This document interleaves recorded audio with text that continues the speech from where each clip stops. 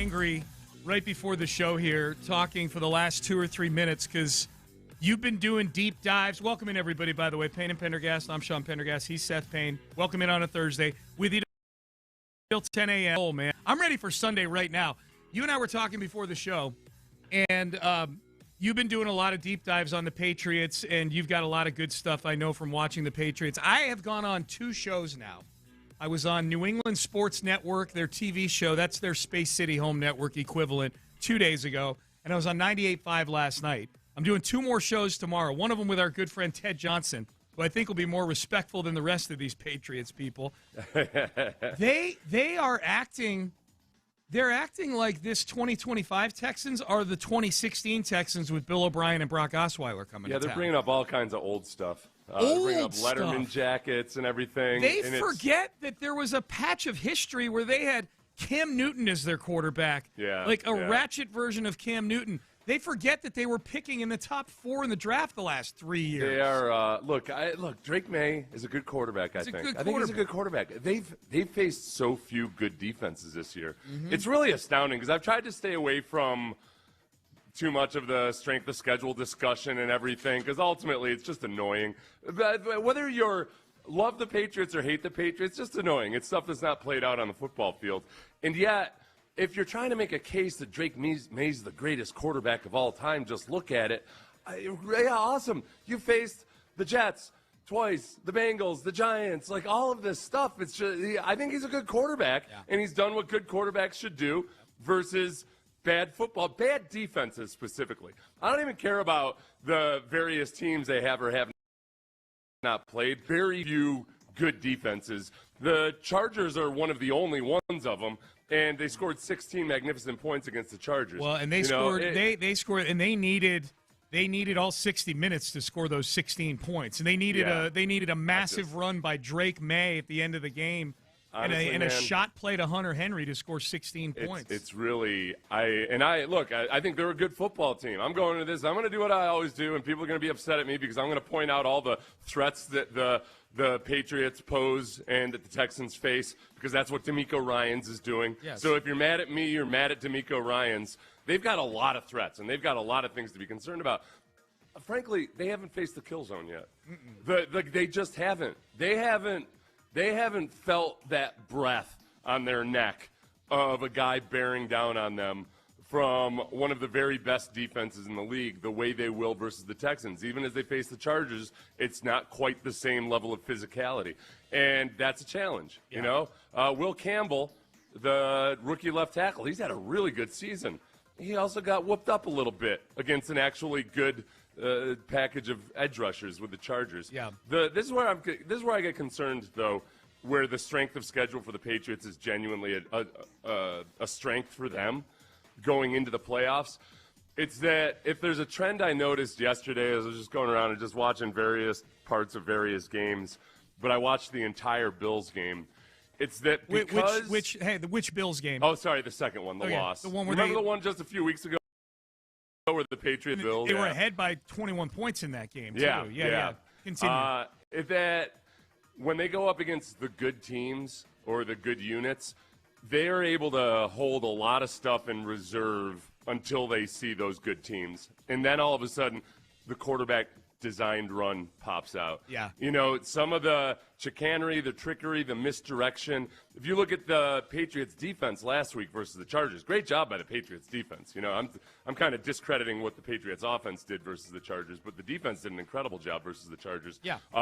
The Patriots are a team that doesn't blitz a whole lot. They blitzed on like 50% of their snaps versus the Chargers. So they can kind of dig into their bag and play things that run plays that they've maybe practiced a lot but haven't shown on film and kind of hold that in reserve. So in the playoffs, a lot of this comes down to, all right, all due respect to Josh McDaniels, not sarcastically. Right. That's a guy with a lot of playoff experience as an offensive coordinator. He's good. That is a guy that knows what he's doing. That's part of the reason they've been able to feast on all of these bad defenses they've faced. Sure. And they scored 30-plus points against the Browns. Browns are one of the best defenses they faced, and they had one of their better outputs in that game. So I'm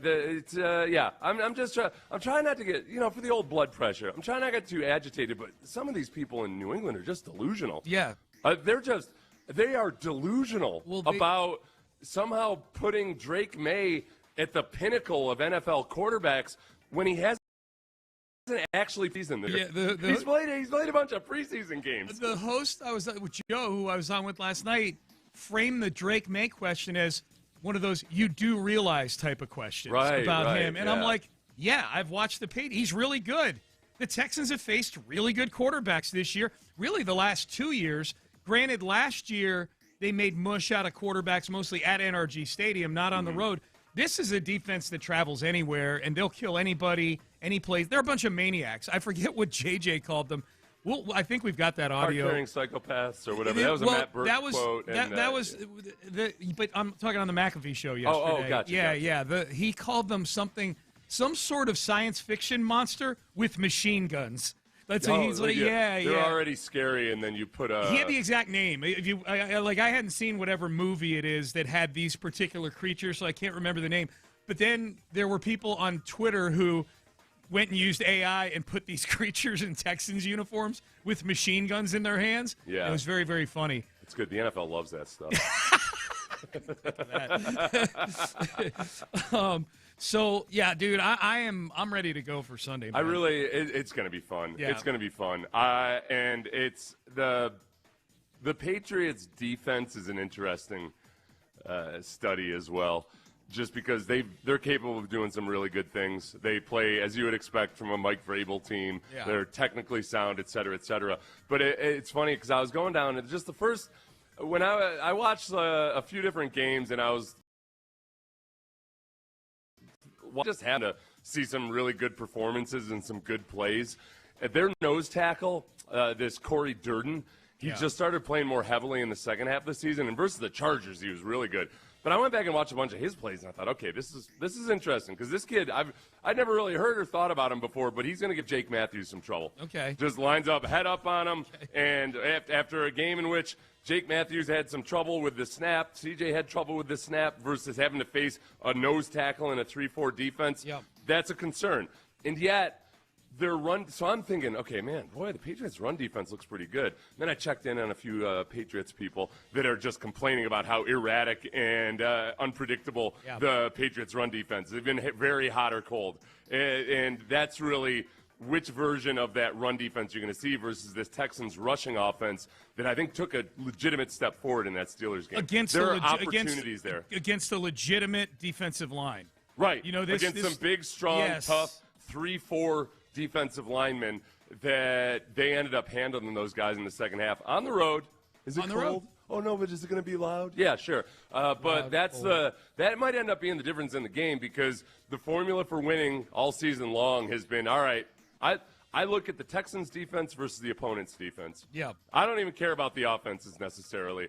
And I think, all right, is this Patriots defense nearly as good as the Texans defense? This is the antithesis of what the NFL is these days because usually it's this quarterback against that quarterback. Yeah. Even though they don't face each other. You got it as this defense or team. Right. Yeah. Because what the Texans offense has been able to do is do just enough complement to take care of business, maintain a lead, all of those things, and that's enough.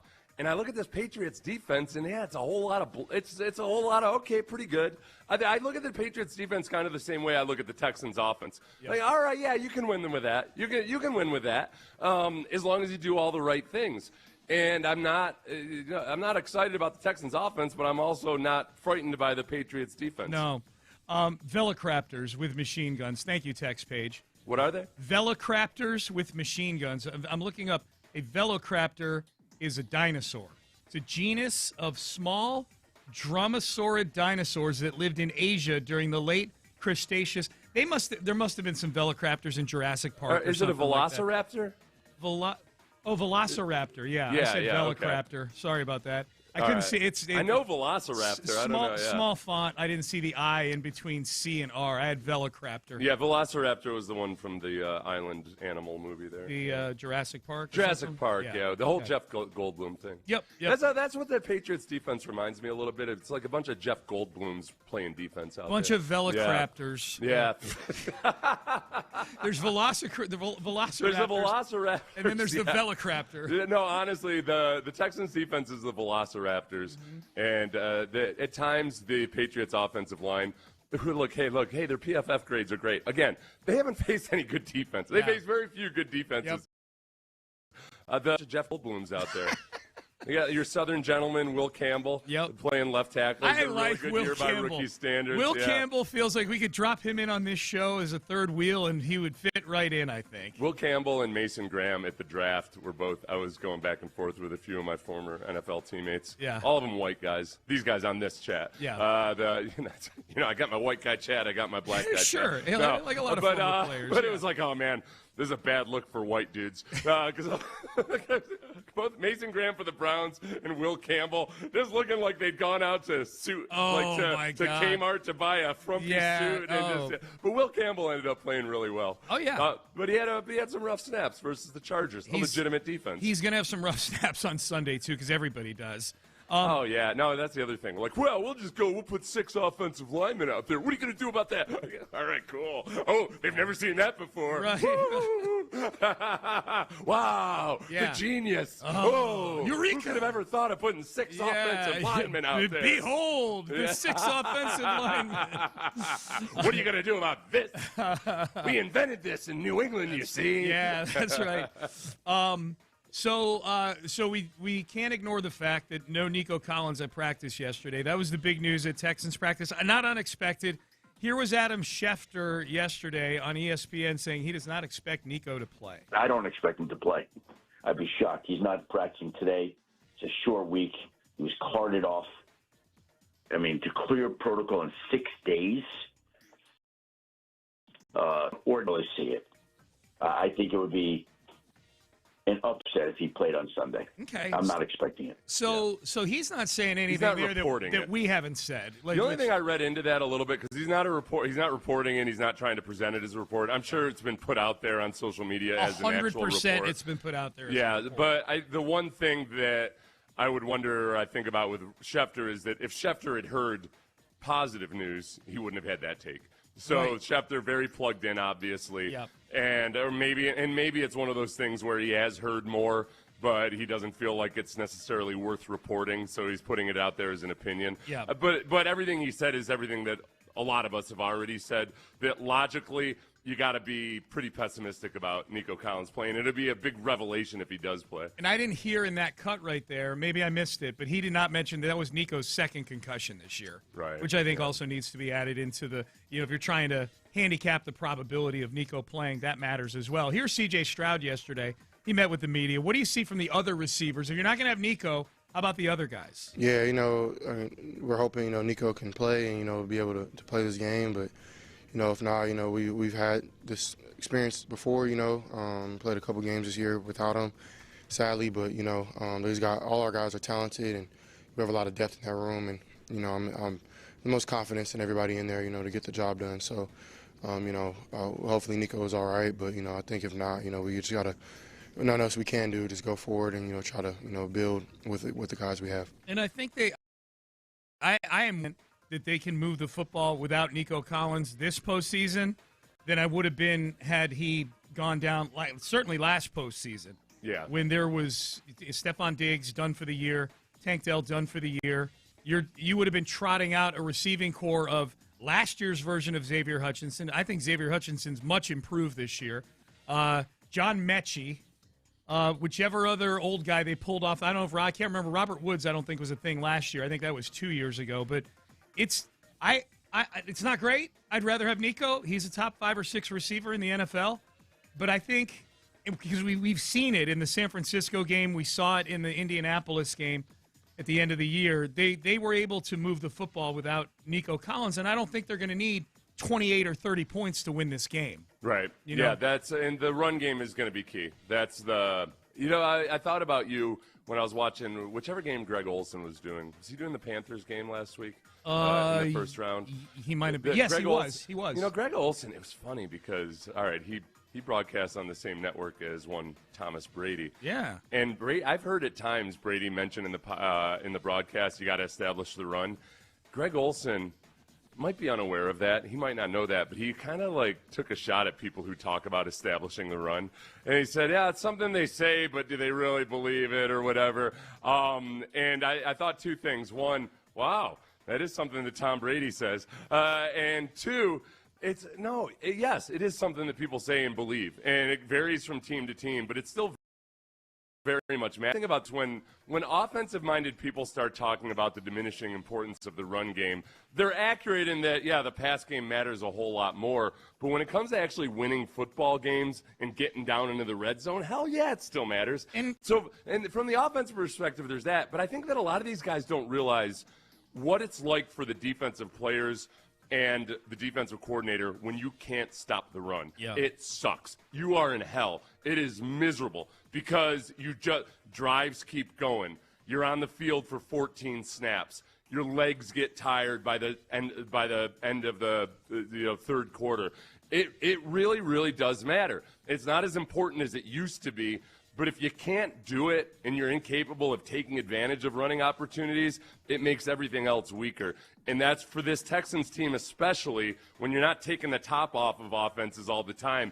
It's vital that you are effectively running the football, whether you want to call it establish the run or anything else like that. That's the winning formula for this team.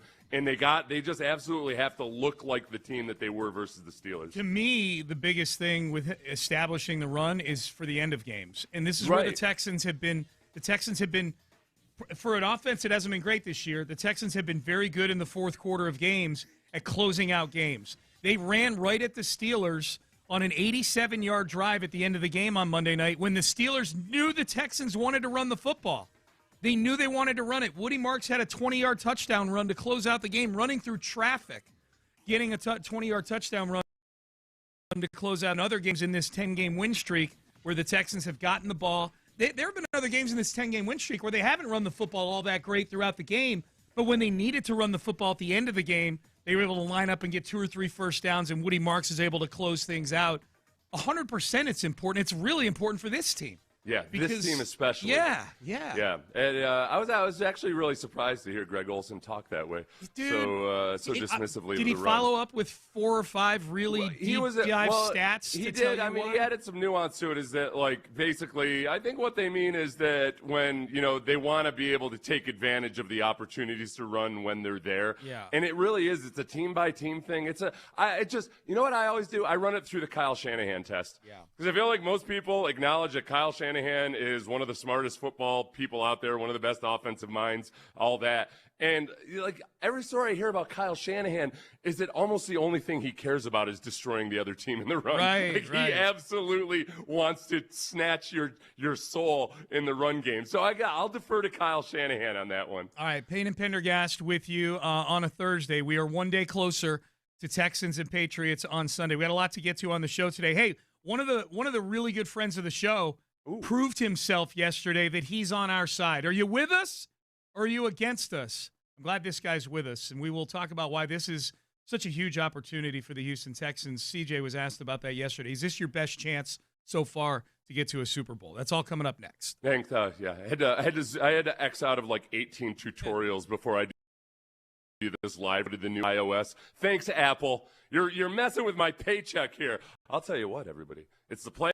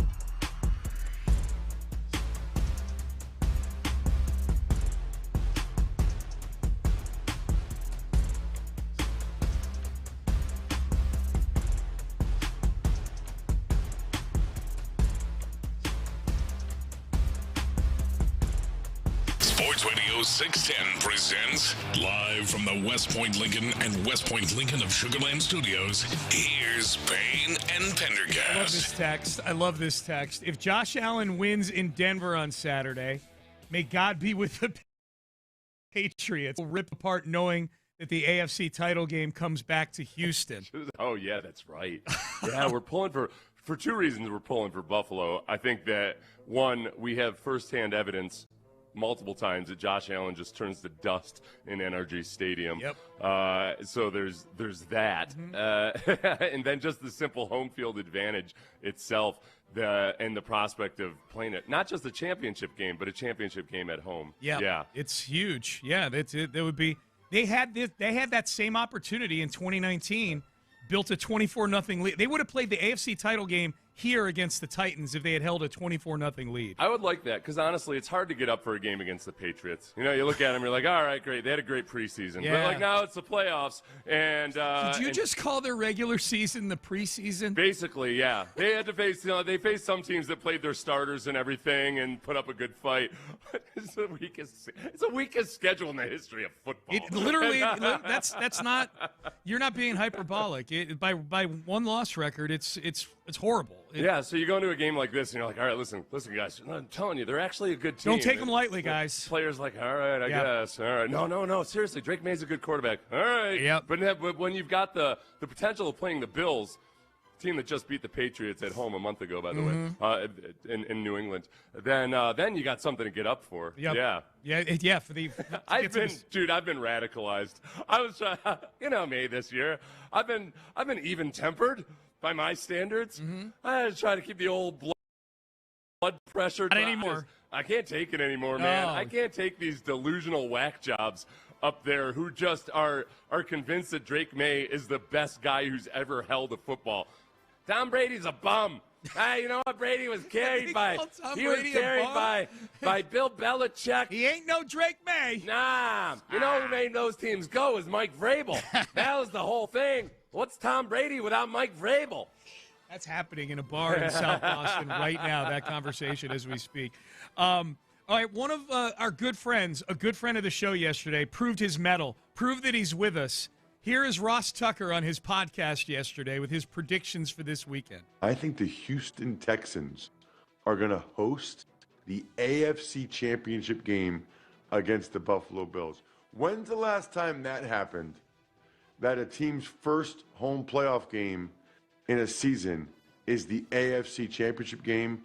But I'm calling it now, Texans-Bills next week, because the Texans knock off the Patriots 16-13. Oh, he gave us a score and everything. Yeah, I think it is going to be a low-scoring game, 100%. And it really, a lot of it just comes down to whether the Texans play clean defensively in terms of, no coverage busts. Because, again, another thing, they're like all these Patriots media types who love to think that somehow they have an insight into ball knowledge just because they witnessed and observed a team operate as well as they did under Belichick. They're ball knowers, Seth. And then they're like, you see Rick Stingley's PFF score? Turns out he's not that good.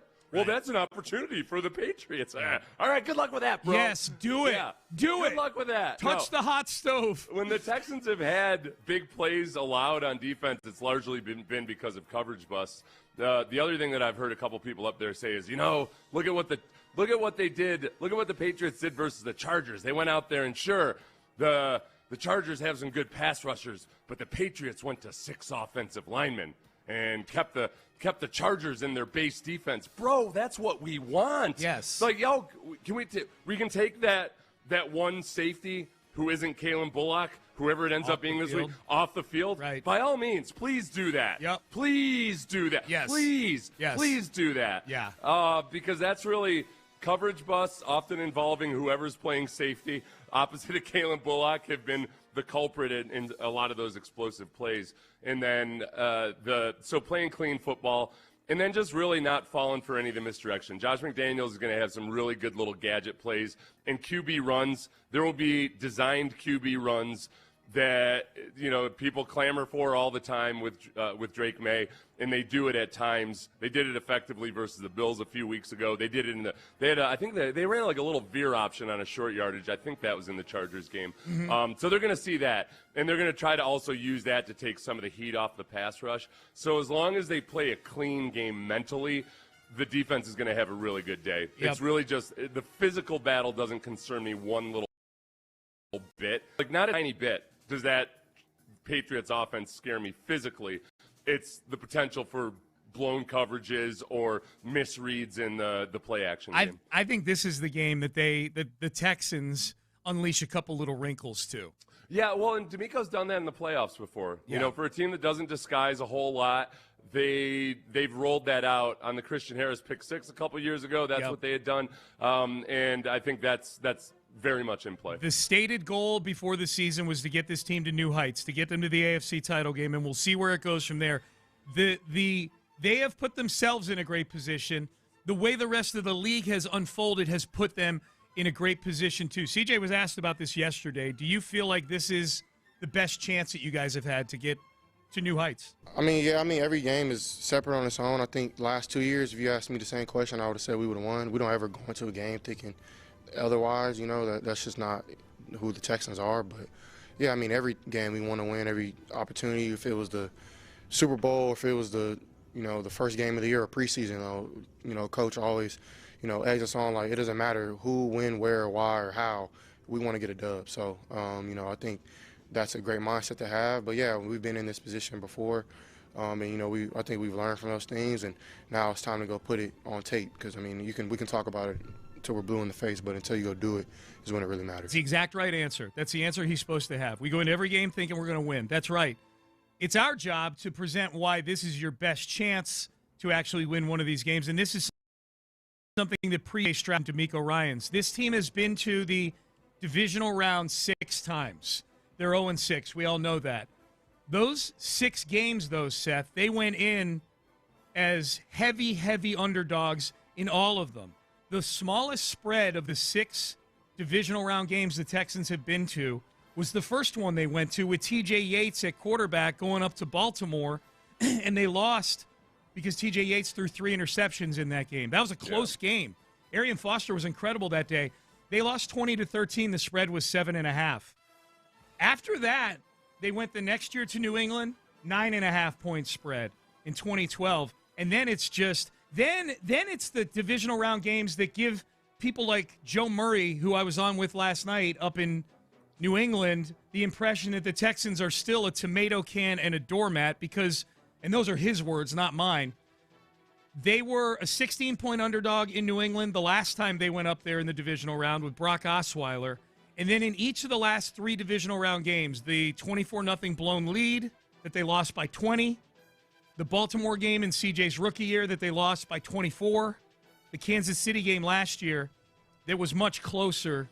They were 10-point underdogs in all those games. They've never gone into the divisional round with as much acclaim or hope as they are going into on Sunday. They are a 3-point underdog on Sunday, which means that on a neutral field, these two teams are even Steven. Yeah, and there's no mystery to it or anything. The mystery is really, for me, honestly, I'm trying to be as objective as possible, and I'm trying not to think about strength of schedule or anything because all that it annoys me. So I go and you watch the Patriots, and I'm watching some of their games versus better opponents, and I'm just honestly I'm trying to figure out who on that offense I'm supposed to be scared of.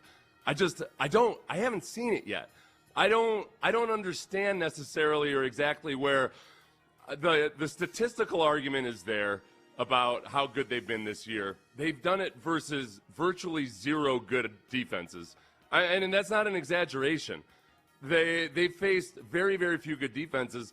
The Browns was a death struggle battle into the third quarter until Dylan Gabriel gifted the Patriots an interception and a touchdown, basically. They had to score from the 6-yard line or something. I'm just the individual players on the Patriots offense, I just don't know who I'm supposed to be scared of. Yeah. Compared to other offenses. So the Texans have faced the Texans have had 8 games where they face a top 10 scoring offense. Wow. And like I could identify who I'm supposed to be nervous about on those teams. I'm having a hard time other than, the Travion Henderson obviously can reel off some big. He's a home run hitter. Deals. Yeah. But like I'm like seeing people up in New England say like, "Whoa, Derek Stingley better watch out for Keyshawn Boutte." Ooh, all right, yeah. Terrified. I'm shaking. I just wet myself 3 times thinking about Derek Stingley versus. There's probably practice footage of the two of them. They were at LSU together for at least a year or two. Yeah. Diggs, I mean, look, Diggs is a good player. If Diggs is your best offensive player, how good is your offense? I think that's the question. Diggs has gotten 1,000 yards largely by just catching little dinks and dunks. In 2025, if Diggs is your best skill guy, how good is your offense? I think is a fair thing. I'm going to ask that question. I'm going on with somebody tonight up there in Boston. I'm going to ask him. Tell me just genuinely who should I be, as a Texans fan, who should I be scared of? Turn the tables on them. And you're not allowed to say Drake May. I want to know exactly because the Texans have faced teams that have a lot of scary offensive weapons throughout the season. Sure. I'm trying to figure out who scares me here. Okay. None of these guys give me that little feeling in my gut the way some of the other opponents have. Ask that question and then report back to us tomorrow at 6 a.m. I'll have an answer for you. Okay, thank you. All right, Payne and Pendergast with you. I'm so excited for Sunday. Payne and Pendergast with you, and so are the Texans. We will get to some Texans news and headlines. Big head coaching vacancy filled as well, and I think the Texans, factor into that news, and I'll explain Rockets Thunder tonight. We got a lot to get to in headlines. We'll do it coming up next, but first, Men's Tea Clinic. If you are looking to feel better in the new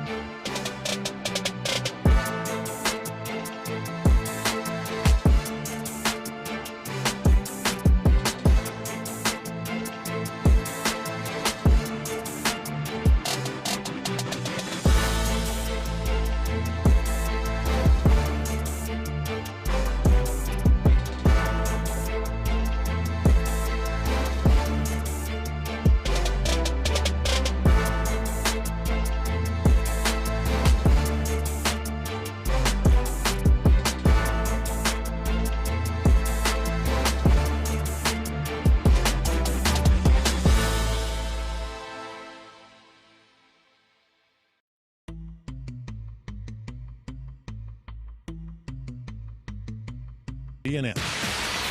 Payne and Pendergast with today's headlines powered by Men's Tea Clinic. Indeed. Thank you, Men's Tea Clinic, for powering these headlines that the people are about to hear. Let's start with the Houston Texans and practice yesterday. The big news, no Nico Collins at practice. The runway's getting a little short here to get him back from concussion protocol. So the Texans have to go out and win so we can see Nico Collins at least one more time this season. But he was not out there. Few others not out there. Trent Brown, Danico Autry not out there either. But that's been normal, I guess, through the second half of the year. Those are two of the oldest players on the team. That's been part of the routine. I don't think there's anything to get too alarmed about there. Jawar Jordan back at practice yesterday. Yeah, I don't know how much you're going to see of Jawar, given that Nick Chubb and Woody Marks, A, are both healthy, and B, ran the ball downhill like mothers on Monday. Honestly, that's where I probably should have mentioned Nick Chubb more, or we should have mentioned Nick Chubb. I'll include you in my self-criticism this week because we're trying to figure out, all right, is that version of the Texans' rushing offense, which is really, honestly, the best version of the rushing offense we've seen all season long. No question, yes. They ran for 164 yards. That would have been their second highest in the regular season. But the 167 yards that they ran against a very banged up Ravens defense was not as impressive as what they did versus the Steelers on the road against their full defense. So Nick Chubb looking really like the best version of Nick Chubb we've seen all season long. We've seen little examples of it. He had a long run in the Ravens game, but nothing like that as consistently just churning out yardage the way he did. I'm hesitant to say, oh, yep, they've proven that they can run the ball like that consistently. But, man, the ceiling for what they could do is way higher in my mind now than it was just a week ago. Yep, agreed. Other news, Texans related, Darrell Taylor, who was cut by the team last week to make room for some other moves I think it was to make room for, it might have been to make room for Jalen Reed, who got carjacked at gunpoint, it turns out, earlier this week. Yeah. Or a couple weeks ago. Sometime earlier this month. Yeah, January 4th. They signed, the Patriots signed Darrell Taylor, with the news report being that they expect to elevate him for the game on Sunday. Here was Mike Vrabel yesterday saying, we liked him in free agency this year. Well, we had conversations with him in free agency. Ended up going somewhere else, and then when he became available, we got together and had a conversation and were able to bring him in. Okay, so a lot yesterday, and I know you saw this too, Seth. A lot of, hey, Vrabel is pulling a Belichick here, and he's going to bring in Taylor and pump him for information.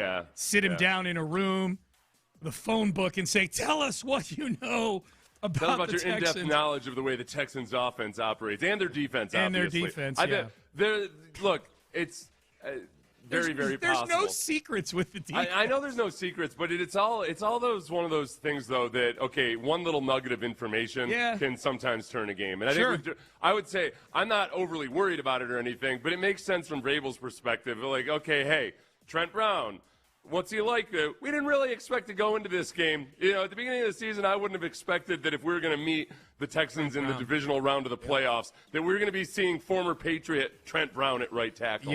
Like some of those things and some of just what the D-line coach has been coaching, all of those things that go into it. Yeah, they could get some nuggets from him. Yeah. I'm more worried in terms of the impact it could have. I'm more worried about Stephon Diggs' intimate knowledge of the way the Texans operate. Not with Nick Caley, obviously. Yes. But, hey, Stephon Diggs, he was the consummate veteran leader on this team before practice, after practice. He's a smart football player. All of those things, not to mention the linebackers in coverage and all of that. He knows a lot about the Texans team in general. So that part of it I'm more concerned about than Darrell Taylor. The best part about the Taylor signing and them pumping him for information were the memes.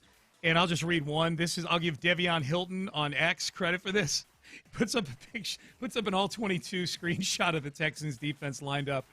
And he says, so when you see Will Anderson lined up in front of you, that's the signal that the play call is for Will Anderson to whoop your ass. I love that. Jalen Reed being carjacked at gunpoint. That's scary, man. They got the guy. The police got the guy in a chase. But you ever had a gun pulled on you? Nope. Yeah. I don't care to either. I spend a lot of time thinking about what I would do if I had a gun pulled on me. I try to imagine that I'd be super brave and badass like in the movies, but I've got a fear. I've got a fear that I might let out a girlish scream. I never There's had a chance. I never had a gun pulled on me and pointed at me. Yeah. But when I asked my ex-father-in-law permission to propose to my ex-wife, after taking me on a long drive through the levee on his plantation in the middle of nowhere and saying, well, as I was asking him permission, he said, could say a lot of things right now. I could kick you out of a moving car and say, hell no. You know, like, okay. And this is when I only known him for a few months at that point. Yeah. He says, yes, you can. He takes me back to their house and proceeds to open a cabinet, his office. It has like 30 guns in it, and starts showing me each gun one by one. This is after you had asked him? After I'd asked and after he had said yes, that it was okay. Yeah. The next thing we did was go back to the house. He's like, let me show you my gun collection. And I'm like, do you think? Here's a 1945 Luger. Like, oh, God. Well, once you got to know him, do you think, was he meaning anything by that? Was it intentional or was that? Oh, it was a definite intimidation factor for really sure. Was. Yeah. Definite intimidation factor. Ultimately, he grew to love me. Yeah, but and he's like his family's been in that town for a long time, and it's a small town, and that if you went missing, it would never be found, right? Like there was no inquiries would be made. It would be I'm not going to say yes or no. I'm just going to answer it with this: their last name is Patu. The town they lived in is Patuville. Oh wow. Yes, I would have gone missing. Yes. Yeah, you would have gone missing. Yes. Yeah, nobody would have known a thing about it. Nope. Yeah, no, we the local police chief would have claimed that he grilled him for hours and couldn't, that he doesn't know a thing about it. We got divorced, and yet I'm still here. It's crazy. Oh, good job. Thanks, you did man. a good job. It's a good thing you didn't divorce her like 3 months after. That would have been bad. I would have met the 1945 Luger again for sure. You and I should do some role playing where we rehearse and prepare for having a gun pulled on us. Oh, okay, yeah. So just so that we know, so we've got the muscle memory that we don't act like little cowards. Right. Yes. You put a ski mask on or something. We need to be men when this happens to us. Yeah. John Harbaugh is taking the New York Giants. Canceled an interview with you. Horrific franchise that you are. And Browns folks, too, realizing how bad their franchise is. I was listening this morning like, well, there goes John Harbaugh. Oh, well. And then Thunder at Rockets tonight. Early start, early tip, 6:30. Be in your seats, Toyota Center. It's a nationally televised game. The Oklahoma City Thunder are 34-7. The Houston Rockets are not. All right, those are your the Rockets are still doing all right, but the West is a bloodbath right now. My God, they're 23-14 and they're in the 6 hole right now. All right, reunion Sunday. I was on Boston radio last night. It's really interesting to hear the current Texans players and coaches, what the impressions are up in New England. It's totally backwards. And we will talk about the reunion Sunday coming up on both sides of this thing coming up next. But first, Prize Picks. Another way to make these games fun is to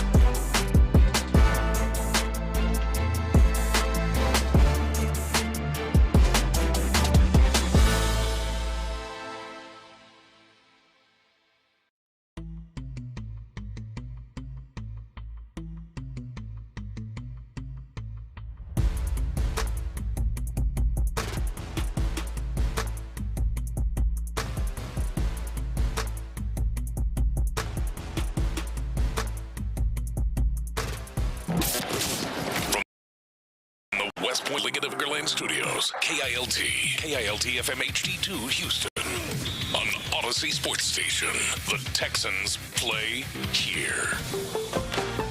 Sports Radio 610 presents Payne and Pendergast. At Payne and Pendergast into the 7 o'clock hour. The text page is all stories of people who've had guns pulled on them before. Oh, yeah. That's good. That's the tangent this show went to at 7 o'clock. That's what the Texans defense is doing to Drake May. That's They're gonna, true. Nice kid. JJ, good basketball player in high school. Let's see how he does when he's got a gun pulled to his head. That's what J.J. Watt said. J.J. Watt said that they're velociraptors with rifles. Yeah. That's a gun last I checked. Oh, no, machine guns, which is definitely a gun. Literally a gun. Literally, yeah. It says gun right there. It says it's got gun in the title. Gun. Of course, it is. It's really, it's going to be fun. It's where, just like it happens in college football sometimes, you can't blame a team for its bad schedule. It is what it is. But they've done everything that you would want your team to do if they've got one of the easiest schedules in the history of football, that you take care of business. Yep. And the Patriots have done that. And yet they haven't faced a challenge quite like the Texans' defense. So they faced the Bills' defense. The Bills have a respectable defense. They lost at home, sure. Yeah, but that was long ago. No, it was a month ago. Yeah. So, but since then they beat up on teams like the Jets and the Dolphins. You know, they've really showed what they're made of. Ah. Yeah. I don't fear every other time they've gone up there in the playoffs. I have feared the Patriots. Yeah. I mean, honestly, you'd really be an idiot to fear the Patriots. Yeah. Like, you'd really be an idiot. You'd have to just genuinely have just succumbed to all the propaganda coming out of New England. Yeah. Now, should you respect them? 100% yes. Yeah. They're a very good football team. Of course. They took care of business versus the Chargers last week. Mm-hmm. And whatever the hell that offensive line is for the Chargers. Hey, the Texans had a hard time taking care of the Chargers just a few weeks ago. But no, they're a very good football team. But there's not. I keep trying to find reasons to fear them. Yeah. And I just haven't. I've only watched 4 or 5 complete games so far, and I'm still waiting for that moment where I see what I'm supposed to be scared of, and I just don't. I don't get it. What's the juiciest reunion this Sunday for you between these two teams?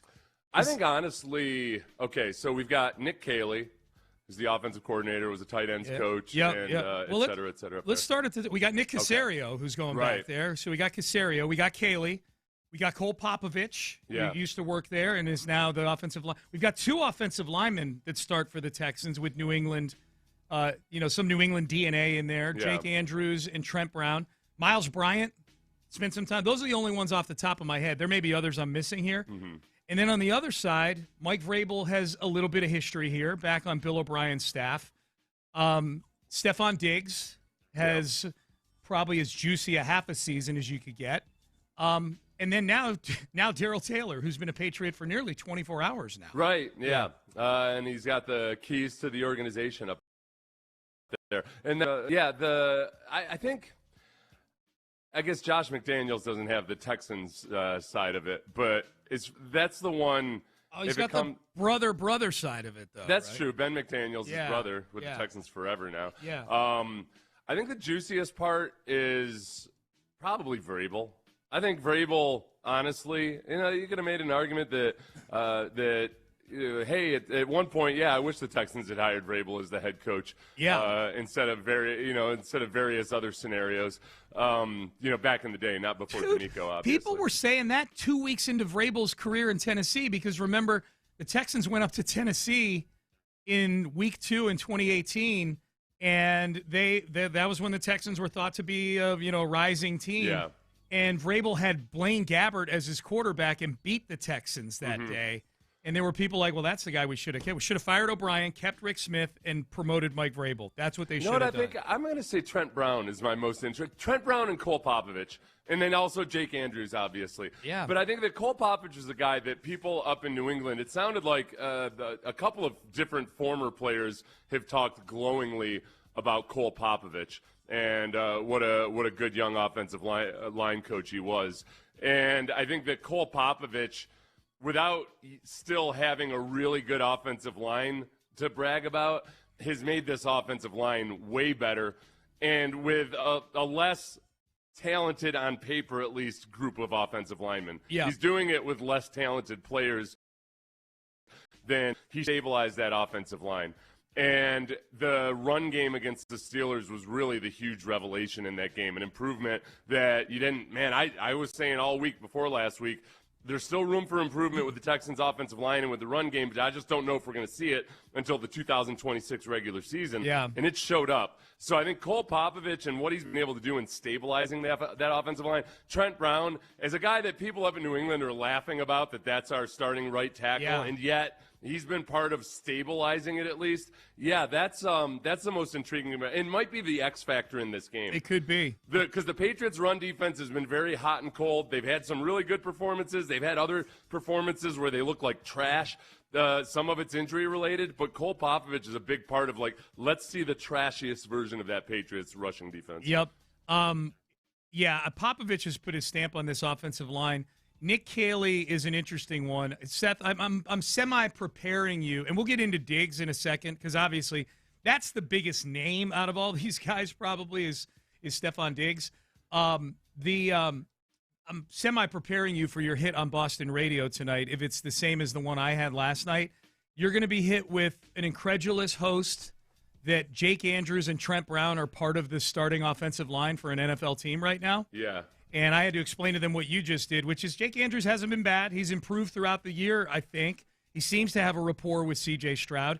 And the Texans are undefeated with Trent Brown in the starting lineup at right tackle. I don't know that there's direct correlation, statistical fact. That was, Caley is the interesting one.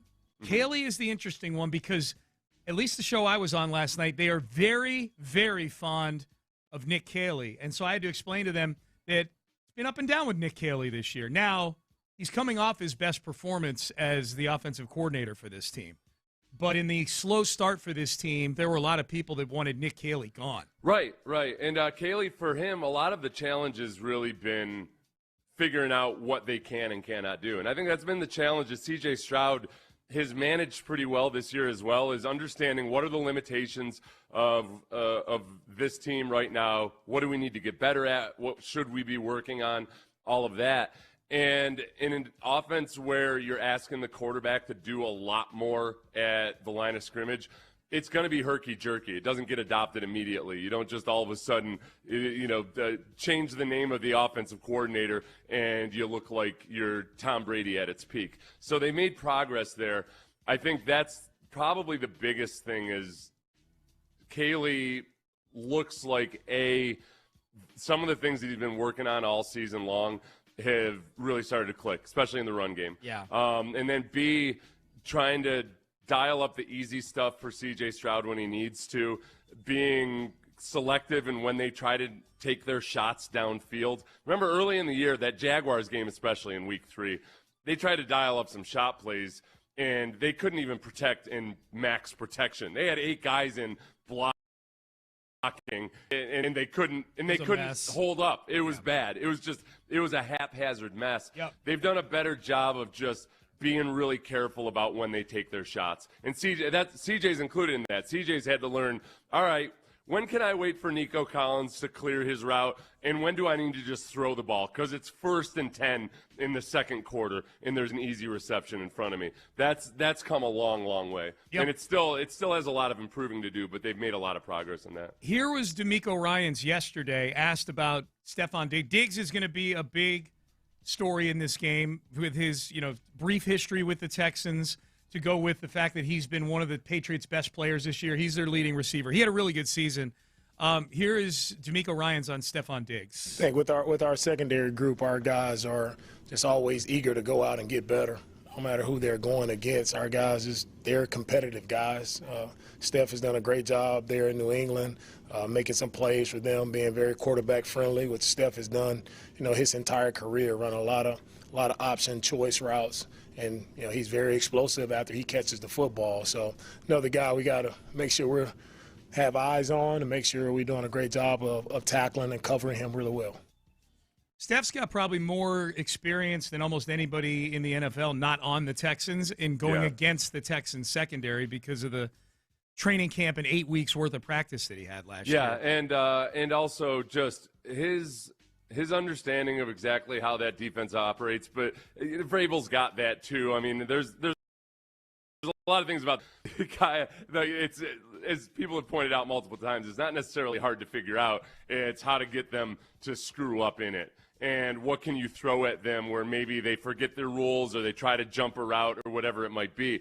The times the Texans have been weak in pass defense has been largely because of blown coverages or guys guessing wrong on a route, whatever it might be. Yeah. And I think that Josh McDaniels is going to be really good at figuring out how to replicate those scenarios. And especially if it's Jalen Reed or whoever else is playing next to Kalen Bullock, they're going to put stress on that guy. Kill spot. They're going to be running people through zones. They're going to be hitting double moves and everything. And they'll probably have some success at some point, creating a dilemma in coverage if Drake May has time to throw the football. Yeah, you got to get at him, man. Yeah. So that's it all comes back to, man, Danielle Hunter and Will Anderson present a lot of problems for quarterbacks in trying to dial up anything downfield.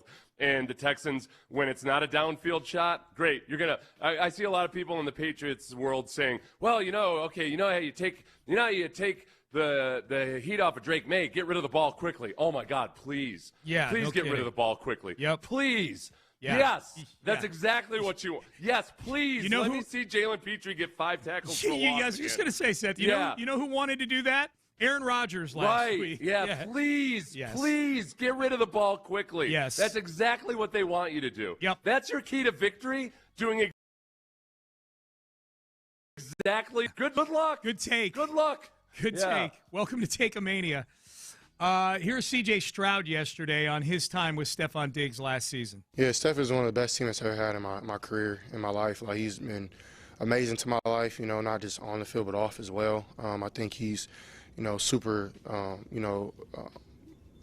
teammate-oriented. He wants to be around the guys. He wants to, do stuff for the guys. He wants to be, one of the captains in the room. And I don't know if he's a captain or not. I'm sure he is, but he's one of the best teammates I've ever had. So he's brought that swag there, and he got the guys rolling around him. But will always be a brother of mine, always be a friend, and I'm just excited to see his career go where it's gone, and for him to get paid like he did is dope to see. So I think he has a lot of great ball ahead of him.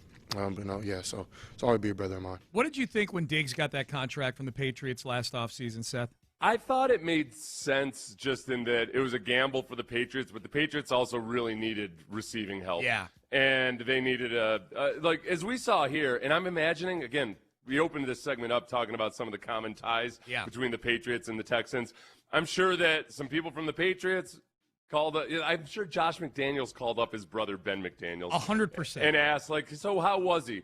How was he in the locker room? How was he with your younger players and everything? And I'm guessing Ben McDaniels gave a really good review of him. Yeah. So for the Patriots, it made sense because they desperately needed a deeper wide receiver room, and they probably really wanted some veteran tutoring. They've probably gotten that out of him. They've had more drama off the field with Stephon Diggs to an extreme degree than the Texans did.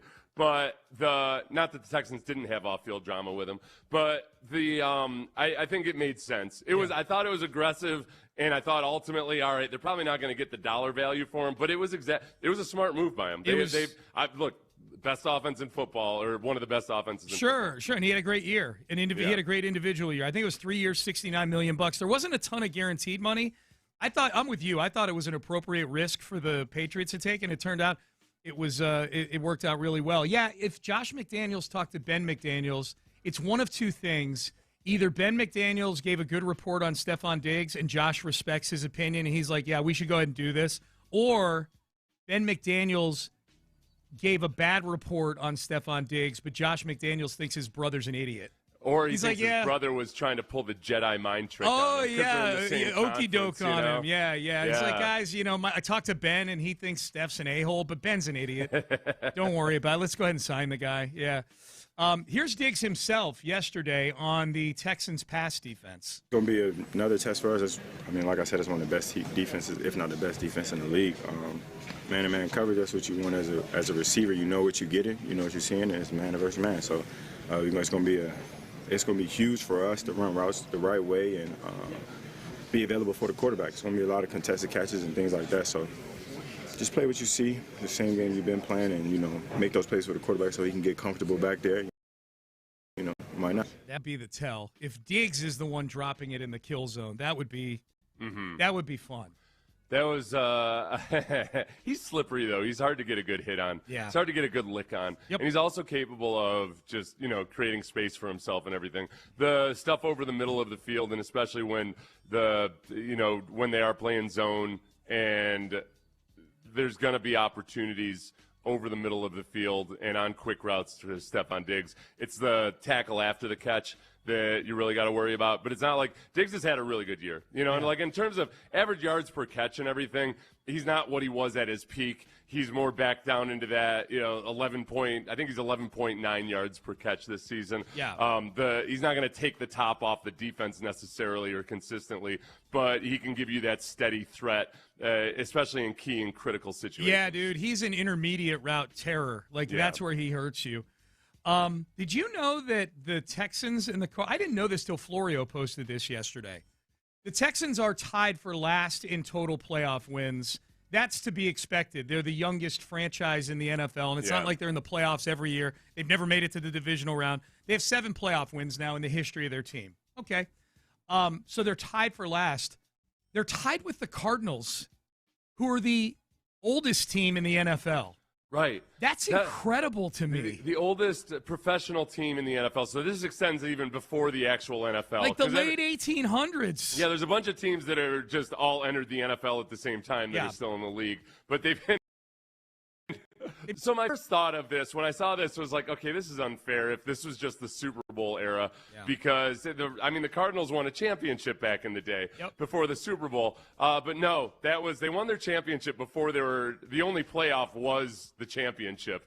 They didn't even have a championship back then. Florio said they just went by final record. Oh, it was just final record? Yeah. Oh, I thought there was – okay, so that doesn't count. They didn't even have a Super Bowl, yeah. Oh, okay. I thought it was like the old World Series. Yeah. Oh, okay. No. So they were just the champ. They have the best record. You're the champ, yeah. It's a wonder pro football wasn't a bigger deal back then. Boy, some geniuses running that thing. A bunch of idiots. But to your point, no. This is playoff wins predating this. This is like back in the 40s when they finally did have playoffs. I read 3 articles about this before I accepted it as fact. It sounds almost impossible. Yeah. They went around from place to place. Yeah, they went from 1947 until 1998 between playoff wins. I feel bad. Remember this year when the Texans played the Cardinals? Part of my prep for a game is to go and, read a lot of articles, especially from that city, or blogs from that fan base or anything. And it was a whole bunch of, it was nothing. It was a scavenger hunt. A void. Yeah. I like going to, every week, one of the things I also do is I want to see what Greg Cosell says on Ross Tucker's podcast. Because Greg Cosell lost him at that. I had to go back to like week 3 or something before he talked about. That was before I found an episode where he had talked about the Cardinals, and then he never talked about him again. Oh, that was back when Kyler Murray was their quarterback. It was sometime when Kyler Murray was still relevant. It was still healthy and everything. And that's what it was. It was I got nothing from it because it was a discussion specifically about Kyler Murray. And nothing else. Yep. Yeah. Oh my God. So that was crazy. That was a crazy stat to me. So the Texans, in addition to being able to get to their first AFC title game, can move up one big notch to 31st in all-time wins. All right? They're climbing, man. They're climbing. And I was wrong about them bouncing around. I assumed they would have been somewhere other than St. Louis early in their, but they started off right there in St. Louis. Did they really? They were in St. Louis? God, I thought. Oh, wait, no. I thought they were in Chicago at one point. Yeah, they were in Chicago. Yeah. Yep, you're right. Yeah. Arizona. I got to stop. That's the AI overview on Google. I got to never read that again. Oh, it's so wrong so often. Yeah. Like it got yesterday. Remember I read to you they got like the years of the Patriots Super Bowl victories off. Yes. It was like just real simple stuff. Yeah. It's really, really bad. Yep. The AI overview when you Google kids, I've been telling kids this for generations. Don't trust it. Don't trust it. He's been saying it for 20 years, this guy. Yeah. The other thing about the Cardinals that was annoying is like good luck finding anything about the football team and not the baseball team. Like when you're searching, you got to be sure you search Arizona, or you're going to have to go to like the third page to find anything about the NFL franchise. Way more popular in St. St. Louis. Yeah, it was good. That was a good job on that Google thing. That was like the opposite of a live read, Seth.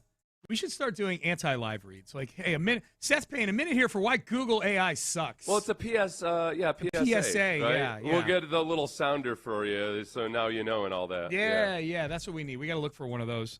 Bussin' with the Boys had some thoughts on this matchup through the lens of Mike Vrabel. We played Taylor Lewan here for Ozempic. Yeah. For Taylor Lewan on how to stop. I'm starting to worry about him. He's looking. I doesn't look like an old lineman. He got skinny before Ozempic, but he's. I feel like he's almost starting to look kind of frail. Yeah. Hope he's all right. Who would win a fight between him and Will Compton for control of the bus on Bussin' with the Boys? I feel like Will Compton would beat him. I think so, too. I mean, like scrappy little slot receiver. Do you remember when Taylor Lewan did that thing? Who was the defensive back that he walked over to the bench and did the archer? He mimicked the guy's celebration. I remember the incident. I don't remember. And I'm blanking on who it was. He drew a bow and pointed it at him Yeah. after the Titans had beaten them. Yeah. And it's weird because then the DB came after him. Yep. Didn't, outweighed by 100 pounds, got up in his face, and everybody wanted to give Taylor Lewan credit for walking away and not engaging. I'm like, what are we doing here? Oh, Josh Norman. That's right. It was Josh that's Norman. right. It was Josh Norman. Yep. And or a lot of people wanted to give him credit for walking away. I was like, what are you talking about? He did the exact same thing that you don't want your punk kid to do. Right. He got up in an adult's face that he knew wasn't allowed to punch him. Yeah. And antagonized him, and then walked away like, no, I'm better. So what did Taylor Lewan say about J.J. Watt? Okay, so this is on Kay Adams' podcast. Kay Adams' podcast. Yep. And he was talking about how Vrabel would approach J.J. Watt. When Vrabel was in Tennessee, what their game plan was, and how do you approach a guy like J.J. Watt. And he's talking about this when he's talking about, okay, how do you handle a guy like Danielle Hunter or a guy like Will Anderson? We're going to make this guy's life miserable for the first 30 minutes of the game. And then you loosen the reins up a little bit, and hopefully they have enough question marks with all the slashes that take place, the cutting on the backside, the chips, the physical chips, the slides, the guard coming into the tackle. You want to put enough question marks on them so that they're now playing checkers while you're playing chess. Yes, Okay. and that's 100% what the teams used to do to J.J. Watt. I mean, the Patriots with Bill Belichick would do that with J.J. Watt. Vrabel knew to do that against him when he was a head coach at Tennessee. And that's a great strategy when there's only one super stud on a defensive line. Yeah. It's just a lot harder to pull off when you've got guys, not just two guys, because if it's a defensive tackle and a defensive end, there's still ways you can manage that with slide protection, et cetera, et cetera. When it's two defensive ends opposite each other, it's really, really difficult to do everything that Taylor Lewan was just saying without just completely hamstringing your offense. Mm-hmm. And that's what teams have tried at times. And still, the second part of it is what Taylor Lewan said is true. By the second half, maybe you got that guy in a little bit of a quandary because there's misdirection in the backfield. You got the QB design, QB runs, all of that. Teams have tried this. This is not the first time that teams have talked about how do we address all of this. The guys who come up huge in the fourth quarter in the NFL, like two of the best at getting sack production and quarterback hit production in the fourth quarter in the NFL are Danielle Hunter and Will Anderson. Yeah, that's the problem. There's two J.J. Watts on this team. Yeah, and it's a nightmare. It's not. There's nothing exotic about it, and there's no easy solution for it. So I hear all these people talking about how they're going to handle Danielle Hunter and Will Anderson. That's great. Yeah, they will try these things, but it's not like, and again, I think this is where sometimes people in New England media, not like Taylor Lewan knows better, but the people in the New England media somehow still have this feeling that the Patriots are going to uncover ways to beat a team that nobody else all season long has figured out. Teams had an entire offseason knowing they were going to face Danielle Hunter and Will Anderson. This is not it's not like one of them is a rookie that all of a sudden just burst onto the scene. There are things that you can do, and they're going to try those, and maybe they're effective, but it's not like it's just some secret antidote that nobody's discovered yet. I just for fun went and looked up how J.J. Watt did against those Vrabel-coached Tennessee teams. Now, he didn't face them in 2019 because they played the Titans late in the season both times that year. J.J. had already torn his pectoral muscle that year. In 2018, though, Vrabel's first year, both of the games. One was in week 2. One was in the middle of the season where Derrick Henry. That was the beginning of Derrick Henry running crazy all over them, I think. The 2 games that JJ played against the Titans, the first one, 6 tackles, 2 TFLs, and a forced fumble. No sacks. But then the second one, which the Texans lost, J.J. Watt had a sack and a half. He had 9 tackles in that game, 2 QB hits, a TFL, a forced fumble again. So whatever they were doing, at least on the box score, wasn't totally working against J.J. Watt in either of those games. And, that's the thing. Like, you can do that. Everybody tried that versus J.J. It wasn't like a secret sauce or anything. Right. Everybody tried that, and then he still produced. Will and Daniil have both seen a whole lot of chips, from tight ends and from running backs, and they've still produced. So the challenge for Josh McDaniels or any offensive coordinator is always, we want to put extra bodies on these guys, but when we do that, we've only got 3 guys out on routes. Mm-hmm. And if you only got 3 guys out on routes and Daniil Hunter is still getting to the quarterback, that play ain't going to work. Right. It's not versus this secondary. But the thing is, it doesn't have to work all the time. It's just got to work a few times in a game. Yep.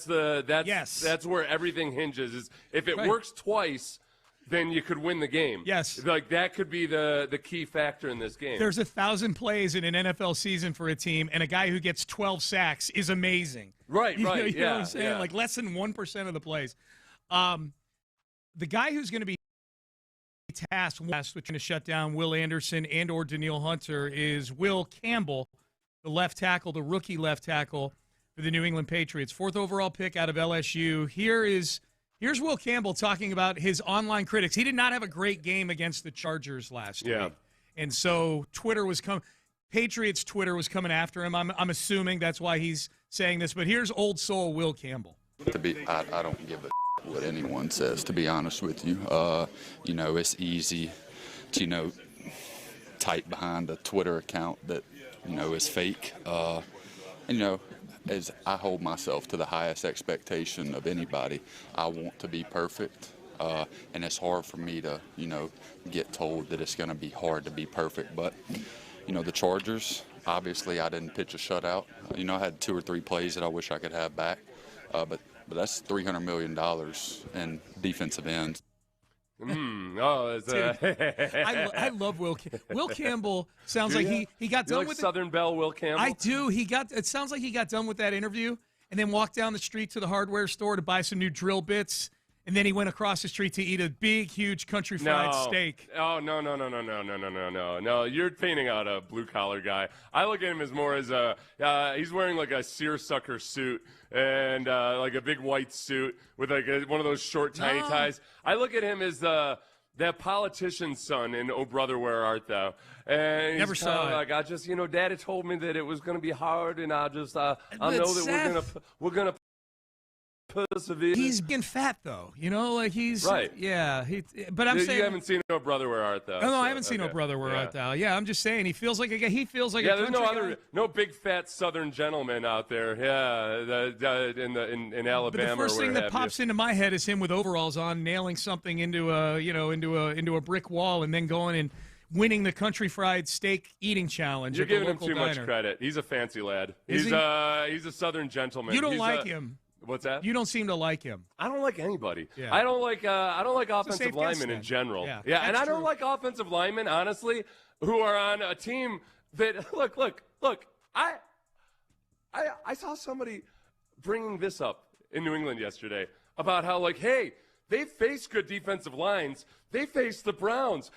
They let up 5 sacks versus the Browns. Ignorant They, not the Bengals. They, not the Bengals, are the reason Myles Garrett broke the sack record. Myles Garrett had 5 sacks in that game. Yes. Yeah.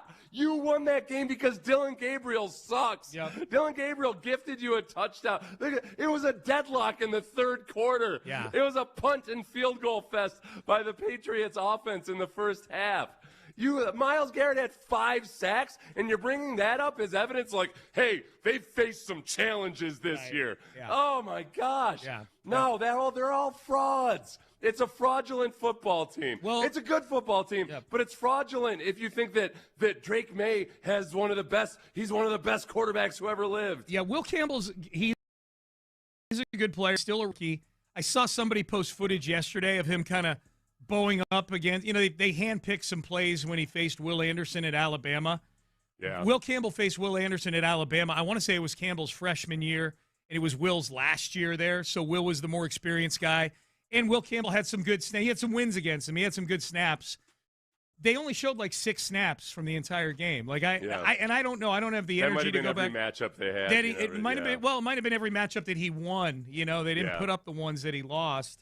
So, and there's 2 rookies on the left side of that offensive line. Their left guard is a rookie also, Jared Wilson. The left side of their offensive line had a hard time versus the Chargers. Yeah, and, it's youthful. And again, you face a good defense, and all of a sudden, oh wow.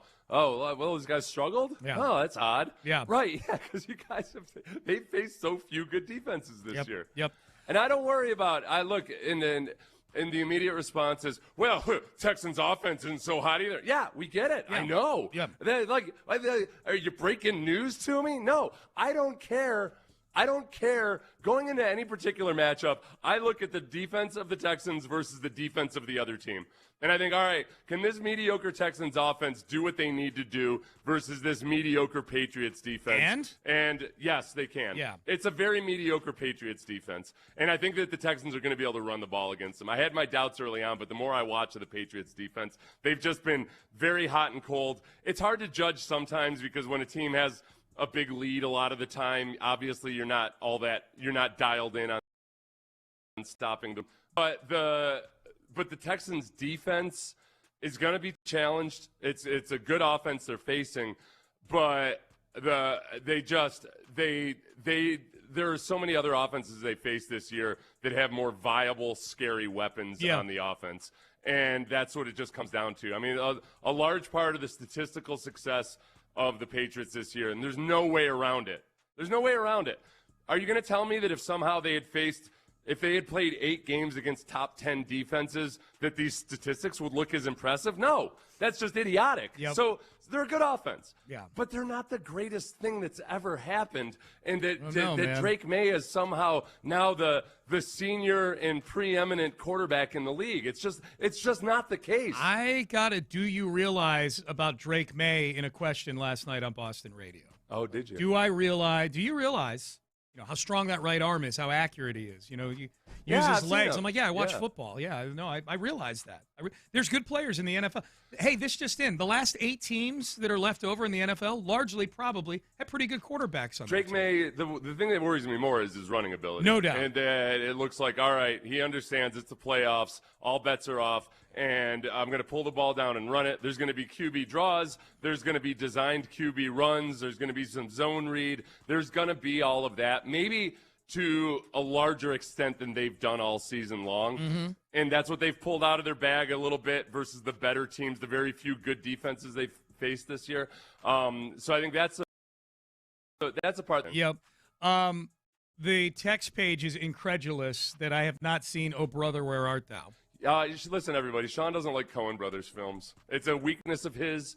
I look past it, but that's the reality of the situation. That's the sell point is Sean, WTF. Oh Brother, Where Art Thou is a Coen Brothers film. Yeah, a lot of people. I get it. I understand why people might not like Coen Brothers films. Yeah, it's almost like it's hard to pin down. I would say with Wes Anderson films and Coen Brothers films, sometimes I have a hard time explaining why I like them. I just there's something about the whole feel of them and the style and type of humor that I just like. Yeah. But I could see, but it's kind of it's a more understated thing, and I get it. I get it why some people who. Maybe it's because you're not as intelligent, or maybe I don't know. Whatever it is, you just don't like him. What was that, man? That was a low blow right there. No. I know. The only one allowed to wear overalls is Vince Wilfork. Somebody said, "Yeah, you're probably right about Campbell." Yeah, he sounds like a gentle, gentrified, like just kind of he's a fancy Southerner. He grew up on a cul-de-sac somewhere out in a suburb of some tiny southern town. Man, that's a low blow for a Southerner right there to say a cul-de-sac feels like much more like a Northeast kind of thing. Yeah, cul-de-sac's not as big in the Southeast. No. See, like this, Seth's right. Campbell is sitting on a porch sipping mint juleps as we speak. Mm-hmm. Yeah, probably a little more. We're getting Yeah. a lot of this is what Will Campbell sounds like. 1800 era tobacco farmer just made the list right there. There we go. Yeah, I was trying to stay out of that. You know? Yeah. Text that brings page a whole didn't. lot of other stuff into the It table. sure I don't does. wanna, Yeah. yeah. All right. Payne and Pendergast. On that note, Payne and Pendergast. Hey, two big developments for the Texans, I think, in the last 24 hours that happened with other AFC South teams. We will get to that coming up next. Trajan Wealth, get to this. Maybe you want to be sitting drinking.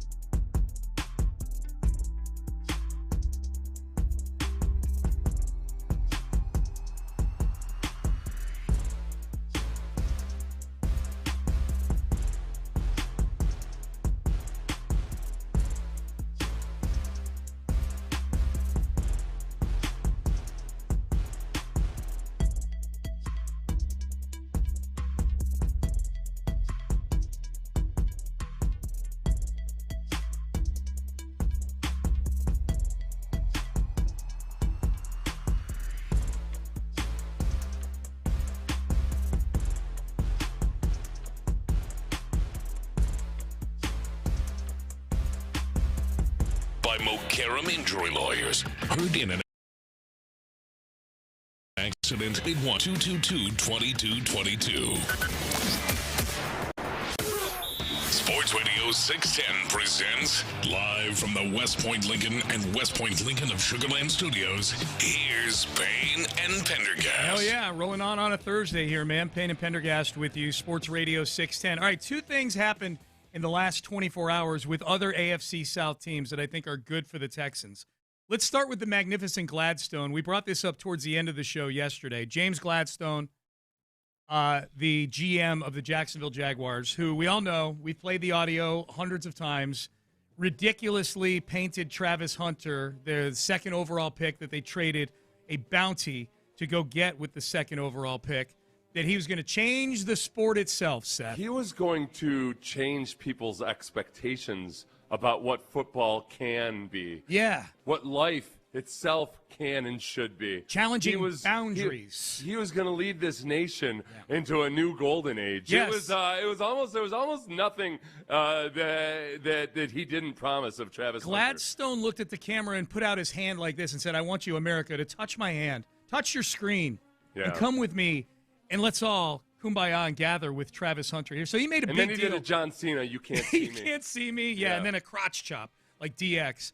But he made a big deal out of Travis Hunter playing both ways this past season, and it was okay, I guess, at times. Travis Hunter ended the season with a knee injury. The stats weren't great. He had some good games, much more impressive as a defensive back. Yeah. And I know a lot of Jaguars fans are clamoring for more defensive back work out of him. Yeah. But he's also, I think Travis Hunter himself, I think, doesn't argue with James Gladstone at all about his ability to do things that nobody has ever done before. I think that, he really wants to be a two-way player in the NFL. Before he's even established himself as a one-way player, he wants to be a two-way player. Yes, I think he does. And Gladstone, as a GM, has kind of painted himself into a corner with this thing because of all the hyperbolic just fluff from last year. Well, and the fact that they traded so aggressively up to get him. You don't do that. You don't trade that aggressively up to get what he would be as a defensive back or what he would be as a wide receiver. You trade up specifically because this is a guy that can redefine the way we think about football. To get both, and because you come from the F Them Picks franchise out in L.A., you are setting up your own brick and mortar F Them Picks shop in Jacksonville by trading up to go get Hunter. Here was the magnificent Gladstone yesterday, saying that this is how we're going to use Travis Hunter next year. Very fair to say that his rehab process is going as expected, and he's hitting it hard. And, obviously the joy that he brings to just the everyday operation is still something that permeates throughout the space that he enters. And beyond that, and the role that he'll play, we still expect him to play on both sides of the ball. Obviously, you can take a peek at expiring contracts on our roster and which side of the ball has more. Obviously, at this point, walking into the offseason, corner is a position that we have a few guys who are on expiring contracts. So by default, you can expect there. Okay. So they're going to continue to play in both ways. But they've got guys in the defensive backfield who are on expiring contracts. Yeah. I think this is Gladstone's way of convincing Travis Hunter that, like, hey, you know where you really help us is not necessarily in playing both sides of the ball all the time. It's that it's where we need you. You're so incredible because we can put you where we need you to be. Pump him and up. Right now, yes, the fact that, hey, and if we have a bunch of injuries to the wide receivers, which, by the way, they bolstered they went out and they got Jacoby Myers in the offseason and everything. Brian Thomas Jr. looks like he might not be a complete disaster. Right. All of that. Right. Dude, Parker Washington might be the best Parker out of Washington, all of them. he might be one of my, closet favorite players in the NFL. He's a nasty little dude. Yeah. So, I think they're gonna coax him over to the defensive side of the ball and have some plays on offense for him, but he's probably gonna focus on defense this year. It's I'm looking at an article on ESPN yesterday, and they went and rated all the rookie classes from the NFL, and Jacksonville was 31st on this list. They flipped it around last year, no question about it. And Liam Cohen did a really good job. And Gladstone did make some good moves, I thought. The Jacoby Myers trade was excellent at the trade deadline. That was a big catalyst for their 8-game winning streak they had at the end of the season. this draft class is a disaster right now. They traded up to draft Travis Hunter, and they didn't draft again until the 88th pick in the draft. Ooh. So it was really kind of an F them pick sort of thing. Very few snaps out of any of the rookies. Yeah, the best Travis one. Hunter only played 162 snaps. Well, 162 on defense. Their top rookie was Rachel Tootin, the 4th-round running back out of Virginia Tech. And he did some good things. And he did some good things, but he wasn't even their starting running back. Like Travis Etienne is their starting running back. So yeah, I think that with one of Travis Hunter's best games defensively was against the Texans. And he ended up having 5 or 6 tackles in that game. And but he played like 43 snaps on defense. Mm-hmm. He played 40-plus snaps on defense twice last year. Mm-hmm. And by and large played pretty well as a defensive back. But the rest of the times he was in, it was 25 snaps or less in 5 or 6 games. So he hasn't really genuinely been tested as a defensive back. As far as him being a two-way player, he's so small. I never thought it was going to hold up. It just doesn't make any sense that a guy who's already small and they're asking him to be a zone corner in a lot of ways, which means they want you to be physical, come up and make plays. But then also, by the way, take another 40 snaps over on offense. Yeah. And he's already got 1 IR on his stat line. Yeah. I can't see them going in with the same plan this year as aggressively aggressively make him a two-way player. Right. Well, and it doesn't help the magnificent Gladstone that the team that he spoon-fed all those picks to. Yeah. The Cleveland Browns had the second best rookie class. The Cleveland Browns had a really good draft last year. The Browns. We did the thing yesterday where if you had to choose between the Steelers, if you're a coach and you had to choose between going to the Steelers or going to the Ravens. Yeah. Obviously Lamar Jackson's a huge X factor in all of that. For sure. If I were to just look at the roster, and especially that defense, the Browns make a lot of sense. Do they? But it's the Browns. I don't know. I said last week, Seth, when we went through all the jobs and said which one's good, which one's bad. My biggest thing, if I were a head coach, would be ownership. No, exactly, ownership, and also the roster. There's some things that you feel like you could build with the roster. The problem is, and I forgot this, the Deshaun Watson salary cap dynamic. Yeah, that's the problem. That's right. If I was thinking, okay, I'm going to get my quarterback that I like, I'm going to get him in there, and I'll take whatever heat there is. If I don't like Shedeur Sanders, all of that. But then we can build, right? We can add free agency. No, you can't. Not for 2 more years at least. Yeah. See, yeah. I'm too gaga over their defense. It's good. That poor Browns defense. They were so good this year. They were good. And they have nothing to show for it at all. And Mason Graham with the 5th pick and Carson Schlesinger with the 1st pick the 1st or 2nd pick of the 2nd round. Those are great picks. They were really, really good. So that's one good thing. The magnificent Gladstone clinging to the Travis Hunter two-way thing as a possibility, I think that's good for the Texans. I also think John Harbaugh taking the Giants job is good for the Texans because it would appear that the Titans were going to go hard after John Harbaugh, and I'd rather John Harbaugh I think John Harbaugh is a good coach. I'd rather he be coaching over in the NFC Titans in this division. Who did he turn down the interview from?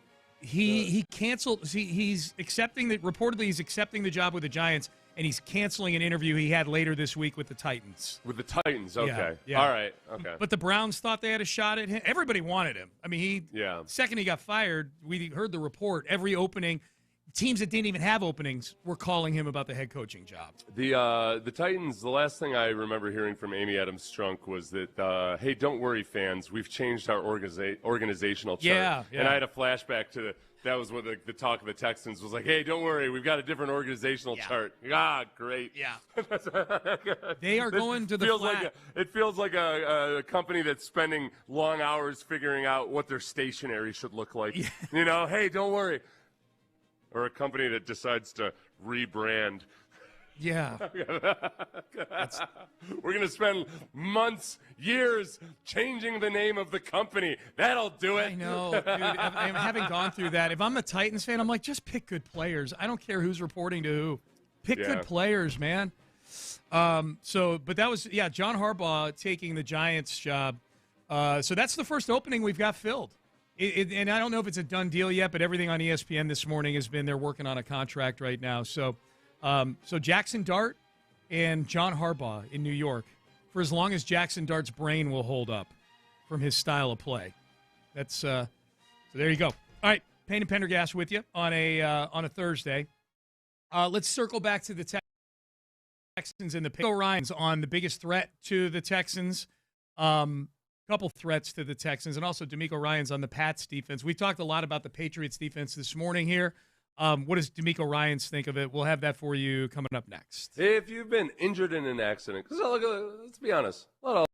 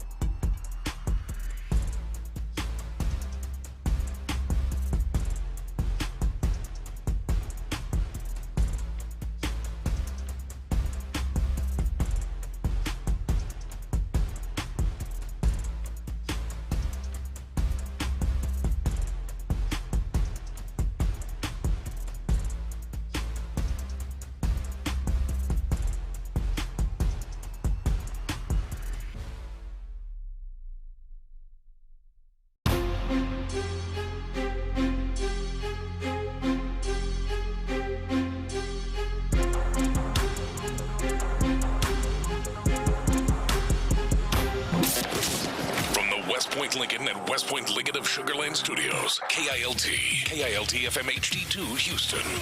On Odyssey Sports Station. The Texans play here.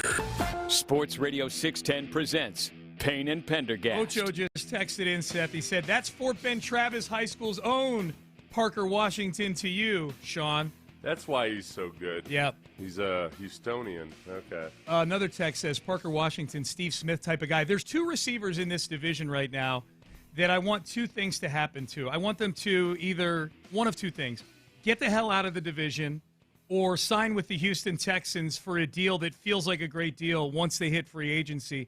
And those two receivers are Parker Washington and Alec Pierce. Those guys they play so far above what their profile is. You know, like they don't get a lot of love around the league, but I think Alec Pierce he's a free agent this year. Yeah, we'll find out. I think he's going to feel the love. Do you think? Yeah. You think he gets $30 million from somebody? I don't know. I think that what do they look at him? I think a team that wants that deep threat element. Yeah. That as a compliment to, the Patriots. The Patriots would probably be a really good team to sign Alec Pierce. Yeah. Especially because historically with the Patriots and the types of players they like. I think downfield guys for a team that wants to just offset or complement another guy they already have in their wide receiving core. Yeah. Alec Pierce he's going to make more money than. I don't think it's going to be top tier money, but I think it's going to be more than people might expect. Yeah. I think there's more respect. I like the Texans who have to face him twice a year, and we've seen exactly what he can do to you. Yeah. I think that they'll feel the same way. Yeah, and I hope they're in the NFC. Get him away from here. He's a good player, man. And Parker Washington, he is too. All right, Payne and Pendergast with you. Let's get back to the Patriots here. Here's D'Amico Ryans. D'Amico Ryans met with the media yesterday, the old Wednesday press conference where we turn the page, start to look ahead. Here is D'Amico Ryans on the guy that makes the whole engine run for the Patriots, quarterback Drake May. I think Drake is doing a really good job of not making bad decisions with the football. He's doing a really good job of utilizing, where his playmakers are open. He's getting those guys the football, and I think Josh is calling it really well for him to give him, easy plays to make good decisions, and where he's taking that next step is his ability to escape the pocket. I think it's really doesn't get talked about much, but his athletic ability, his ability to escape the pocket has been really clutch for them. He's made some big runs to really hurt a lot of defenses, so we have to be conscious of that. But he's making good decisions, good young player, has a really bright future, can throw the ball at all three levels of the field very well.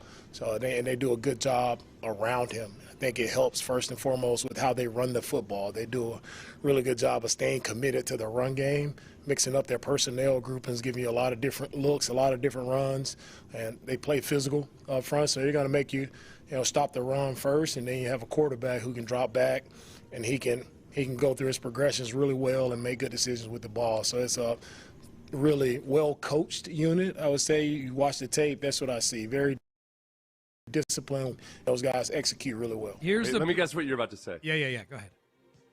Patriots fans are going to interpret that as shade. Oh, no. Okay. No, all right, no. All right. No, I'm not saying you're wrong, but no. I think that very first part of it especially. There's going to be a 10-second clip of that and be like, yeah, he's done a good job taking care of the football. Yeah. And, you're not making mistakes and make then him sound like a game manager kind of thing. He ends up gushing more about Josh McDaniels than he does Drake May. Those are great observations. That wasn't what I was going to say.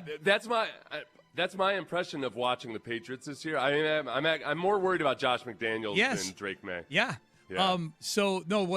What jumped out at me among many things there was when he said, not a lot of people. This is proof, I think, Seth, that D'Amico does not hear the outside noise, doesn't pay attention to social media or talk radio or anything. Yeah. Not a lot of people are talking about how he can escape the pocket and use his legs. I'm like, everybody's talking about that. What are you talking about, D'Amico?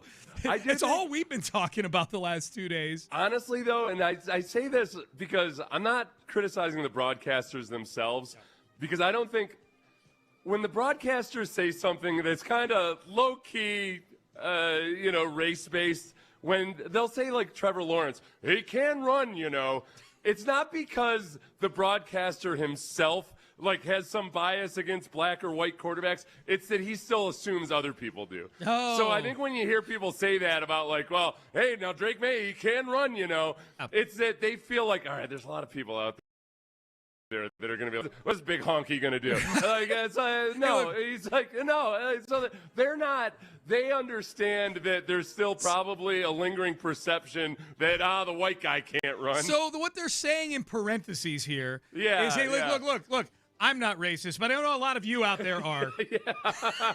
And Trevor Lawrence can really move. Well, and realistically, though, too, I mean, we're at a stage in the NFL now where it's, what you need to point out in a broadcast is the quarterback who can't run. Because who the hell is playing quarterback now who's under the age of 30 who can't run? Which they're all capable of hurting you with their legs. And we know CJ is when he chooses to do it. We're going to get back to D'Amico here, but I'm glad you brought this up. CJ has got to, whatever is floating through his head right now about running the football, or I should say not running the football, he's got to get it out of his head and use his legs, man. That's where we've grown as a society, because you'll hear that in the broadcast too. Yeah, people saying, he can run, right? So we found a good balance there. Yeah, because I think that this is where, when we were talking about yesterday at the toss, okay, what advice would you give to CJ about getting past the issues they had with the snap and everything? And we had a chat about that. I honestly think my advice for CJ at this point, to really unlock playoff CJ and some of the really good things he's done in the playoffs, last year especially, one of those things was running the football and just taking that easy yardage when it's there. He's got to go out there and in the first series, you run the ball, pull it down and run. If it's there, take it, get it, go. I know he said that he doesn't think at all about it with concussions or anything, but man, in that Steelers game, there were times where he was trying to make something happen with his arm when he could have easily just done it with his legs. It's too big a sample size now since he came back from the concussion to ignore. Yeah. He's not running the football at all. Right. And he was running it a lot before that. So when it comes down to the physical element of the game, this is the same advice you give to any defensive player. Or like a lot of players, a lot of non-quarterbacks will tell you. I felt this way myself. I didn't really feel good in a game unless I'd had a big collision. And you just want to get that big collision going, get all the endorphins rolling through your blood, and you get to that point where you feel no pain. I just want to bash somebody. Right. As soon as possible in a football game, I want to bash somebody. Yep. For CJ, as soon as possible in this game, pull the ball freaking down and go. I agree. And aside from just getting over whatever hurdle there might be psychologically with it, it helps you immediately in terms of putting that doubt in the minds of the defense and giving them one more thing to worry about. The Texans defense is going to go into the game knowing that they got to worry about Drake May and his legs. And they know it's like they are very much aware of that. And I don't think the Patriots defense is going to have to feel that way. I think it's a wait and see. Like, all right, if he does decide to pull it down eventually, we'll worry about it. But, man, the guy doesn't look like he wants to run right now. 29 carries for 189 yards before he got concussed. Yeah. That's about 6.5 yards a carry. And that's in 8 games. In the 6 games since he's come back, 19 carries for 20 yards. And some of those carries are kneel downs at the end of games. They're 6-0 in those 6 games. And so they're taking knees at the end of a few of these games. That is too big a gap to ignore. Not that 29 carries for 189 yards for half a season makes you Lamar Jackson or even Drake May, for that matter. But it does show that you've got that in your bag. You know, if it's there, you can take it. And we saw that with our own eyes. To your point, Seth, going back to the playoffs, I felt like that run he had against the Chargers in the wild card game last year was about a 30-yard run where he was running past guys. Yeah. It was almost like Forrest Gump when the braces broke off of his legs. Yeah. And he's like, I got magic legs. He ran the ball the rest of that game. He ran the ball in the Kansas City game a bunch of times. He ran the ball a bunch of times to start this season as well. 19 carries for 20 yards ain't going to get it done, man. It's just not going to get it done. If we talk about the counterpart there, Drake May and his legs, the one thing that I was really encouraged by over the last couple of days in watching Drake May and his runs, it really gave me an appreciation for how disciplined the Texans pass rush is. And you go back to that Bills game, that was the pinnacle of, man, they just completely bottled up a quarterback who can hurt you with his legs. Yeah. Sacked them 8 times. Some of those sacks were when Josh had decided to pull the ball down and run. Yep. And all of a sudden a defensive tackle pops up in front of him. Swallowed it. They used a spy really effectively in that game. And I think that's going to be the tough thing with Drake May is that he does have more options and weaponry in the passing game than Josh Allen does. Yeah. And I think that's where, like, putting a spy on him is dicey because then you weaken yourself in coverage a little bit. I don't think it's not as simple a solution as it is versus Josh Allen. But a lot of these times that Drake May has scrambled effectively, or if he's done it on designed runs, it's with breakdowns in discipline and breakdowns in the contained pass rush. The Texans, they have their moments. We all remember them. We all know them, whether it's Justin Herbert or Bo Nix or Trevor Lawrence or whomever else. But some of these teams that I was watching, including the Chargers last week, man, they had zero discipline on containing him, on keeping a rusher in the middle passing lanes. It was really bad, and they kind of just almost gave it to him. It's not going to – the Texans defense – they'll get got a couple times, but they're not going to just concede it the way the Chargers did. I agree.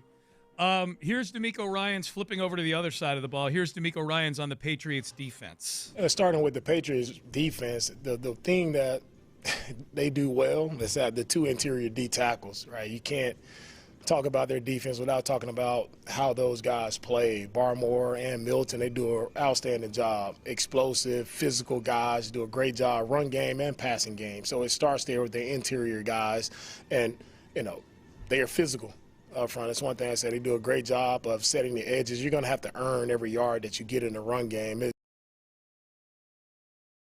It's not going to be tough physical guys at the defensive line spot and at the second level. Those guys play very hard, play very physical. So they make you earn it, which is what you have to go do at this time of year. So that's, DeMeco obviously is going to speak glowingly about every aspect of the Patriots defense. Yeah. The Patriots defense at times this year has looked really good versus the run. At other times, it's been atrocious. And there have been times where they just don't look like they can stop the run at all. Reginald Atatula had a good stat. The Pats have been susceptible to inside zone, allowing 4.8 yards per attempt since Week 10 versus inside zone. That's 28th in the league. Mm-hmm. And that's, by and large, that matches the eyeball test. I think the Chargers game, they did some really good things, and I had to keep reminding myself, that's that Chargers offensive line. Because, man, that guy, Corey Durden, the nose tackle, was just manhandling dudes on the inside. Right and that's with a grain of salt. That's the Chargers offensive line. I think the big question, as it always is with the Texans, is really more, all right, consistent pass protection, and can you pick up the blitz? Yeah. So the run, I think they're going to be able to – I don't know if it's going to be 164 yards rushing like it was versus the Steelers. I do think they're going to be able to run the ball as long as they go out and play like they did last week. The big test, though, is in the passing game and in the run game. Mm-hmm. The Patriots blitzed 50% of the time last week against the pass, and they're a team that doesn't blitz a whole lot. That thing we talked about earlier, I think the Patriots this year have kind of been able to hold a lot of things in reserve as they face some teams and can beat teams with their normal defense or their normal offense and their normal play calling. They haven't had to call a lot of designed QB runs or anything, with their offense. But I think when it comes to the Patriots defense, all right, they've seen the film. They've seen the stretches of time where the Texans look like they have no answer for the blitz. They've gotten a lot better at it, but you're going to see a hefty dosage of blitz from this Patriots D. Yep. Kamari Lassiter, they did some open locker room yesterday, the Texans did. I think this was Landry Locker who asked Kamari Lassiter this. Kamari Lassiter is funny, man. He's a piece of work. Landry asked him, which play excites you the most? What kind of play which one of your teammates is making excites you the most? Here was Kamari Lassiter's answer. Seems like y'all kind of feed off each other, the energy. What's the play, if you had to name one, that gets you the most excited as a player on defense? On defense, I like seeing sacks. I like to see Henry and Z's get TFLs and then they get to crashing out. I love when Petrie shoot the gap. I like when Petrie get picks. I like when CB get picks. I like when Sting makes a tackle because he get the smiling. I like when Sting get picks. I like when I make a big play. I like when I get picks. I like every play defense makes. They're all tied for first.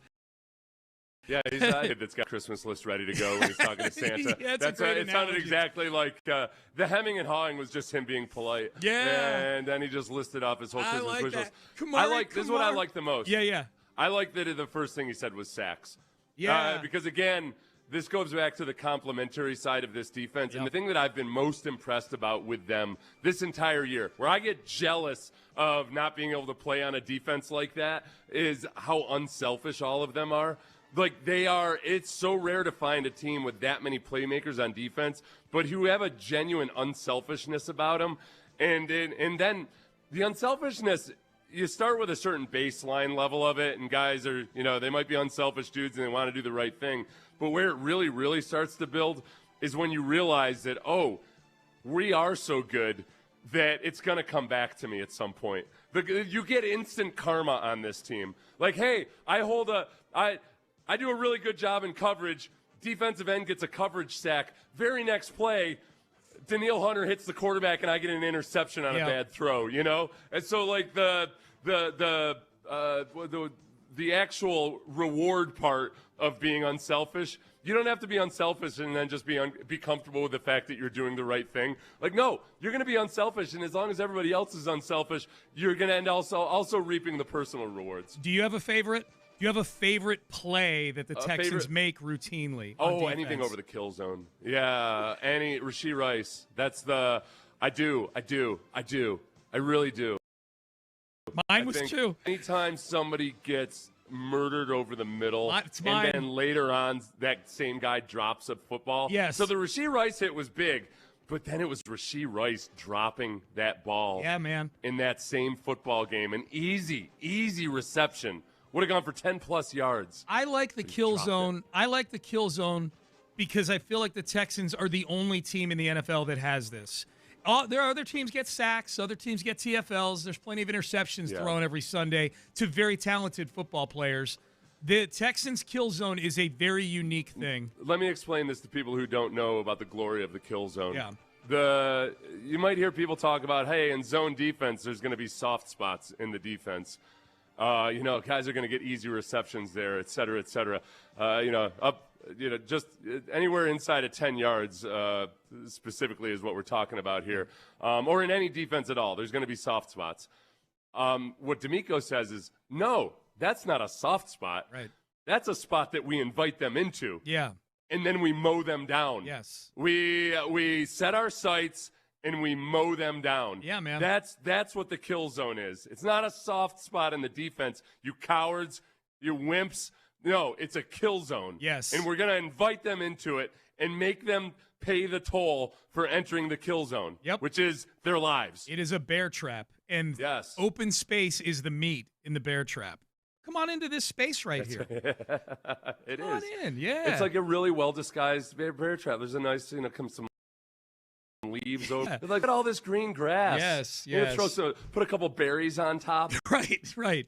It's the peanut butter on a rat trap. There you go. My favorite individual play is, though, Kamari coming up and making a TFL on a guy out in the flat, and then he gets up and he's smacking himself in the head. I love that. That's my favorite individual. You know what? I've seen a lot of I've seen some kids in college doing that now. Good. It's I don't know if Kamari copied it from somebody originally or not, but I feel like Kamari's influence has a lot of it's filtering out into other people. In the age of concussion awareness, that's what we want. Kids smacking themselves in the head. All right, You're mad at yourself you didn't hit him hard enough to give yourself a concussion. Right. There's still time. There's still time. Payne and Pendergast with you. All right, let's hear from J.J. Watt on this matchup. J.J. Watt was on the Pat McAfee show yesterday. The key matchup on each side of the ball here, the trenches. J.J. Watt knows a little something about that. Also, John McClain got a mention on the McAfee show yesterday from J.J. Watt. I've not heard this yet. I want to hear it organically and want to hear it with you. We'll do that coming up next. But first, West Point Lincoln is Sugarland. How about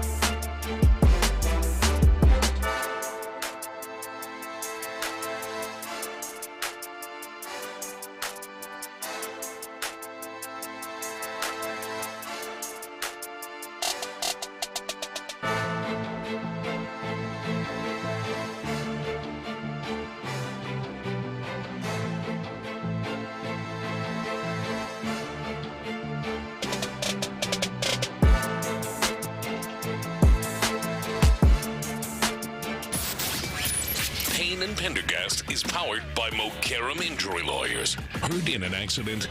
Call Mokaram Injury Lawyers at 281-222-2222. Sports Radio 610 presents Payne and Pendergast. All right, Payne and Pendergast with you.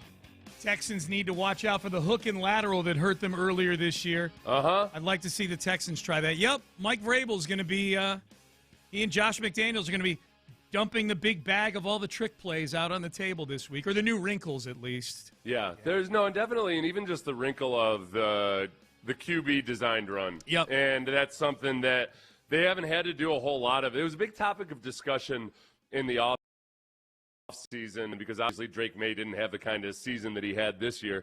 And, you know, you wonder, okay, yeah, why don't they utilize that more? Yeah, obviously he can do it. He's a big, strong guy. You can use it to offset all of these other issues. And I think the easiest answer is, wow, it turned out they never really had to do it much this year. Yep. But they do bring it out. And really it's once or twice a game or even in the first half that can sometimes have the desired effect of just putting a little bit of doubt or a little bit of hesitation in the defense. Yep. And especially when you're going up against a defense like the Texans, I wouldn't be surprised if they go into this game thinking we might have 10 designed QB runs in this game. Mm-hmm. They watched Riley Leonard.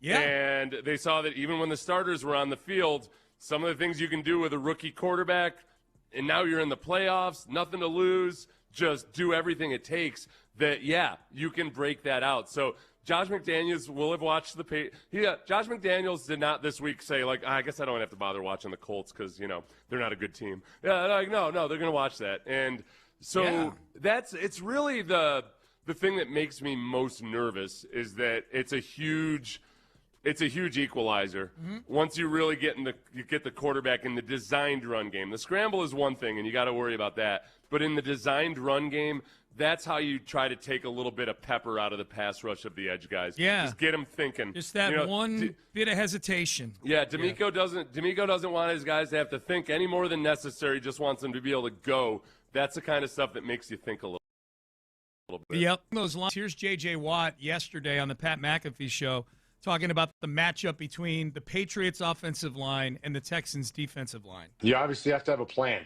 There has to be a plan there. They've got a couple young bucks over there. You have to. With Danielle Hunter and Will Anderson Jr., we saw the Buffalo Bills try and go five-man protection on that Thursday night game, and it failed miserably. You can't try and protect with five. Chips, move the pocket, everything else. Have to find a way to give Drake time.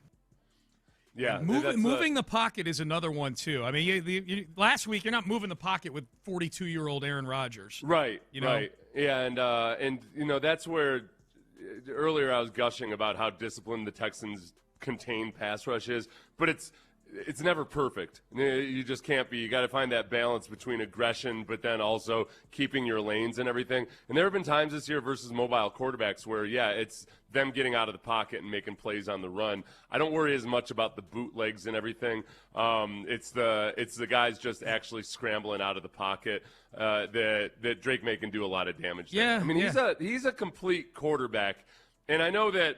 We've kind of, just because we're so tired of hearing all these New England people talk about him like he's better than Tom Brady or something. I don't think he's the greatest quarterback in the league right now already because of the quality of defenses that they've played. But he's a complete quarterback, and he can kill you in any different way. And one of those is just scrambling for yardage, but also scrambling to buy time to run to throw. Yep.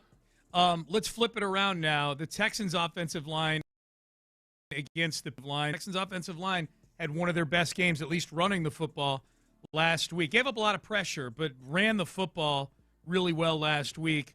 Here's J.J. Watt on that matchup. The Texans' offensive line, best out of Super Wildcard Weekend while having that defense. That seems like a nice combo to have right now. I would say that Houston Texans fans, especially to start out the year, were not pleased, or at least were not optimistic about that group, and they have clearly come together and found a way, so they deserve a lot of credit because that was a question mark coming into the year and even throughout some of the year. So kudos to them for getting it figured out and getting it right.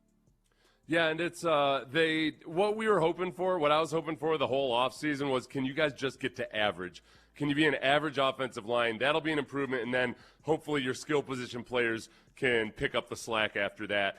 And the formula this year has been, all right, as long as they're playing average and the defense is doing what it does, you're going to have a really, really good shot in any game you play in. I feel that's pretty stable at this point. Are they average in your mind? Yeah, they're average. I think as long as they have the lineup that they've had, and this is how, I mean, it's Trent Brown, who used to play for the Patriots on Super Bowl caliber football teams, but he's a guy who's had an up and down career. You know, him at his age, coming off of a patellar tendon tear, I never would have predicted this at all. Pound money, man. That he was going to be the stabilizing force. But there's something to be said for just having veteran guys out there, where last year so many of the issues were not just physical mismatches, technique, bad communication, mental errors, not picking up games. All of that stuff has really gelled and solidified. They're not actively hurting themselves like they used to. The exciting thing for me is that they took a step forward in the run game against Pittsburgh in a way that I just did not anticipate or expect. We have not seen a rushing performance like that versus a team with a solid defense that's actually trying for all four quarters. You know, because the Ravens game, that was 167 yards rushing, but it was against a bunch of replacements. It was a JV squad. The game was out of hand for a lot of that yardage. But this was all yardage that really, really mattered, and they were getting it. And there were drives where they just took over with the run game. I didn't expect to see that. And I'm really encouraged by that. If they play the same way, if they execute in the run game the same way this week that they did last week, they will have a lot of success on the ground versus the Patriots. The Patriots' run defenses, they have moments, and there's times where they look like they're good. They've had injuries throughout the season that have kind of hurt them, but they're not as physically stout and tough on the defensive line as the Steelers' defensive linemen were. So I feel good about that, as long as it's a big if, as long as they just do exactly what they did last week. Yeah. Trying to look up and see, because Woody Marks, we mentioned this stat yesterday. Woody Marks had no negative runs. So the Patriots, the Steelers as a team had 3 TFLs in the game, but none of them were on Woody Marks. Woody Marks' runs were moving forward, and that was big in that game. That's what you've made this point several times this week. That's what allowed you to convert. Ultimately, Woody Marks on first and second down was what allowed you to be 10 for 15 on third down. Right, you're getting to 3rd and 3 a lot. Yeah, a lot. 3rd and 3 or less, a lot. A lot. And the great thing about 3rd and 3 is obviously it's a lot easier to convert than 3rd and 10, but also in this new age we live in, you're in 2-down territory. Yeah. You get your 3rd and 3, okay, maybe we get to 4th and 6 inches, and then do we go for it? Shove it, yeah. Yeah, that part of it, that part of it was much more viable right now than it was early in the year. The biggest thing I worry about offensively really is twofold. One is the Patriots and their willingness to blitz, but then also Zach Orr, the defensive coordinator, and Mike Vrabel seeing exactly how the blitz was a real issue at times versus the Chiefs, versus the Chargers, versus some of those teams, and them really just game planning the blitz effectively. The other is going to be just the operation of the offense on the road in a loud environment. Sure. And I know the Patriots aren't known as having one of the most vicious stadiums environments to play in. For whatever it's worth, I heard a lot of people noting about how last week that was about as loud and raucous as they've ever heard in New They're happy to be England. back. They're back. Well, the old theory was for a long time in New England, it almost got to the point where they'd had so much success that the crowd was almost just anticipating that they're going to win no matter what. And it wasn't that same level of just like, yes, we need to be a part of this. Yes, blatant. And I feel like they don't feel – they still – I mean, the way that – if we're talking about the fans right now, because that's a big factor in the crowd noise, and CJ has struggled to run the operation in loud environments on the road before, that the way they're talking, they do sound like a team that's never won anything before. Like, it's weird. The fans – it's this weird dynamic where they're incredibly cocky because they've won all those Super Bowls, but at the same time, they're hypersensitive to anybody who would suggest that Drake May's not the greatest quarterback in the NFL, or anybody that brings up their soft schedule or anything else like that. So that, you know what it is? The insecure people are the people that you got to be most fearful of because you never know what they'll pull. And that is an insecure and born aggressive fan base up there. No violent doubt. People in Boston. No Very doubt. violent and scary people. All right, let's. I'm going to save the JJ cut that includes John McClain in it for the next segment, so we got a little time to digest it. I haven't heard it yet. I want to hear it organically. But JJ Watt, as he is every Wednesday, was on the Pat McAfee show and was excellent yesterday. So we'll have that for you. What is next for Mike Tomlin? Also, I know what I think I want to be next for Mike Tomlin, but what is next for him? We'll get to that. We'll keep digging into the Texans and the Patriots as well throughout the rest of the show, taking you up to 10 o'clock today here on Sports Radio 610. Stay there. But before I get you guys out of here, it's a new year. So there's a lot of ways that you want to be a new you in the new year.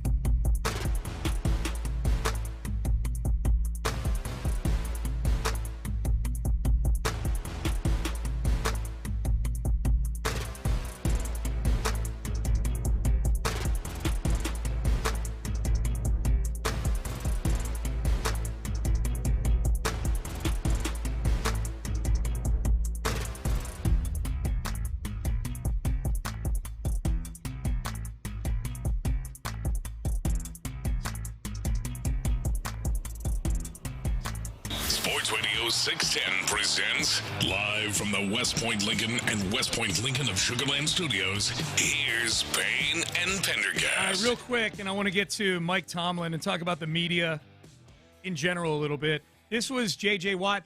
One of the big topics on the McAfee show this week, Seth, has been sort of McAfee versus journalists on the heels of Lynn Jones, the reporter in Jacksonville, not asking a question of Liam Cohen, but basically just telling him to keep his chin up because he did an amazing. Yeah. It was a very viral video that went around, and it turned into this standoff between journalists who go to press conferences and have to get their questions in, and they've only got so many minutes, and why is she wasting time? You can do this off to the side.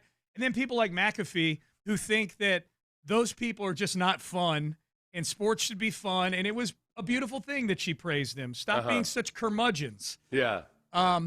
So I have not heard this audio yet, but this was apparently a back and forth that J.J. Watt and Pat McAfee may have had about this, where John McClain gets mentioned in this. Really? Yeah. I'm assuming by J.J. Okay. So I just because it has a McClain mention, I wanted to hear it. So here we go. We just think if you like sports, that should lead you to sports journalism as opposed to like hating sports and like wanting to ruin sports and being a journalist and grandstanding the entire time while doing it. That's just my thoughts. Exactly. Down in Houston, I think there's like a group of them down there. That Charles Robinson was living in his car for John the Houston McClain. Texans. Yeah, there are sports journalists that we certainly have respect for. And there are sports journalists that we think are terrible for sports. Okay, there's investigative journalists and things like that, which I have respect for. But, like, not everybody can just be a miserable, what's terrible, how do we write about what's terrible? It's like, is that journalism? Is that the separator of journalism and then having information? I don't know. Okay, so JJ's voice didn't even make it into that clip. Okay. It was, no, it's funny with John. It's funny because John, if people would know John only from his Twitter account, you would think that he's one of those miserable that only want to talk about the negative. The disconnect between John McClain's Twitter account and then how he is in conversation or in writing or anything else like that, it might be the biggest in all of sports. Yeah. How you feel about John and his sports takes it could be completely 180 degrees different depending on if you only ever listened to him on the radio versus read him on Twitter. If I had to guess about this particular issue, yeah, because the genesis of this was Lynn Jones in Jacksonville saying what she said. If I had to guess, I would guess that John sides with all the people saying that's not the time and place for that. Yeah, I think as far as the biggest issue with all of that, honestly, with the whole Twitter debate over all of that, was a lot of the sports journalists were complaining about it. It's like people don't care. Like, it is true because they have a valid complaint. I'm not a journalist. You're not a journalist. Right. Like, I understand where they're coming from. And they do have a valid complaint. Yeah. And yet, like, trying to tell the masses, like, hey, this is the way it's supposed to work. Right. And this really, really nice thing that this lady did is actually wrong. Well, it's not going to land well. No. It's just, who are you even trying to argue with? No, but I don't think McAfee's take on it should land well either. He's been painting all these reporters on Twitter that are making their point, which I agree with what you're saying, Seth. People are going to roll their eyes and say whatever, Yeah. McAfee painting them as if they're all miserable human beings and they don't like sports, and I'm the fun guy, and they're not fun at all. I think it's off-putting, and I like McAfee. I enjoy his content, and his content has been great for shows like ours because he gets great guests like J.J. Watt on there. His whole thing about, like, this is why our show is the greatest thing ever because of people like this, and I'm like, slow down. These are people trying to do their jobs. That's all. Different roles, yeah. Like, and there's different, and he kind of touched on that, how there's different roles within all of it. But it's for somebody that's trying to say there needs to be at least a modicum of objectivity and everything in certain press environments, that's where that's where there's a huge break in any of that. I feel like most people, that's an ironic thing about that. I think most people who want to lambaste the journalists are also people, like all of us should be, who wish there was more objectivity in current media, Yes. or that that people did like abide by the standards and everything. It's just you only want it when it's objective in your favor. Yeah, Like, yeah. I only like objectivity Yeah. when it's something that benefits me. Benefits me. That's my kind of objectivity. That's right. Yeah, okay. That's right. The most subjective brand of objectivity is what I'm looking for. That's what I'm Yes. looking for. What do you think the best role would be for Mike Tomlin if he goes into media this year? That's a great question. It Sean. appears to be that's the way the wind appears to be blowing, because he's not fired. A team can't just go pick Mike Tomlin up as their head coach tomorrow. They'd have to negotiate something with the Steelers. And Mike Tomlin, from everything that I've read and heard, it just seems like he was just getting tired now. And he may want to step away for a year and just go make a lot of money being a broadcaster. I have a really, really, really bad inability to figure out whether people are going to be in good. You're a good bad media or not. forecaster. I am horrible at it. I'm all over the place. Sometimes I'm right, sometimes I'm wrong. Yeah. And I've kind of given up on it because there's a lot of guys out there who have awesome personalities, but it doesn't necessarily transfer well to television. Yeah. And then likewise, there's some people, and you know this just in TV in general, not just sports, there's some people who have zero off-camera personality, but they get on camera and it's just a completely different deal. They light up. So I don't know. I think that my gut tells me he'd be really good in a lot of different roles, but I've been wrong before. Yeah. The biggest thing with coaches is always, are they going to be able to speak freely and loosely and, not viciously or anything? Are you going to be able to critique other coaches? And that's where I think a lot of coaches fall short, is that they are it's been ingrained in them for years to not talk smack in press conferences about other coaches or anything, not criticize decisions because you don't know exactly what they're dealing with, all of that it gets really dicey, and I think a lot of them just pull back too much. Yeah. There's a way to do it where you're not being a jerk. You're just given the same way you might talk about a player without being a jerk. You're critiquing it. Yep. So that's, I think with him, that would be the big question. But I've heard him on podcasts before where he's really loose and tells stories and everything. Yes. I think he'd be excellent. I think his energy is great. Look, we were salivating over press conference this week, the way he talked and his insight that he provided and everything else. I'll give you an underrated one, and this might be the one that provides him with the easiest quality of life. Just go to Barstool and be on there with Gruden breaking down videos. A counter punch of Gruden on the offense and Tomlin on the defense, breaking things down or just talking ball. Not even doing a chalk talk or anything, but just two coaches that have been around a long time with big personalities. Well, you know what I would say? The guy that's got I think the guy who did it perfectly and transitioned into a very successful college coaching career. I know is you're going to say exactly. Yep, No, honestly, Belichick he was on McAfee. He was doing some kind of breakdown show, like X's and O's breakdown Inside show. the NFL. You do a podcast here or there, and you kind of sample and diagnose and figure out what you want to do. JJ kind of dipped his toe in the water. Yes. Did a little bit of color commentary last year. Did the studio show, making weekly appearances on McAfee. Yep. And also McAfee, McAfee has Bruce Arians there in studio every week, doesn't he? Or is it? No, it's not Bruce Arians. It's Chuck Pagano. Chuck Pagano. Yeah. One of the He's had them both. He's had them both on. But I think Pagano might do almost a routine. Probably appearance still lives in Indianapolis. Yeah. And So I I think something like that, whether it's Barstool or McAfee or one of the big Bussin' with the Boys or something like that. I think that would be I would just I guess my advice for any of the players or coaches getting out is just sample all of it and see what you look. You chose not to coach. You got enough money already, and you're probably going to be making good money depending. No matter what, sample everything and see what you actually enjoy. Be doing. happy, yeah. Be happy. What was your biggest miss on a broadcaster that you thought would either be really good or really bad, and you were way off on? I did. Tim Tebow. That was mine too. That was mine. I was real skeptical of Tebow, and not in a vicious I hate Tebow way or anything. It's just that he's always, as a player, he's always really good at just saying the right thing that you would write down in a book of fables to give to children and all that.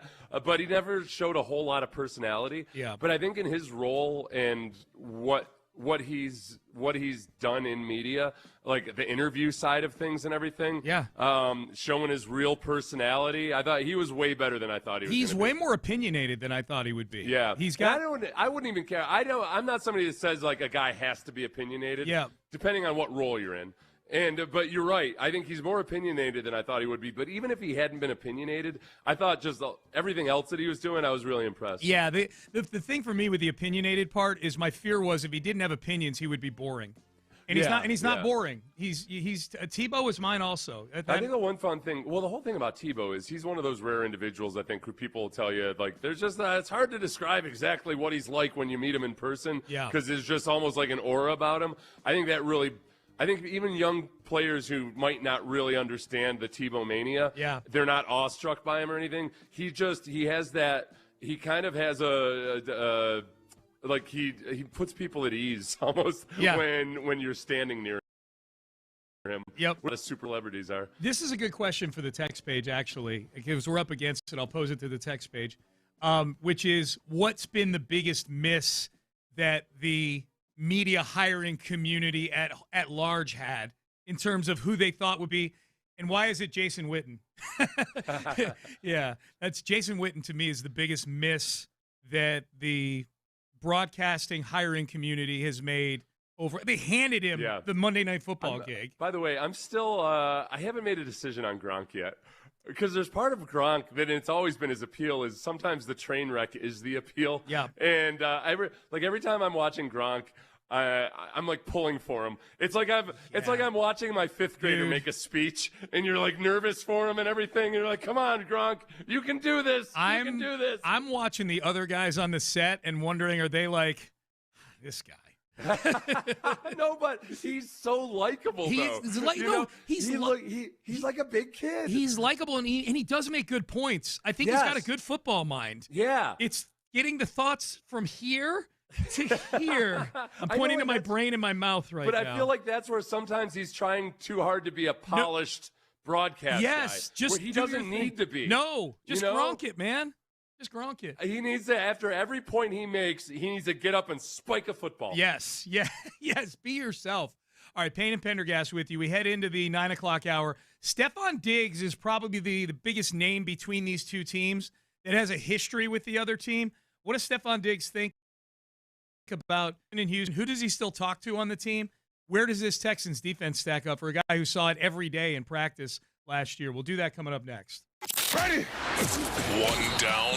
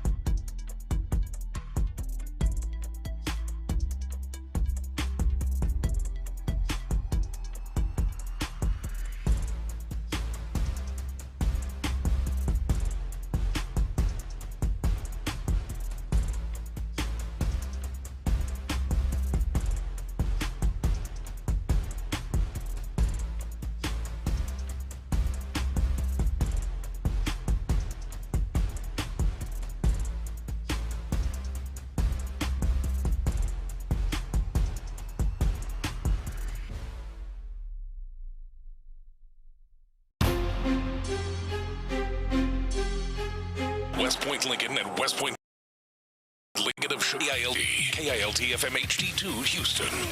On Odyssey Sports Station, the Texans play here.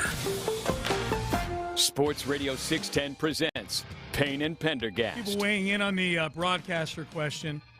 Who are the big misses in the broadcasting community that got hired? We're getting both sides. Someone said Brock Osweiler's called a couple of my college team's games this year, and he's surprisingly not bad. He called a couple Notre Dame games this year. He's not bad. He's a much better broadcaster than he was a quarterback in 2016 for the Houston Texans. I'll say that. Is he better than Drew Brees? He's better than Drew Brees. I'm not a Drew Brees fan. I think Drew Brees is boring. Yeah. Yeah. A lot of good for a long time, there was a theory that quarterbacks just weren't great color commentators because they were almost the even-keeled dude doesn't have the personality, isn't going to be critical, all of that. I think by and large, the biggest thing was that they just I think most quarterbacks just didn't feel like doing it, maybe. Until all of a sudden the money got jacked up really high. I like quarterbacks, and I wish there were more defensive backs because I think there are a lot of the really good defensive backs understand the game at as high a level as a guy like Tom Brady does, but just from a different perspective. Yeah. And it's always, I love hearing like Archuleta and I'm thinking of somebody else that I can't, but like I like defensive backs. I think Tyrann Mathieu has been very good when he's gotten behind a microphone. I thought he was a really smart player. I've long thought since he was a good podcaster. Are there any other defensive backs doing color commentary that I can't think of now? Was Charles Davis a defensive back in the day? I don't know if he ever played in the NFL. I thought he was in college. I'm not sure. I'm just spitballing. Yeah, I don't know. Yep. All right, let's get to Stefon Diggs here. Diggs, of course, a lot of reunions going on with this game on Sunday. Texans-Patriots, 2 o'clock Sunday afternoon. You can hear the game right here on Sports Radio 610. Here was Stefon Diggs. He was asked yesterday, how do you view your one season that you had in Houston? It was cool. I had a great time. I got a lot of respect for those guys over there, everybody included.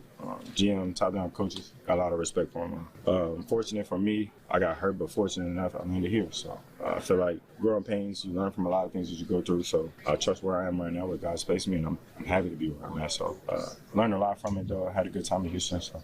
It is one of the big what-ifs in recent Texans history. If Stefon Diggs doesn't tweak his knee in that Indianapolis Colts game in Week 8, tear his ACL. Oh, God, out for the season. You know what? And I think it goes beyond just last season. You know, if Stefon Diggs is around for the rest of the year, what does that Texans offense look like? Do they win more games down the stretch?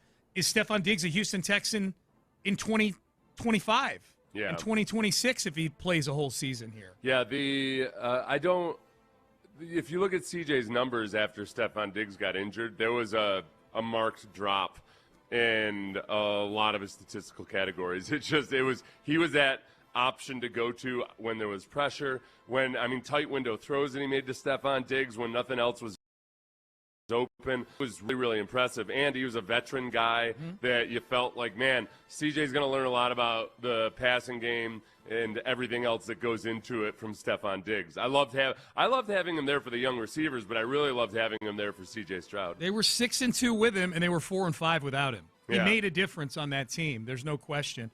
He's definitely going to be not in jail for this game. He's not. There's no danger of him being he's been charged with this crime, alleged with crime, his right? personal chef. But I think the Patriots, imagine this, somehow managed to push everything off. I know his lawyers were trying to push the arraignment out to March. Yeah, and I would think we would know if it hadn't been. That's just how I feel about it. If it hadn't been, it would have popped up on one of our Twitter timelines, Seth. That's how I look at it. So it's not a concern. Yeah, nobody's worried about whether or not he's going to actually be able to play. Right. I'm just checking. Yeah, just checking. Yeah. No, it's a valid thing.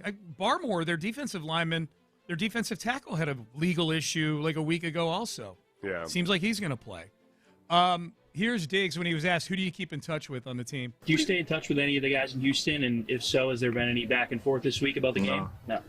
How important is it to be one of the both Tank, CJ, and my dog.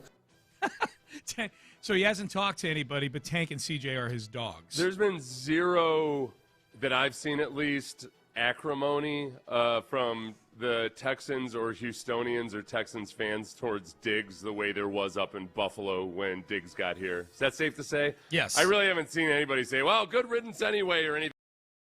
It was 1 year, but by the time they traded for him and redid his deal, which may have been agreed to ahead of time or whatever, in theory, like it was what it was. It was 1 year deal. He got injured. You kind of you admire the way he handled himself as a leader in that team, and that's the end of it. So there's not really any bad feelings or bad blood. I don't think Diggs has a chip on his shoulder against the Texans about anything. I wish there was more drama here, but I just can't seem to find it. Yeah, Diggs and drama follows him around, but just not relative to the Houston Texans, I guess. And I think most of what I've seen, Seth, of the Diggs trade, not necessarily this week, but just in the aftermath of the whole thing last year, was that the Texans shouldn't have given up a second-round pick for Stephon Diggs, to which I say, well, yeah, he got hurt halfway through the season. If Nick Caserio had known that Stephon Diggs was going to tear his ACL, he wouldn't have traded a second-round pick for 8 games worth of Stephon Diggs. The question for me is, I'm always about kind of process, and I liked the trade at the time. And if they had to do it over again, and the football gods would say, all right, well, we're going to do it over again. We can't guarantee he won't get injured, but leave that up to chance. Would you trade a second-round pick for Stephon Diggs again? I would do it again. Yeah. What he was doing in those 8 games, if you extrapolate it out over a full season, is worth a second-round pick. I always look at it this way. If it was a mid-season trade or a trade deadline trade, if you trade for a guy like Stephon Diggs and spend a second-round pick, people don't bat an eye. You know, it just, oh, cool. All right, on an expiring contract, all right, yeah, you're trying to make a playoff push. So, except you're getting a full season out of him instead of a half season, and he's already integrated into the offense and everything. I was 100% fine with the way they handled the whole thing. If they had tried to get him to, be cool with the trade and play under the contract he was under, it was going to get messy. It was, for all intents and purposes, it was going to be a 1-year deal no matter what. So I was fine with the way they handled that. Here's another one from Diggs. Where does this Texans defense stack up among teams that you've seen this year? It's 100%. That's going to be the best defense we've seen. They got hell of a players. Hats off to that team. They've done a great job all year. They got great edge rushers, great corners. They got good guys in the back end that can play the ball well. They got good interior. They all around just a good-ass football team. It's going to be definitely a task for us, a challenge that I know we all look forward to. I wonder what Diggs, if there's any advice he can give his teammates about this defense, I wonder what it is. Oh, I mean, a lot of it, when it comes down to the fine aspects, especially if you think about tendencies, maybe. Look, Derek Stingley bit on what he thought was going to be an in-breaking route in the Steelers game. Yeah. And DK Metcalf, if he didn't have hands of stone, would have had a nice chunk reception there. Yeah. I think Kalen Bullock had a good angle on him, so it would have been a big reception, but I don't think it was going to be a touchdown. No. No. Bullock, to his credit, he was on the right side of the field, and he saw what was up and got the hell over there. Yeah.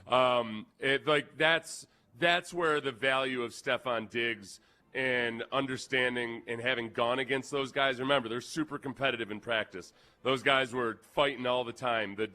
Awesome. He's talking to those guys all the time. Like, he knows what their strengths and weaknesses. Be able to see where they've made improvements on their game this year. So I think he's an incredible resource going into this game. Mm-hmm. It's hard to game plan against this Texans defense because they have so few weaknesses. One of their only – it's not even a weakness by the books, but it's a weakness relative to where they are as a defense, is some of these shot plays downfield, and a lot of those have come on blown coverages. And that's where his ability to kind of just understand where those weaknesses are, who's playing safety opposite of Kalen Bullock, and how are we going to work route combinations to give these guys trouble. Yeah, I think Josh McDaniels and Stephon Diggs have probably had a lot of long conversations this week about every little thing. One more from Diggs. What do they need to do to attack this Texans defense? It's going to be another test for us. Like I said, it's one of the best defenses, if not the best defense in the league. Man-to-man coverage, that's what you want as a receiver. You know what you're getting. You know what you're seeing. It's man versus man. So it's going to be huge for us to run routes the right way and be available for the quarterback. It's going to be a lot of contested catches and things like that. So just play what you see, the same game you've been playing, and make those plays for the quarterback so he can get comfortable back there. Might not have to use the leg as much. You know what I want to get? Remember the training camp altercation? It didn't actually involve Diggs at all, other than I think he was the guy that caught the pass, right? He was the guy that caught the pass. Somebody took him to the ground. I want to say Jimmy Ward hit him. Somebody hit him, and then a bunch of offensive players had an issue with it. It turned into Derek Stingley Jr. kind of sucker pushing Dalton at the very end. I think he punched him, didn't he? He hit him No, in the head? He just shoved pushed him? him from behind, But obviously those guys are cool. And I wish, because remember immediately after that, all the aggregators and everything were saying, look, Diggs already involved in an altercation. Yep, look, already. Yep. Yeah, tear your team apart. Yeah, it wasn't actually. Diggs didn't even have an issue with a hard hit. Probably they told Jimmy Ward, good job. Yeah, let's watch these guys fight. I guess so. Again, likewise though, these defensive backs have all had experience versus Stephon Diggs, and that's where, all right, who gains more of an edge? Is it Stephon Diggs' knowledge of these young defensive backs from last year, or is it these young defensive backs' knowledge of Stephon Diggs? Yeah, maybe. I'll tell you, those young defensive backs have grown and changed with 1 year. Kalen Bullock played 50% of his snaps in the NFL after Stephon Diggs was off the team. Yep. Or more, because Kalen didn't start More. early. So Kalen's played more than 50% of his snaps in the league since Stephon Diggs has been on the team. Oh, yeah, way more. So I think, if anything, I might tip that over towards the defensive back side of things. I feel like an idiot for not having thought about the other side of the equation here. I think by 10 a.m. tomorrow, you and I are going to be making predictions like Texans 36, Patriots 9. I'm actually really already starting to feel that way. Yeah, I can tell. tell. And a lot of it is really the Texans' ability to run the ball. Mm-hmm. And then as things get tighter, things maybe get more desperate. Does a couple dumb things like he did last week. That's I think there's a potential for a tight game until all of a sudden it's a blowout in the fourth quarter. Nobody eats on this defense. That's the biggest thing for me. The biggest thing is if the Texans can consistently run the ball as well, then you're keeping the defense fresh. Yeah, I think fourth quarter. That was a big factor in that game. Yeah. On Monday. Yeah, the Steelers defense had just been out there on the field a lot more than the Texans defense had. Yep. And they were fresh in the fourth quarter. Indeed. Yeah, I think that's okay. I'll take the 4 young defensive backs who have a lot of experience with Stephon Diggs, more so than the veteran running back, veteran receiver, kind of trying to figure out exactly what he knows about each one of those guys. I like that. The collective IQ of the Texans secondary. We're getting texts on. We were talking about Mike Tomlin and what he should do in media if he goes into media. I think he'd be really good. There are a couple people that like the idea of a Gruden-Tomlin combo platter, a podcast there. They said somebody says that would be amazing, all caps. Tomlin would be great on NFL CBS. Ooh, with Bill Cowher. Yeah, 2 former Steelers. I think it's more likely that they'd have a talk with Cowher and then put Tomlin in, then have 2 former Steeler coaches on a panel. This is a good one. Bradshaw out, Tomlin in on Fox, poetic justice. Okay, people may not know that story. Yeah, so Terry Bradshaw was on is it the Speak for Yourself show? It was Jason Whitlock and Chris Carter, I think. Iteration of a Fox show. He was on that show back in 2016. And this is Terry Bradshaw and what he thinks of Mike Tomlin as a coach. Still needs to prove he's a great coach. Oh, I don't think he's a great coach at all. He's a nice coach, and to me, I've said this. I've said he's really a great cheerleader guy. I don't know what he does, but I don't think that he's a great coach at all. His name never even pops in my mind when we think about great coaches in the NFL. Okay. Yeah. I mean, that is harsh. We talked about how sometimes quarterbacks, when they enter the media, don't show enough personality. Terry Bradshaw's not one of those guys, and he did not hold back. So the biggest, immediately, we could have played the first 3 seconds of that. Yeah. And when he says, I don't think he's a great coach at all, man, and then calling him a great, a cheerleader guy? Cheerleader guy. Yeah, and then doubling down on doesn't think he's a great coach at all. Yep. Yeah, that would be sweet irony, I think. I don't know. I think that can they get them on the same panel together? Oh, and that would be even better. That would be even better. You get Tom, although these panels are already so crowded. They're too big. They're too big. What's the optimal number up there for you? For me, 4. it's 4 at the most, It's right? It's got to be one actual guy that can hold it all together. Steers the ship, and then three personalities. Yeah, 3 former coaches or players. I'm on the same page with you on that. Some of these 6 guys up there, like what the? Yeah, I like how do people feel about the Amazon halftime show? I like it. Their studio. I like it a lot. I do too. It's I don't growing know on if me. I don't know if it's been generally well received or not, but I feel like each one of those guys. You know what they did? They had to swap out the tight end there. Gonzalez? Yeah, because he's not still on it, is he? Yeah, he is. Oh, he is? Yeah. All right, I could You do just without don't him. notice because he never says anything. I could do without him. Yeah. I feel like Fitzpatrick, Richard Sherman. Tony Gonzalez. Seth he's like the tight end guy right there. Who's that guy? Well, no, because I was going to say, there was a 98% chance I would have said Aaron Hernandez, and I didn't want to mess it up. So that would have been amazing. I didn't want to screw that up, okay? Put yourself out there, Seth. Yeah. For the good of the show. I just, so I feel like Whitworth, Fitzpatrick, Ben's and cracking Richard up. Sherman do a really good job. Yeah. But I feel like Gonzalez sometimes it feels like Gonzalez hasn't entirely been watching the football game. No, I'm with you on that. To me, Gonzalez is just boring. Sherman, I think, is excellent. I think Fitzpatrick is really, really good. Andrew Whitworth is kind of growing on me. I think he fits well with those guys. I think they can just ice out Tony Gonzalez and get rid of him and just use those 4. I think Teresa Thompson does a good job steering it and whatnot. So, yeah.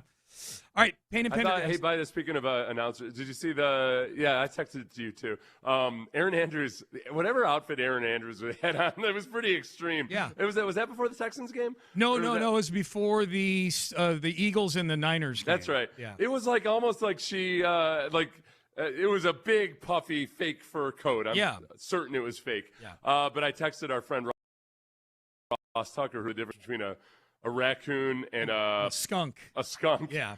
So she looked like a porcupine. Yes. It was. That's what it looked like. It looked like a porcupine coat. Yeah. Which obviously doesn't exist. So I you texted it to Ross and told him this is a porcupine. Texted Ross a zoology lesson on Aaron Andrews' coat. That was funny. All right. Hey, speaking of which, I want to stick with this theme. We'll get back to the Texans here in just a little bit.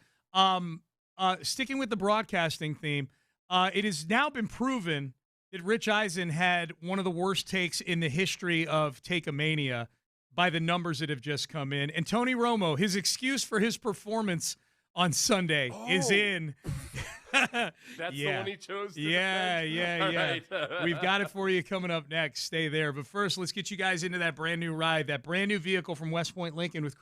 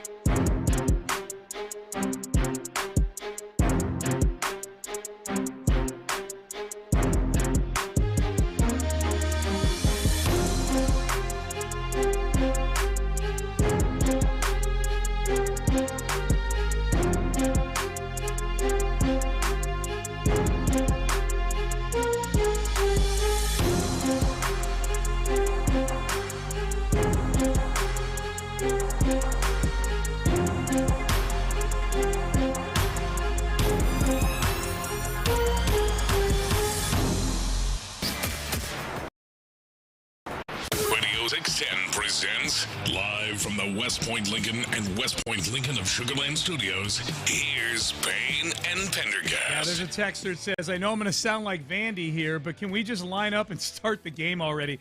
That's where Seth and I arrived this morning. Yesterday, we were like, God, this is a short week. This is all happening so fast. And then this morning, we're like, God, this is going to be the longest 72 hours ever. I have been, boy, it's just like I just got Christmas, Sean. I just found out I just got a late Christmas present. How's that? I was talking to you, as I tend to do about every now and then, once every few months, I have you tell me whether I actually got paid the money I was supposed to get paid or not. Yeah. And you're very valuable in that regard. Thank you. You're welcome. And, yeah. and I'm like, wait a second.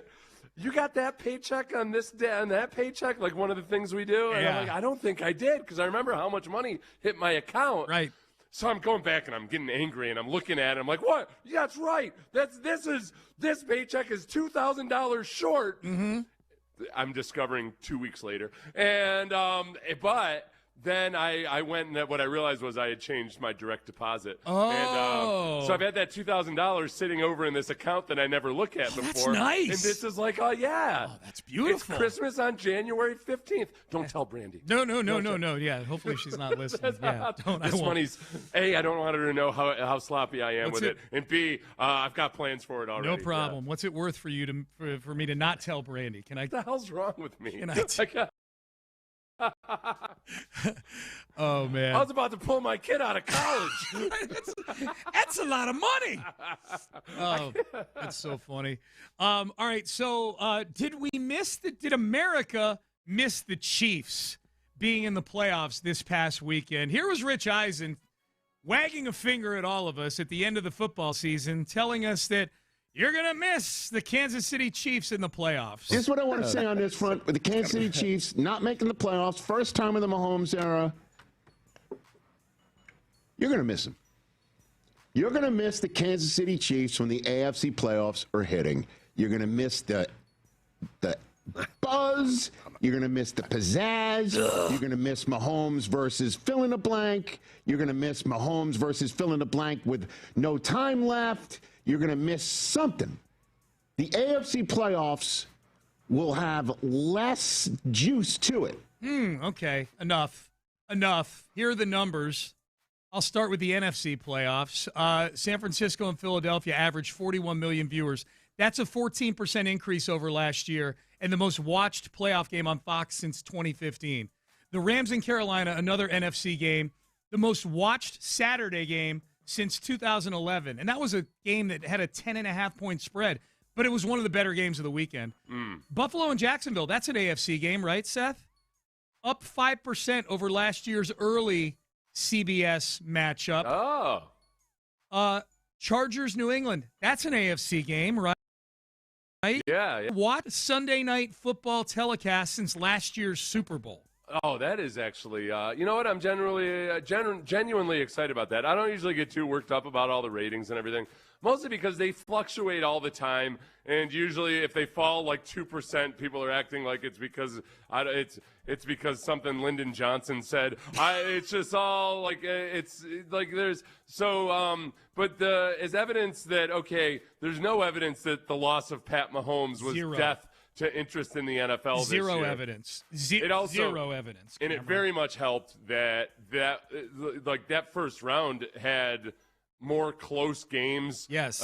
More exciting comebacks. And that probably helped. Yeah, like everything. It was just a good slate of football. That was a really fun wild card round. I just don't get, especially somebody who works for the NFL Network who understands the global popularity of this game and certainly the national popularity of this game, that would think that one player, when we've lived in a world where Tom Brady was no longer in the postseason, that one player would somehow shift everybody's mood. Yeah. You know, well, and he's one player that hasn't actually been all that impressive over the last couple of years. Yeah. He does impressive things, but the Chiefs' offense has been a muted affair. Yes. And really, it's Pat Mahomes in the fourth quarter where all bets are off, and it doesn't matter. But, the Chiefs made for boring NFL football, if anything. In some ways. People got tired of having Pat Mahomes and Travis Kelce. And this is what's forgotten about Travis Kelce. Long before people found new reason. Travis Kelce was consistently one of the most hated players in the NFL. Yeah. And I'm not making that up. Go back and search most hated players or least liked players from 7-8 years ago, long before Taylor Swift or anything else, or even the Chiefs' dominance or any like that. Like, no, people don't like Travis Kelce other than Chiefs fans, and maybe Jason. Maybe. I'm not convinced of it. Yeah, no, you're right. I look at that podcast and I can read faces, even behind big bushy beards, and I'm like, nah, he hates his brother. This guy. This guy. Speaking of broadcasters, Tony Romo, that Buffalo-Jacksonville game was up 5% over last year, despite Tony Romo turning in one of the worst playoff. This was even worse than his actual player performances in the playoffs, Seth. But he was on Adam Schein's podcast, and the audio dropped yesterday. And Tony Romo said that, hey, I was under the weather. I was sick on Sunday, man. By the way, you referenced it earlier. Were you fighting an illness in the game on Sunday? Oh, yeah. We had a bunch of guys sick, but, yeah, we were just grinding through it. But you're not going to miss a playoff game. It's too much fun. And, by the way, we got a few records. It's been fun watching them. And our whole crew and everyone gets so excited about it. It's fun to watch. It's a good one. It's always special when you get a bunch of people watching. So it is playoff season, so it's important. It really doesn't get better. And listen, you guys are fantastic. The crew is great. It's important. Every play, yes, as I was reminded by Tony Romo in that game. Every play really matters in the playoffs. It's a big play coming up. Yeah, Did you know, Jim, if you don't win, you go home. Did you know that? You're not. It's single elimination. You're not using your Romo voice right now. I'm a little disappointed. I can't do it. It annoys me too much. Jim! I can't do that. I love that Josh Allen was basically lucky that all of his limbs were still attached by the end of that game. And he's like, I don't know why he's not running it more. Run the ball! Hey, here's one more. Hey, watch, Trevor Lawrence. He can run. He can run. We've watched. Yeah. I know a lot of you racist bastards out there don't think he can, just because he's about the whitest quarterback in the NFL. But he can run. Here's Tony Romo. Adam Schein asked him about all the haters, all the critics out there. You pay attention to the highs when things are going well, or pay attention to people online during the postseason or during any conversation about Tony Romo as a broadcaster? I think anytime you're in a position like we are, we're on the air for 3.5 hours. There's always you're always trying to do the best you can and everything, and then there's always going to be moments where there's always great stuff and then other stuff. It's just part of being in your position. You just go back to work and you do a great job. I mean, that's the fun part about this is it's sports and it makes it fun. We're just trying to make everyone enjoy the show and learn a little bit and have a great time. So to me, it's what makes sports amazing. It's fun. Are there always going to be you tell the audience that a touchdown didn't count? Yeah, dude. There's times you're in the way. When you've got the rules analyst sitting right next to you. Imagine this. At some point in that broadcast, Tony Romo, for whatever reason, thought that after Trevor Lawrence scored a touchdown, that the play had been stopped. It was Josh Allen. Excuse me, Josh Allen. Yeah, Josh Allen. Yeah. The big white quarterback. Yeah. And that thought that a touchdown was actually the play had been stopped before it started. Yep. When Gene Steratore sitting next to him had said nothing of the sort to him, not fed any information at all, Tony asked Steratore, what happened there? Steratore was quiet. Yeah. Didn't say he a didn't damn answer thing. him. Yeah. He should have just said Josh Allen scored a touchdown. That's what happened. I saw when you tweeted out something about Tony Romo during the game, I saw a few people ask you, like, well, and they weren't being jerks about it or anything. They were just genuinely curious. Like, well, what's he doing this so bad? I never noticed this stuff. And Brandy's the same way. She doesn't notice it until I scream at her about it. Yeah. Like, I'll be like, did you hear what he just said? Right. I think that's the problem. It's one of those things that if you don't notice it, you're blissfully unaware of it. But once you do notice it, you can't stop noticing it. Yes. It's in your every time. You're like, oh. We had a smoke alarm in our apartment, Seth, like 2 weeks ago. No, it was during Christmas. Yeah. Because I remember Amy going, if this is how Christmas is going to be, it was making this little fluttering noise. hear it like a dog whistle. I couldn't hear it at all. And I'm like, don't say anything about it, because the second I hear it, I'm going to start hearing it. And sure enough, man, that thing crept into my ear, and it happened like it started fluttering like on Christmas Eve. Yeah. So the first time they can get somebody in the building to fix it is like this 27th of December. And that's the kind of thing. That's Romo. You're still hearing it in your head right now. Too. Right now, because I brought it up. Yeah. Thanks. Yeah, thanks a lot for you bringing up things that get into your head like that. I do that. The biggest thing that bothers me is that I feel like most of those guys put in a lot of work really prepping for their broadcasts. Yeah. And I've never gotten the sense ever. Because I think the first couple of years he was riding on the residual knowledge he had of the guys he had played against. Mm-hmm. And ever since those first couple of years, I never get a sense that he knows a damn thing about the teams that he's covering, other than what he might have gleaned in the interview in the production meeting. Yeah, it's something, man. It is something. All right. As an AFC South fan, and I think a lot of our listeners probably feel the same way, I get pissed off just when Trevor Lawrence is down on the goal line and they're not aware that the QB draw is exactly what you're looking for with Trevor Lawrence. Yeah, and it's just like, how are you not bringing this up? How are you not? And then sometimes they'll act surprised when he runs in on the QB draw. Yep. When everybody in the AFC South knows, okay, here we go. Yep. Like, don't screw this up, defense. You know what's coming. We got it. There very possibly maybe no Nico Collins this coming weekend. What does that mean for the other receivers? We'll hear from C.J. Stroud on how important the run game might be this weekend as well. We'll do that coming up next. But Seth, first, let's save some people some money on their property taxes. Those same people that might get aggravated by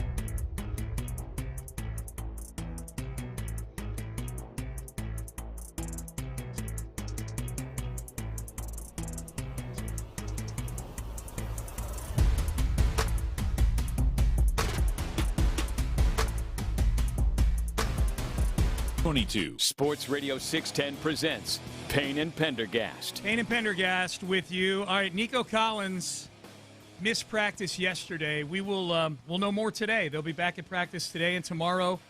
On the other side of things, Christian Gonzalez was back at practice for the Patriots in a limited fashion yesterday.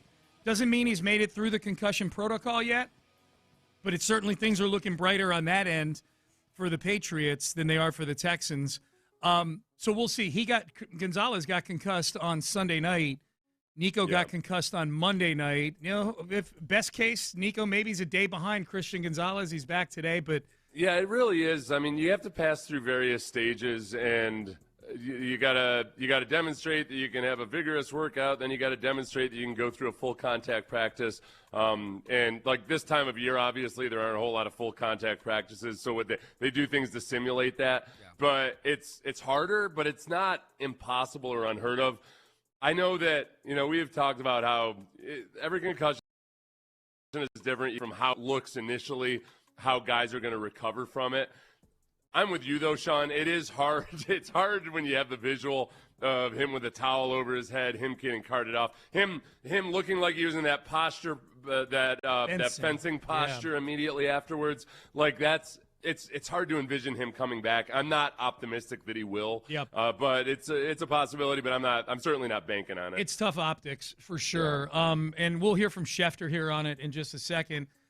Text message: how is Christian Gonzalez going through protocol, but is allowed to still practice and maybe even playing in the game on Sunday? All concussions are different. Yeah, that's part of the protocol. Yeah, there's steps that you have to pass, and you have to have a certain level of exertion without symptoms showing up. There's cognitive tests you have to do. Yeah. And then there's basically a few steps where they increase the activity level, and that's where Christian Gonzalez has just passed through a couple of the first steps, and now he's on into this one. And these are independent neurologists. They're not it's not Patriot the coach. doctors. It's not the player himself or anything. I know it was weird. I was surprised when CJ was going through it that a lot of people were basically blaming CJ for not being through the protocol yet or anything. It's a medical thing. Yeah. And some of it is, if a player wanted to lie about whether or not he's still having symptoms, I suppose he could. For your quarterback, no matter how cold-hearted you are about it, you don't want your quarterback out there on the football field with concussion symptoms still, because he's going to make some really stupid decisions. Brian Hoyer in the 2015 playoffs. Go watch that game again. That was Brian Hoyer tried to. He came before the concussion protocol's gotten a lot better. He came back, worked his butt off to try to get through the concussion protocol, and he made some of the dumbest errors that I've ever seen him make. It just wasn't. He wasn't right. 5 turnovers. With Nico, and then some of it is stuff that the players can't lie about. They have to do like balance tests. They have to take their cognition tests that they had taken at a baseline level. Like they got pulled over and the cops are there. Yeah. No, and honestly, that's probably a good way to put it. Yeah. It's like you exercise and then they give you a sobriety test. Right. And if it still seems like you're drunk, then you don't get out of the concussion protocol. You're in protocol still. Here's Adam Schefter. This is not a report from Schefter, but this is just his own observations on this. But we'll talk about this. Schefter said this yesterday. I don't expect him to play. I'd be shocked. He's not practicing today. It's a short week. He was carted off. I mean, to clear protocol in 6 days, you don't ordinarily see it. I think it would be an upset if he played on Sunday. I'm not expecting it. Okay, and we should point out, if you just take the transcript of that, Schefter's not saying anything that hasn't been said on this show and other shows. Yeah. He's not sitting in the testing right there next to Nico Collins, although I'd probably like to because he's a Michigan guy. But you pointed this out, Seth, when we talked about this earlier in the show, is that Schefter does talk to people, and he's not presenting that as – he's presenting that as his opinion, not a report. Yeah. And his opinion might have a more educated opinion than other people do. One of the fastest returns in the protocol was in 2023. Complained of symptoms on the plane ride back from San Francisco, from their loss to the Vikings on Monday night. Mm-hmm. So he played in a Monday night game. Yep. And then was cleared on Saturday to play in the next week's game. Yeah. So, it's now that's a rarity, but it's not impossible, and it has happened. Yeah, and I would say, and again, this is totally uneducated neurology from me. Yeah. Complaining on the plane on the way home about symptoms is different than getting carted off the field. Yeah. That's just how I feel about that. No, that's how you feel about it, but we just never know. That it doesn't. No, you sometimes never- some of these guys that have been in the protocol for 3 weeks, it looked like a relatively mild knock to the noggin. Totally. And you just don't know. You don't. What do you see from the other receivers, C.J. Stroud? Yeah, we're hoping, Nico can play and, be able to play this game. But, if not, we've had this experience before, played a couple games this year without him, sadly. But, all our guys are talented, and we have a lot of depth in that room. And, I'm the most confident in everybody in there, to get the job done. So, hopefully Nico is all right. But, I think if not, we just got to – nothing else we can do. Just go forward and try to build with the guys we have. I feel okay. About them being able to move the ball. What's scary to me is I wonder how I would feel had I not seen that San Francisco game in Week 8. Yeah. Would we be terrified right now if we hadn't seen that? If we had not seen CJ have one of his best games as a pro against, albeit a depleted San Francisco, a defense that's good enough to still be hanging around in the playoffs. And they've remained depleted. They're just that defense has figured out a way to get by. And Salah's a good coach too. Yeah. But that we've seen CJ and that we've seen Davis Mills operate without Nico Collins. He had the one game without him, right? The Colts game, in Week 18, he played a half without him. Yeah, that's right. Yeah, Yep. So it would be ideal to have Nico Collins out there. Yep. That's my football expertise. That's a really good take. The best player on your offense would probably be an asset versus the New England Patriots. I haven't heard anybody else say that, actually. They're afraid, Sean. Yeah. They're afraid. But I'm a truth teller, damn it. Right. This is what I want. Sean, maybe you can float this to Casario. Okay. Because he's a WWE guy just like yourself. Yep. If Nico somehow pulls off the miraculous 6-day return from a concussion protocol, I want Nico to be rolled out in a cage that says concussion protocol, and he's just standing there in the cage, sitting in the cage with a towel over his head, that for the first right up until before kickoff, and then all of a sudden, he busts out of the cage. Oh, he busts out of the concussion protocol. Yes. And they have to somehow do this without anybody else in the media or the NFL being aware that he cleared concussion protocol. Right. You're going to violate some rules to get this done. Or they dangle the cage over the field. Although there's no they'd roof. Be cool with that up there at Gillette? There's no roof at Gillette. They fly a plane over the field, and then they just sit there. They just sit there, and they dangle the cage, and then Nico rips the down. Why would you not have a roof? No kidding. It's a freaking so pauper stupid. franchise. So stupid. Broke-ass traffic. All right, Payne and Pendergast with you on a Thursday here, man. Oh, can I tell you another quick thing about domed stadiums? Yeah, this sure. What annoyed me last week when everybody in the media had apparently convinced themselves that it was impossible for a domed team to win in the playoffs, they would bring up all of these often fake stats. 1 in about 14 was the teams never winning in the last ever. There was like a stat for the last decade, but people took that and said all time. Right. There was only one victory by a domed team.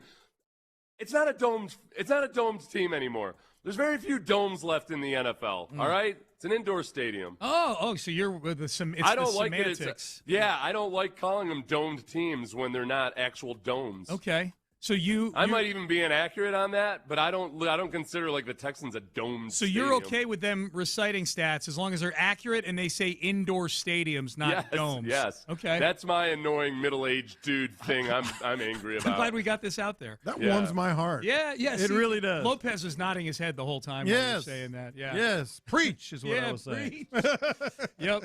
John Lopez, Reggie Atatula. Reggie with a bag full of apples over there. Yeah, I gotta keep my endurance up for these 4-hour shows. Make sure that the brain is adequately fueled. Vitamin whatever is in apples, C or honestly, D or you know what my favorite nutrient that is in apples? Fiber. Oh, yeah, nice and regular, baby. Good for the old digestive system. I like that. You guys from the same way that Seth and I were earlier, where we came in yesterday and we're like, wow, it's Wednesday already. Oh, yeah. Especially because we just came off a week that was super long. Yeah. And now we came in this morning and we were like, it's Wednesday already. Now we're like, it's Thursday. This is 72 hours till the game is way too long. Oh, really? Yesterday felt like a short, we felt the short week. Like, oh my God, it's already on top of us. And now today we're both like, God, get here, game. We got another show tomorrow and an all-day Saturday. And I think, John and Reginald, one of the things that Sean and I had identified, I think, is part of it is that we've both been radicalized by the New England media and their fans, and that I'm just tired of hearing about like how confident that they are that Drake May is the greatest quarterback who ever played the game, and ooh, you better watch out for this Patriots team. And I'm looking at it, and I'm trying to be as objective as possible, and I'm watching all these games, and I'm going back to watch the few times that the Patriots played versus even a good defense. Yeah. And I'm trying to figure out who I'm supposed to be scared of on this Patriots team. And I think Josh McDaniels is the only guy. There's not – maybe you guys can help me. Who am I supposed to be? I respect them as a good football team, but they played the weakest schedule anybody's played this season or this century. And they did what a good team should do. They whooped up on them. But I'm still, even in watching these games, trying to figure out, like, who am I scared of on the Patriots team? Well, that's a good question. I got two answers for you in tandem: Ramondre Stevenson and Travion Henderson. I think the run game is looking fair. Okay, well, if that's the case, then I guess they don't count. No, this is where they've been capable of running the football. I think I respect them, but the Texans they haven't gotten as much credit for this. Every time they face one of the top running backs, that running back has a below average game by that guy's standards. Like, they've done a really good job throttling up the better running backs in the NFL. The only guy that I'm still pissed off about is Ashton Genty, because Ashton Genty ended up having the best game of his career versus the Texans. That annoys me, but I also know the reasons behind why that happened. But I guess I'll accept that, Reginald. Well, mine is, I guess, maybe you say a player that scares you, maybe half a player. The Texans have been susceptible to the quarterbacks with the broken down play scrambling. They've lost games. Drake May running is it for me. I think Drake May running and they haven't used designed QB runs a bunch, but they have, and they've been effective with it. And I think that's really the only answer that I think more teams should have tried and used, like they did with Riley Leonard with the Colts, to try to put a little bit of hesitation on Daniil and Will is just more QB designed runs, and then using that to set up your play action, et cetera. It feels like all year long the way that I viewed the Patriots is Drake May is really good, and the guys around him are okay. They're okay. And they got a bunch of okay. Diggs is better than okay. I got to be respectful of him. But, Seth, your word was fear, and I think you're right. Like, fear, there's a lot of guys on the Texans defense that I think the Patriots offense fears. I think, you know what? Honestly, I'm more impressed by Josh McDaniels. Yeah, you know what? You drop Mac Jones down into this offense, he has a Drake May type season. That's a hotter system quarterback. That's a Drake May system quarterback. Remember how good Mac Jones was with Josh McDaniels? Yeah. Woo, everything you wanted. Man, that's an impressive rookie performance. Oh, I need this. I need somehow somebody from New England to have only been listening to this show for the last 12 seconds. Can we lean in even further and do the Matt Castle thing? Like, Matt Castle looks good. It's just anybody. We throw anybody. I will say that on the radio show I do in Boston tonight. All right. Lovely. Are you it's at some on, point? What's our sister station up there? WEEI. It's on WEEI. Yeah, that's Ted's station that he's on up there. So Ted Johnson's on with us 8 a.m. tomorrow. Nice. Awesome. So tell the audience, we're just telling the audience now, people love Ted. I'm going on his show at 3:30 tomorrow. So we're doing a home and home. And we've got Chad Graff of The Athletic who covers them today at 11:20. So we're getting a good smattering of Patriot perspective. I've been on 98.5 The Sports Hub and Nesson the last 2 days, and both times cocky as hell. That's what you were telling me, yeah. Cocky as hell. I was on with Joe Murray last night on 98.5, and he's like, for all these years, to be honest, we picture the Texans as like a tomato can or a doormat. What's different about this team? And I'm like, have you been watching the 2025 season? Go back what's and compare. different about your team? Yeah. Like, do you guys realize you don't have Right. They think they have Tom Brady. That's the problem. That is the problem. And they think Mike Vrabel is probably an improvement over Belichick. Yep. I was never all that impressed with Belichick anyway. Vrabel's the guy. But hey, by the way, real quick, you're listening to KLT AM, KLT FM HD2 Houston, and Odyssey Sports Station Crosstalk. Auto alert. Did y'all just see Kamari Lassiter on Good Morning Football? I saw that he was on. He I was didn't get a chance awesome. to see it, Okay. yeah. We got to find that. Right. I guarantee lock Kamari Lassiter audio on this show tomorrow. Yes. Right. I promise you. All right, question of the day. fellas. Question of the day. Question of the day. This should be some interesting answers. What is the bravest thing you've ever done? And it's based on, I just saw the story. It happened last Thursday, but the story that the New York Post put up, I think, was yesterday. So there was a Disney World employee. Yeah, I saw this. That wound up in the hospital with 2 fractured vertebrae and a bunch of cuts and stuff after he jumped in front of the Indiana Jones exhibit. I do. The boulder fell off the rails and started rolling and bouncing toward the audience. And he jumped in front of it and put both – it's actually kind of funny, poor guy – put both hands on it and wham! Yeah, he got what you knocked thought over. happened. Did he? I saw the video of it. I can't remember. Did it eventually roll into the No, audience? he stopped it. It rolled into like the pit in front of the audience. Okay. That's scary. And he was plastered on the bottom of it.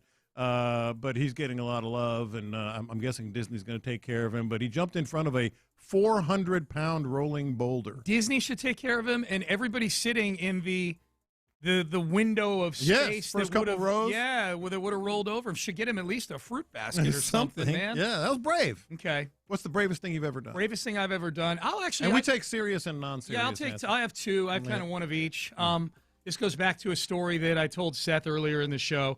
I would say getting into a vehicle, a Bill Petu, my ex-father-in-law, on a drive into acres and acres of sugarcane where if he left me there, I couldn't be found. You were in the Pine Barrens? Asking him permission to marry his daughter while on a ride where there were no other witnesses around. Because I was a Yankee to him back then. I was just some Yankee that had poisoned his daughter's brain. You were a carpetbagger. Right. Yeah, so that Heavy was on the begging. So that was number 1. Number 2, number 2, I would say getting into radio is mine. Like, you know honestly, what? That's a great answer for you. I was because you were set. I took I got my offer the day I got fired from my previous job, but I was in sales. I would have gotten another job in 2 seconds. Yeah. I was in sales and I was doing really, really well. I got the call that day and I was in such a low place. I was like, screw it. I've always wanted to do this, and I'll move back to Houston to do it. And I took literally an 80 to 90% pay cut to do it for a few years. Yeah. So that was mine. I think mine was when I was in 6th grade. There was an 8th grader who was bullying this kid, and I was like, and it was a real nice, it was a nice nerdy kid, a classmate of mine, a 6th grader. Yeah. And I can't remember what he was doing. He was had him by the collar and was giving him a noogie or something. And I was like, nope, gonna do it. And I bum rushed him and tried to tackle him and didn't. I bounced right off of him and then he beat the crap out of me. Yeah, just beat the crap out of me. But he got off of the kid you were trying to protect at least. Yeah, and right? I think he ended up getting in trouble. I think he might have. I don't know, did he get it? That was definitely in the ledger when he ended up getting. So he was a bully. There's nothing worse than a bully, man. Yeah. Dude. I retroactively have tremendous respect for 6th grade Seth. I do too. That's a great story, man. That's a great story. Yeah, you got a good heart, dude. Nice job. The only one that came. And it's never happened again since. I should have gone and gotten a teacher, but I probably just watched a movie Vigilante or something. justice. Pull up your pants, take off the bra, and be a man. Exactly, Harlan. Yeah. Vigilante justice. That was awesome. Oh my God. The only one I thought of is kind of funny, but so when I was at the Chronicle early 1991, it was right after Desert Storm, and they didn't want to make any reporters go to Iraq, and I volunteered. I volunteered to be embedded, with whatever, and I started filling out all the paperwork, signing up for the classes and all that, and the whole time my wife was just like, "You're not going. You're not going. You're not going." And I was like, yeah, because my whole family has been, as you know, real involved in the military. And I went to college, so I never joined the military. I was like, this will be a good thing to kind of, be a part of it. And so I ended up having to go back to the editor-in-chief, knock on his door, say, what all that stuff I've been doing, just forget it. She was hot. So that was why you didn't do it. Yeah. Because of jam. Yeah, but I went through like a month of all the stuff I was going to be embedded. I thought it'd be kind of cool. Yeah. Yeah. Were you going to go over and report on sports over there? I'm just joking. You're all in camo and everything. Yeah, they were Some looking for soccer volunteers, game. and I thought, oh, cool. My my grandpa in World War I, dad in World War II, brother in Vietnam. I thought this could be cool. But no. Jam pulled the rug right out from under you. But I blame my wife for lack of valor in my life. Yeah, same. I'll tell you what, I would have gone over there and taken care of all that terrorism stuff myself. Stupid old lady wouldn't let me. Wouldn't have been no war. Yes. Wouldn't have been no war. Big loss for this nation, I'll tell you. There would have been no war. Y'all watch Jack Bauer on 24, patterned after me. Yeah. All right. Fellas, have a great show. Thanks, man. Looking forward to seeing exactly how brave the audience is. Yes, it's going to be fun. Today. Yeah, it'll be fun. That is good. I think we need to judge how brave our audience is by How brave are you? We need to quantify it. Crosstalk brought to you by D&M Auto Leasing. Seth, antibodies to you. Football Friday tomorrow, baby. Antibodies to you, and just let me say, I'm grateful that your father-in-law didn't know that you would one day divorce his daughter when he was thinking about burying you out in the wilderness of Louisiana one day, because I never would have known you. So No. It would be good job disguising your bad intentions. Payne and somebody else. All right. We are done. We are out of time. We'll be back tomorrow for a Football Friday for sure as this fun week rolls on here on Sports Radio 610. Reggie Atatula, John Lopez, Colin Neal in for Figgy Fig today. They are in the loop, and they start now. You're damn right. You start now. Happy Thursday here in a divisional round week on In the Loop on Sports Radio 610. Hope that's John Lopez that you heard. I'm Reginald Atatula. Figgy Fig, a little under the weather, so we're giving him the day so that he is up to speed and ready for a divisional round game between your Houston Texans and the New England Patriots. In his stead, what is it, super producer Colin Neal? Is that what I'm contractually obligated to call you? Is that what it was? The X Factor. Hey, I'm kind of stuck, though. Do I want other people to say it? I mean, you want other people to say it. You don't want to have told other people to say it. Yeah, that's super really producer Colin. Yeah, there you go. So let's have a little fun on a Thursday. And it's always fun when you get involved in the program. There's the number to text, 713-572-4610. Again, 713-572-4610. And also appreciation to the Mo Karam Injury Lawyers for the live streams. Yeah, you do. That is the YouTube page, Sports Radio 610, and on the Twitch chat, 610 Houston. All right, pulling the curtain back. What is happening here, Sean? Somebody, I didn't see it because it was hidden behind the boxes that I've got the portal on where Seth and I are talking on Zoom. Somebody left a half a cup of coffee in here. What? Right there, a half a cup of coffee. That was probably Sean Bijani. Yeah, Sean Bijani. The night guys, man. Yeah. Just slovenly, man. There's a half a cup of coffee. That's unbelievable. Finish it. Why is that your first thought? How much will you pay me? No, Why is that your first thought? Now that would be the bravest thing you'd ever done. Yeah, that would be the bravest thing you've ever done. Also, are we sure that that's coffee? You never and met not- Bill Patu. Keeping in mind that Sean Bijani dips. Yeah, I was like, are we sure that's coffee? Yeah, it could be. It could be. You guys Don't could've got leave it here. Wait, no, take that elsewhere. Oh, no, I'm going to pack up my stuff. Don't Okay, worry. all right. I Yeah, was just yeah, like, it looked like you were needs to rain in this place. All right. Next to Reggie. Okay, let's get into the sports talk now as opposed to whatever that was. That would have been sweet. Why didn't I think of that? Why didn't I think of that when he said how much? Oh, no. That is gross, Sally, on the YouTube page. That is 100%. Yeah, he definitely thought about it. Oh. I'm having a hard time telling if he was being sarcastic or not. I have a good time telling that he was not for a short moment. There was a lapse in judgment in there for Sean Pendergast. I'm glad that he came to his senses very quickly.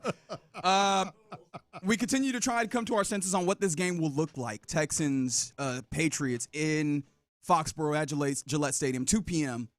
on Sports Radio 610 is where you'll be able to hear it. And there's one thing in this game that I think Drake May does that C.J. Stroud has not been willing to, and that is using his legs. Yep, it is. And I'm sitting here and listening to Mike Vrabel yesterday. You'll hear that in a second. D'Amico, Drake May himself.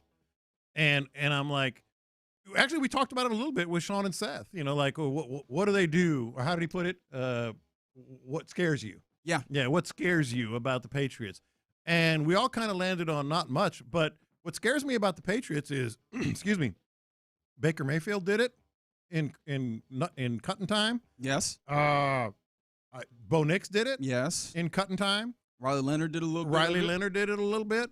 And that is, off-script runs and maybe on-script runs that sort of mitigate what the Texans do defensively. And so there's that on the end. On the other end, Figgy brought this up yesterday. This needs to be CJ's Georgia game. Yes. One way to get over the yips, if there's any way to describe what he had, what he experienced on Monday night, is whatever you had, whatever coaching point, whatever motivation, whatever anything that led you to be able to do that way back in, was it 2023, and really break Georgia's hearts, because it was in January. Yes. Yeah. I hate that. Hey, Can I be honest? Trying to be accurate. I really I'm just trying to be accurate.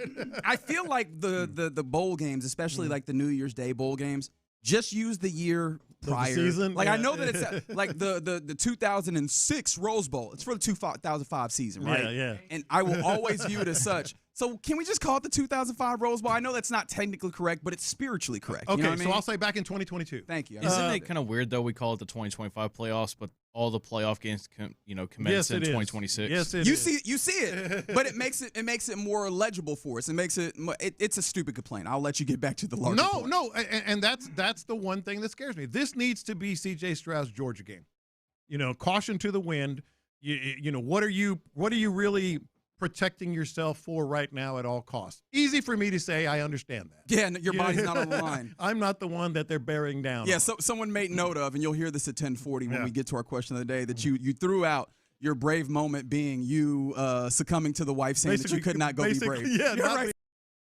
So you to think that you were going to go. It's I'm like just not brave enough against my wife. It's like the dude on the airplane who sees the serviceman in his full fatigues or whatever, and it's like, I thought I wanted to give up my seat. I didn't actually, but I thought about it, and that made me feel good. I signed up for the class. I really did. So that's why I said it was kind of funny. Anyway, like Drake May can do that, and he can, and I think that as much as Sean and Seth are correct that this defense has done a good job, especially in the run game, of like making teams that run the ball well, making those guys less effective than they typically are. What happens when the math changes, right? I think that's one of the reasons why it's dangerous for Drake May, and it needs to be something that C.J. Stroud implements on either side of the coin, because it changes the math of football. Yes. Defense is hard enough as is. In the more, I guess, typical way of playing offense, you have your 11 defenders, and really you're guarding, or you're taking account of 10 players, because the quarterback oftentimes does not get actively involved in attacking you in the field. Well, what happens when that changes? When Drake May changes, you have to account for things. Now, I will give Sheldon Rankins a lot of credit. I think you can vouch for me. I have given Sheldon Rankins a lot of credit in being that guy who allows you to not have to have a specific spy, because he is so aware to be able to see, oh, this quarterback is moving, let me go and adjust to force them out, to not allow them to have a direct line, or even in screen circumstances. But that becomes even more vital, because if you do have a spy, if you dedicate someone to spy the quarterback, that takes a dude out of coverage, man advantage down the field. And if you don't put someone in spine, if you don't have someone like Sheldon Rankins or another interior defensive lineman who has a very strong antenna, then you have these, strong defensive plays where it is all like you let the air out of the balloon 100%, because you've done everything. You've covered on the back end, you've created pressure, and then here's still a 10 and 15-yard gain in just the most absurd way. And I think that in that same way, you can break a team with C.J. Stroud doing that, especially when they are not accounting for that, because C.J. has not been doing that of late. Run the ball, C.J. As I mentioned, it's easy to say, but really, we've been saying maybe because of a previous concussion, et cetera, he has strict, orders, protect yourself at all costs. Well, this is truly a must-win game. What's he doing? Really? We finally got it. Because it's accurate. Woo! If you don't win, you go home. It only took you to the divisional round. It only took to an actual must-win game. Minds are blown right now. It's a must-win. So what are you waiting for? And then on the other side, you have Drake May. D'Amico actually talked about it yesterday. I think Drake is doing a really good job of not making bad decisions with the football. He's doing a really good job of utilizing, where his playmakers are open. He's getting those guys the football, and I think Josh is calling it really well for him to give him, easy plays to make good decisions. And where he's taking that next step is his ability to escape the pocket. I think it's really doesn't get talked about much, but his athletic ability to pocket. It's been really clutch for them. He's made some big runs to really hurt a lot of defenses, so we have to be conscious of that. But he's making good decisions, good young player, has a really bright future. Can throw the ball at all three levels of the field very well. So they do a good job around him. I think it helps first and foremost with how they run the football. They do a really good job of staying committed to the run game, mixing up their personnel groupings, giving you a lot of different looks, a lot of different runs, and they play physical up front. So they're going to make you stop the run first, and then you have a quarterback who can drop back, and he can go through his progressions really well and make good decisions with the ball. So it's a really well-coached unit, I would say. You watch the tape, that's what I see. Very disciplined, well-coached team, and those guys execute really well. Yeah, and I think that ends up being the real difficulty here is not just that he can run, but that there are potent things that you have to use your attention for defensively to begin with. Yeah. So that ends up being a secondary, tertiary thing, and as a secondary, tertiary thing, it is a mother of a secondary, tertiary thing. It really hits you hard. So from the 832 on the text line, didn't this defense do a phenomenal job stopping Josh Allen from running? Yes. But that's the caveat is, yes, they could run the football there with James Cook. The passing game was really rough because they do not, even still to this point, have a great pass receiving core. Yeah. And then that was also, and I've said this a couple times, that puts them in a place where they need to have more people in passing routes. They have fewer people in protection, and that allowed you to have more of an impact on your front line with your defense, put more guys into the focus of, getting after on Josh Allen and making sure that you get after James Cook, who still had a pretty decent day, you might add. This is a little different when you look at the way that they can attack you with a lot of different guys, whether it's in the passing routes and then also a couple of running backs that can hit you.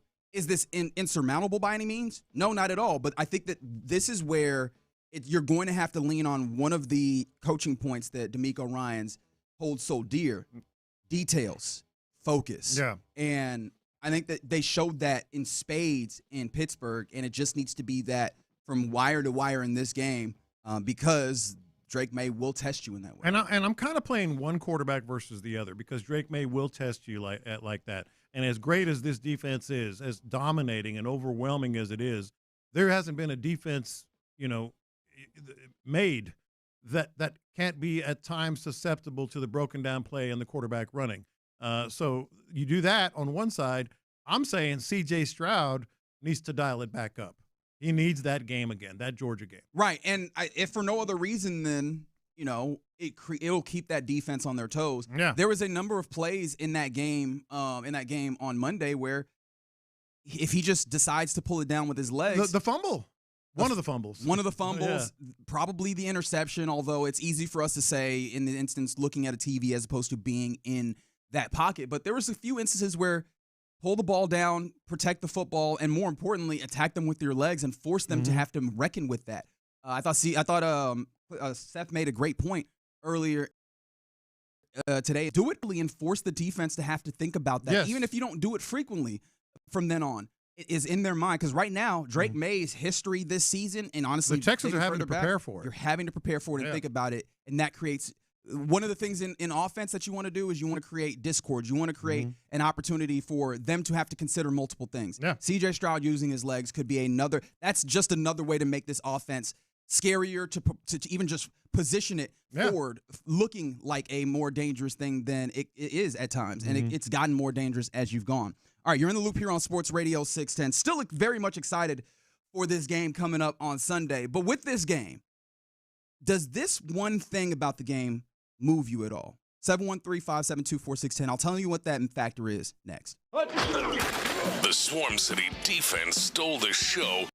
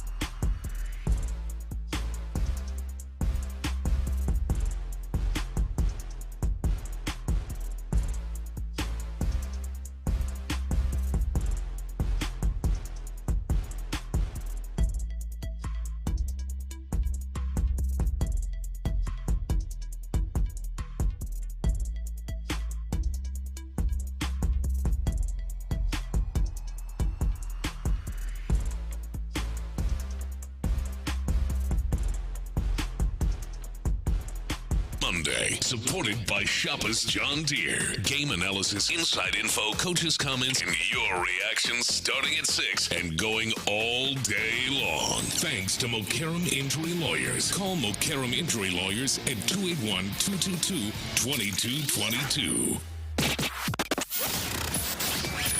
In the Loop is powered by Mokaram Injury Lawyers. Heard in an accident? Call Mokaram Injury Lawyers at 281-222-2222. Houston, let's get in the loop. You better get ready because we're going to show up and show out. With John Lopez and Reggie Atatula. Always local. Seemed like they got off the, what did he say? Off the slide? Oh, God, if you listen to Lil Kiki. I was crazy. Hey, no, Lil Kiki is a legend in these cities. No, it's if Lil Kiki said it's off the slide, then it's off the slide. You're in the loop on Houston sports leader, Sports Radio 610.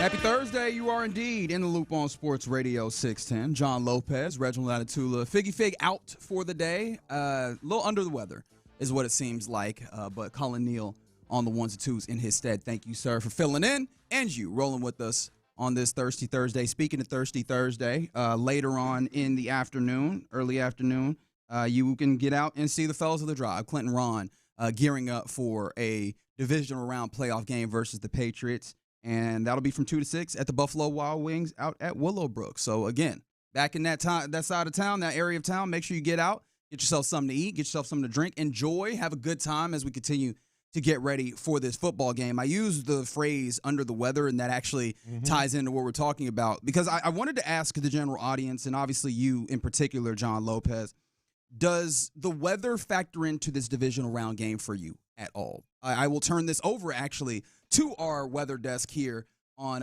In the Loop, where John Lopez sits. John? My answer to that is it might now. Okay, what's happening with the weather in this game? Now, I'm telling you. I want you to recognize how big this is, that I have opened myself up to letting you discuss the weather. Well, when you brought up the whole thing about CJ's fumbles and bumbles, you said, I wonder if it's cold hands, and I pretty much went, psh. You did. And I think a lot of people did, because the responsibility of the quarterback is to be responsible. But it was dry, it was cold, and it was everything. And it happened more often. It happened a number of times after that. Yeah. And there was no actions taken. I would like to believe that if his hands were cold, that he would have been like, all right, cool, let's go get the hand warmers out. Let me make sure that I'm, putting myself in the best chance to succeed. It was just a thought, because physically it did not make sense to me why some of those things were happening. And so you can quote me on Monday night. I said, shh. But now there's been some developments. Have there? There's been some developments meteorologically in the forecast. There we go. Can I take you to my favorite weather app? Oh goodness! Sunday. What time's kickoff? 2 p.m. Central, 3 p.m. Eastern. 35% chance of snow in Foxborough, Massachusetts. All right, precipitation. 4 p.m. 50%. Okay. Of chance of snow. And, it's not like, oh, my gosh, but wetter ball, with the snow, tougher conditions, footing, and depending on how they can adjust. His hands, you talked about his hands, they're going to be wet now. There's going to be snow, throwing the ball, holding the ball, etc. I don't think it's a big thing, but I think it's a thing. Yeah, we do not care. I think it's a thing. Thank you, Mike Tomlin. Yeah. And best of luck in your journey moving forward here in the near future. Yeah, I'm very intrigued by this, because last week I was very annoyed by Pittsburgh. What are they? Yinzers, I'm just going to call them, because I don't remember what they actually. They are Yinzers. Yeah, I know that's colloquially. I think there's actually a Pittsburghites. Yeah, I don't know what it is. Pittsburghers. I think it's Pittsburghers. Oh, well, that's hilarious, because I'm just going to think of hamburgers 100% of the time. Yeah. But them folks up there, we're constantly doing, oh, it's cold up here. Those dudes from Texas can't handle the cold. And I'm like, there's no precipitation. Yeah. It's just chilly. That's fine. These dudes can handle that. Precipitation is where it gets weird. When you add snow, one of the things that happen here, though, I think sometimes our general response to snow is, oh, it's going to be a grit and grind a game and there's not going to be points. And sometimes that actually goes counter, because defenders will slip. Broken plays will happen at times. Quarterbacks will tell you the ball is tackier. Yeah. Kickers will struggle sometimes.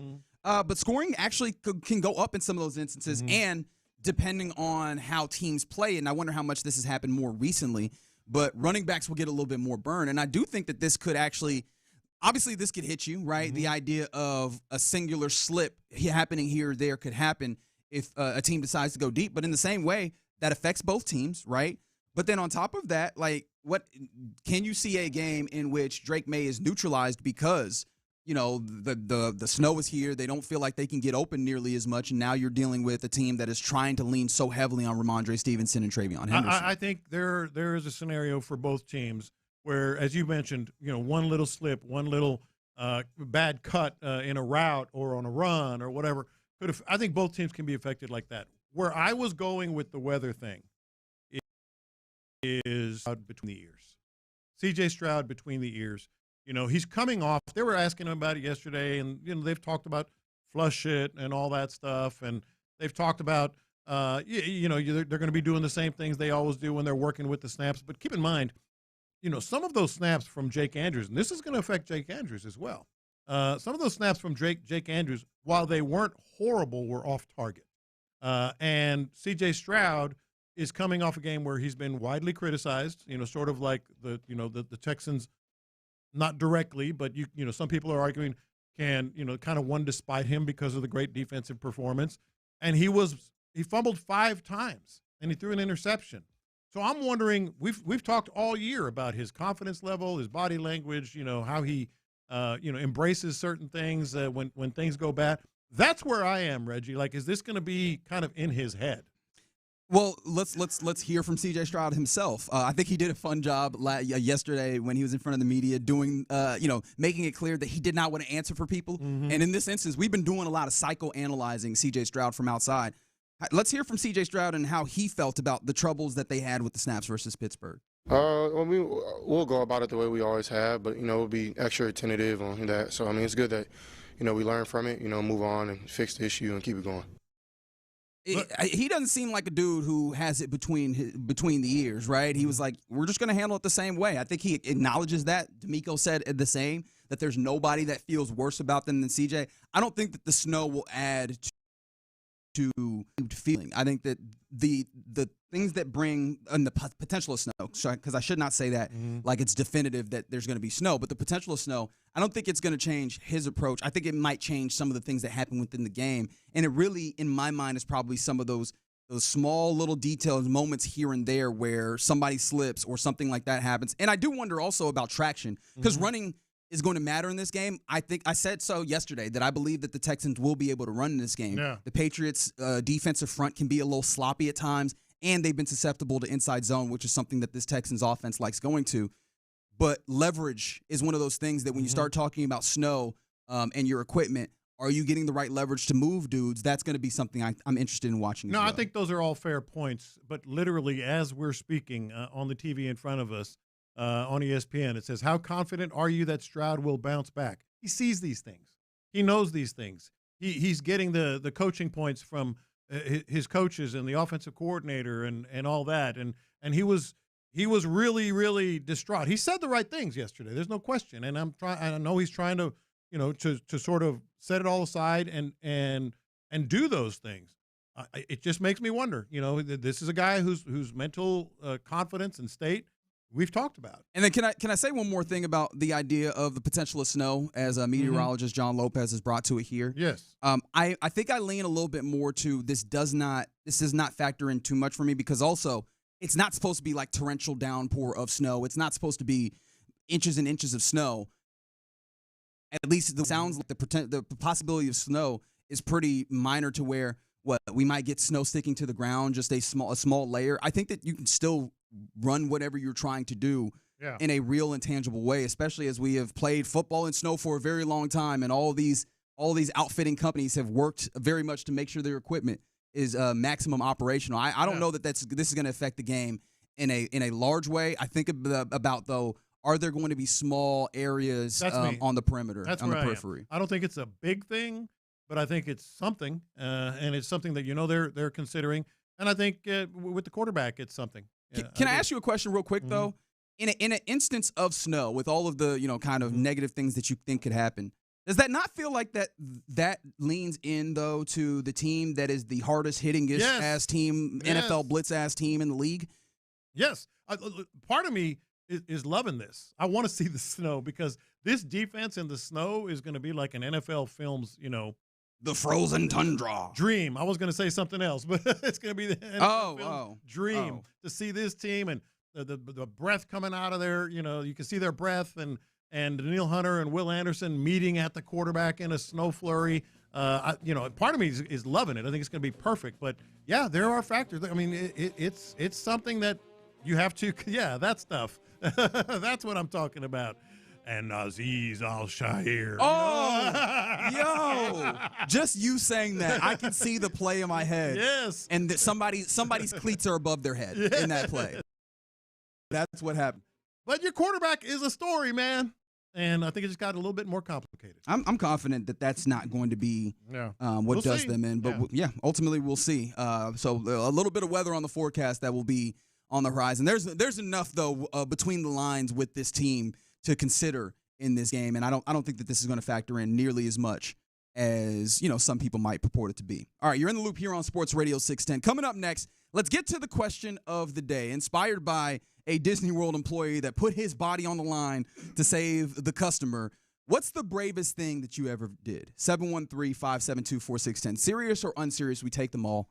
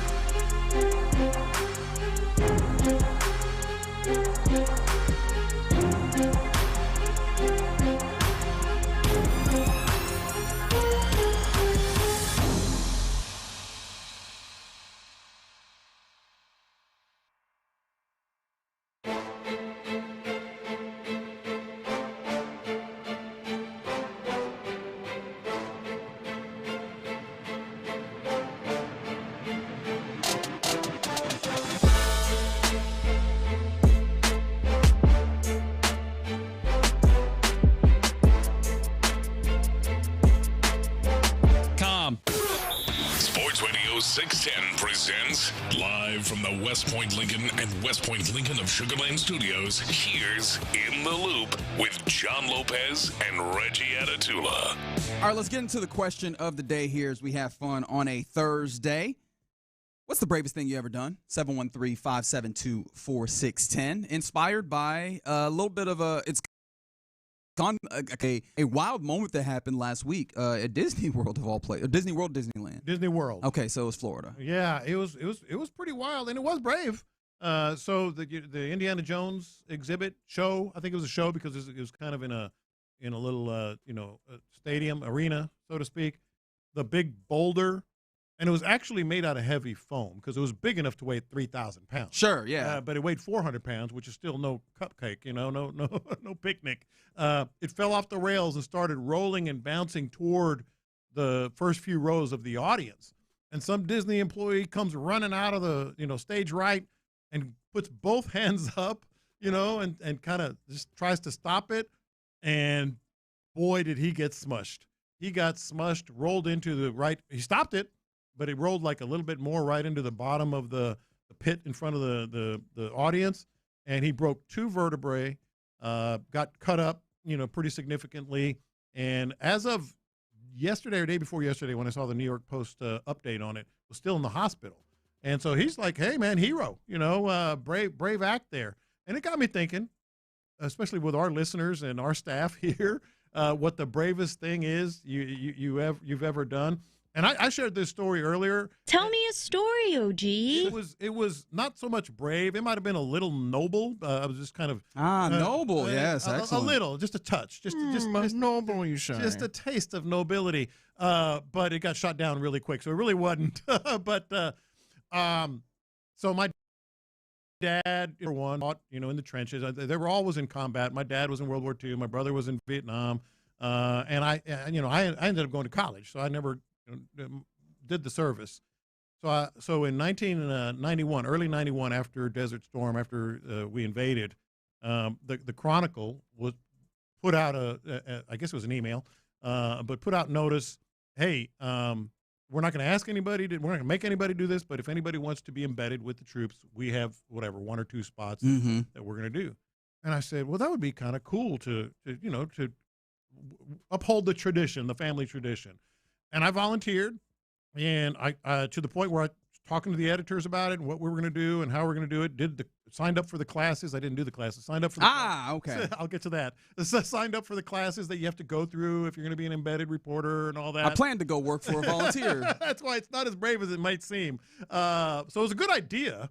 But over the course of the month that we were in this process, Yeah, my wife wasn't having any of that, and it got pretty ugly. So I was brave enough to do that, but not brave enough to go against my wife. So I had to withdraw. And there's the twist. There we go. There we go. How about you? What was the bravest thing you ever did? I guess mine, in some ways, is like that, but also not at all. I was thinking about, because Seth talked about a story in middle school, and I tried to break up a fight, ended up getting in trouble for that.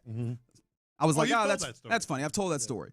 I don't know if I've told the story of when me and T Mill went out one night, and I almost had to fight a dude because we were hanging out. The bartender that she was a little bit let's also say under the weather, except for particular reasons that she may have done to herself. And so at a certain point in the night, luckily another bartender came in, kind of took over, and the original bartender that was, not in her right mind, was just kind of hanging out at the bar. Some other dude had come in that I guess she knew, but we ultimately found out didn't know all that well. Yeah. He kept pushing up on her. And so me and T Mill, and I was ready to go home, but me and T Mill were looking like, this doesn't feel right. Yeah. This doesn't feel right. So much, man. And so I'm in this place where I don't know old girl, I don't know the dude, and I'm like, I don't want to step into someone else's place, but she looks uncomfortable. And I don't know how much this is a thing where they actually really and truly know each other. And so with me and T-Mill just kind of looking back and forth, and at some point I was like, all right. Got to do it. Got to be brave. Don't know what this dude has or what's happening, but we got to step in because she looks uncomfortable. Yeah. I said something, the dude bucked up. Yeah. And at some point in there, I'm like, all right, swing going to have to happen. Honestly. Wow. Honestly, if I was more brave, I would have swung on him because you do not wait until somebody swings on you. You like once he bucks up, the fight has started. Yeah. So I didn't do that. But I did I got it to that place where I was like, all right, here comes the fight. I was ready. Yeah. And then he backed away. He walked out. He was cussing at me the whole way, but he walked out. And I was like, all right, we did the right thing in that moment because she was uncomfortable. She said so afterwards. But in that moment, like. So she thanked you. She did. Yeah. But stepping in a moment where. That's dicey. It's uncomfortable. It's dicey, but it's, I think it's the right thing to do in that moment. How about super producer Colin? That's gonna be a drop right there. So I'll bring it back sports related a little bit. One time, so in 2023, my last year in college, I traveled with Sam Houston football because I was the broadcast on-site radio engineer for the athletics department. We were at New Mexico State, good old Las Cruces, New Mexico. It's nice, actually not a bad place to go. As I'm setting up the laptop that we use to go live, get the audio out over the air. Wasn't working. about an hour out from going on air, it decided like, you know what, I'm gonna make your life harder. And I couldn't get it going at all. So I did something that you probably should never do. And that is? I updated the computer. Oh, in the middle. Oh, so yeah, the computer was done for at least 4 hours in that moment. Boy. Yeah, you were cooked. Thank God though. Thank the good Lord. Yeah. It only took 10 minutes, and we were able to get on air in the nick of time. Oh, that's good. Yeah. That's real good. 713-572-4610. We have some real brave people. Yeah. From the 832, right after tsunami in Japan, rather, and the Fukushima nuclear accident, they said they worked it for a semiconductor company that also had a plant there, volunteered to go there to help bring the plant back up. So, yeah. Put your life on hold, go out to a place that is in desperate need of help. I mean, there's a lot of first responders in various different ways. And obviously in Texas, like you get like folks like linemen that will go out in circumstances. Those are much braver than anything that we put out. Is there any wild ones in there that there are some wild ones. This one you can say maybe wild, but definitely brave. Deep 281, deep sea fishing a few years ago, jumped into the water to help someone that had fallen off a different vessel get back in their boat. But the one that I was sharing with you, Reggie, was a guy that his ex got drugged by, I guess, his brother's friend or something. Oh, no. And guy had to step in and take care of that. That step in is wild, especially when you know it's about to go. Like I had the maybe when all right, we're just gonna have to scrap this one out. Yeah.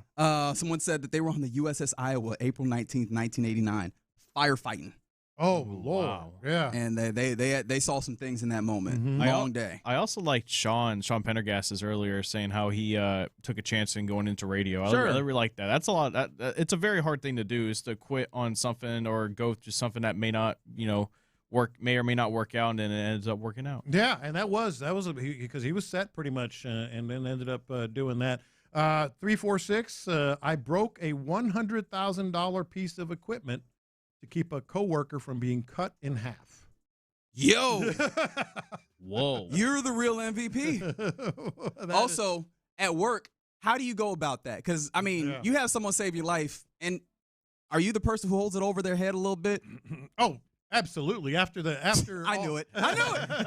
Hey, you remember that one time, right? After everything settles down, well, you would have been in two pieces if it wasn't right. Like, obviously, probably not in a jerk way, but that person's got the only significant conversation that y'all have is like, oh man, you want to trade lunches? Nah, I really want to eat this. Oh, so you wouldn't be able to eat when you were sliced in two if that would have happened. My thing with this one is, the company probably handled it like Disney. Disney, by the way, taking care of the guy, all this other stuff.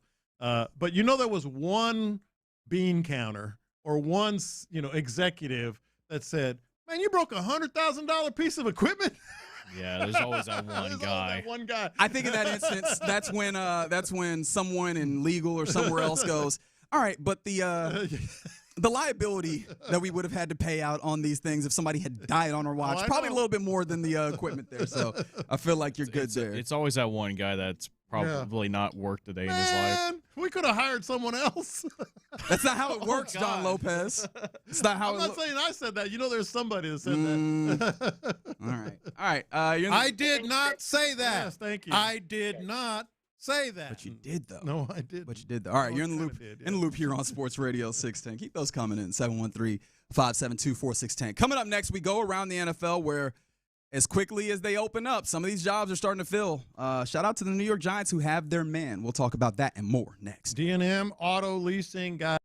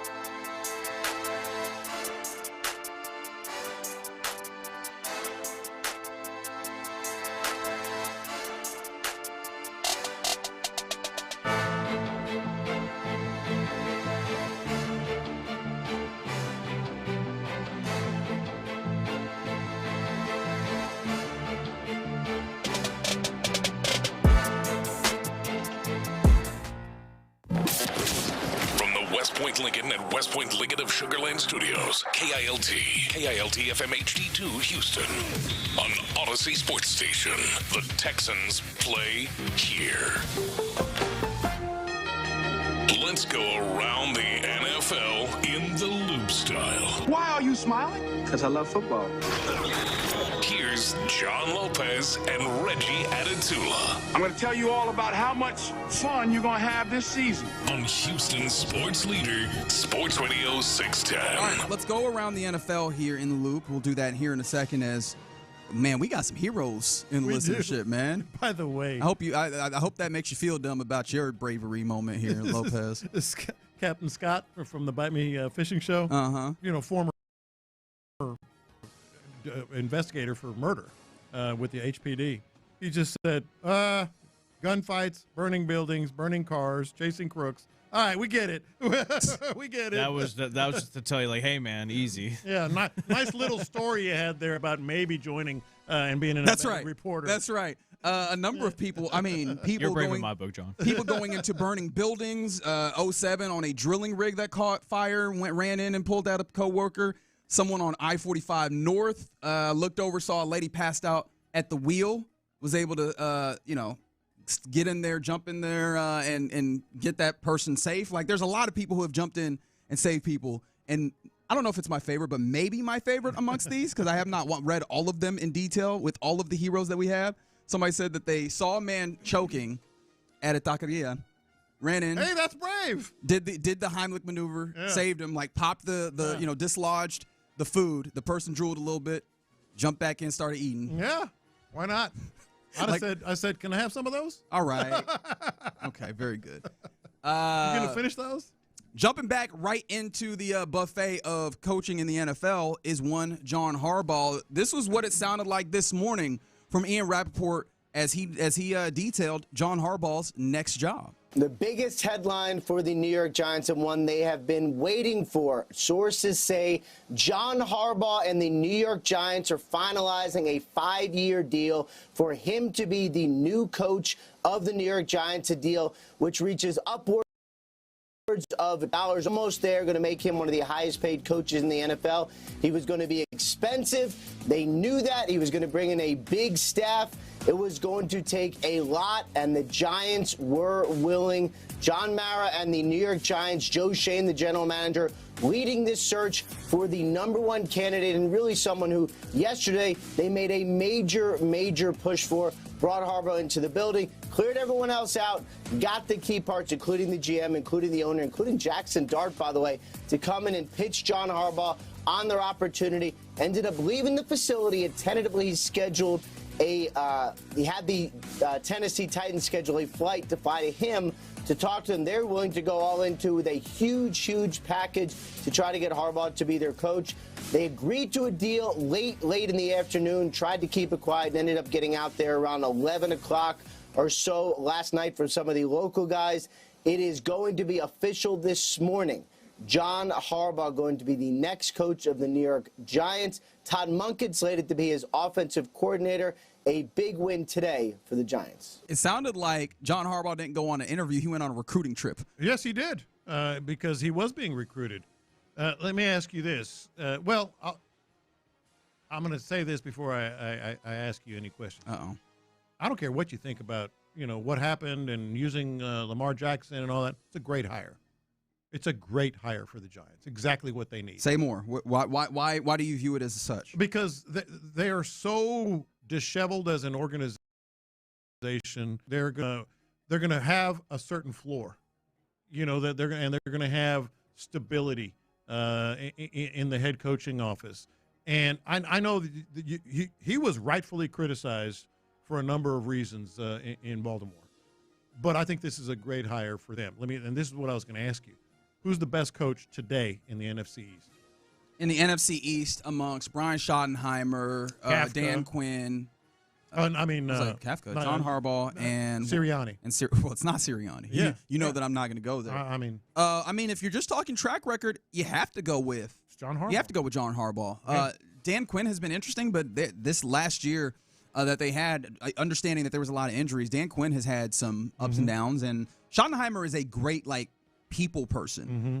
I'm intrigued to see if he can make things shake. And then also, there's just it's a different job working there in Dallas. Yeah. Like your organization is actively working in some ways against you. But it's funny because this very much brought to the fore for me. Andrew Brandt wrote a piece for Sports Illustrated about the inside of the NFL process. Mm-hmm. And a few of the things that he was talking about that felt like they kind of overlapped nicely with this story. The continued uptick of cost of doing business for coaches means that patience is not there at all. And what was the number for John Harbaugh? Upwards of $20 million? Yeah. That is a lot, right? Expectations are going to be there pretty quickly, or at least one would imagine. You have to look at the Mara family and see, are you willing to give him time to establish the floor that you were talking about there? The idea, teams getting stale, but then search firms, they did not use a search firm, which I don't know that you needed one to go, hey, do you want the dude who has been, wildly successful with the Baltimore Ravens? But the interesting thing is they love seeing how a coach is going to structure, what kind of personnel he's going to use. That's another word I should have used. And he is very much one that has an understanding of structure, even dating back to when he was a special teams coordinator. In fact, I think that special teams coordinators are not considered enough. I think Frank Rush should be in these jobs because think of what special teams coordinators do. There's very few people. There's 3 specialists that are assigned to your special teams that you are coaching. Otherwise, you're getting, and I say this with all the respect that I can muster, castaways from all these other positions. They send them over to you, and you have to take all of these spare parts and, get them to buy in and bring them and morph them into a working unit. That feels kind of like a football team at large where you're taking all these different units and trying to make them work in unison. And I think John Harbaugh is the poster child for why that works. Yeah.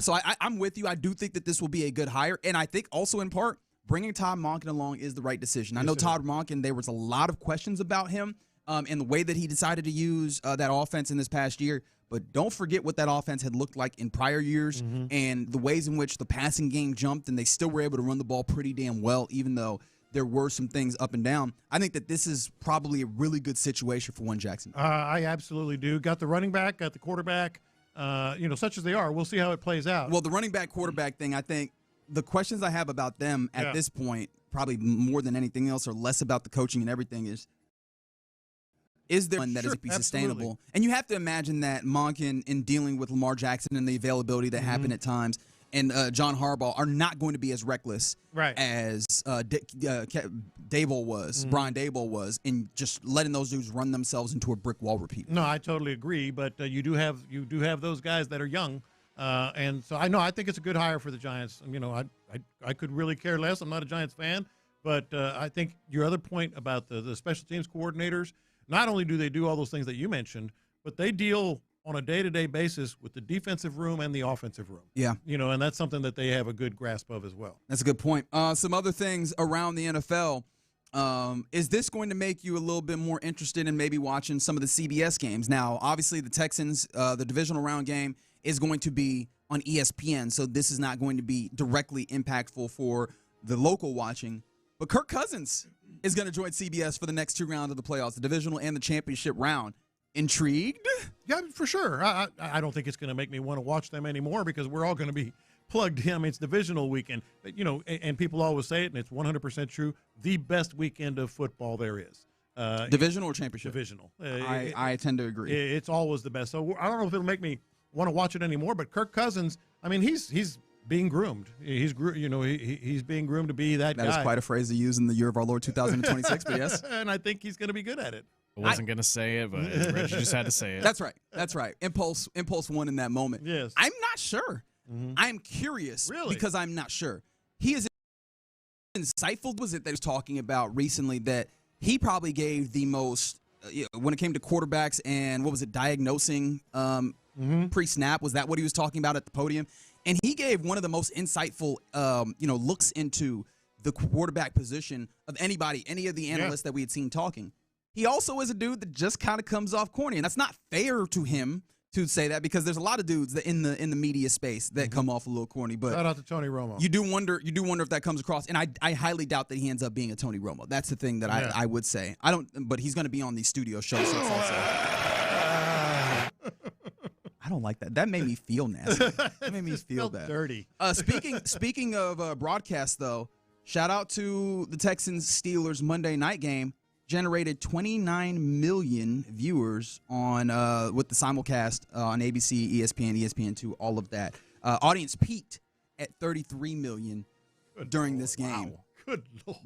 That is right up there with the remainder with the other wild card games. Yeah, how did it stack up? One moment while I get my stuff together here, but if I remember correctly, like the rest of these games did not. I don't think there was any ones that like absolutely, killed that Monday night game, and it makes sense. It's a Monday night game. In fact, when it comes to the averages, that 29 is third best. Niners-Eagles absolutely did kill on Fox, 41 million.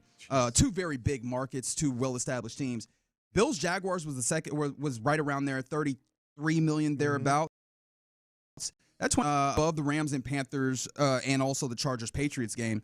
It did pretty well, all things considered. These numbers are just stupid. It is. It's just stupid. I mean, we're still in a place where 30 million people. We're still in the place where 94 of the top 100 broadcasts in any given year are football games in America. This still does, and this is why you end up with the Texans on a 6-day week is because on a Monday night they're going to generate numbers like that. Some other things around the NFL. Shout out to Art Rooney II, the owner of the Pittsburgh Steelers. Obviously, he said that he was not expecting to have the conversation with Mike Tomlin that he did, which further validates the idea that Tomlin decided to step away. He also went further. He was asked about Aaron Rodgers' future with the Steelers, because that's one of those questions, is he going to be back? Quote, he came here to play for Mike Tomlin. Yeah, well, that kind of answers that, doesn't it? Yeah, no, and I think most of us figured that would be his last game, and with Tomlin gone, for sure. At least, he might get called back mid-season next year, pull the old Phillip Rivers, but I doubt it. I think he's done. It would feel like it. I also wonder if Aaron Rodgers is the dude who wants to jump in the middle of the season. Yeah, I agree with that. He strikes me as a dude where he would do that. You think so? I don't think so. Well, I wouldn't think so. It would be Aaron Rodgers if you think about it. See, I think here's where I go with Aaron Rodgers. I think he's one of those guys that, we're talking about, Kirk Cousins and all these J.J. Watt and all these coming back into broadcast. I don't think Aaron Rodgers does any of that. I think he goes away. to keep it, y'all, I got a little. It was a little emotional watching him walk off the field.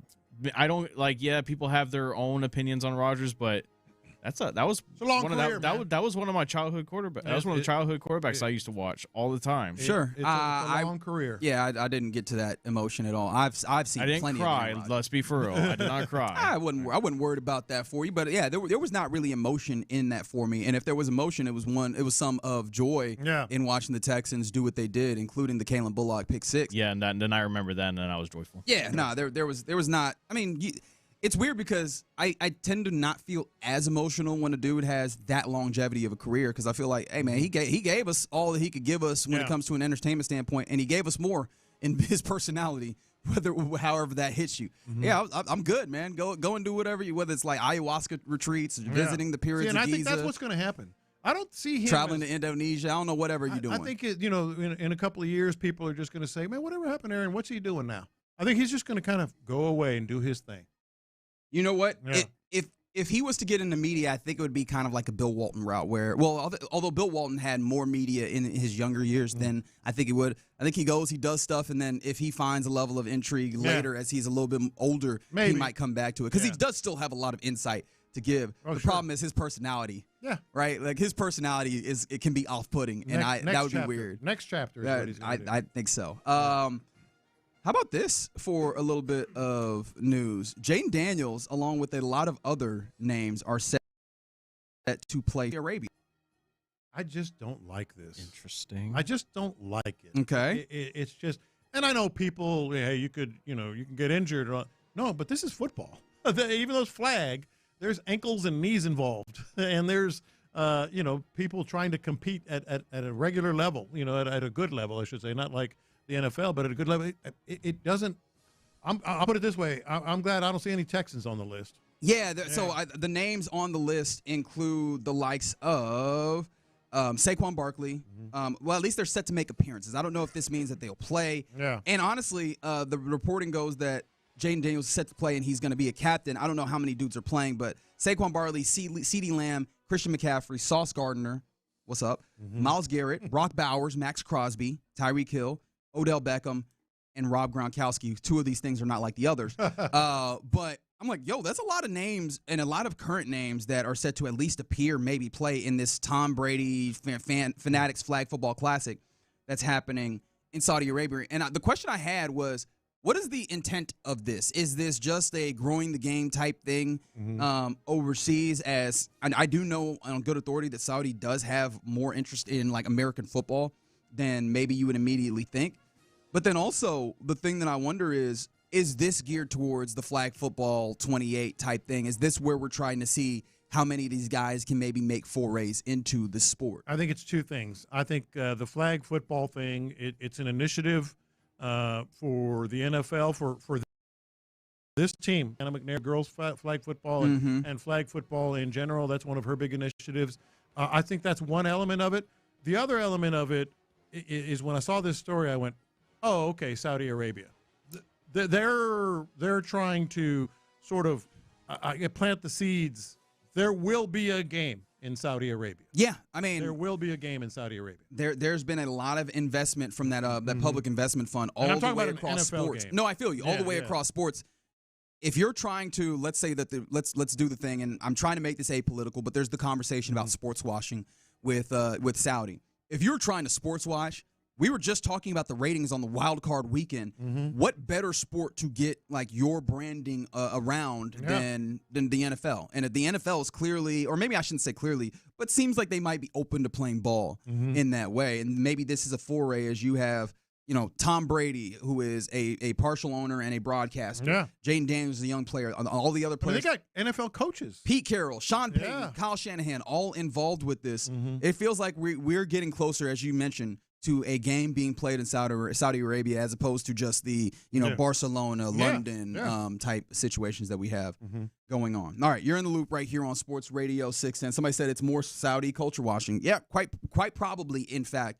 And the question that I guess can be asked is how highly do you hold the morality of the NFL? Because that is a question that you can ask, and I don't know how you want to answer that. That is for you to answer it the way that you need to. All right, you're in the loop here on Sports Radio 610. Coming up next, let's go around behind enemy lines. We talked to Chad Graff, who covers the Patriots for The Athletics, to get more insight on what that team will bring to the game on Sunday. We do that next. The playoffs roll on, and so do thirsty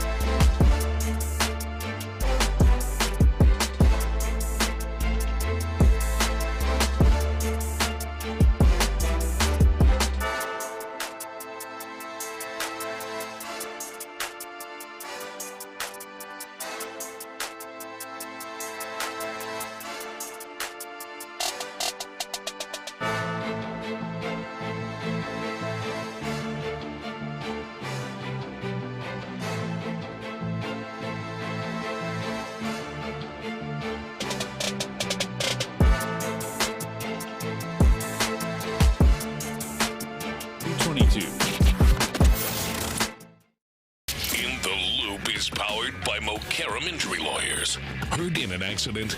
Call Mocarum Injury Lawyers at 281-222-2222. Sports Radio 610 presents live from the West Point Lincoln and West Point Lincoln of Sugar Land Studios. Here's In the Loop with John Lopez and Reggie Atatula. Let's go behind enemy lines here in the Loop on Sports Radio 610 as we jump to the phone line and talk to someone from Foxborough, Massachusetts. He covers the New England Patriots for The Athletic. His name is Chad Graff. Chad, how you doing on this Thursday? Doing well. What's going on down there?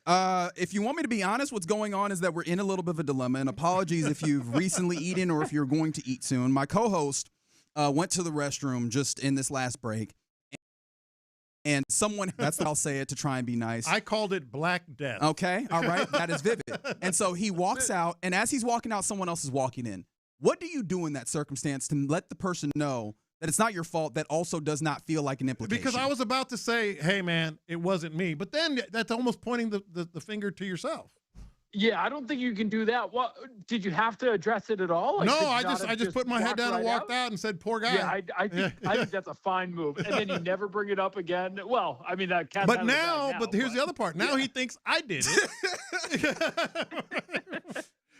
I was just telling the boys, and not the microphone. I'm telling you, I know we're going to talk Patriots and Texans here, but I was like, that is one of the diciest things in life. It really is. I wish I had better advice for you, but I think you handled it well. Oh, well. Well, Chad, one of the things that is also very dicey is going up against this Texans defense. And I know that Mike Vrabel, Josh McDaniels, they have their work cut out for them. What has been just generally the conversation when it comes to the offense there? That obviously Drake May has been fantastic. The offense has done some good things this year. What has been the confidence level there in New England when they have the Texans coming to town with this defense? Well, what a pro to transition us from that to this topic with. We just had to get it out there. Needed advice. Go ahead. Here's the thing. The Patriots are immensely confident, and certainly their fans, of course, given all of the success that they've witnessed. But this offense ranks #1 in EPA per play. And that, I think, is shocking to a lot of casual NFL fans because you probably know players on this offense. There's Stephon Diggs and Drake May. And maybe if you're into fantasy, you might know the running backs from Andre Stevenson and Travion Henderson. But not a ton of – it's not like the Bengals where you're like, oh, my God, they've got Jamar and T, and look at what Burrow can do. Drake is still sort of coming onto the scene. But what has really powered this offense so far has been the big play. Like, they will take chunks. Drake has been so good at hitting the deep balls. And that is what is getting this offense going. Like, the running game was – not very good for a long time. It's starting to get better now, but it's been a big play, explosive offense where we're going to, run some play action and take some shots downfield, and that's how we're really going to move the ball. All right, so a little bit of a shift here because the story with the Houston Texans is just an absolutely incredible defense. I mean, I know you've seen it. Absolutely incredible. And I say this not as a homer, and our listeners will tell you, I've been accused of the exact opposite of a homer over the years. Are we sure the Patriots get it? I listened to Vrabel yesterday, like just the daunting task that's ahead of them. So here's what I would say. I think they totally get the defense side of it. And I'll even caveat that with, I think everybody gets how good the pass rush is, and they get how good they are at getting after you, and Danielle Hunter and Will Henderson, and oh my God, look at all of this. Like Drake May even said his first start was against the Texans last year, which he said feels like 10 years ago, but his welcome to the NFL moment, he said, and he later told this to Danielle Hunter at the Pro Bowl, was getting sacked by Danielle Hunter and realizing like, oh my God, that's what it feels like when you get hit by one of these dudes. That's how quickly they can get back there. So I think Drake and Vrabel and the whole crew knows all of that. What I don't know that we, at least nationally, or certainly in New England, have spent enough time talking about is how good with Stingley the back end of this defense is. Like Will Anderson and Danielle Hunter get all the credit. And then I look at how they play in the stats and, oh my God, these corners are unbelievable and the safeties are unbelievable. And so maybe there's not enough attention paid to that, but I do think the Patriots have spent a ton of time thinking about this Texans defense, what it can do, how to match up against it. But what we haven't spent a lot of time thinking about here in New England is the Texans offense. I'm curious what you guys think, because up here it's looked at like, oh, CJ Stroud has not been very good. If Nico Collins is out, there's not a lot that's going to scare you. So I think people here are kind of overlooking the Texans offense. What do you guys make of how the Texans offense might match up in this one? That's actually right where I wanted to go, because this Texans team, the numbers don't look like it. But it's been a sufficient run game, and it's starting to look like a damn near passable run game, especially of late. And you saw that in the game against Pittsburgh, where Woody Marks puts up 112 yards by himself. They did that doing a lot of duo up front, but also inside zone. And I actually wanted to ask you about the defensive front for this Patriots team, because you get back Milton Williams. Obviously, you have Robert Spillane as your inside linebacker now back, helping them come back together. But how does this front handle the run game, especially when a team is going to get physical with you up front? So a couple of things with it. Definitely their weakness for a long time. If there was a way to beat the Patriots, they've got really good cornerbacks in Christian Gonzalez, Carlton Davis.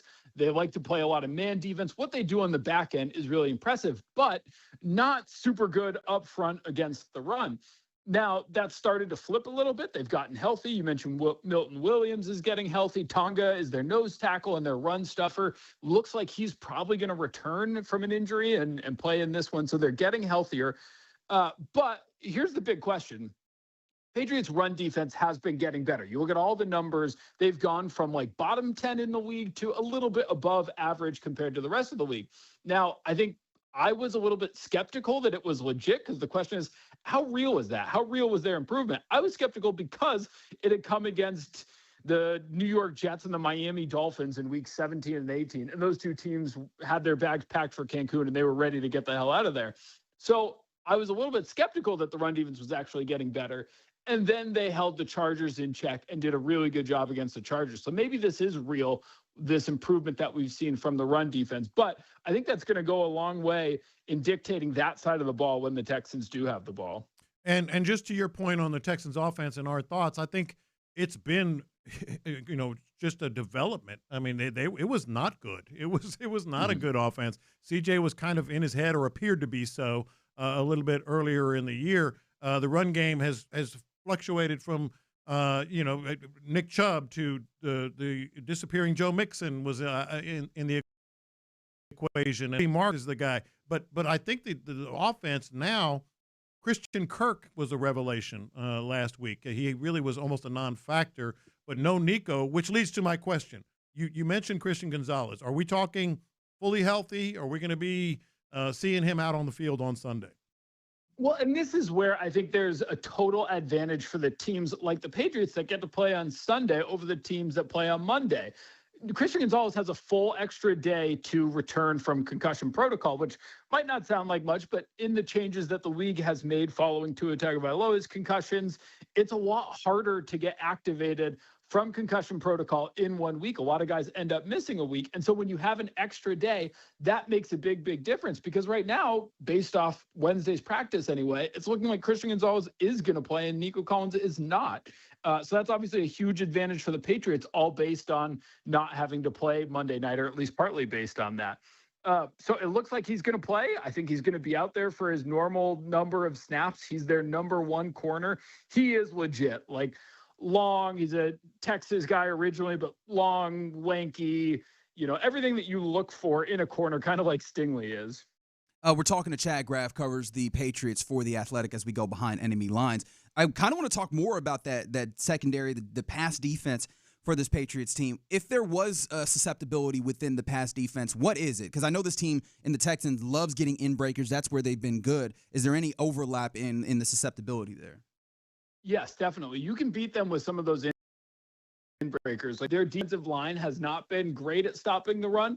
Their linebackers are more of what you would think of like the bigger size, bulkier run stuffers who want to get downhill, like Robert Spillane, to rack up a ton of tackles.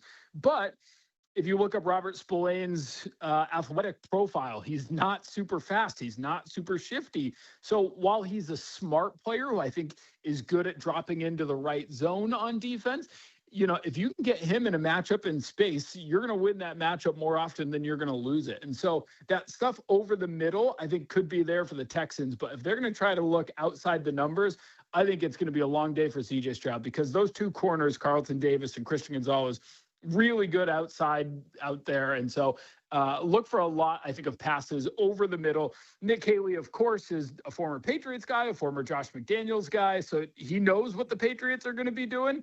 And that leads me to think that there's going to be a lot over the middle. Well, I started the show today talking about I want to see C.J. Stroud run some more, be more like Drake May. Do you feel like that is going to be a bigger – I know it's always big, but a bigger part of how they try to attack this defense? Totally. As I'm sure you guys have talked about it a ton, but it brings to mind that playoff game for C.J. Stroud, I think, against Georgia, when he was running everywhere, and all of a sudden a bunch of light bulbs went off of like, oh, my God, this guy can actually move, and he's legit. I think they're going to have to do that just because of, without Nico Collins, if that ends up being the case, some of the mismatches that they're going to have on the outside at wide receiver. And so this is a defense that you can beat with the run, a nice long run against them, although he's a superhuman who does that against everybody. But yes, you can beat this defense that way. And it's not a defense like their sack numbers are fine. Their pressure numbers are not incredible. This is not a defense with edge rushers, even in the same world of the Texans. And so they're not going to be back to you right away. You're going to have a little bit of time for those wide receivers to uncover. The question is, can they uncover against a Christian Gonzalez type corner? That's a good point. I want to bring it back to Drake May once more. It's kind of funny. We had all this conversation, and the golden boy of the Patriots of this season, Drake May, has not been brought up. And I wanted to ask you, especially because coming back to this defensive line, the heart of the Texans team, pressure is the name of the game. How has he handled pressure this year? He's handled it the way he's handled everything. It is crazy. We talk a lot about year 2 leaps and what quarterbacks can do and what Josh Allen did going into his third year. The steps and strides that Drake May has made are hard to overstate. You look at his numbers. He's number 2 in the league when he's not pressured. Okay, well, how is he against pressure? Oh, he's number 2 in the league when he is pressured. Okay, well, how is he against zone? Oh, he's number 2 in the league against zone. Okay, well, what about man? Oh, he's number 2 in the league against man. Like, he's been good at everything, which I think makes it difficult for defenses who want to kind of spin the wheel, as Bill Belichick used to say. And, hey, we're going to change our defense to match your offense. Now, what I think is interesting is DeMeco Ryans and the Texans don't really do that. They're just going to line up and, yeah, you might know what we're going to do. And we're not going to throw a bunch of crazy exotic blitzes at you. We're going to do better than you, and that our guys are better than you. And so that's an interesting dynamic here where all these other defenses have changed and shifted what they've done to say, well, maybe Drake's going to struggle against the blitz or against pressure, against zone, and he hasn't. Now I'm curious to see, going into a game, Drake May, you know what the Texans are going to do. Can you still beat them knowing how good they are? One more for you, Chad, at least from me. Well, how big of a factor is the Patriots' much talked about easier schedule? It's definitely a factor. People here are completely sick of thinking, talking, and hearing about it. Yeah. But the Patriots played one of the worst schedules in the last 25 years of the NFL. When you just look at the win percentage of their opponents, it was crazy bad. Every bad team in the league this year they had at some point. Their second best win, because their big win was at Buffalo, their second best win might have been like at Tampa Bay, which doesn't seem all that impressive considering they didn't even make the playoffs. So it's been a bad schedule. I think that the win over the Chargers last week in the wild card round kind of validates some of their success so far. And I don't think it's totally fair just to harp on the schedule, but there's no way around it. Like, they have benefited from a crazy easy schedule, just plain and simple. Before we let you go here, Chad, I love getting the insider perspective because, as you noted, national perspective, we can miss out on a lot of things that are nuanced inside. What do you think that national perspective has missed when it comes to the Patriots this season? Well, this is an interesting thing because I think they're starting to pick up on it, but Mike Vrabel, like, this is a roster that doesn't completely wow you. Frankly, this roster isn't all that different from the one that went 4-13 a year ago, and to now be here 15-3, including the playoff win, is just crazy. What he has done, the way that he has totally flipped a culture of losing, the way that he has brought out the best in every player, the way that he has developed players, it is crazy the job that he has done. Obviously, a guy who spent some time with the Texans, but I think the big thing to me is just how impressive this job that Mike Vrabel has done. And what would you say has been the key to that? Is it just like being detail oriented? Like, what has been the prevailing thought as to what has created that for him? It's the culture he set. So I was just talking to a bunch of guys in the locker room about the things that he does. And so it's sometimes kind of the little funny things of Fridays he'll make like the wide receiver coach line up against the DB coach, and all the players are out there riding for, the coach on their side of the ball. Or he'll have an in-game captain where you're the captain for that week, and he'll announce it by showing your high school highlights. And so it's a little bit of like, Vrabel loves to give people a hard time, and he's sarcastic and he'll get under your skin. But it's also like, hey, we're going to make fun of each other and we're not going to take this too seriously. Will Campbell, their left tackle, starts off every Friday with kind of a monologue that you would see on a late night show. I'm not sure a ton of it is suitable for print or over the air broadcast.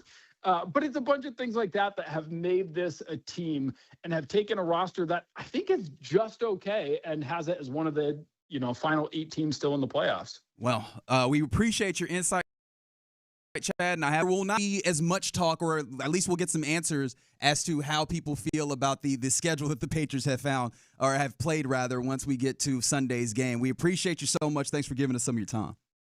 Thanks for having me. There you go. Chad Graff, The Athletic, covers the Patriots. From the 713, is it wrong of me to listen to this dude and get excited that New England is not prepared for the swarm that's coming?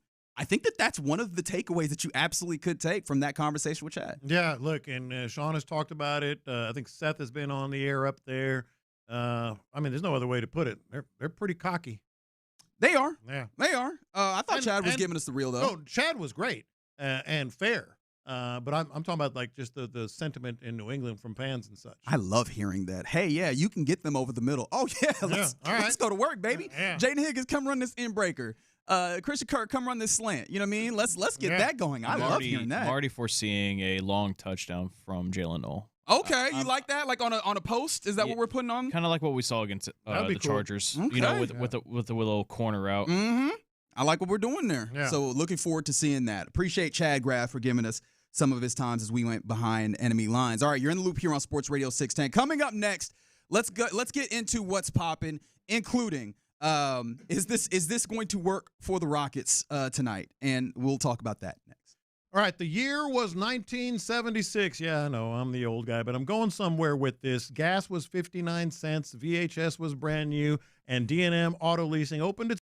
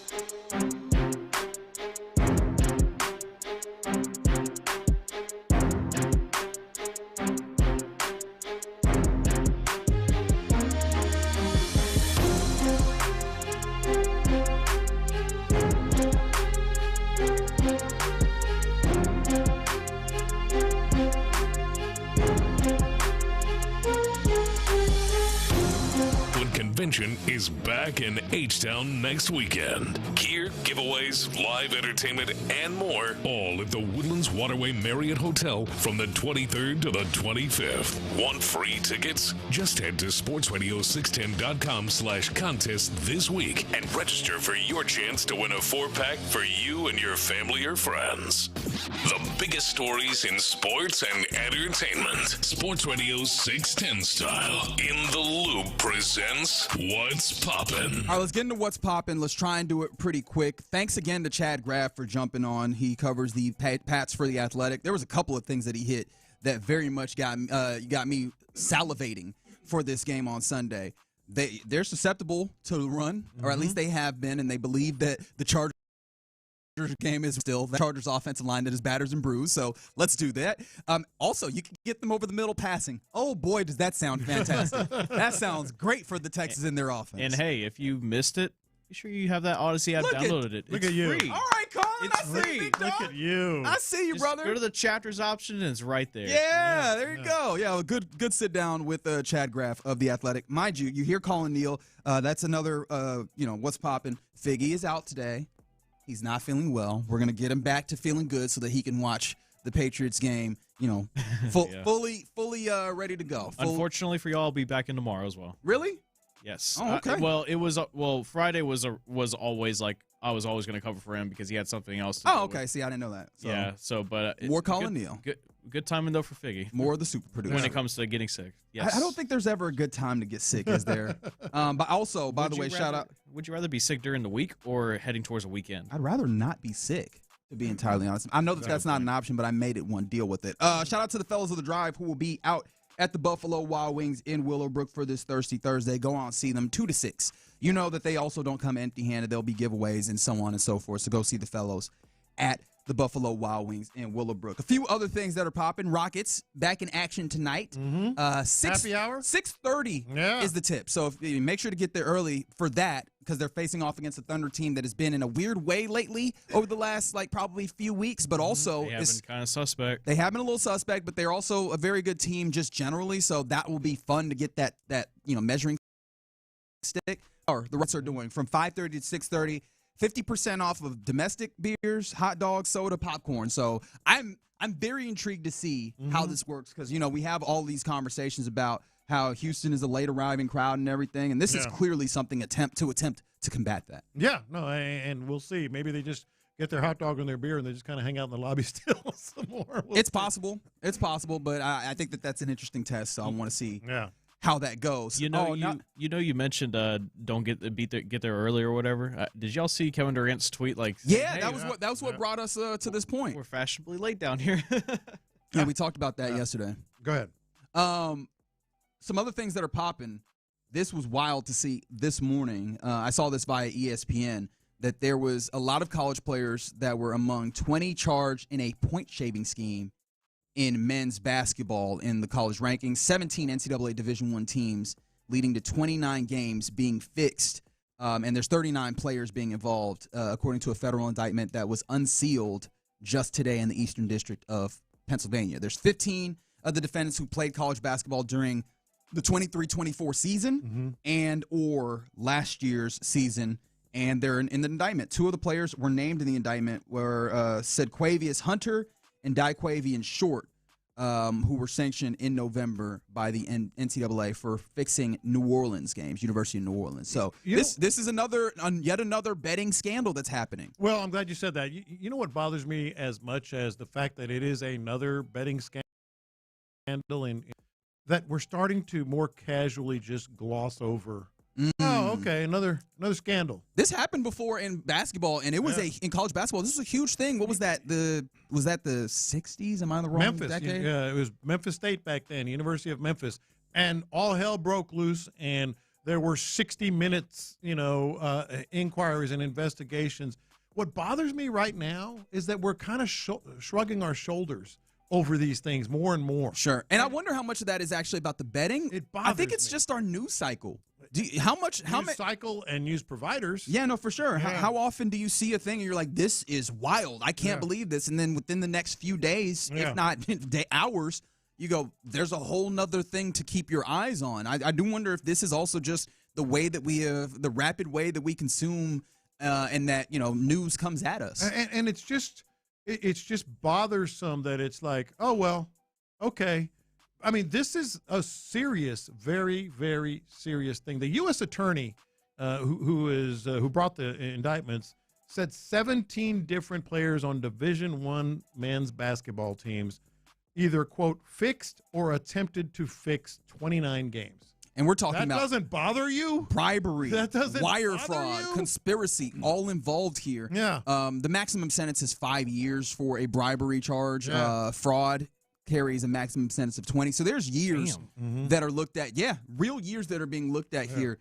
But we're in a place where people are, I guess there's always we're numb to it, but or we're ignoring it, and it shouldn't be either one of those things. No, and as much as I also want to acknowledge that we are ultimately not going to be the things that dictate whether or not these things happen, I do wonder if the perceived appetite or the perceived perspective on these things impacts the way that some of these governing bodies go about handling it. Do they look at this and they go, well, they don't seem to care that much, so why should we upset the cart here? Or do they look at this and see that there is a public that finds this to be deplorable and then they come down harshly on it? It remains to be seen, but at least the United States is coming down hard on this from bribery and corruption standpoints of this. But what about the leagues, man? I think that ends up being more the professional. I think college, because you're talking about so many of these schools being public entities, that you have the government involved, and then that you're going to end up with prosecutions of it, and hopefully that keeps this a little bit more staid. Plus, you would hope though that the advent of NIL, even if that's not direct employment and pay for play necessarily, would have limited some of this. No, I think it's going to cut back on some of this. I think it exacerbates it. I think it makes it worse. 19, 20, 21-year-olds with a lot of money in environments that, college kids, as you well know, you're closer to it than I, gamble a lot. Over a decade, dude. Wait, but it's still closer than me. I know, but I was just like, it's wild to think about anyways. They gamble a lot, and that environment and that culture is where they are with money. Did you know it's a growing industry in America? Of course. The gambling, and I imagine also sports gambling, a large part of that in America. It doesn't surprise me, but also let's talk about, why we're sort of glossing over this. Sports leagues now are just entrenched with gambling sites. It's a weird sort of dynamic that's going on. Yeah. Advertised everywhere. Without question, but that's also where the money is. In fact, speaking of FanDuel Sports Network, apparently they're making new offers to MLB teams, but it hinges on the company being sold. Yeah. And there's only commitments out like 3 years out. The whole regional sports model has fallen on its head, and even the gambling money is not seeming to save it. This is going to be something that very much matters in the sports landscape here coming up. Thankfully, here locally, you got kind of out of it. You still have a regional sports network, but it is owned by the teams, and so they found a way to figure what they're doing between the Astros and the Rockets. Yeah. But we're going to see this. This is going to be a landscape shift, especially when it comes to baseball, because majority of baseball games are not perceived on a national scale in the same way as football. And basketball also is going to deal with this as well, but they're finding more national spots for themselves. Baseball is a regional sport at its heart. We've tried to make it more national, but it's a regional sport at its heart. Sure. And these regional sports networks not being able to, sustain the monetary side of this is going to come to the fore very soon, I think. No, I think it absolutely will. It's just, I was going to say simmering story, but I think it's an ignored story. And certainly baseball, you're right, it is going to be. A couple more things, or one more thing at least to mention, with the Texans obviously gearing up for their big game versus the Patriots on the road. And because it is on the road, there's a few things. There's the playoff watch party on Sunday. Tickets for that is sold out at this point. So if you got tickets, great. If you didn't, sorry about you. How long was it available for? I don't know. It happened very quickly. Like when did it? I meant like when did they go live? Like, hey, come get your ticket. I don't recall. It was quickly sold out, and it was gone very quickly. Yeah. But outside of that, you can be at the send off that the Texans will do. They're going to do a send off and car stencil drive through, just like they did for the Pittsburgh game. This one will happen on Saturday.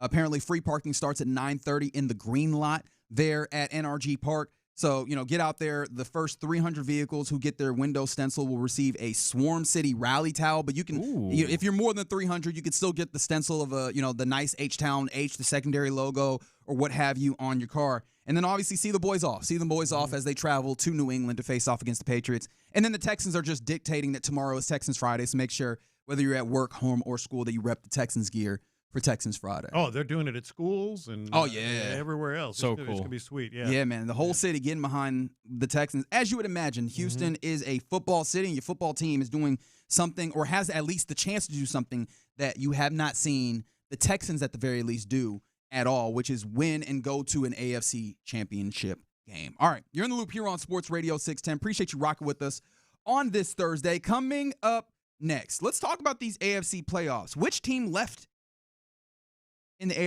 do that thing, go to the Super Bowl? We'll talk about it next. The Drive is live and getting you set for the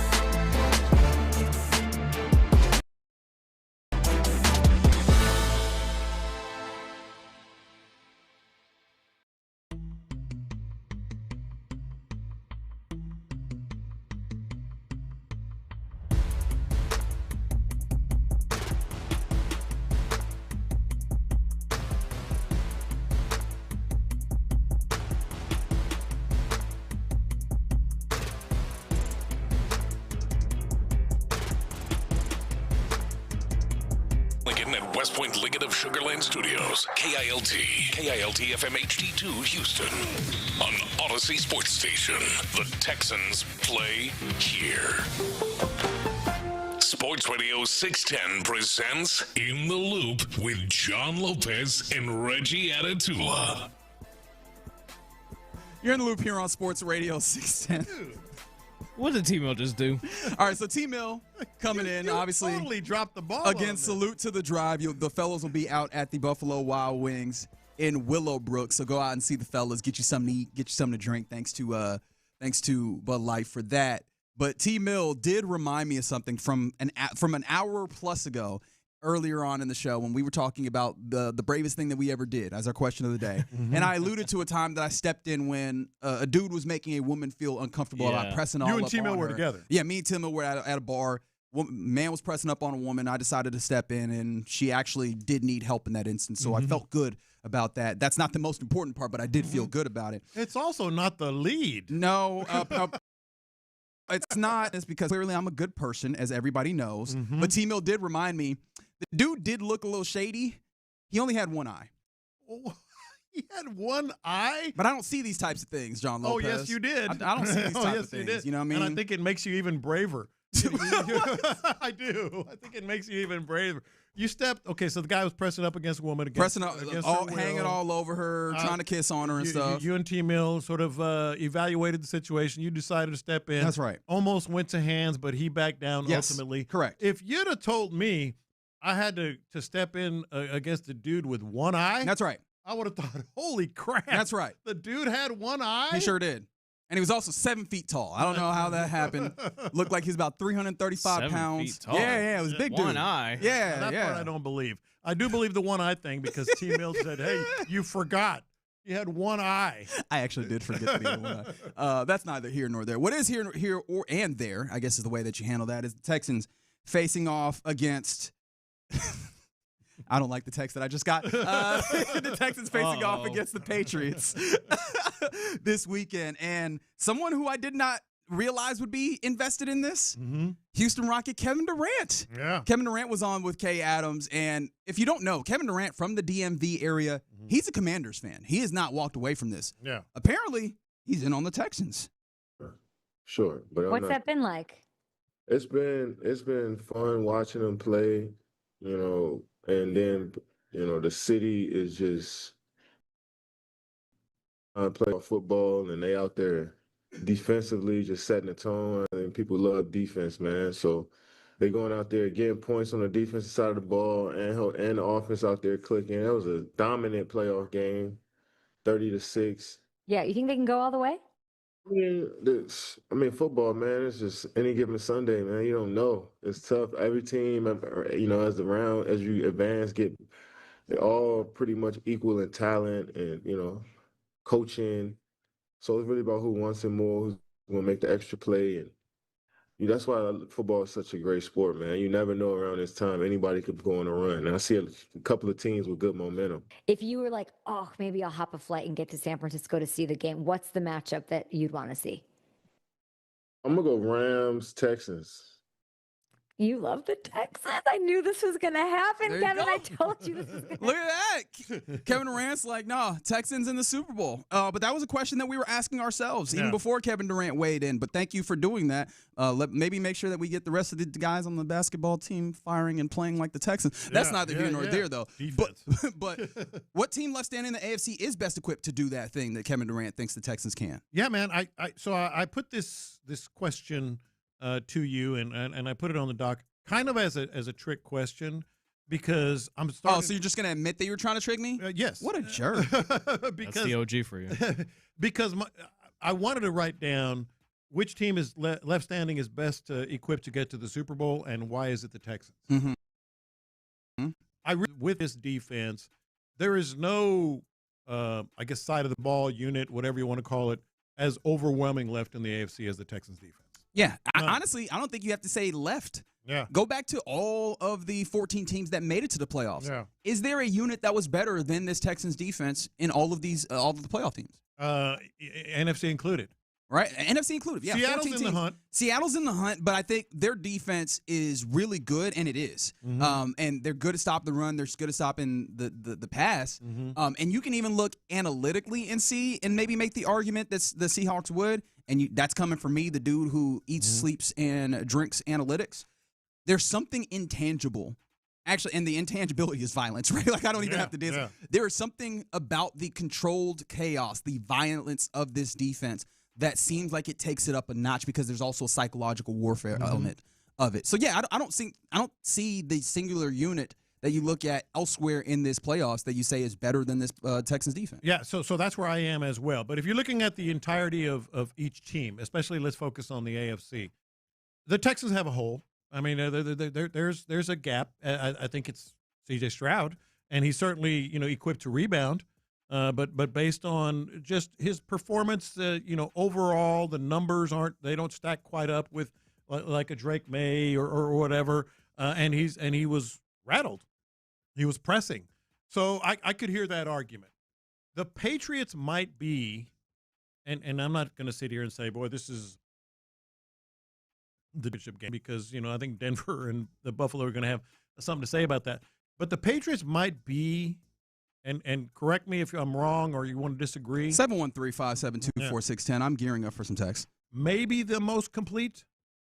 The Patriots? Because when you throw in quarterback, they have a really good defense, have a great secondary. You heard from Chad Graff earlier talking about Christian Gonzalez is going to play in this thing. Well, at least it's trending towards that. I don't think he could say that definitively because the concussion protocol, each step requires, there's not a forecast. But all things being step. equal, probably the most complete team, good running backs, good running game.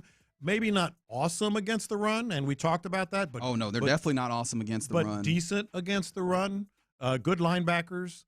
So would you agree that maybe the Patriots would be the only necessarily complete team out there? Well, the rough part about it is it's definitely not the Bills, right? We can go ahead and scratch them off. They are kind of the inverse of what you're talking about here, where it's just really great quarterback, a really good running back, and then we're asking questions about all other facets. We made mention of the fact that they got 3 wide receivers actively on their active roster. They're going to be doing some practice squad elevations for this matchup against the Broncos coming this weekend. Like that is not a built team. The Broncos do have a little bit of the defense is really good with the way that they go about things, front and back.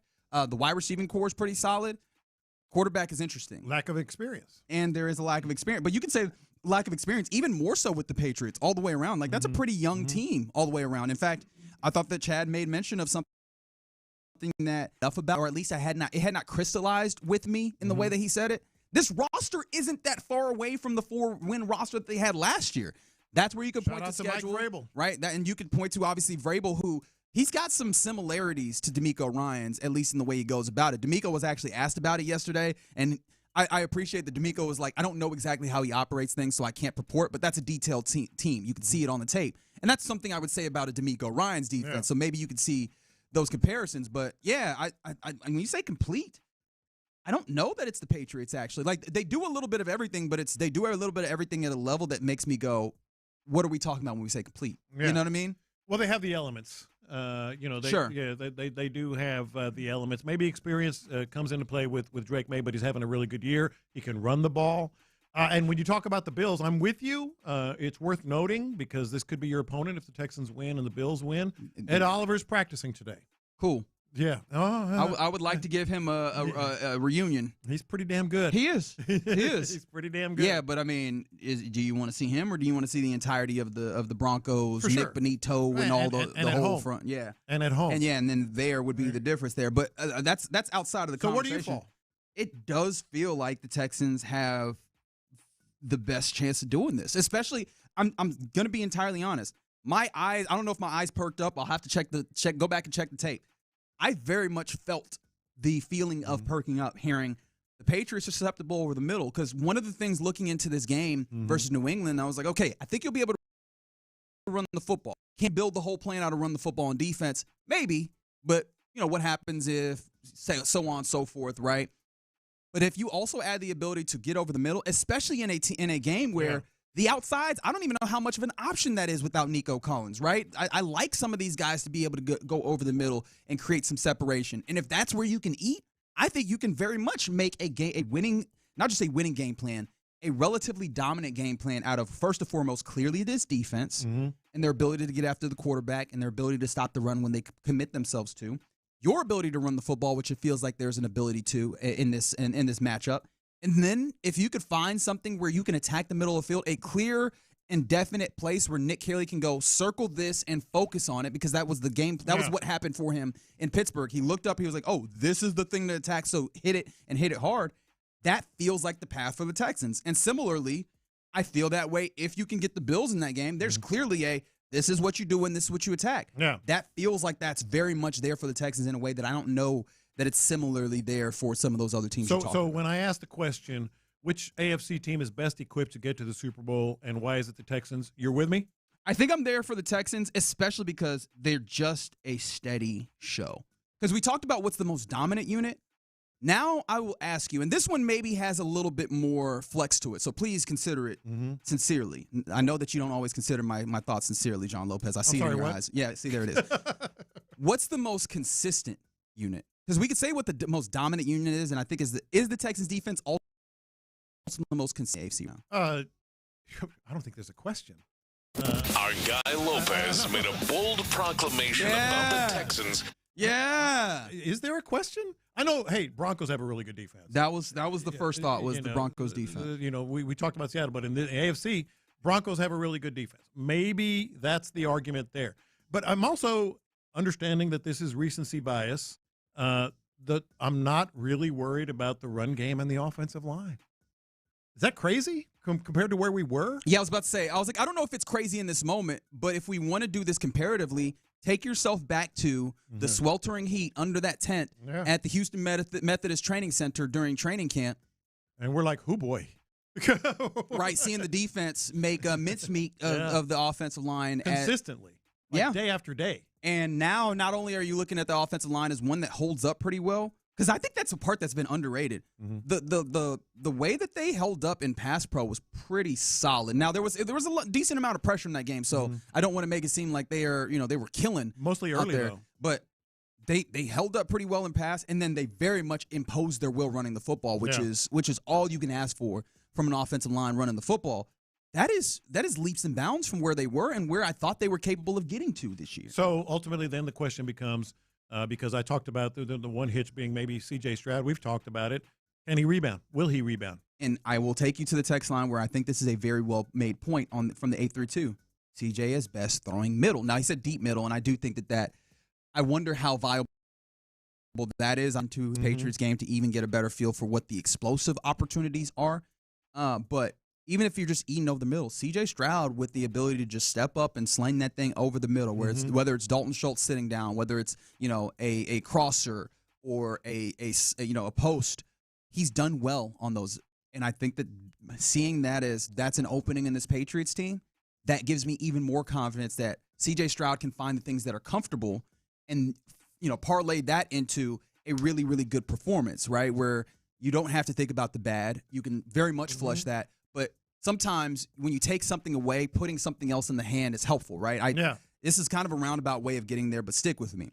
When the Washington football team changed their name, a lot of people started getting on board with the idea of just call them the Washington football team. And the thing that I was saying was when you take something like that away, you have to give somebody something else to hold on to. And I think with C.J. Stroud, if you're trying to, we're trying to flush that, we need to put your mind on something else as opposed to just like, don't think about that. Because if I say don't think about an elephant, what's in your mind now is an elephant. Now I need you to go, think about this. Think about attacking the middle of the field. Think about utilizing your legs. And I think that those can be helpful for him, especially to go in and not just have a rebounding game, but have a phenomenal game to where we can entirely not just flush it from his mind, but flush it from our minds, the Pittsburgh game. He needs to do it. If they do that and we get some semblance of C.J. Stroud, just the C.J. Stroud we got toward the end of the year, Super Bowl. I'm with you. Yeah. I'm with you. It feels like that's the case. All right, you're in the loop here on Sports Radio 610. Coming up, and remember, in this way, a 4-pack of tickets to the Houston Automotive Show, which is happening January 28th to February 1st. So keep it locked here on Sports Radio 610 for that, but also because coming up next is your Lunchtime Confessions. Ready? 1 down, 3 to go.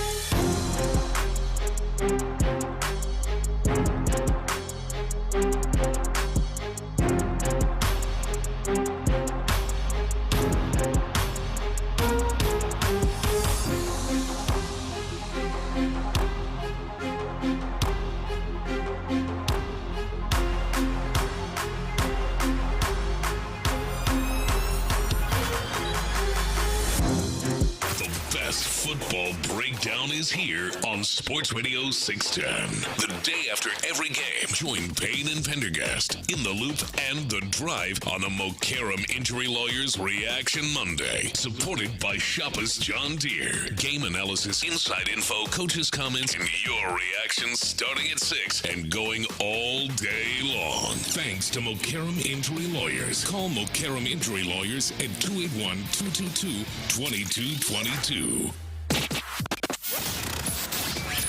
In the Loop is powered by Mokaram Injury Lawyers. Heard in an accident? Call Mokaram Injury Lawyers at 281-222-2222. Sometimes it's sports, sometimes it's not. Whatever it is, Reggie and John are in the Loop's Lunchtime Confessions, presented by the Men's Clinic on Sports Radio 610. Watch this. These are my confessions. All right, if you weren't listening earlier, I'll kind of give you the best version of this that I can. But my confession is, Reggie, I still can't get over what happened in a certain break about an hour ago. And and I think it ultimately could actually affect my pocketbook.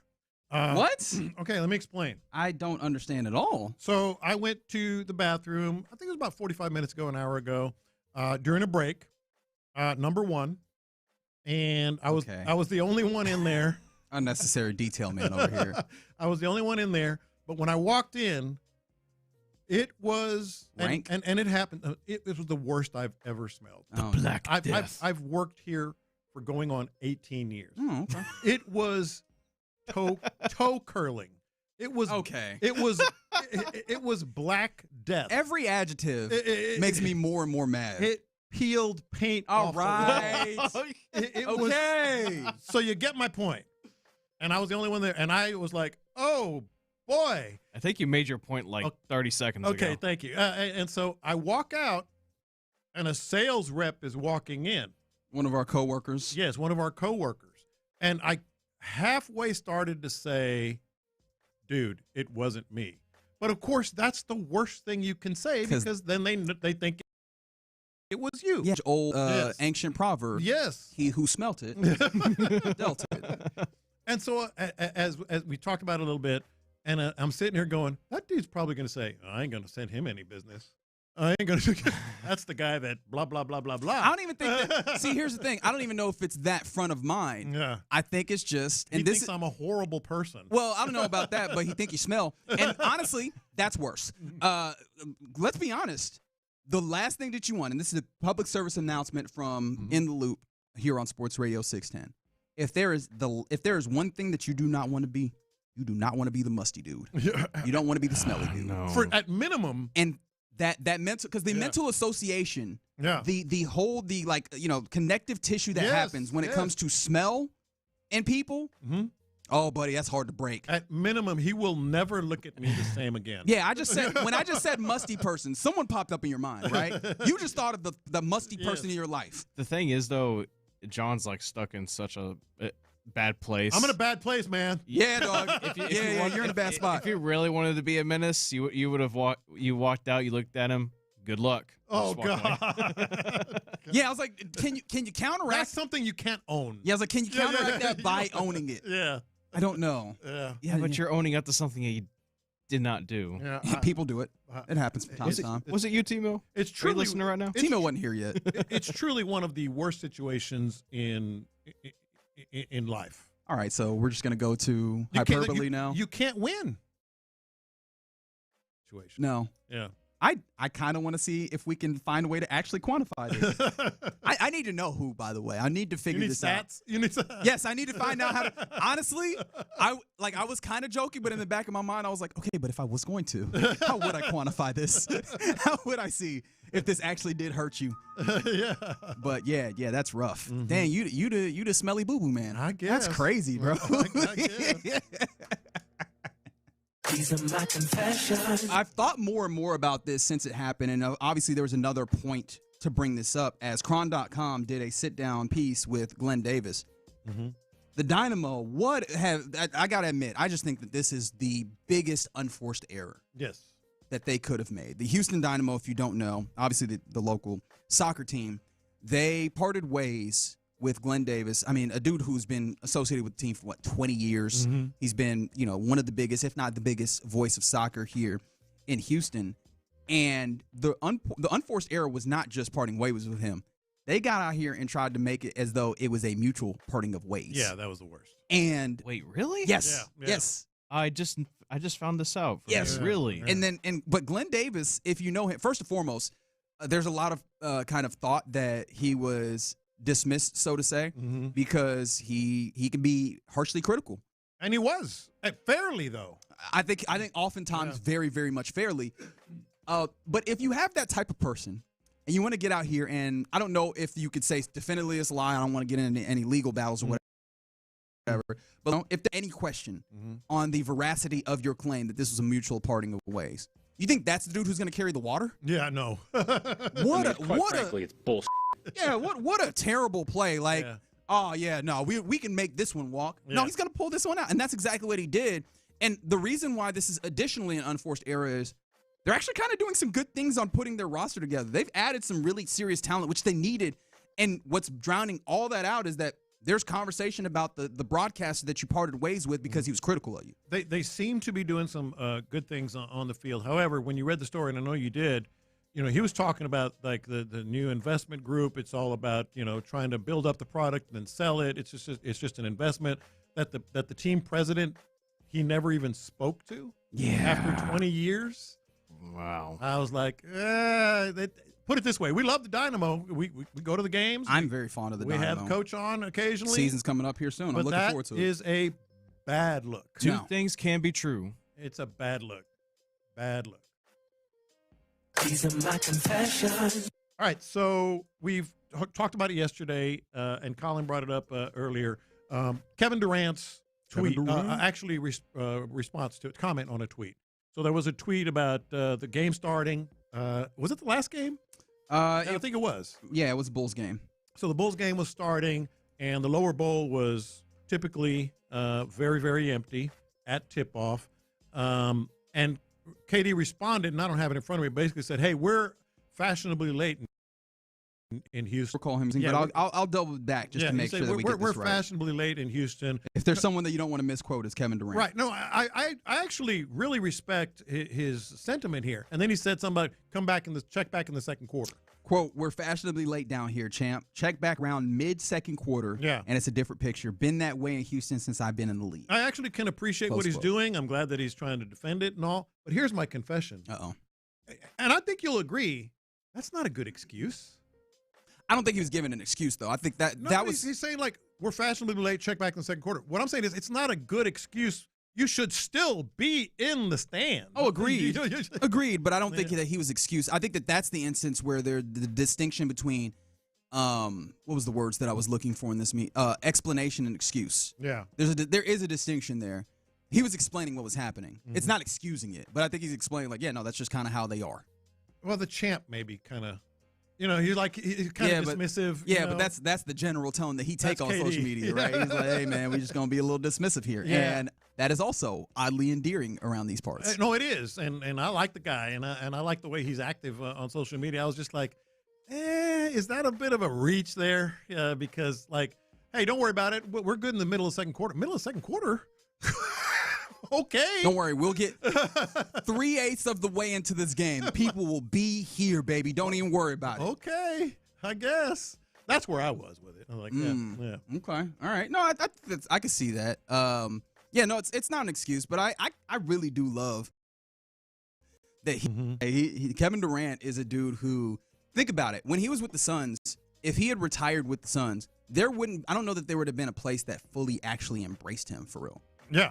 And it should be OKC. I agree. But because of the way that he left, it was not going to be OKC. Golden State never accept. Like, he was mercenary there, and I think that's what kind of made him upset, if I can say that he was upset when he left, was that there was never a wrapping their arms around him. They were just like, oh, no, we had a thing. We just brought you in to help us win. We're using you. Didn't go and build anything that really was anything in Brooklyn. It was a hypothetical team, really, in the way that they went. The Phoenix Suns didn't work out the way that he wanted to. Here, this is the type of place that'll embrace you. I think he found himself a home. He sure did. Yeah. All right. Somebody said 8 to 8:30 should be the tip-off time. Oh, that'll be worse. If we had the full Pacific time kind of tip. That would be worse because of school nights and everything. Oh yeah. Or are we just inverting it to where people show up and then they're out of here by 9? Maybe. I think it should be just hard 7, like 7 o'clock. Well, bam. That's largely what it is. Oftentimes, if there's a home game, it's at 7. Tonight it's 6:30, but oftentimes that's what I mean. Like 6:30 times, it's just kind of strange. Yeah, but this is a rare one, I believe, because of national TV relevance. It's a prime game, isn't it? I believe so. I'm saying that off the top of my head, so don't quote me. But it is a national TV consideration that moves it to 6:30 as opposed to most home games are 7 at Toyota Center. All right, you're in the loop here on Sports Radio 610. Those are your lunchtime confessions. How about we give something away? Does that sound like something we should do? In this instance, it's a 4-pack Houston Automotive Show, which is happening on the 28th of this month all the way through the 1st at NRG Stadium. Your 4 tickets will allow you to select one day in that range at the NRG Center, and the tickets are courtesy of the Houston Automotive Show. All you got to do is be caller number 8 right now, 713-572-4610. Automotive Show has all sorts of things, classic autos, cars, trucks, off-road adventures with Polaris, Ram, Camp Jeep, all sorts of stuff in the 5 acres of the newest sports boats and all sorts of things. Lopez, you've been talking about it a lot. It's always fun. Great things to see and participate in, of course, the trucks and the boats. Without question. So you can buy your tickets at automotiveshow.com, or you can win them right now. Call number 8, 713-572-4610. All right, coming up next, we do some buy or sell.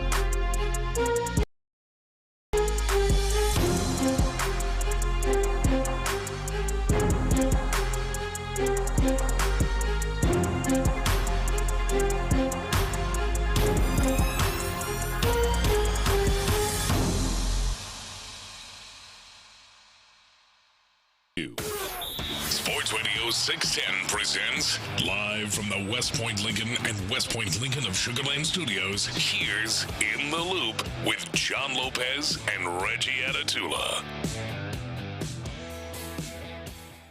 Yep, you're in the loop here on Sports Radio 610. Don't mind me, just snacking on a little apple. Apologies. It is about lunchtime. Just Good a little for bit. you, man. It's okay. Just whatever keeps you focused, you know. Vitamin C, Yeah, for sure. Vitamin B. Are those the vitamins in there? B and C. Okay, very Isn't good. there cyanide in there too? I don't think so. It might be. I don't know.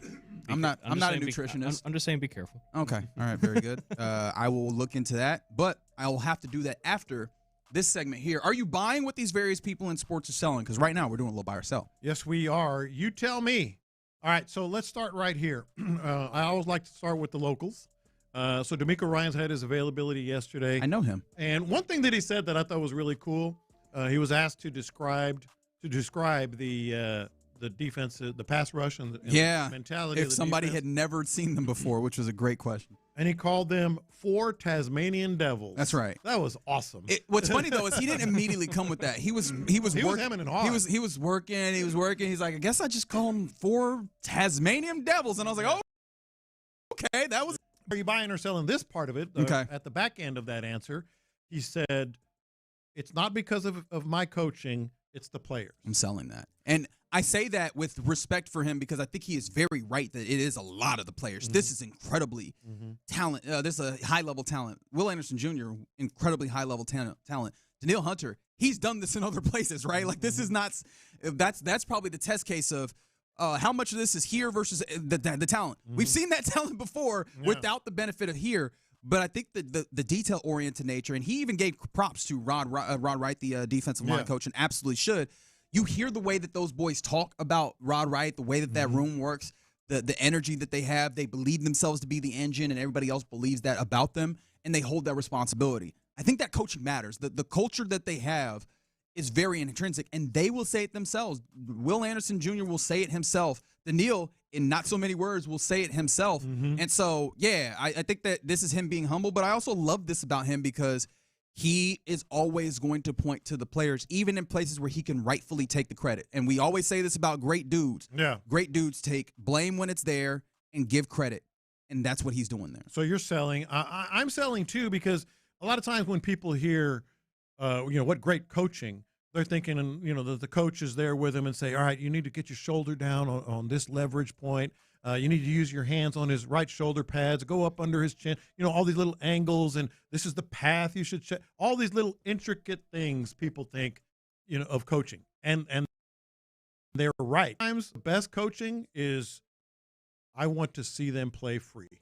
That's one of DeMeco's coaching points. I want to see them play. Not overcoaching? Just go. That's a coaching point. That's coaching. I wish I would have known that this was a question because I would have gotten. Did you see the sideline audio of DeMeco from this Pittsburgh Steelers game? One of the things that it's not novel. We know DeMeco is the type to do this, but it was fun to see once again. Is him even kind of hollering coaching points during the course of the game, right? Like telling, and I'm trying to remember exactly some of the things that he said, but because right now I just have the general broad strokes, but I don't remember the specific things. But he's telling Rankins in the middle of the game, like, hey, this, that. And obviously it's not like directly, hey, do this specific thing, but it's general points that are markers to kind of help remind him, okay, this is the mentality, this is what we're doing. No, he's a damn good coach, and I think that everybody in the league knows it. Yeah. All right, are you buying? I think he also has a simple thing for the offense: wear him down, wear him down, wear him down. That's his style. Just play free. All right, so you buying this or are you selling? Steve Bisciotti, Ravens owner. He said, for now, on Mike Tomlin, Yeah, he's going to sell it eventually. On Mike Tomlin eventually coaching the Ravens. Quote, I don't know. Talk to him. You buying or selling that? I'm buying that. Mm-hmm. I don't think that they – and I get it, right? They move on from Harbaugh. And that is more about it being kind of stale. Mm-hmm. But I do still think that there is – when you move on from something, you don't necessarily think. There are some instances. Have you seen your homeboy break up with a girl and then he comes back, you're like, are you sure it's not the same person? That looks just like her. So it happens at times, but I do feel like, especially in football, you tend to see folks like ping pong or move away from the thing that they had. Defense-minded, tactician versus, disciplinarian. Tomlin feels a little bit like Harbaugh. Yeah. And maybe that's just the proximity that they've had for years, but I feel like they might do something young and fresh as opposed to it. I'm buying it too, but and you saw that we played it. You saw the press conference and we played some of it. He sure did seem kind of coy on that whole thing. He was laughing about it and just, I don't know. Maybe he's thought about Tomlin, but I am buying what he said. All right. Are you buying or selling this? We go to the Pittsburgh Steelers. Art Rooney II says that he thinks Mike Tomlin's decision was more, quote, family-related than football-related. Ugh, yeah. I'm selling that. One, because I don't have a great handle on Mike Tomlin and his relationship with his family. Mm-hmm. I did see video of him kind of smiling when his son scored a touchdown, did a little celebration, and Tomlin said, I think he got on social media and said, as a father, that's fun. As a coach, I'm livid or something like that. So there is clearly that portion of him where he wants to be there for his kid, but he loves coaching. And this sounds stupid because, oh, yeah, they all love coaching. No. He loves coaching. He loves coaching. He talks about it. He really does enjoy. I think he was on one of those like the shop type shows where you get around with some other people that are great in their industries and whatever. And he was saying that coach that run away from challenges. Some coaches will go like, yeah, I don't think that. He's like, I run towards challenges in essence. We do not care. And that's the coaching sicko. Like that's the dude who really enjoys the act of coaching, not necessarily the drawn to the winning or whatever. He loves the coaching. And I don't know that we saw it in his eyes that he was losing the feeling. I think that the situation got tenuous, and he was like, "Well, let me get out of here before y'all kick me out." So you're buying it? I'm selling that it was because of family. I'm buying it because he probably looked up and was like, "Yeah, this is untenable at this point." Okay, I'm selling it too. I get that it was, and I said maybe he's just tired. Before he was fired, I said maybe he's just tired. Not of coaching, but of just it in Pittsburgh and the grind there and all the noise and everything else. But I also feel this was a decision that might have been made whether he wanted to stay or not. It's possible. That was one of the first thoughts we had. And I don't know that it's been entirely ruled out of that, but I mean, Art Rooney has kind of taken the stance where I was surprised to have this conversation, and I don't want to take away the agency of Mike Tomlin within this, that he couldn't have came to this decision by himself. But yeah, it doesn't feel, all things considered, I don't know that it was just like, hey, let me go spend time with the fam. Because again, we've had conversations that he's probably going to jump. It's going to be brief. He's going to jump right into media, and then at that point, he might be back into coaching. That doesn't seem like, well, I just got to go spend time with my family. Do y'all think that he's going to be into TV for at least a year and then come back when there's like a favorable position? Absolutely. Loves coaching, dog. Yeah, I think loves it. You made a great point, though. It's like coaches think that I'm done, but then they sit around and they're like, I'm preparing for this and that. He'll sit out a year, though. It's empty. I'm empty. I don't know what to do with myself right now. All these people that work in this high competitive, like they need it. It's a drug. It's a drug to them. Yeah. It is caffeine. It is nicotine. It does something to their system. I bet you could do the neuroscience. I'd love to go and see if there are studies that there's actually probably those level of effects that happen with them with this competition thing. I don't think you give that up easy. All right, you buying or you selling this? Oregon quarterback Dante Moore, actually during our show, announced that he was going to be returning to Oregon. This is the reason he said why. The team is young, and I want to grow with them. Are you buying or selling that? Just as an aside, maybe related, the Jets have the number 1 pick. Got to point that out. This isn't. I'm buying and selling it. Like, I do think he wants to grow with them. I think that there's the undercurrent also that we are in a new world where you can make all the money in the world and get yourself properly situated to go to the next level. That's why I'm selling. And I think that he is one of the best quarterbacks. I think that there's still room for him to develop, and he could probably make more money right now than jumping in as a rookie. I think now the decision is less of how much money can you make, can you get to that second quarter contract, then how best can you set yourself up for success? Because we've seen it. One of the biggest factors for a quarterback in particular in the National Football League is situation. I am selling. Did I mention I'm selling? Keep in mind, your points are or maybe I'm applying. She's in the draft next year. There's going to be really good quarterbacks in the draft next year. This is a thin quarterback draft, and he is still staying. It's largely because of the Jets. It's largely because they offered him $7 million to stay. Yeah, that's and which speaks to one of your points. Is that a lot of money? That's a lot of money. I've heard it is a lot of money. Yes. Interesting. He is not staying to, quote, grow with the team. Well, you don't know what he didn't say what he was growing. He's growing his bank account and his investments. That's true. Yeah. This is like he could be a top 5 pick this year, and there's no guarantee. Easily. And there's no guarantee he'll be a top 5 pick next year. But he's staying because it's the Jets and he's getting some money. Is it 3 quarterbacks that people were throwing up there before Mendoza Moore and Ty Simpson? Yeah, those are the guys. He could be a top 5 quarterback this year, and that's not a guarantee next year. No, I'm selling this. All right, are you buying or selling this? James Gladstone as the magnificent Gladstone. As the boys in the morning say, the magnificent Gladstone on one Travis Hunter. Remember him? I'm familiar with him, actually. Quote, we still expect him to play both sides of the ball. I mean, I buy it because he has to. Mm-hmm. They and the boys on the morning show, Payne and Pendergast, were on the forefront of reporting such things and maybe more mocking these. Mm-hmm. The idea that Gladstone got up there and purported this as a change in the fabric of football of sorts, like mm-hmm. this is going to revolutionize the sport. Him playing both ways.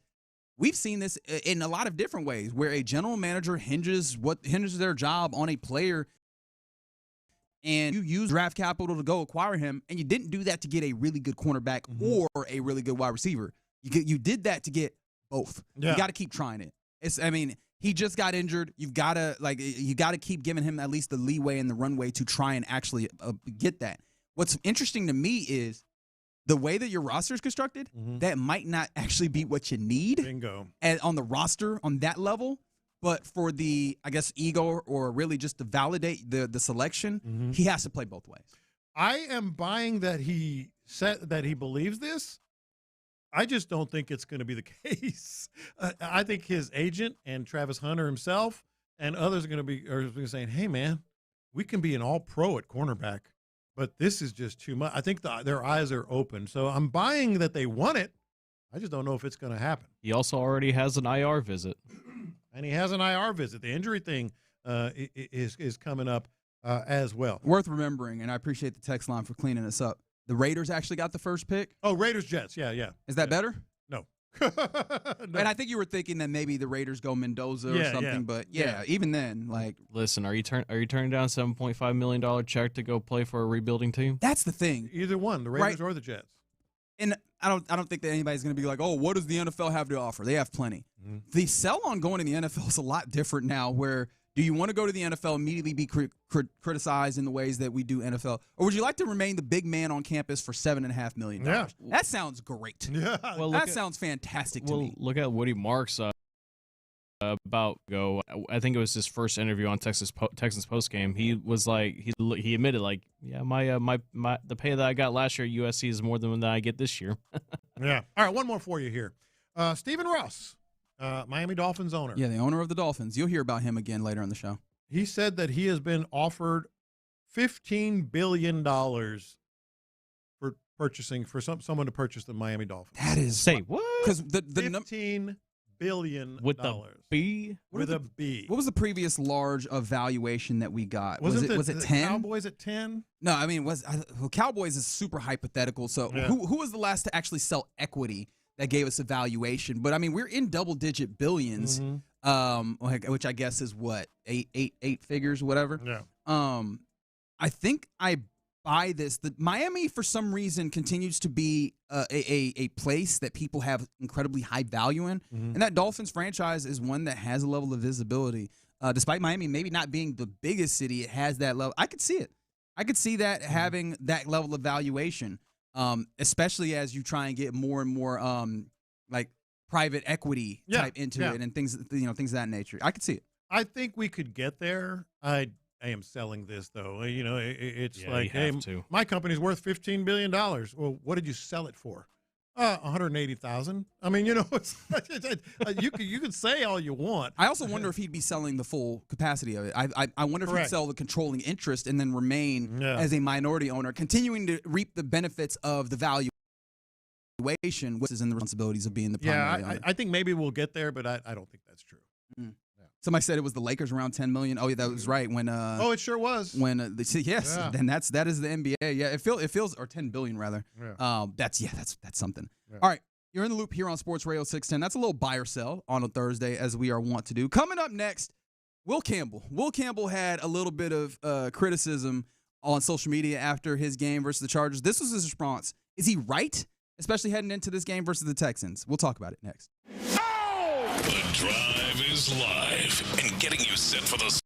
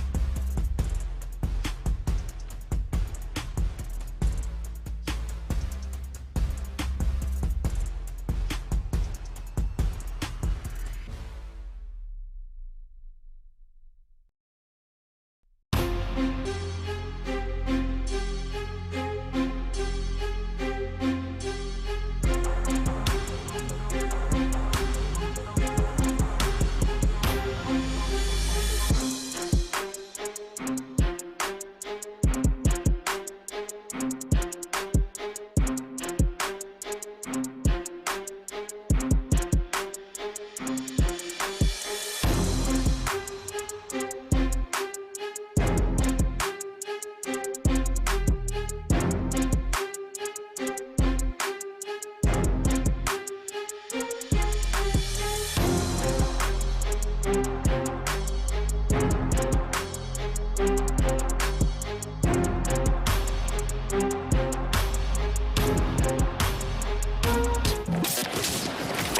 Point Lincoln and West Point Lincoln of Sugar Land Studios. KILT FM HD2 Houston. On Odyssey Sports Station. The Texans play here. Sports Radio 610 presents In the Loop with John Lopez and Reggie Atatula. Yeah, you're in the loop here on Sports Radio 610. Happy Thursday. Hope it's going well for you. John Lopez. I'm Reginald Atatula. Fig out, feeling a little under the weather. We got Colin Neal on the ones and twos. Thank you, sir. If you want to hear more Texans, there is one on the way here at 2:30. Woody Marks will be jumping on with the fellas of the drive. Oh, nice. They always get good ones. Yeah, it's been real fun this season getting to hear all the various Texans jump on with the fellas. So make sure to set your appointment with the drive, really from 2 out at Buffalo Wild Wings at Willowbrook, but specifically 2:30. Woody Marks will be jumping on with them. I think he is set up to possibly have a good game against the Patriots. We were talking to Chad Graff earlier today. He covers the Patriots for The Athletic, and he confirmed something that I felt pretty strong about, which is their run defense has been a little suspect, especially at the end of the season. They're looking at the Chargers game as a validation that the run defense has gotten better, and I'm not certain on that. Yeah. So I think Woody Marks in this offense can do something. You know who's also set up to have a really good game? Who's that? Whoever's rushing against the left side of the Patriots offensive line, in my estimation. I want to give you some stats, which I'm sure you'll surprised to hear that I'm going to give you some stats, but I want to give you some stats from that game, the Chargers and Patriots game in the wild card. All right, so you're looking at Will Campbell, who is the left tackle. He's the number 4 pick was that? Yeah. In the draft this past year, and then another rookie, the guard Wilson. So in this game, Drake May was sacked 5 times. There was 4 pressures and a sack given up by the left guard, Wilson. 6 pressures and 2 sacks given up by the left tackle, Will Campbell. Really? Yeah, man. It was not a great day for that young left side of the offensive line for the Patriots. And so Will Campbell, I believe this was yesterday when they had media availability up there in Foxborough. He was asked about the online criticism that's been popping up for his game here. This is what he had to say. To be honest with you, it's easy to, type behind a Twitter account that, is fake. As I hold myself to the highest expectation of anybody, I want to be perfect. And it's hard for me to, get told that it's going to be hard to be perfect. But, the Chargers, obviously I didn't pitch a shutout. I had 2 or 3 plays that I wish I could have back. But that's $300 million in defensive ends. Thank you, Forrest Gump. Yeah, he went real Forrest Gump on that one. He's the one that I like to run. He's the one that had the really famous pre-draft quote, right? About he did. I'm trying to remember exactly. About you give up. Ooh, yeah, you get 1 sack a game. Yes. You're going to be in the Hall of Fame. You give up 1 sack a game. You're going to be, whatever, sacking groceries or something. He's a very candid guy. I actually like him a lot. I've watched him a lot. He was at LSU. Yeah. But good luck. Good. I mean, and the other thing is Sheldon Rankins going to run it back? Get another one of those highlight real defensive tackle plays that you don't see a lot when you put the guard on his back? Did Will Anderson have another dream, possibly? And Will Anderson. And that was ultimately what I was going to get to. We're talking about the likes of Tier Tart and Khalil Mack. And I'm not trying to say nothing bad about Buffalo alum Khalil Mack, but Khalil Mack, 34 years of age, and I don't think that he is the same exact Khalil Mack as he once was. But, I mean, those are solid dudes. Don't get me wrong. How do they compare? Not good. Not as good. I was like, Will Anderson Jr., either Sheldon Rankins or, Tommy Togiai getting after the left side of that offense. Barnett. Derek Barnett, when he rotates in, that is a real susceptibility. Like, there is some real shoddy work to that construction on the left side. Because not only was it just that game, if you go back, I went and you know what my general get down is when I bring up PFF. I got to put my asterisk. It's subjective metrics. It's not the end all be all. But Will Campbell, his grade in pass blocking was a 76, which was good for being the 23rd of 89 tackles. Not awful. Not awful. Yeah. But we're talking about the playoffs here, And we're Will talking Anderson. about exactly. We're talking about Will Anderson. Playoffs? We're talking about playoffs? Thank you, Jim Mora. That is something where it's easy to be like, oh man, this defensive line's going to eat. I think there's actually real concerns for Drake May off of that left side. Oh wait, is he right-handed? Blind side. Yeah. No, look. The other part about it is you mentioned, how much everything is ratcheted up in the playoffs. These guys are also on about as good a groove as you can get in. Rushing the passer and pressures.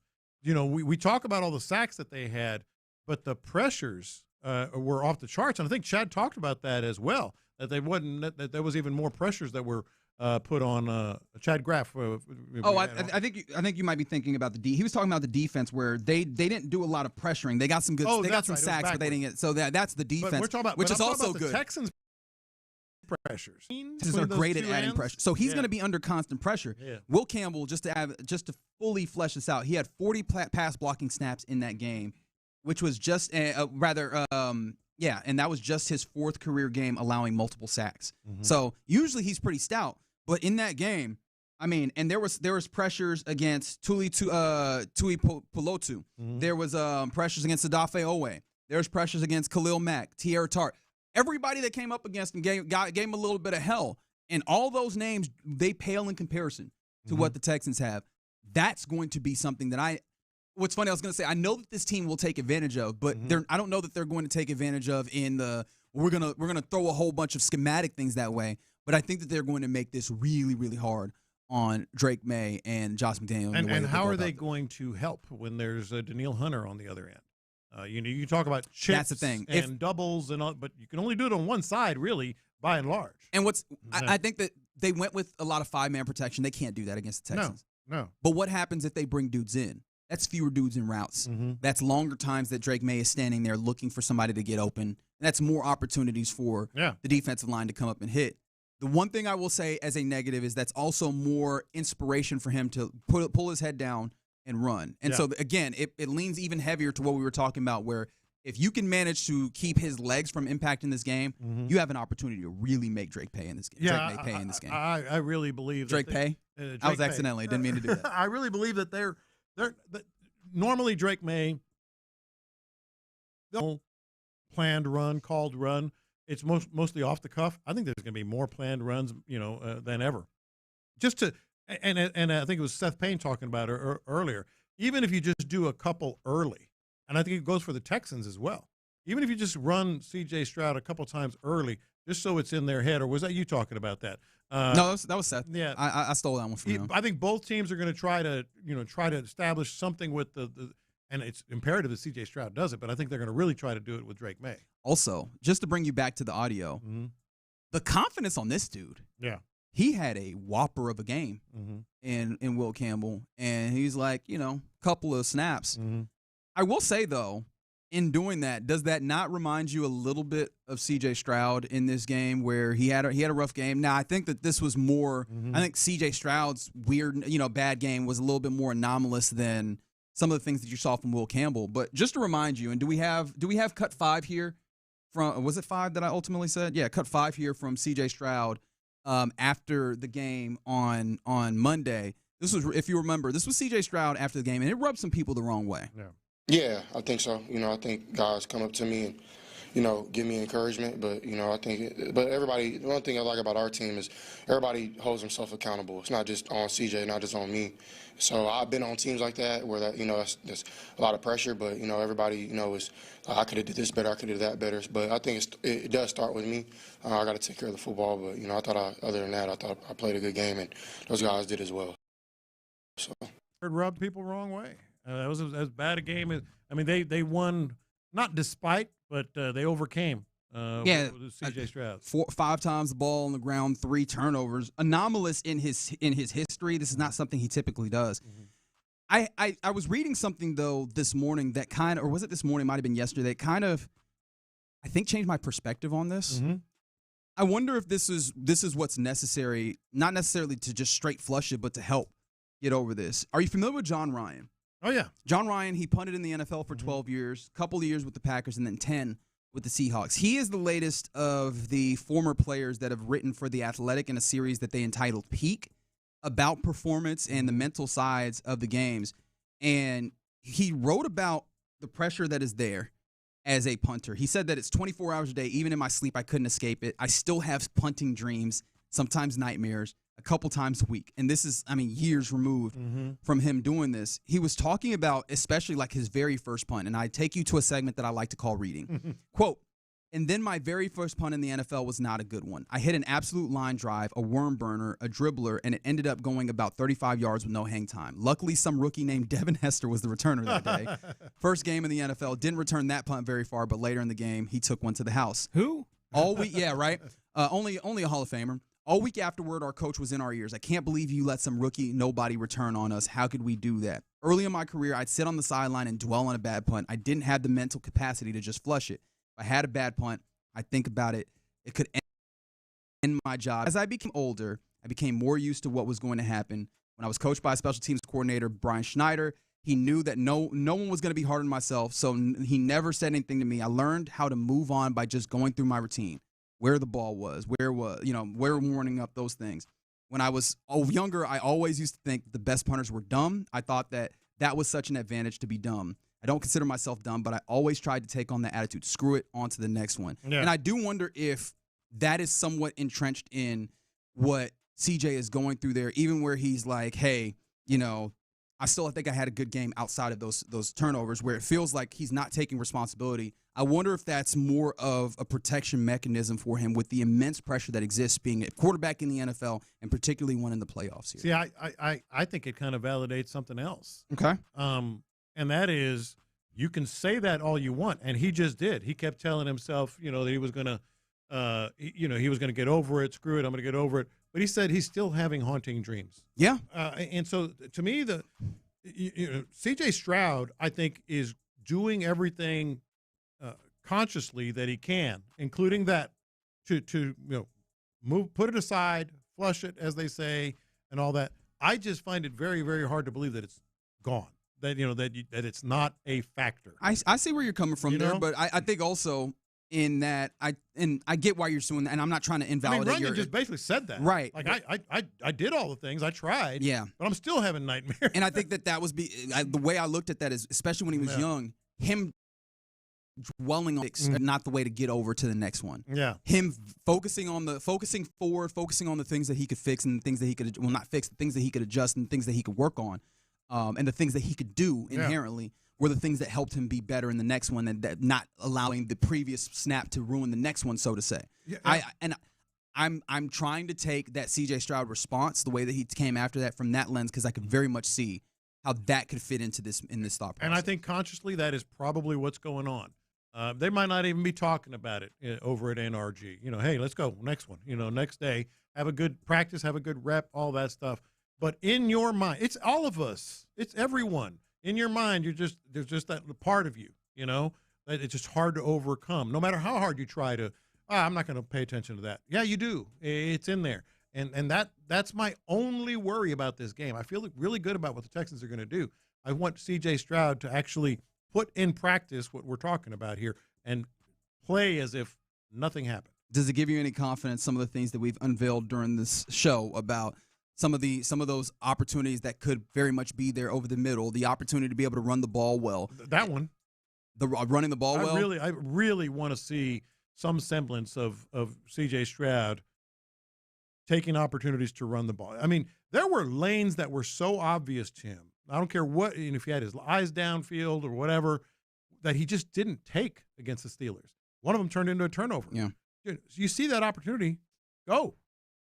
I honestly, I forgot to mention even the interesting, praising the offensive line yesterday, said something that was very interesting in there. And this could be just harping on a small detail. I know where you're going with this. Yep. When he was talking about them playing well, and he's starting to get, he used the word starting to get, more used to it or something to that effect. And I was like, starting, interesting, because that would, in my mind, feel a little indicative of the way that he's thinking about it. That, he is feeling like he is still finding his feet, finding his settlement. And I think that can be encouraging in that if he still feels like he's getting there as opposed to he is there, that means that there's room for improvement, which no matter where you are on the spectrum, if you think that there's still, he's fine and that it's going to be good, or he's not been fine, better is on the horizon, at least in his mindset. Yeah. So I'm excited to see how that comes to the field come Sunday at Gillette Stadium, 2 p.m. here on Sports Radio 610 is where you'll be able to hear that. All right, you're in the loop here on Sports Radio 610. This is typically time where I look over and turn things over to Figgy Fig for the mixtape. He is sick, so I will be handling the duties. However, do you feel like you have a friend that loves you like this guy? I'll let you in on that story next. Ready? 1 down, 3 to go. The next test, the Patriots in Foxborough on Sunday afternoon. Hear the divisional round game here.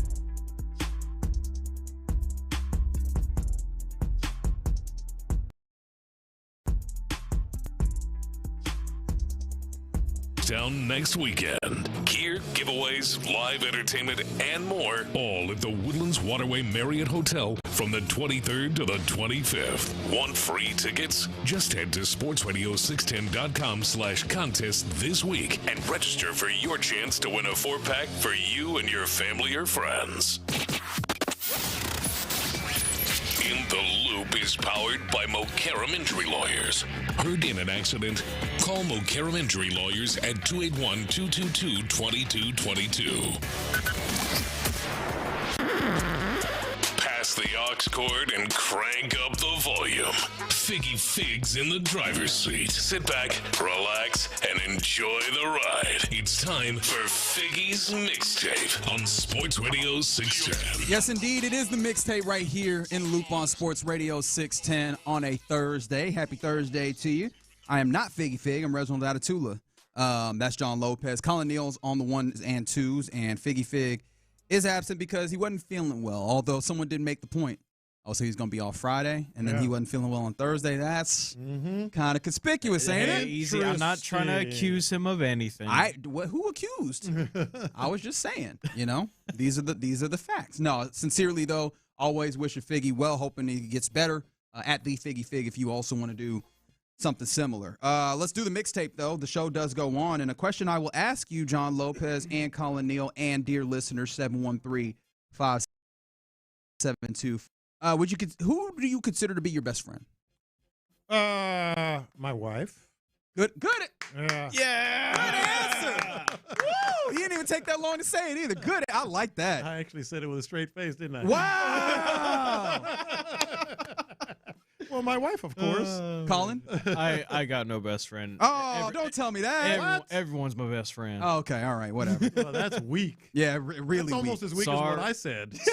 No, you have to say that. There's a contractual obligation on your finger. I was about to say when you spoke the vowels, you have to say that. Yeah, but it's not really her. Do you think she though is the type of? Do you think she's the type of best friend who hates whoever you hate, no questions asked? Ooh. Yes. Okay. Yes. All right. Excellent. Yes. So then you're going to relate very much to Dan Soder here. Who Dan Soder? He's a comedian. He's a very funny comedian, actually, if you want my word for it. But also childhood friend of one Mike McDaniel. Okay. Yeah. So Mike McDaniel, the former head coach of the Miami Dolphins, which that's relevant here. They grew up together in, I believe, Denver, if memory serves. And so they're really good friends. Dan Soder is a comedian. He has a podcast. Also, he's tied to sports in a different way. He's engaged to Katie Nolan, who used to work at ESPN. That's where I knew. I was trying to place the name. Yeah. So Dan Soder, very much around sports. And he loves sports. He does not love the Miami Dolphins. Why? Well, I'll let him tell it. This was Dan Soder on his podcast, and this was him sounding off on the Dolphins. Watching McDaniel do this as a head coach. Yeah. It's like been my buddy since 7th grade. Wow, that's crazy. And it's like awesome. He's an NFL coach. That's incredible. And he worked his way up to a head coach. But he'll get a gig, right? Somewhere else? Absolutely. In fact, I think he's better off because I think, and listen to me right now, I think it's a organization. Damn. I think it's ran by an old that stabbed Mike in the back after he told him he was going to be all right for another season, and the Dolphins. And honestly, Miami as a comedy town. When having a friend that's an NFL coach, you listen more when people talk about your friend. Stop it there. That's the next part here. But yeah. You know what I love about that and how I know it's real? What's that? He's putting his own career on the line. Yeah, he says Miami as a comedy town. Like the whole hit him up, bleep y'all as a staff, record label, and a crew. The team, the owner, and you know what? The whole city. Yeah. The whole city can get gone. Yeah, he's bringing everyone down. And all y'all can get gone. Who's that player that you see the video all the time? They won a road game, and he goes, bleep you. And he goes, bleep you. I know exactly what you're talking about. Bleep you, too. Oh, yeah, you over there in the back. Bleep you. This is incredible energy. I feel like this is a good friend, right? This is a good friend. But really good friend. He was not done there. He turned his ire even further up, right? I told you, it's scorched earth. He's just carpet bombing the whole thing. Troy Aikman's is associated with the Dolphins, isn't he? Oh, that's right. He was advising. Troy Aikman on McDaniel in a way that I'm like, he doesn't like Mike. Whoa. And me and my friend Chad, who grew up with Mike, were like, Chad was the first one who was like, I bet Aikman had something to do with it. And then I was just like, like looking like white Jay-Z. White Jay-Z. But he does. Have you seen the video, the picture of side to side, like Troy Aikman looking like Jay-Z? But that's one of those things where that's just a complete non sequitur. But I don't care. I'm mad at you, so bleep you. Yeah. God almighty, that's good. Well, I mean, to be fair, Troy Aikman does kind of come off as hateful at certain people. He does. There's a lot of people for whom they look at Troy Aikman, they're like, that dude's a jerk. Yeah. I appreciate Troy Aikman because at the very least he stands on his. He doesn't really dance around it, and Yes. he's just like this is my thoughts. Yeah. Can that be perceived the wrong way in a lot of places? Sure. Mm-hmm. I found it interesting though because Troy Aikman, or rather Dan here. I wondered how mad he was actually at Troy Aikman, but he was like, oh, I guess under the context of him being a part of the Dolphins, I now hear all these comments about Mike McDaniel. I view them negatively, so bleep you. Like, I wonder if he before was just like, oh, yeah, Troy Aikman's talking. And he's like, wait a minute. You were also a part of the people that I've sworn off, so bleep you. You know what? You're already on my mind. You're going to get it. So how many, I know you have more, but how many friends of yours, if you told them something about whatever, they would be like, I hate him too? I got 2 on a possible right off top. Like, 2 on a possible, no explanations. No questions asked. I hate you. I hate you. How dare you? Never again. You. Yeah, You without question. You too. I got 2 on a possible. Mm-hmm. I got a few. Really? I think I do. That's how you know you got good friends. I got a few too. And I was just being politically career friends.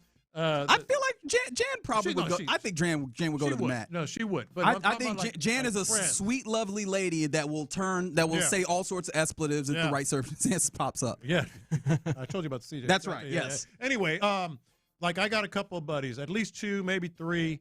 I'll just say, hey, done. That's all you need to say. All right, and we'll finish off the Dan Soder, who is a childhood friend of Mike McDaniel, the comedian. This is on his podcast. This is a real friend because he also took it all the way to the other side of, now I'm going to support your next endeavor. This is why he thinks Mike McDaniel's getting another job. Listen, I think McDaniel got fired because he tied himself to Tua and they lost. That's a sign of my friend being loyal. So, like, as a friend, I go, yeah, he's stuck with him. And I hope the next team he goes to, the quarterback goes, well, this guy's stuck with him, so I believe in him. Yeah. So I'll play for it. I just hope McDaniel goes and wins 10 Lombardi trophies and then shoves them up the owner of the Dolphins' ass one at a time. And I hope the Dolphins never win another game. Woo! You're stupid. Damn. Your old logo's better. Your new logo looks like a jumping through a Nuva ring. Hey. Wow. Your fans don't know ball. A couple of them at the stadium, it was like crazy watching them not know when to cheer on third down. Jesus Christ. That whole organization. I want that guy on my That's side. a friend. That is a friend. Dan Soder could be my friend at any day. Not just 10 Lombardi trophies, but one at a time. You thought the fans were, he was like ownership. Yeah. The quarterback sucked. Troy Aikman sucks. Also, the fans suck. The whole city, I don't care for you. That's just because his friend got fired. What a friend. I like it, though. Yes. I like it. It's the mixtape here in the loop on Sports Radio 610. Have you ever wanted to take a souvenir from your favorite place? Maybe like a restaurant or a bar? Yeah. Oh, yeah. I definitely have because I have a stack of the Whataburger tents in my apartment. Oh, you're that guy. I am. Yeah, you're one of those people. I was in college at least. I don't still do this, but I've got 69? a lot of them. I think, honestly, in college. That's the one they stopped making them, right? I believe so. Yeah. In college, we had a lot of us in my apartment when we had roommates. We all did, and so when it was time to split up, we did a draft. Oh, cool. I was like, I don't need 69. Y'all can take that. So there was one. Yes, there was. But with the first pick. Really, I was like, let me get number. Whataburger tents. It's college. We're idiots. Does that sound wild to you? No, it doesn't. Yeah, honestly, that might be the most equitable way to split them. You know, everybody gets you have an opportunity to get the ones that you want. Yeah, no, it works. Do you by chance have a 6'7"? I think I do have 67. I'll have to go and check. I'll have to go and check the old tent, the tent safe, because they have to make sure. Can't have anybody just going and taking them. Oh, yeah, 100%. Can't just be out amongst the people. That's crazy. Yeah. Well, apparently a group of dudes out in the general Philadelphia area had that same feeling. This is from NBC 10 Philadelphia about a cheesesteak spot. And tell me if you hear the innuendos that might be coming out. Some say Donkey's Place has Philly's best cheesesteak, even though they're across the river in Camden. They opened in the 1940s, and their walls are like a museum, but they say someone has stolen one of their prized family jewels. Baculum bone. It's a walrus, basically. Yep, it's a bone from a long-deceased walrus. It's a conversation piece. You hand it out, like, oh, try to guess what this is. So let's just say, let's find the guy that stole donkeys, you know what. Yes, the baculum was stolen. The staff here tells me that on December 29th, 3 guys drinking at the bar left with the bone when the bartender walked away. And when they left, they put it underneath a scarf and just took it with them. Regulars want the bone back where it belongs. The bar, shouldn't get the shaft because some dudes decided to steal their walrus part. Yep. And to the boys who thought they were being clever stealing this thing, guys, this place has like 16 cameras. I mean, you're on camera from like 10 different angles. They know what you look like. You paid with your credit card. If you have this thing, you got to just bring it back. You see the one guy comes out first with a buddy, and then the third guy is trying to hide the very long fossil as they walk to their red Uber. Donkeys has a second, smaller baculum up on the shelf they showed me. Wait, that's the small one? This is the small one. Rob. That's a small one. If you've seen the stolen item, please give Donkeys a call. They don't plan to press charges. They just want to get their hands back on their walrus bone. That's a nice walk away. There was a lot of things happening in that. If you did not get the innuendo, it is a walrus bone. Yes. It is some kind of bone. Yes. But yeah, apparently, little kind right there. Yeah. That was a little, yeah. How do you even get that? I don't know. Yeah. But apparently Philadelphia cheesesteak spot was a place where they were like, you know what we need on the wall here? A walrus bone. Walrus manhood is what we need. Yes. I can't keep it together. Yeah, that was why I appreciated that the reporter was like, let's lean into this. Are these the dumbest criminals? They paid with their credit card and then stole something. And all the cameras. And then they took something. They're lucky that all they want is just have it back. Yes. They really are. I'm sitting here trying to think, like, I know I've taken something from a place. So I can't place anything good. Can I tell you the dumbest thing that a friend of mine has taken from like a restaurant or a bar?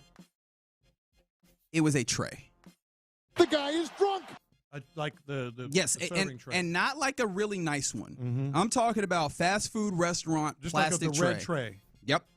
Now I like those ones that have the little compartments. Mm-hmm. Those are kind of cool. Yeah, but no, wasn't that just a flat tray? I don't know why. Yeah, it's things that I guess kleptomaniac college students do, but it did not make any sense to me. I saw him do it. I was like, don't take that. Yeah, and then he took it. And I was like, why would you do this? Yes. How was he able to get away with it? Did he just put it in his jacket? No, I think he just walked. Dude, it's fast food. Them people don't get paid enough to stop you from stealing a tray. They don't care. I know there's probably some good ones. I just can't place anything right now. I mean, the typical things that people would steal from restaurants would be like a nice glass. Mm-hmm. Yeah, glasses are ones that I've seen people take. Yeah. Silverware? I saw some. It wasn't That's me. I strange. saw someone take a centerpiece out. Yeah. Restaurant. I was like, boy. But that's like wedding behavior, ain't it? Stealing a centerpiece. Restaurant. Oh yeah. It had candle in it and stuff. I'm like, what are you doing? It was like the next table over to us. Hey, if people see something they like and they want it really bad, I want that centerpiece. The weirdest thing that I've taken is a ramekin. Oh, okay. I like those. Mm-hmm. Wait, what? And that's useful. The little small quiche thing, basically kind of. Yeah, the little dipping sauce thing, that's a ramekin. Yeah. Interesting. I didn't think that's what it's it was like a bowl. Called. But it's a very small one. Yeah. It's a very small ramekin. It usually has grooves on the side of it. That one's a little bit larger ramekin than what I got. I got a very small ramekin. From the 832, we took the room service menu for a book from Tropicana in Vegas. Still have it. Oh, okay. That's actually pretty cool. Hey, that's a good souvenir, right? I feel like a good souvenir has a story with it, as opposed to my friend who took a tray, right? Like there's not really a great story to it. I feel like you got a story there, right? Yeah. Just like, the whale Beculum. That those guys. Where do you keep? Because you didn't. Where do I keep my Beculum? Yes. First, that is clearly a question I wanted to ask you. No, the size of this thing. This thing was probably like 3 feet long. Oh, it was? I didn't even think to ask. I mean, it's a whale. This is true. A walrus. Walrus. Yeah. Might as well. Still big. What do you mean by that? All right. Okay. Somebody said my mother stole steak knives from Steak and Ale years ago. That's pretty cool. But yes, I'm like, where are you mounting this? Are you just putting this in your living room? Say? The whale. I'm not. You're not going to put it on the wall? I sure as heck am not. Mount it on the wall. mounting it. Y'all some nasties. Someone might mount it. Oh, okay. See, I need the story here from the 346. Their cousin stole a TV from the hotel. What? Just walking out How with a do TV. you do that? Just walking out with a TV. Very, very carefully. And yeah, y'all were probably right. He probably did roll up on the tray. That is probably how he utilized that. But yes, that was, apparently if there's people that will do that He for said, anything. Are you mounting it? Yeah, on the wall. There's a punchline in there somewhere. Yeah, oh no, there is. And then real quick before we go. Mm-hmm. There it is. A salute, as you know, what Figgies want to do. Salute to streamer Kai Cenat. Your family, like if you have young ones, they might have watched them. And this might be a little bit of an indication that everything might be all right with the youngsters. So Kai Cenat, a very famous streamer. He's, gotten a lot of attention for a lot of things. This time he got a little attention for a really cool thing in my estimation. On this show, we love crediting Merriam-Webster because we argue about words all the time. Yeah. They're all happy with this because Kai Cenat on his stream, he was reading on his stream. Mm-hmm. And then while he was reading on his stream, he tried to sound out a word. He looked it up. He read understood it, and he kept on reading. Look at streamers promoting literacy. That's pretty cool. That Good is for really him. cool. Was it Chanukah? It was not Chinooka. No, it was not Chinooka. That's what he said. It was spontaneity. He had a little trouble with the word spontaneity, but he was really vulnerable to read it. He was not embarrassed at all. He was trying to sound it out. He looked it up on his smartphone. Usually, Merriam-Webster's going to have a field day with that. They did. Yeah. They did. On social media, they saluted Kai Cenat, and so we too will salute Kai Cenat as People do get a little bit crazy about how you pronounce certain words. Like, that's not in this room. That is sarcasm, if I ever heard it. But there you go. A little bit of a mixtape right here on Sports Radio 610. It is the mixtape, 1:20 p.m. every weekday right here on Sports Radio 610 at the Figgy Fig. If you see something mixtape worthy, and look at all the different things that y'all were stealing from various places. Stole a whole place setting from Luby's. That's wild. Keep those in. I kind of want to see those. But do too. You're in the loop here on Sports Radio 610. Coming up next, we get ready to hand things off to the fellas of the drive. We'll do that next. The playoffs roll on, and so do Thirsty Thursdays.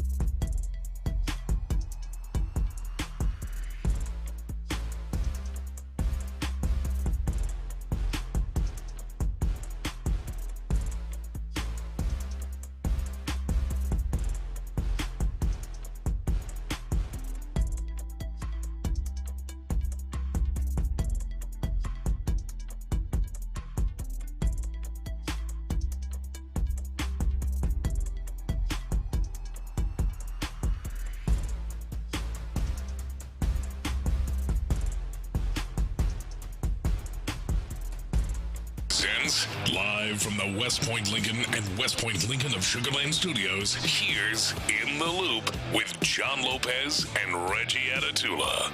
Been a fun Thursday here in the Loop on Sports Radio 610. We are cracking up at video of Michael Clemens. Yeah, he's an Aggie. I should have remembered his name. That was the former New York Jet. You, the guy above you. Pointing at various other pointing at various fans in the stands and telling them to bleep off. Yeah, bleep in essence. Just like Dan Soder told the entirety of Miami to bleep off behind his friend Mike McDaniel.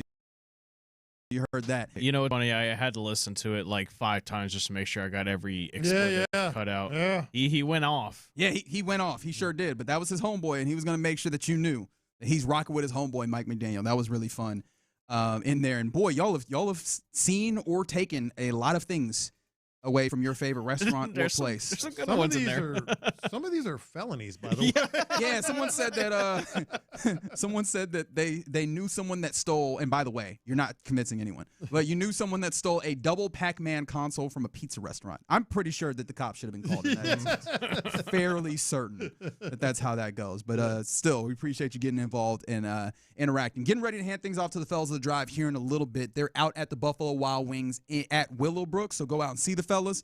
But also make sure you listen to the fellas. 2:30, they'll be talking to Woody Marks, one of the Texans that is looking to reach, hit pay dirt in a way that, well, literally, physically, hit the end zone, but also go somewhere that the Texans have never been, which is the AFC Championship game, and all it takes is one more victory, this time at Gillette Stadium. Mm-hmm. Before we get there, there's going to be a Texan with a little bit more on his mind. Did you see this? Jalen Reed, who just coming back from injury, jumping in immediately. He had a pretty good game, had a nice open field tackle that I vividly remember. Very much came in and did what you need him to do, solidifying that opposite safety spot from Kalen Bullock. Well, apparently earlier this month, he had a little bit of a rough go of it as there were some armed carjack at his house. It was a KHOU 11. Was it KHOU 11 that had this? Or KPRC 2 rather, that had this story here. 3 men in ski masks with long rifles at the garage of Texan safety player Jalen Reed. That's according to court documents. J1 here with KPRC. Houston police say officers responded to a robbery call at a Houston home just before 5 p.m. on January 4th. Now, I'm not going to say the location of the home to protect the safety of the Texans player, but according to court documents, 3 men in ski masks entered Reed's garage, pointed long rifles at him, demanded everything he had in his house, stole his car, and eventually led police on a chase. Police say the stolen car crashed near Ella Boulevard and Rush Creek Drive. One of the suspects was arrested. He was identified as 20-year-old Montreal Fry. He's currently facing charges of evading arrest and unauthorized use of a vehicle. Court documents show he was ordered to deferred adjudication in April of 2025 for another evading arrest charge also involving a stolen vehicle, and he was sentenced to 3 years probation. That means this recent arrest happened while he was on probation, and 2 other suspects are also still on the loose. Yeah, these are the things, and I've mentioned it, some of the very premeditated robberies of homes, burglaries of homes across the country. This is a flat-out robbery at gunpoint. Man, it bothers me so much because it's finding out, these players, where they live, knowing that they have, a certain amount of money and items and stuff. Because by the way, just an absolute terrifying thing. I mean, I can't imagine. 3 dudes with rifles? Yeah. Come on. Like that was terrifying. So obviously a lot of thoughts and prayers towards Jalen Reed. Obviously physically okay. It's the money and, a car, and I think that those are things that clearly can be recouped. But that sucks that he had to go through that. Mm-hmm. So thoughts and prayers with him. A couple of notes when it comes to the football game that will be played on Sunday. From the Patriots side, Christian Gonzalez at practice again today. Mm-hmm. He's not wearing the red non-contact jersey. So it feels like he's progressing through the protocol. That pushes further towards their star cornerback playing in this game. And here in Houston, Nico Collins not seen at practice for the second straight day. That almost all but does it that he's not playing this game. Yeah, I mean, just obviously not only not practicing, but you have to, part of the protocol, even if he is advancing relatively quickly, you have to have 2 practices that you can clear before you can play. It is extremely unlikely that Nico Collins will play on Sunday at this point. Yeah, I mean that's abundantly clear. I think I feel more confident though, especially after talking to Chad Graff earlier today, covers the Patriots for The Athletic, knowing that over the middle is going to be something that you can attack, and I think you should be able to have some success. And hopefully, especially because if you're not having Nico Collins and you're some of those outside things that he can win with his big body and his high pointing ability, then I'm confident that Xavier Hutchinson can win at. Christian Kirk can win at, especially with some of the footwork that he demonstrated in this past game. Jalen Noel can win at on crossers. All these guys that you're going to be depending on, I believe they have a capability and they demonstrated themselves capable of winning over the middle. I totally agree with you. My one thing that I'm really hoping to find out is who's your when in doubt receiver.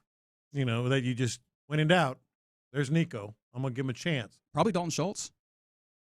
Ooh, it's gotta be not the when in doubt that you're looking in for deep down the field, but he's going to be the safety blanket, I imagine, assuming that he gets some burn. Yeah. Did you have any concerns? Because we mentioned this a couple times in passing, but we didn't stop down.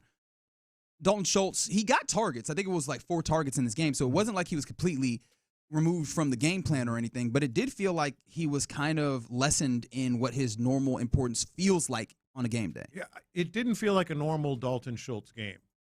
We obviously, especially with Nico, presumably out, you would need at least a normal Dalton Schultz game in this, on top of the Kirk and everything. I think maybe he's still, didn't he have a little leg thing or no shoulder thing? Yes, it's both. Like he's been dealing, he's dealt with both of those things at some points in the season. And one thing about the National Football League is, especially if you continue to play, that stuff is sticking around until you can address it in the offseason. That's kind of how this goes, and that's why I asked it.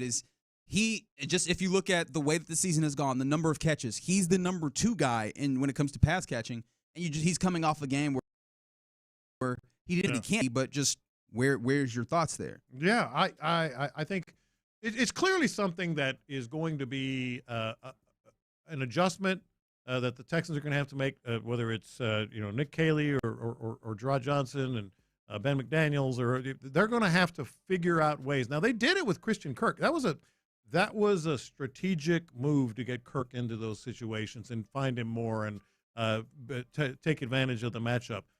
Where's the matchup? Obviously, with Gonzalez, that's going to be a tough call no matter who you throw out there. And the slot is tough, too. Yeah. The Marcus Jones gentleman, the nickelback, is pretty damn good himself. Carlton Davis is the other cornerback opposite Christian Gonzalez often, and he, in the locker room today up there, said this, quote, "They got good guys, good complementary guys. Christian Kirk, they got the rookie. Also, they got guys who can take the top off the coverage." He also added that Nico is obviously the best offensive player. That was what he said. Well, they're glad. I mean, they got the rookie. The rookie. Which one? What's that guy's name? Does he know that there's 2? Is there a possibility that you could get into this game and they're just like, wait, who is that guy? Wait, there's 2 of them? Who is it? 14. Who is he? There's 2 of those guys. The more I look at this, I feel extremely confident in the Texans winning this game. And I know I probably shouldn't because, whether they have a softer schedule or not, 14 wins is 14 wins. They're in New England. It's been a house of horrors. There could be snow, which is a new wrinkle in the forecast that maybe affects, how the Texans play, maybe affects CJ Stroud. I get that are going to be tough for the Texans here. I feel extremely confident. The Nico thing is definitely one that makes you kind of stop and go, ooh, how are they going to get points? I think they can do it. Let's see what's the confidence level as we head out to the Buffalo Wild Wings in Willowbrook to talk to the fellas of the Drive, Clint and Ron, courtesy of D&M Auto Leasing, who always make sure that we get the crosstalk. Fellas, first and foremost, what's it looking like? It's always looking good. It was so beautiful that we had to come back again. We were in here last week. And we're in the same spot this week. Shout out to Scarlett in the building. She's going to take care of everybody as she's taking care of everybody at the bar as she takes care of us. We come here often, so we know this spot. And of course, we don't come empty-handed. We've got some stuff that you can win from guys that will probably terrorize Drake May and the rest of the Patriots. We got an autographed helmet by Jalen, is that Petrie again? Jalen Petrie, and we got a Will Anderson autographed football that you got a chance to win out here And so it's going to be a good time. I see Reggie's in that Michael Jordan feel of just finding things to get yourself disrespected. Did he say the rookie, man? He doesn't know. You know that man. He doesn't know him. That man didn't say. He said the you rookie. gotta make that some one of them. That young man has a name. Those young men have names. That's right. There's two of them. You forgot him too. How dare you, John Lopez? Reggie's that guy that comes in. Hey, he just said you the rookie. I definitely instigated in my time, without Reggie's question. Spun that. Mm-hmm. He spun that sucker. That's what Michael Jordan used to do. Michael Jordan used to just make up things that people said. Yeah, but I did it for fun. He did it because he's a psychopath. You know, that's different. All right, man, you close. Well, speaking of psychopaths, and that's probably not fair. However, we were talking about some thieves that stole a walrus. What was it, Beculum? Out of their favorite bar in the greater Philadelphia area. Have you ever taken something out of your favorite restaurant or bar as a souvenir? What is a Beculum? It's the bone below the waist. Yeah, euphemistically. Yeah. It's a walrus. It's bone. a walrus. Oh, peace? Yeah. Oh, Yeah. I didn't know that. I didn't know that. Well, Today I I tell you, learned as well. The answer to your question is no, I am not. There's nothing in this world, and I know Ron always says, yeah, there's a couple people. There's nothing in this world worse than a thief, boy. And so I ain't never walked out of a bar with anything. I tell you, if I were going to do it, it probably wouldn't be an animal's joint. That's a great point. Yeah, That's yeah. a great And if you're point. looking for that person, Jerry Sandusky. But wow. Well, if you were hunting for it, I haven't. Now, I had a roommate. I will not say his name. I had a roommate who, I'm not proud. I'm not proud. He should be proud of it, but he routinely, it was his thing to see if he could go behind the bar and just lift a bottle. And lift a bottle and with everything on it, and he would. We probably had about 7-8 bottles. Oh boy! This was we're going out nightly. We probably had 7 or 8 bottles of just things that he has pulled right from behind the bar. That is daring. It really is. That is Did really. you drink it? Absolutely. He said, I didn't take it, but I mean. I'll be damned. But it would be a deal. It would be a deal. We get out. That's straight thievery. That's Yes, not it taking. is. That's not taking a souvenir. That's just. I'm answering the question. That's because you don't want to pay for it. And he's not even not want to pay for it guy. But it was like a thing. Oh, so he really has some klepto tendencies. Yeah. Oh, just for that, he just wanted to see how many he could get. And those bars have some good bouncers now. Yes. I mean, they got some big dudes. Listen, Lopez, we'd get outside, and he'd pull it out of his back pocket or something. Got another one. I would be like, what are you doing? What are you doing? Why? It don't even be good stuff. You got Crown, right? Like, come on. At least if you're going to do it, man, get a come up, man. He didn't lift it up. It's a Crown. He got it. He got Smirnoff vodka. He didn't just lift it out of there. It was just so he could see what he could steal. So, oh Lord! As soon as you said that, I would be right over there with him. Like, man, what are you doing? I'm trying not to say his name, but man, what are you doing? Yeah. That is incredible. I feel like the statute of limitations is probably good there, but I appreciate you. Protect you. I wonder if your friend is as good a friend as Dan Soder, who apparently was like, bleep the entirety of Miami because y'all fired my homeboy. So, but I know Clint got friends like that, right? Clint, you got friends that if something went wrong for you, like that's my enemy, they're like, that's all of our enemies now. No question. Yeah. No question about it. And it starts with John Capetillo, number one, my boy Cap. But yeah. I mean, of course, the family. My boys in that's the only way I was able to keep a starting job in college football. To be honest with you, is my offensive line would have killed a joker if they even thought about it. And I got a hunch that old Cap doesn't just say I hate him too. He says, where does he live? That's it. Do you need me to take any action? No, Chief. No, don't call nobody. We're all good. I believe Cap is reformed. He's reformed? Well, to a point. I feel like there's a breaking point. I'm going to tell you, he's been sober for about 3 years. Other than that, he ain't reformed nothing. I played golf. I played about 13 holes of golf with him the other day. He ain't reformed nothing but the drink. I just believe he's matured. I do. Well, I'll tell you on the text line. I don't know about Linda, but yeah, I don't know. If you look at the another text one right line, there. you're seeing a fantastic smattering of stories of people who did a little 5-figure discount on some souvenirs if you want to look at that. But you definitely want to rock with the best damn afternoon sports show in all of Houston, The Drive, as they are out at the Buffalo Wild Wings in Willowbrook. Go say what's up. Enjoy yourself a fantastic time with them. They'll be talking to Woody Marks here shortly, so it's always a good time here. Lopez, I'll see you tomorrow for a Football Friday. Oh, yeah, man. But until then, you're listening to KLT AM, KLT FM, HD2 Houston. Now, The Drive is live. That's right, baby. The Drive is live, and it brings us here on a playoff edition of Thirsty Thursday. We are at Buffalo Wild Wings at Willowbrook. Shout out to the good folks here at Buffalo Wild Wings who helped put this together. Get on out here. We're here till 6 o'clock. We got prizes for you to win. You want to get a autographed Will Anderson game-size football? We got that for you. And you want a Jalen Petrie helmet without the Guardian cap, but a helmet. With his signature, we got that for you as well. All you got to do is come to my man Shay right here, grab a ticket, put your ticket in our raffle box, and we'll start hooking folks up with that in the 4 o'clock hour. And, yes, you do have to be here to give yourself a chance to win.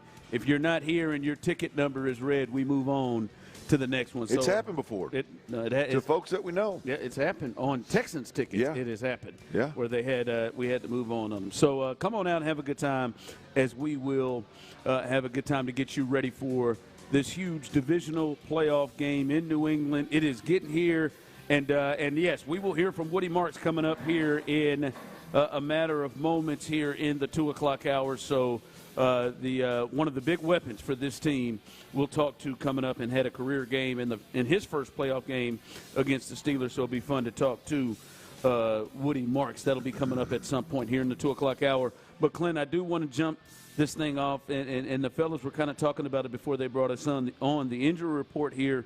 What we're getting reported, we'll get the report when it comes out, but what we're getting is Nico Collins, not a surprise, did not practice again and wasn't even out there, not even seen by reporters. Justin Watson did not practice. Both of them remain in the concussion protocol. And we'll get to Nico, but here is one, as I said yesterday, most of the guys, with the exception of Nico and Justin Watson, that did not practice yesterday, Danico Autry, Trent Brown, generally, Clint, those have been rest days, right? They've been doing that all for about the last couple of months, and then usually we see them that next day. Trent Brown showed up again, Clint, and did not practice with that ankle foot thing that he has. It kept him out of a couple games towards the end of the regular season. He came back and played against the Steelers, didn't seem to have any issues or have to come out of that game. But, Clint, he's missed his second straight day.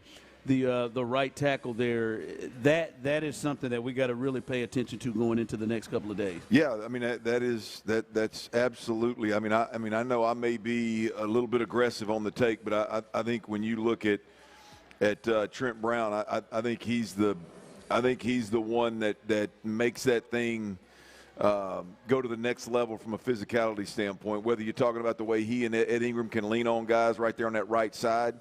And the fact that the Texans love running behind those two, or if you just talk about setting the physicality standard, you'd like to have that guy in your huddle too long. And it's clear that's a guy that probably doesn't say a whole lot, but when he is in the huddle and things ain't going their way, I would imagine he could have a little something in the huddle to say to tighten guys up and get guys' minds right. Yep. So, yeah, it would be ideal if Trent Brown were ready to go. Now, he is the level of veteran, obviously, that in this system, I mean, hell, he was on the practice field. Even though he couldn't go, he was on the practice field in OTAs, being an extension of the coaching staff ultimately. So clearly he knows the offense, doesn't need a ton of reps.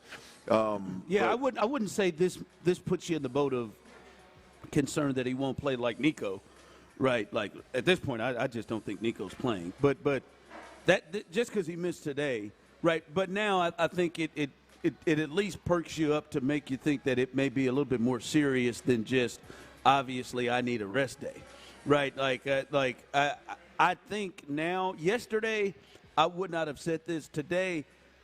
Just looking at this, I think it's at least on the table that maybe he isn't able to go if he misses, back-to-back days. So again, doesn't mean he is out, but this is something to really look at tomorrow. If we go through tomorrow and he misses tomorrow, then I think the alarm bells kind of sound off about if he's gonna be able to go. I got to be honest, Clint. I heard them talking about this, and I've been thinking about this. And I know there's some fans that feel this way, and maybe we don't hear, but I think there are some that feel this way. Clint, I'm starting to really get nervous about this Nico Collins. I listen to them, and I wanted to have some confidence about these guys. But the more you look at it, the more you watch it, and you start looking at their secondary and what they want to do. And I know they have kind of tried to play this offense where, hey, man, they don't seem to seek out people, but it is clear how much he attracts and how much his presence on the field helps others get open, helps others have more space.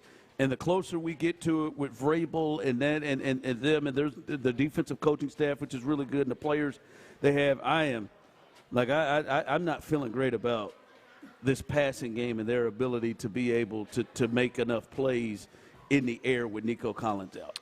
Yeah, I mean, it's a huge knock to just the overall explosiveness of the offense. I mean, he's the guy that keeps defenses honest. He's the one guy that kind of dictates what a defense looks like, at least to his side. You're either going to get manned up and you can attack that man, and I don't mean manned up literally in coverage. I just mean you're going to get a single corner over there, whether he's playing cover 3 or he's playing man. Doesn't matter. I mean, now you can attack that particular player. You can definitely force the ball to Nico with a clear advantage, or if they roll a corner down, safety over the top, and even expand the linebacker out, now you've got 3 guys that have adjusted their typical defensive stances because of one guy. Now it makes it easier to attack the other 8 guys on that. Without Nico, it is going to be a different challenge for sure for this offense. And again, now this is a week where, if the Texans ran offense the way that I think the offense should be ran, which is, I think Nico should be the most targeted receiver in football. I mean, at this point in time, he should set an NFL targets in a season record, and somehow it wasn't even an effort, right? So that's what I expected and wanted for them to do all year long. Clearly they didn't. They wanted to get other guys touches. They wanted other guys to elevate their game to be able to be contributors. And now, in this week, if Nico can't go, we got to see if it's going to pay off or not. Last week, it paid off in a big way with Christian Kirk. Now, that's a veteran that I would say you weren't getting him run all year just to see what he could do. You were getting him run because you signed him, paid him a bunch of money to be the number 2 guy opposite Nico, to do what he did in the first round of the playoffs. And so, can they replicate that to a certain degree? But the overall approach to offense may pay off this week, man. Yeah. Our guy Cornbread, who's with us every day on YouTube and Twitch, shout out to those on YouTube, said, I'm not nervous, next man up, Ron. Listen, man, that's a fun and cute adage on certain places. Next man up, I can go next man up in the slot. I can go next man up on the defensive line. I can go next man up in a lot of positions. For me, it's like saying next man up on Derek Stingley. No, I'm not just ready to hand this thing over to Tremont Smith. I'm not just sitting here saying next man up with the most important offensive weapon you have, right? And a team that struggles offensively, already to begin with. So listen, I'm not saying they can't win the game. I'm not saying that, but the more and more I look at it, and you think about like what this brings to the table for guys like Vrabel and them putting this game plan, not having to deal with that dude. And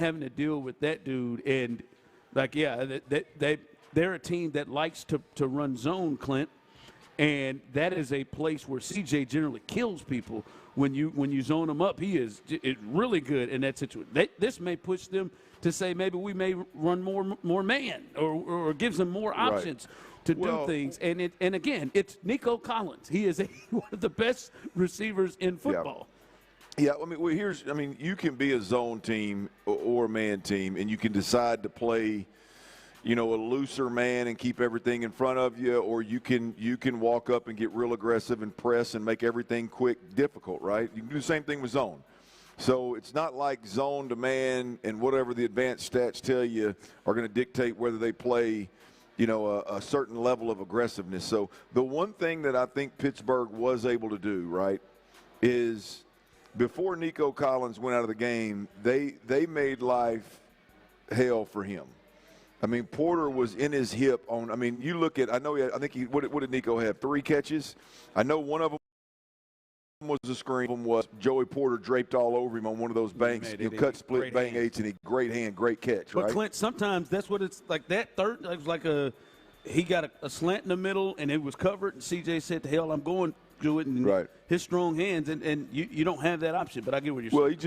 Well, they just did a really good job of making, anticipating that particular route. They anticipated the slant to come out, the first play of the game or second play of the game. They made life really difficult on Nico Collins. And then if you look at what they did with Dalton Schultz, Dalton Schultz had 3 catches for 12 yards. I mean, if you're a defense and if you can make life hell for Nico Collins and you can take Dalton Schultz out of the game, you're probably going to shut this offense down. I mean, you look at – now I know CJ killed some drives with his fumbles and dropping snaps and things of that nature. But, I mean, Christian Kirk went out there and went 8 catches for 144 yards, and they had 10 points until the last drive, which was the majority of it was run. Right? I mean, there was one big play to Christian Kirk on the little man crosser when Pittsburgh's trying to pressure CJ into doing something and turning the ball over out of desperation. So Christian Kirk got another 50 yards added to his list. But, I mean, if you look at it, teams are going to be willing to let CJ and Xavier Hutchinson or whoever have a little bit of success, even if it's over 100 yards. But if you take Dalton Schultz, the way they sustain drives typically, obviously running the ball is where it was big last week. But you look at this offense, the way they sustain drives is Nico Collins and really Dalton Schultz. If those two guys are getting catches in rhythm, you're going to have a hard time, right? And so I think Pittsburgh put on tape that, hey, man, there are ways to anticipate routes. There's ways to make life difficult for Nico, who's not even going to be there, right? And there's also ways to defend Schultz and make his life a little bit more difficult in a sense of just getting those layup throws underneath. And so you do those two things, which Pittsburgh did put on tape, I think you got a better chance. So whether they play man or zone, they're going to be able – we've talked about it a million times – they're going to be able to suffocate this offense. And can Higgins go over the top and make a play? Can Christian Kirk and Xavier Hutchinson still get loose underneath with man coverage or tight zone coverage? Can CJ see things clearly enough to get them the ball and sustain drives? We'll see. Yeah. Text line chiming in on it. Kirk, Hutch, Schultz, Higgins, and Noel can get it done. Yeah, they can. Sure. They can get it done. They had a great performance against the 49ers earlier this year. We've talked about that. That is impressive. Nobody said, hey, man, let's roll in here without Nico. Yeah. Right? Like my other guy here who chimes in and says that obviously CJ had one of the best games of his year without Nico. We have to move on, guys. Nico is out. Let's not spend all week feeling sad. He is not playing, so move on. We hadn't even talked extensively about Nico. I'll be honest with you, sir or ma'am. No, actually, I mean, you fan how you want to. You move on. I'm not moving on with maybe the second or third most important player on this team that's just out of this game, in which you have coming into this thing. If the Texans are full strength, like there ain't no, oh man, I hope things slide this way. No, this is a dude that they don't got any, but Christian Gonzalez is good. They don't got anybody that can handle Nico Collins. And he makes life easier for somebody who has been struggling. It's C.J. Stroud. Yeah. So I'm not going to just move on. You can just move on. No, this is a huge deal, and I'll be quite frankly, I don't think we've talked about it enough. Yeah. Like at the station or here with us, I don't think we've talked about it enough. To sit here and just come up with it. This is a fantasy lineup we're talking about. Yeah, man, well, Hutch can do it. I mean, he can, but I mean, like, yeah, I mean, he can, but damn it, I know there are people out there with the thought of like, God, well, it's one Nico thing. Out here. What is this going to look like? what was old buddy's name that was that hooked up with the old Kardashian twin? What was her name? What was his name with the Cowboys? Miles Austin, right? Miles Austin was a bad dude when he was opposite Terrell Owens. I mean, hell, he was hunting down Kim Kardashian off the field and making plays on the field. I'll be honest, I did not have Miles Austin. Yeah, well, because I've always used it. I've always used it to make this point. Was like, man, he was a straight game changer when Terrell Owens was over there catching all the attention. The minute Terrell Owens got out the deal, they paid him that big money, and all of a sudden he was pedestrian at best. He was not a one, and right. So that's the thing here, and really the conversation about Nico's absence is. You know, there's a real difference between making plays when Nico's on the field, making plays when there is no Nico that's impacting safeties and corners and catching the best corner. Like right now, you got Carlton Davis and Gonzalez. I mean, those guys are I know they're not necessarily shadow. A man team's going to shadow all over the place, but like you catching those guys all of a sudden, if you're Higgins or if you're Kirk or if you're Xavier Hutchinson, like that's a little different dance. You know, so there is a real change that, you know, these guys are going to take their game to the next level in the second round of the playoffs if Nico doesn't get healthy and get healthy quick. Yeah, no one's saying they can't win. No one's saying they. But guys, like we did a deal. We did a deal a week or so ago of is C.J. Stroud still the one guy you can't take off this team? And the overwhelming name that we saw against him was Nico Collins, Nico and Will Anderson. And then he's out of this game, and we're just, hey, Hutch has got it.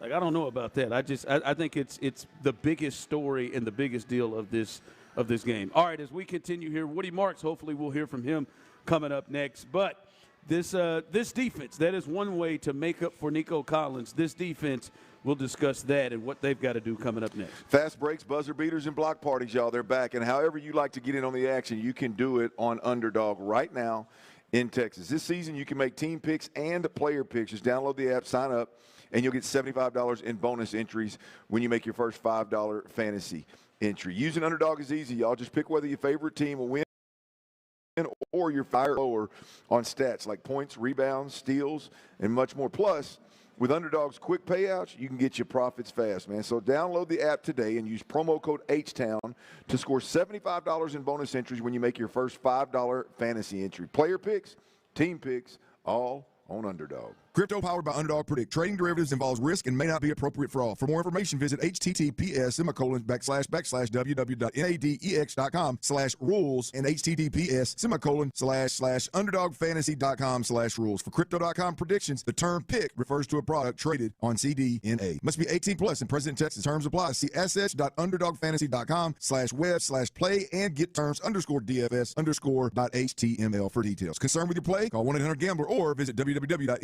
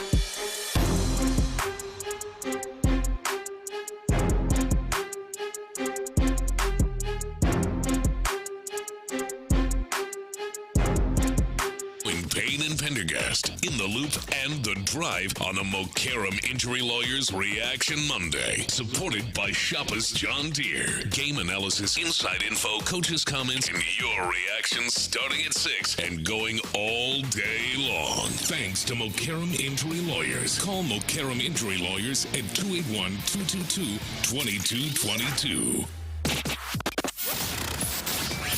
The Drive is powered by Mokaram Injury Lawyers. Heard in an accident? Call Mokaram Injury Lawyers at 281-222-2222. It's a Thirsty Thursday playoff edition with our friends at Bud Light on Sports Radio 610. Wild Wings Willowbrook, here's The Drive with Stoerner and Hughley. All right, welcome back as we are live here on a Thirsty Thursday. Buffalo Wild Wings, Willowbrook location. Make your way on out here as we'll be here till 6 o'clock getting ready for this this big playoff game between the Patriots and the Texans. And Clint, we look forward to hearing from Woody Marks at any moment here in the 2 o'clock hour. Also, we'll hear from Nick Caserio, the offensive coordinator, as he speaks to the media. We'll get his thoughts coming up as well. But Clint, we kind of talked about the kind of the state of the offense and where they are, and they're going to probably have life without Nico Collins. And before we get to that, man, let's go ahead and talk to somebody who may have to be a part of picking some things up with the Texans offense. Their running back, their rookie running back, who he's not a rookie no more, the way he's playing. Woody Marks. Woody, we appreciate you jumping on with us. Hey, no problem. All right, man. Last time we talked to you, man, you was kind of getting your footing, and now, man, this is you were running back one, and you were doing your thing, and you had a career game against the Steelers, man. That was – we talked about it. That was by far the best running attack we've seen from this team, and, man, it seemed like at times you weren't even touched. I joked the other day. I said, I think Woody just made a cut just to make one. Even there's about 4 yards on you. What was different in the run game as a whole in that game against the Steelers? I'll say what was different when we started our week. Just going to watch everything that we did in the season. Now a run game. The O-line coach Cole did a great job of just cleaning up the little small details they were missing. And we had the receivers and tight ends in there too, because they play a big part in the run game too, not just the O-line. But just doing a good job with that, and then us following our reads, reading them linebackers. They go one way, we go the other way. They split, we go down the middle. I'll say O-line did a great job in double teams. Hey, Woody, what is it about? I mean, obviously, to me, what was shown in Pittsburgh was 4 quarters of running the ball really well, but in the past, I think it was man how timely y'all were, particularly finishing games. And I say y'all were. I think you had obviously a big part to do with that. When the games on the line, you want to close this thing out. Why is it Woody Marks seems to take his game to the next level? Not knocking anything that you're doing earlier in the game, by the way, but just it seems like you thrive in those moments. What is that about Woody that makes that happen? Allows that to happen? I'll say it's them back-to-back touches. Once a back get back-to-back touches, he just feel like can't nobody mess with him. He feel unstoppable. He just get into a groove that like I'm finna bust one. And but like at the end of the game, I gotta seal it. I know what it comes down to. So I gotta put my big boy shoes on. Yeah. Patrick Queen felt those big boy shoes, boy. You lit him up in the hole right there. I bet you be getting people. Guys wouldn't scream that you're a power back, but man, as Clint talked about at the end of the games, you run really, really hard, and Patrick Queen got up in the hole and thought he was gonna go ahead and lay one on you, and then you just ran his ass smooth over. It seems like that's a big part of your game, not just the elusiveness, but you seem to take pride into being physical as a back. Yeah, I like to be physical. Them guys hit me, so I want to hit them too. So like they gotta feel me too. But many people think I'm kind of small, but I'm 215. But you 215, Woody? Real small. Yeah, I'm 215. Yeah. Got a little lead in his ass. Got a little. He's carrying it downhill. They got to change his weight on the program. Hey, Woody. What about? I tell you, the last 2 weeks, Indianapolis, as well as Pittsburgh. One thing that I thought showed up big time, other than the run game, was they showed some pressure looks. Both Indy and Pittsburgh showed some pressure looks, and whether they came or not is irrelevant. But you guys really, it seemed to you guys had really struggled with that early in the year. But these last 2 games, it looks like y'all kind of figured some things out up front from a pass protecting standpoint. One, would you say that's accurate? Two, what do you think's gone into shoring that pass protection up versus those pressure looks in particular? Oh yeah, that's very accurate. I'll say communication. Over communicating. There's been a speech from these last just over communicating, not being up there shy. All right, we finna pass the ball. All right, they still got to get there. They know we gonna pass the ball. They still got to get there. They got to get through us. Not being afraid to communicate, let them know that we not running the ball, passing the ball. It's just getting everybody's eyes in the right place. So I hats off to the coaches and putting us in the right place, to picking up blitzes. People bringing some exotic blitzes. So we'll see a lot this week too. Yeah, man. That's this is a big ball game for you all weather-wise. It's supposed to be cold, snowy, and I know you guys had as an offense had some issues with the ball being on the ground. How does that change, and has that been something that's been a focus this week going into this game? Yeah, for sure. Our main thing is protect the ball. Don't get turnovers. So that's been the main thing. And the cold, we football players, we'll play anything. I'll say last game wasn't that cold as it was in Kansas City. Kansas City was pretty cold, but I heard there's a chance of snow. I'm very excited to play in the snow. Never played in my life, so very excited to do that.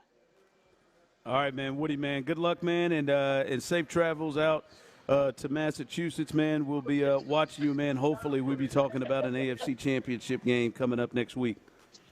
For sure, no doubt.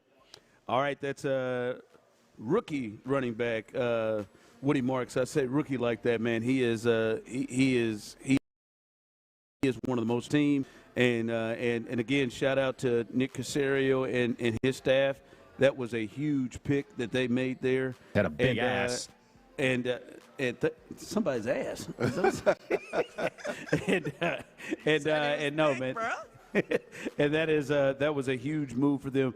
But Clint, he's going to be extremely important. Though it is good to see that he potentially may not have to carry as much of the load with them maybe having a full deck with Gerard Jordan practicing this week. But Woody Marks is definitely, you've talked about it, he is the one they've got to keep in good shape and have him out there in all those important downs. Yeah, well, I mean, there's a couple good things come off that. I mean, last week we saw Nick Chubb actually, 4.8 yards per carry. On 10 rushes, yeah. I mean, if you'd have gave Nick 9 more touches, I believe Nick may have had 100. You know what I mean? So, I mean, last week, I think even if Gerard Jordan would have been healthy, he'd have had some successful carries as well. And last week, it was, from a run game perspective, it was really easy to mix in Nick Chubb to make sure that you had Woody Marks in those critical moments and Woody Marks down the stretch in the fourth quarter. Now, if Chubb had to be in there, that'd be fine too. But ideally, you'd want Woody Marks to be there. I do think, again, this week that is going to be a key of can you keep Woody Marks, fresh throughout the game so that in the fourth quarter, if you are in a closeout situation, he is the guy that's back there getting touches. I mean, again, there wasn't much of a standing in the way of it last week, but there were still times where, man, there's a right there, and somehow, boy, he just gets skinny, he's slippery, he goes and gets 3 or 4 yards instead of losing 2, and that is just so valuable all the time, but it's ridiculous, unbelievably valuable when it's in a closeout moment like that. So Woody Marks is a big key, big part of this, and him being fresh down the stretch is going to be in the best interest of the Texans, no doubt. Well, let's hear from the guy who's going to use Woody Marks and the rest of this offense. Nick Caley, we'll go to him as he will talk to the media coming up next. All right, I'll tell you what, if you're looking to sell your home or even thinking about it, what you need to be make sure you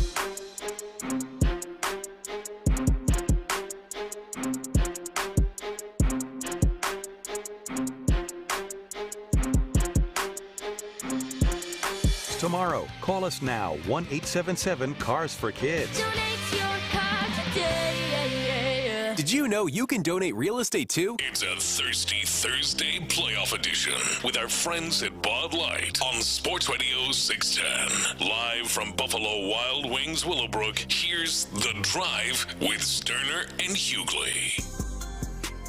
All right, welcome back as we are live here. Make your way on out here to Buffalo Wild Plaza. If you are looking for a landmark, the Willowbrook Mall, we're on the other side of the highway. And TV's all over the place. If you want to get in here and get your Thursday started off right, this is a great spot to do it. You got a chance to win prizes, including a Will Anderson autographed football and a Jalen Petrie in the game after he played on Monday night. This is beautiful to have now. Stafford's own an autographed helmet.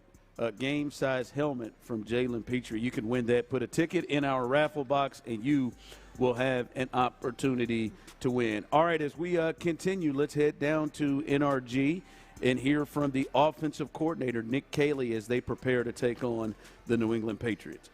Not just Josh McDaniels, but the McDaniels family in general. Yeah, I mean, you know, I spent a lot of time, obviously, with Josh there, but from the same hometown, Canton, Ohio.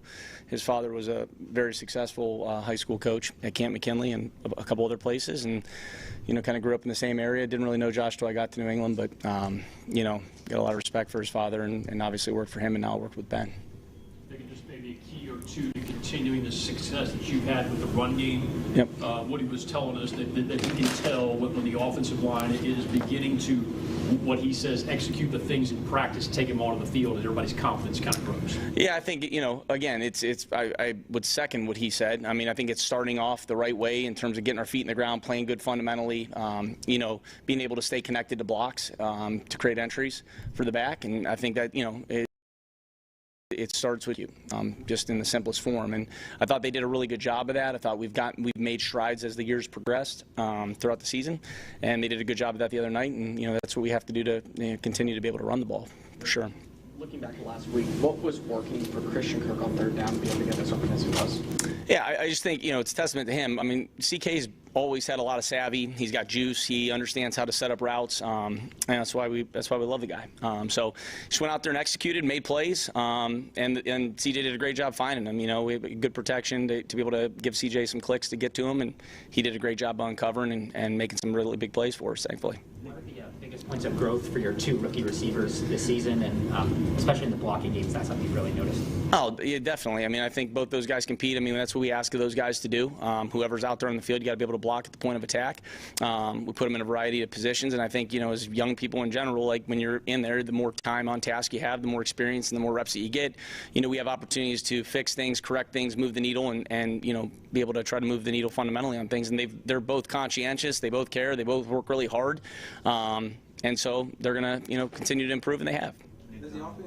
Does the offense change any without Nico in there, even though you do also have two big wide receivers with the same stature frame as Nico? Yeah, I mean, Nico's a great player. You know, if we got him out there, then great. And, you know, if it's a next man up situation. So we'll be able to adjust and move guys around. The value of those guys in that room is they've moved around quite a bit. I mean, those guys have played a lot of different positions, from Z to X, X to Z, inside to outside, et cetera.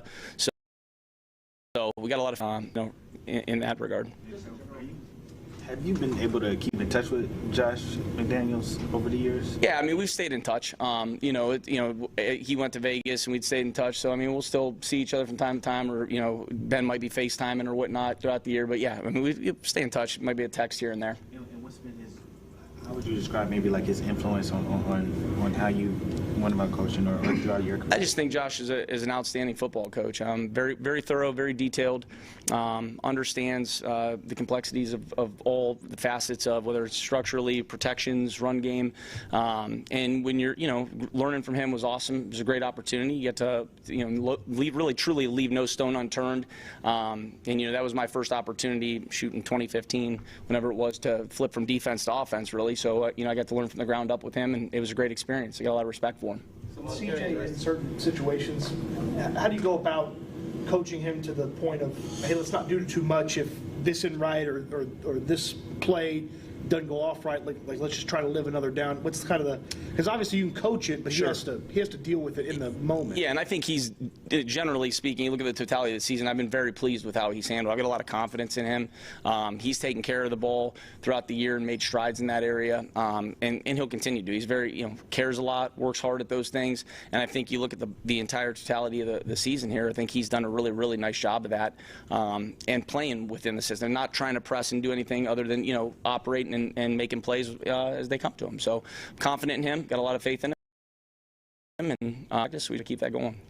You are hearing Texans offensive coordinator Nick Caley from NRG Stadium. That you're able to impart to Matt and D'Amico, or is it kind of like they can figure it out for themselves? Yeah, I mean, I think you have a week to game plan, right? You have opportunities. I mean, I think that's an overrated aspect of things. I mean, they've evolved in certain areas, not just over the last couple years. I'm talking in the season, just no differently than we have. So we've evolved this year in general throughout the season. So I think the biggest thing is going out there, putting together whatever plan each respective team has, and having an opportunity to go out there and execute. And that's what it's going to come down to, is good execution.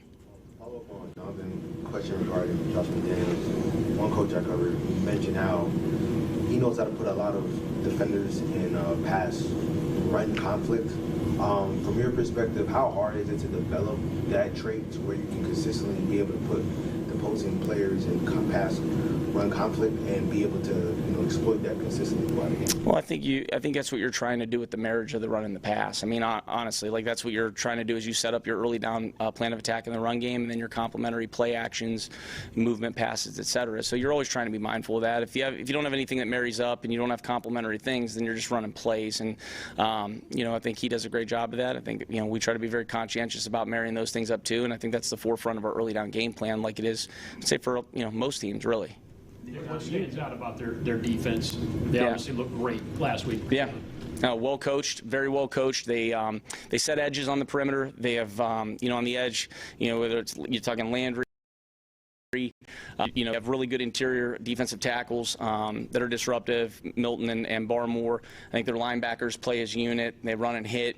Perimeter-wise, they're sticky. They've got length. They've got good movement skills. They do a really good job. They play as a team. They're well coached. They play hard, and we've got a lot of respect for them. I mean, they've continued to get better throughout the year, and it'll be a great challenge. Improved discernibly at all this year? Yeah, I believe so. I believe we've improved collectively from start to finish, and still I think we have our best football out in front of us. We just got to continue to work to clean things up and do those things. But from start to finish, absolutely, there's a lot of positives that I think you look at what we've been able to do, and solidifying some different areas and cohesiveness, and just being able to play cleaner and take care of the football and be able to do some things run wise, and then clean up some things in the passing game. So we just got to keep it going. It doesn't. Each week's a new challenge, and each week you hit reset, and you get an opportunity to go out there and do it. So we got to do. Having coached in New England, how does snow potentially change a game, particularly for our offense? Yeah, I think you just sit there and you got to concentrate, and you got to look the ball in and catch it. I mean, no differently than rain or whatever else you're playing in the element wise. So it's about your footing. It's about playing with your in a grounded state where you got your feet underneath you, and being able to focus and concentrate. And that's what we're trying to do. So elements are the elements. Playing this time of the year, and you get to play outdoors, and it's a great opportunity to play in the playoffs. So got to go. JCU background, whether it's personnel with Nick and DJ Debick or guys on the coaching staff, how much of those long ties and that kind of background is going to speak the same language? One more. What was the first part of your question? I missed. Having so many guys here that are former JCU or former Patriots guys, how much does that kind of help you guys to kind of be on the same page and have that bond? I mean, I think we speak our language here as Houston Texans. I mean, first and foremost. So I mean, we have our system, we have our language. That's what we do. I mean, we're not sitting back living in the past or anything like that. So there's a familiarity with working with people and stuff like that, obviously, but I mean, that can be in a variety of other places too with other people. It doesn't have to be college-wise or anything like that. Coach, just coming back from the concussion, noticed that CJ doesn't use his legs as much as he did prior to that. Did you all have to change anything for him just to be more cautious with that, or how can you use him getting out of the pocket and scrambling more as these playoffs? Yeah, no, there's been no change, and I have all the faith in the world. I mean, I think I've asked was asked that a couple weeks ago. I mean, there's no change or anything like that. I think he's playing with, he plays confident and has full, control of what we're doing and stuff like that. So he makes good decisions and happy with him. All right, that's Nick Caley, the offensive coordinator, as you just heard that dismount. Full confidence in CJ. And that's good to hear from your OC because he potentially may need the best of C.J. Stroud coming up in this game against the Patriots. On the other side, as we continue, let's react a little bit to what Nick Caley had to say and talk about, really, man, how good is this defense? How good is this defense? We'll discuss that coming up. Construction makes it happen, y'all. Look, with over 25 years of experience and over 500 sports fields built in and around.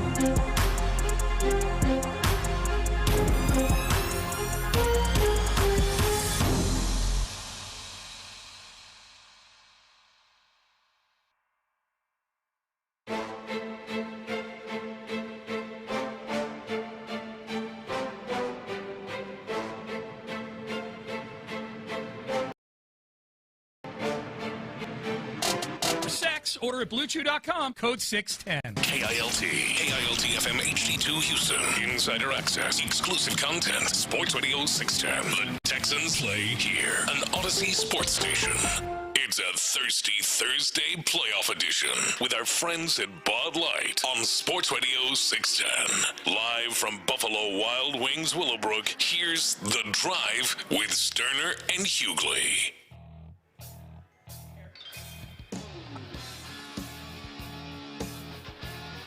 All right, welcome back as we are live here at Buffalo Wild Wings, Willowbrook Plaza. Make your way on out here. We will be here until 6 o'clock. It is a playoff edition of Thirsty Thursday as The Drive is live on the road. Make your way on out. You got prizes to win. Grab a ticket, put it in our raffle box when you walk in. Or if you're here, you got a chance to win an autographed football from Will Anderson Jr., the All-Pro, and an autographed game-size helmet by Jalen Petrie, the hometown kid who potentially should be in the Pro Bowl himself, Jalen Petrie. So a lot getting done here. Come on out, enjoy yourself. Specials all over the place, drink specials. You can get the boneless wings. They got a special on the boneless wings on a Thursday, so come on out and get you some food, some good drinks, and enjoy yourself out here as The Drive is live with you. Just heard from the offensive coordinator, Nick Caley, and had to talk about, especially his relationship with Josh McDaniels, who is the offensive coordinator for the Pats. Obviously, he has a history with the Patriots and some of the members of that coaching staff.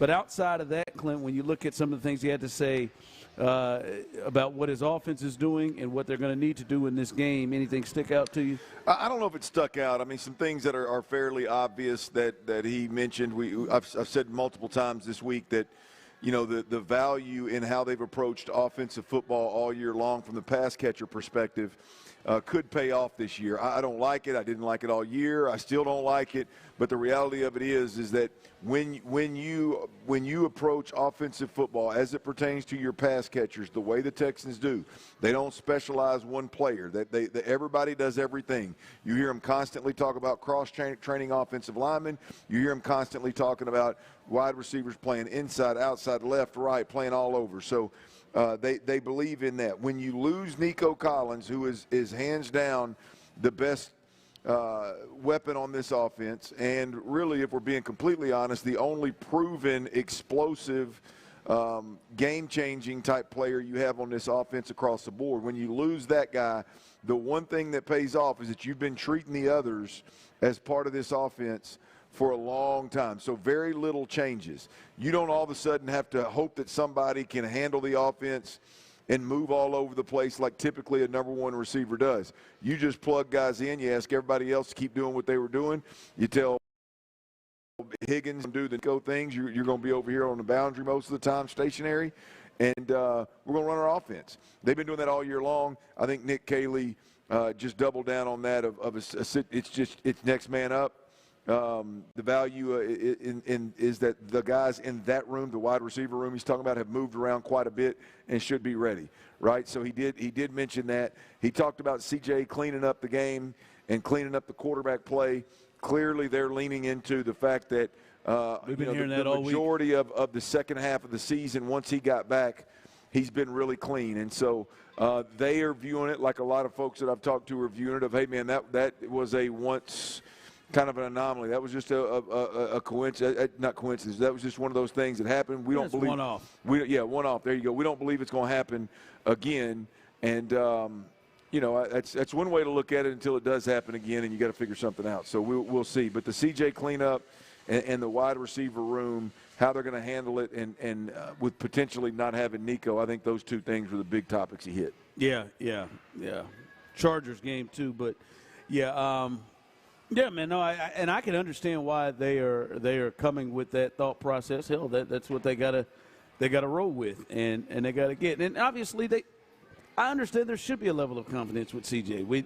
There's a level of confidence with somebody that you know has the ability and has shown the ability to be what you need him to be. So yeah, I think there should be. Look, I would argue that there should be a level of confidence with him. I would argue that even if there weren't, This is the way at this point in time you need him to play at a high level. You need him to have the utmost confidence in himself. You need to remind him that it's bigger than just a couple of mistakes that you make. And so they're saying and doing all the right things. Now, I do believe that there's something there about on the road, cold, in a loud environment, when it's more difficult to communicate kind of thing. That's kind of what, to me, the communication piece on offense and the fact that we're in the playoffs and it's a win-or-go-home situation. So you're going to – whatever looks this offense has struggled with throughout the year, you're going to get a heavier dose of it in the playoffs. And that's just the reality. And so all of that, you got to go on the road again. It's cold again. It's going to be loud again. And the odds are you're going to get some exotic looks from this defense to make you communicate, which is what you've struggled with all year long offensively. And unfortunately, it shows through C.J. Stroud. So I think, those things, when you get drill a little bit deeper into the game and what we saw, I think it's well beyond just, oh, man, we got a bigger sample size that we're confident. It's been good all year. Well, again, outside, cold, loud, got to communicate. I don't know if it's as simple as we've got a bigger sample size that we trust in. Listen, let's kind of take that thought and move on to a conversation about this defense. With, as I said on the tease there, how good is this defense? And look, we watched them take over a game, and they won 30-6 against the Steelers again in the fourth quarter, and they got. How would you describe their quarterback play? We came in here, we both, all three of us had C.J. Stroud in the D range. Yes. For a grade. Many of you were in that same space. Some worse, some a little better, but it was below average quarterback play that they got. There were some good things, but overall below average quarterback play. Is this defense that good? 713-572-4610, YouTube and Twitch. Is this defense, obviously, I think the hope and for some the expectation is that CJ played better. I have the expectation that CJ didn't turn the ball over 3 times. But is that something you believe this defense can make up for? Can they be good enough to take this team to a Super Bowl with below average quarterback play? Right now, the answer is no. However, if we run the football the way that we ran the football on Monday night, then the answer is going to shift for me. Hell, I'll shift it at halftime before we even know the outcome of this game. If they're going to run the football the way that they ran it, and that was real, that wasn't just Pittsburgh Steelers weren't as stout as I thought they were, then it's going to shift. Right now, I'm going to say no. I do think you're going to see one this week. I think there's some other teams that are in the playoffs that are really good defenses, not quite as dominant as yours, but really good defenses, and their defenses. Whoever complements those good defenses, great defenses, the better are going to be the teams that take this next step, and clearly jump into the Super Bowl. Obviously, at that point in time, I think this thing is defensive driven, but it's the offense that can most complementary in a complementary fashion complement their defense. And so, no, right now my answer to your question, is the Texans defense good enough to win a Super Bowl with subpar quarterback play? Right now the answer is no, but that could change by half on Sunday. Text line coming in, it was good enough Monday, and they've done it. They've shown to do it. Super Bowl. They've done it to shoot. They've shown it multiple times this year. Like, I think that's a really kind of a good thought, because, like, you tell me if you disagree with this, because you look at this game in particular, like, essentially the Texans defense needs to be playing the role of the elite quarterback for the Texans. Like, we talk about fixers, generally you look at it, and like right now in Buffalo, Josh Allen is having to make up for a lot of the other deficiencies on their team, right? And we usually see that with quarterbacks, they make up for other things. The Texans defense is basically playing that role for this team. And like a road game, which generally that obviously plays into the home team's favor. It's a road game. I think you have, and tell me if you disagree, I think when you look at overall coaching staff, I think the Patriots probably have an advantage in overall coaching staff. When you look at their head coach, their coordinators, I would me personally lean towards the Patriots. I think right now the Patriots clearly have the better quarterback that's playing right now. Drake may win the MVP, or at least he's the second team All-Pro this year. So I think they have – I look at this, they're playing at home. They have the advantage in coaching staff and quarterback play. But are the Texans' defense good enough to make up for that? And now they may not have that disadvantage in every one of the games, but are they good enough to make up for that? Because they essentially have to beat the Josh Allen for this team. They have to be the Patrick Mahomes for this team and make up for the deficiencies of the offense, maybe the coaching staff at times, the quarterback play the way it was on Monday. Hopefully that isn't repeated. But they have to be the dominant thing that is the thing that fixes for all of the other stuff. Yeah, and I think they are, to a certain extent, but not all the way to a Super Bowl. I mean, doing that for 4 straight games versus top-tier opponent, the best the NFL has, to me, that's not going to happen. Now, again, like I said, if the Texans run the football well, then absolutely, hell yes, they can. They should take the quarterback completely out, throw it when you have to and if you have to kind of deal moving forward. So, look, I think there's this particular matchup. I was going to say, in this particular game, do you think they're good enough? Well, I don't know. I mean, I'm going to say yes. I mean, I think New England, I don't think they're overrated, but I think it's hard to ignore what they've been up against this year. And so, that schedule is not just weak. I mean, it's in, a lot of times you play what in the preseason is viewed as a weak strength of schedule. And then after the season's played, you can look back and go, yeah, but this team kicked ass and that team played well and this team was better than we thought. And, boom. So now all of a sudden you can kind of piece together, an average NFL schedule. Their schedule was trash. I mean, their schedule was – I think they played 4 playoff teams all year long, and that's counting Buffalo twice in their division. Yeah.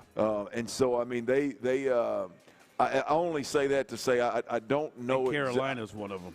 Yeah, good point. And Carolina's one of them.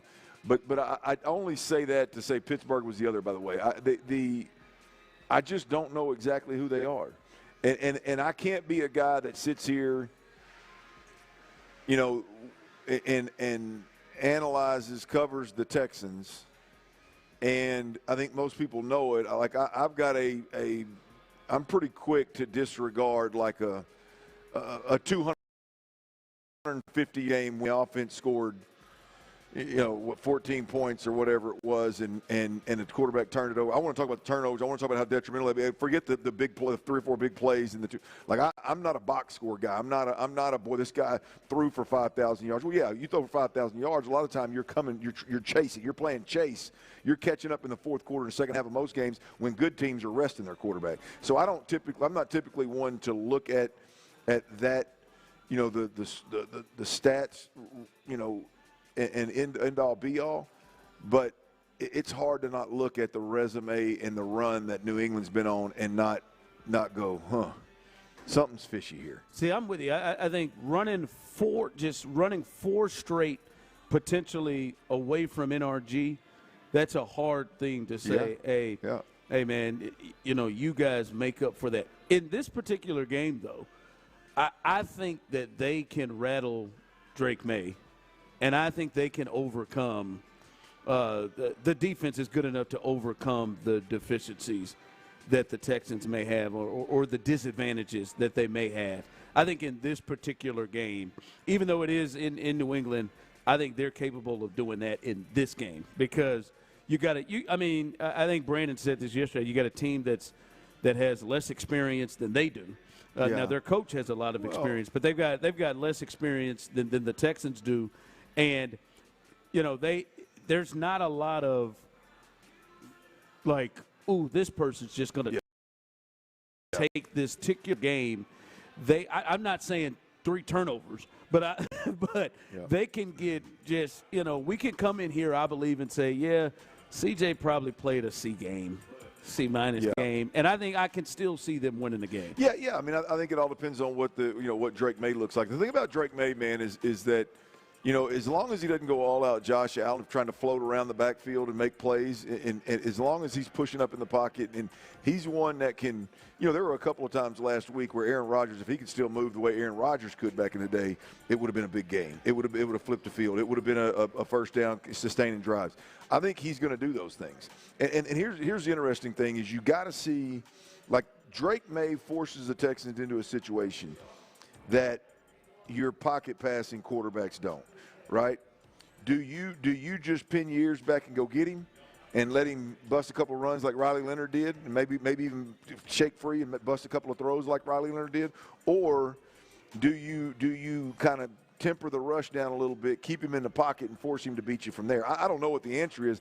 I just think the Texans are in a position where this is a little different than last week. Last week, you just pin your ears back and go get Aaron, make Aaron as uncomfortable as you possibly can, and you dare him to run the football.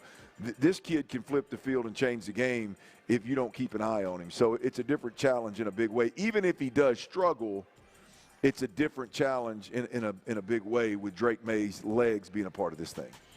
Yeah. No, yeah. I mean, yeah, obviously he's very capable of having a big game. He's had again this season. But in this space, if I don't necessarily believe CJ has to be great in this game. There's been other games where I've felt like the position they've been in the last 2 years in the divisional round. I have felt like against Baltimore 2 years ago, against Kansas City, C.J. Stroud on the road needed to have a great performance. Like he had to play on par with those guys to me for them to have a chance. I don't think that has to be the case this year because I think the Texans defense can make up for not three errors like that, but I think they can make up for him playing an average game. Yeah. Look, I think if he plays an average game, hell, they'll win a Super Bowl. I mean, if they get average CJ moving forward, I think they can win a Super Bowl with this team. The question is, to me, the bar has changed to, boy, I mean, can we get average? Yeah. Knowing that you're probably going to have to go on the road to 3 hostile environments and in loud environments, can we get an average CJ more than not? I mean, I think that's the question. Defense is going to do their part, I believe, all the way until you get sent home. Absolutely. Yep. All right. Mike Vrabel, the head coach of the Patriots, spoke about this defense and what his offense is going to have to deal with. We'll hear what he had to say and discuss coming up next. All right, look, y'all, the new year's here, man. The new year is here, and hopefully you're moving.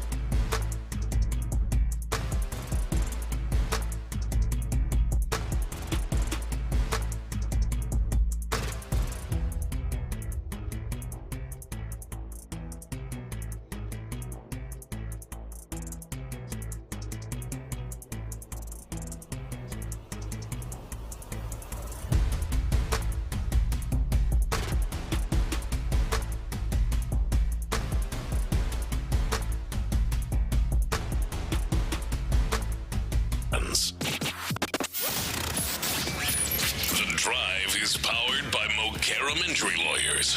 Heard in an accident? Call Mokaram Injury Lawyers at 2. It's a Thirsty Thursday playoff edition with our friends at Bud Light on Sports Radio 610. Live from Buffalo Wild Wings Willowbrook, here's The Drive with Stoerner and Hughley. All right, welcome back in as we're live here. Buffalo Wild Wings on a Thirsty Thursday, getting ready for the Texans playoff game, a chance to get to an AFC championship game. They will face the New England Patriots, and we're getting ready for that as we will do that here. We'll do that tomorrow on a Football Friday. We'll be out at Talyards in Sugar Land, so come hang out with us tomorrow as well as we will have prizes there also doing our thing, and hope to hear and have fun with you and talk with you. Come on out again today as we'll be here, as I said, till 6. Got a chance to win some things. We just talked to my man. He said he feels comfortable. He said he feels real comfortable about this game against the Patriots, baby, because there ain't no Tom Brady over there. Hell yeah. I'm with you. I'm with you. I feel a lot better, too, that Tom ain't over there. And they got Drake May, who's had a pretty good year, but he sure as hell ain't no damn Tom Brady when it comes to that. All right, Mike Vrabel, he spoke to the media, and he talked about this defense, this great defense that has the ability to just absolutely shut down any team they play, which they have shown multiple times. Here is Mike Vrabel, a man who loves good defense. Yeah, of course. They have great talent, great scheme. They play hard. I respect how hard they play. And they're just not only talented, but they have a play demeanor that I can appreciate.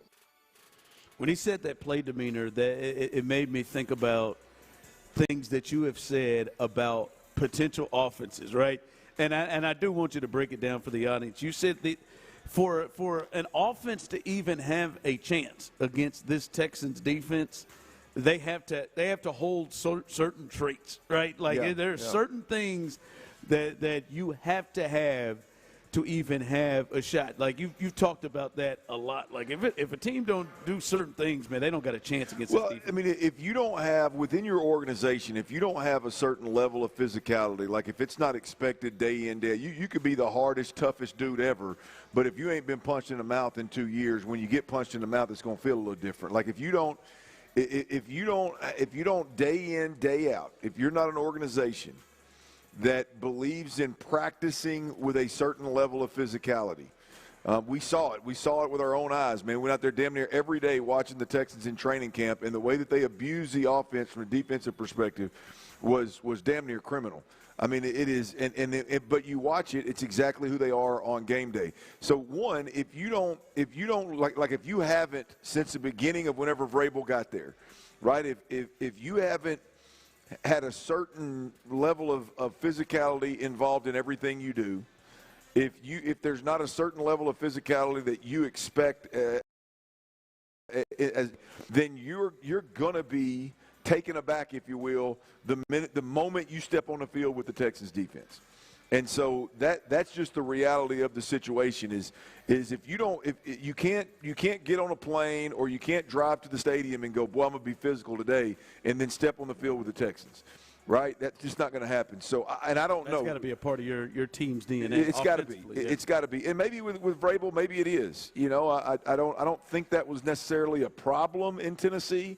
I don't recall Tennessee. Usually Tennessee, you would think they fit that with Derek and the way they played. Yeah, I think there was a level of physicality, but I don't know if I watched Tennessee defenses. They were good, but I don't know if I watched their defense and was like they're even remotely close to playing football the same way the Texans do today.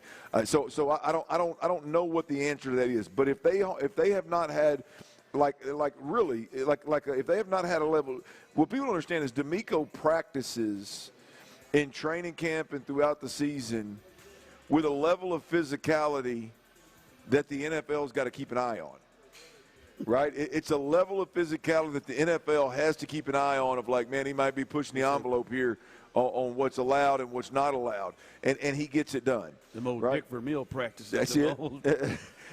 Bill Parcells practice. So I think that's it. I think, number one, that's it. And then number two, with this defense, they are so well coached. and that is knowing their responsibilities as well as knowing their opponent's tendencies. They get a handful of opportunities in a game. You might get 5 opportunities in a game. And if you miss 2 of those 5, you have no chance of winning. Right? I mean, that's just the reality of the situation is you're not going to get many opportunities to make big plays. Now, I'm talking on script stuff. I'm not talking like if Drake May scrambles and goes, that's not what I'm talking about. I'm talking about, hey, the quarterback gets enough time and the receiver's running a deep post route and the quarterback has time to hold it and let the safety bite down on a route underneath and then wind up and make the throw over the top. Like that kind of stuff. You're only going to get 4 or 5 of those a game. Everything else is going to be unbelievably difficult to just get a first down, to just flip field position, right? And if you don't take advantage of those opportunities, your ass is stuck. You're done. You're not winning that game. I don't care if it is at your place. And so I think it's those 2 things with this defense, Ron, that are just different than anybody in the league, man. The physicality and the lack of opportunities that present themselves to make plays. So you got to match the physicality, and you got to damn near be perfect when the chances come. Yeah, and you said you got to have that kind of 49ers, Trent Williams, that kind of feel. Yeah. Do you think when you watch this Patriots team, do you believe the Patriots have the type of offense that you have to even give yourself a chance against this type of ring? I think they do. Yeah, I mean, I think they can give themselves a chance. I think they're good enough. I don't think they're going to be able to match the physicality. But the thing is, they're good enough within their system to make some plays and sustain a couple of drives possibly. And then their quarterback is good enough to stretch the field with his arm and affect you with his legs. And it'd be crazy to think that we go out there and we see another game where absolutely nothing hits like we watched against Pittsburgh. I mean, with the exception of a couple of plays to DK in the first quarter, I mean, it was nothing. No, right? It was clear. Their offensive line, the Steelers' offensive line was just not going to be good enough. They weren't there good enough. They're tight end. They weren't going to be there physical enough to hang with them to give them a chance. Yeah, so I think this is a different game for D'Amico, though, right? I think you just pin your ears back and hunt against Aaron Rodgers, right? I do wonder how much of keep Drake May in the well. Don't run by him. Don't give him a lane to run and go get 20 or 30 yards with his legs.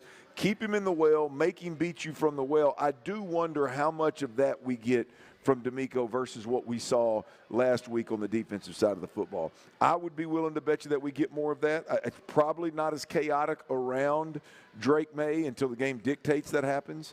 I would imagine they start out letting their down 4, keep him in the well, and force him to win from there.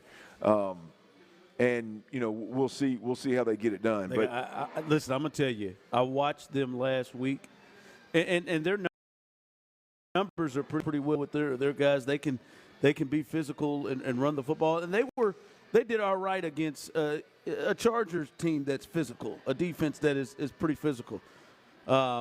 I don't know if Will had a bad day, their tackle, really both their tackles, but they better pick it up from a physical standpoint from what they did last week, because you could repeatedly watching that game see Khalil Mack just running over their tackles, and they've got to pick it up and be, because what they did, especially their tackles, what they did last week, they're going to get Drake killed if they come in.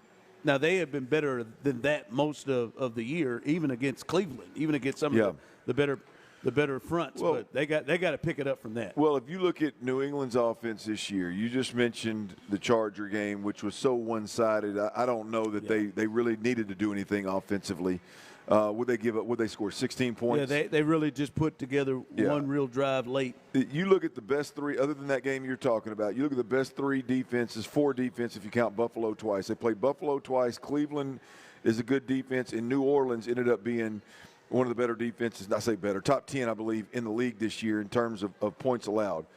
And you look how they fared against those 4 teams. they averaged 28 points against the best defenses that their schedule presented now. And that's not counting the 16 points you just mentioned against the Chargers last week. When I would say game, again, could they have done more to potentially try to score more if they needed to? I believe so. They were just awfully comfortable knowing that that Herbert had no chance against, with his offensive line problems. So my point is they've had some success offensively against the better defenses they've played this year. They've scored on average about 28 points. Now, are they defenses like the Texans can throw out there? Absolutely not. No chance. It's a different ball game. And so we'll see how they fare against them. But I do believe, to go back to your question, I do believe that this is a team and an offense that can make enough plays to keep this thing interesting, to make C.J. Stroud and this offense work and score points. I do believe that. I don't think they can. I talked all about that physicality. I don't think they can match the physicality. I don't think anybody in the league can match the physicality because it's coming from 11 guys. There may be one or two guys over there like probably coming from about 17. Well, yeah, right. You look at Pittsburgh, and there's no doubt that I think T.J. Watt and maybe even Highsmith kind of match that intensity, but Hayward didn't. Their linebackers damn sure didn't. Their safeties damn sure didn't. Maybe Porter Jr. matched it, but, you're going to have all 11 of them match it if you're going to compete with this bunch. Yeah. If there is something that can give this defense problems, it is their best player. We'll discuss what that looks like coming up next. Ready. 1 down, 3 to go. The next test. The Payne on Sunday afternoon. Hear the divisional round game here with pregame coverage starting at 11 a.m. Kickoffs at 2 with Mark Vandermeer, Andre Ware, and John Harris on the call. Then Texans postgame gets going as soon as the clock hits zeros. Right here on your home for the Texans. Sports Radio 610. All right, if you're out there and you're dealing with breathing problems, you got allergy sign.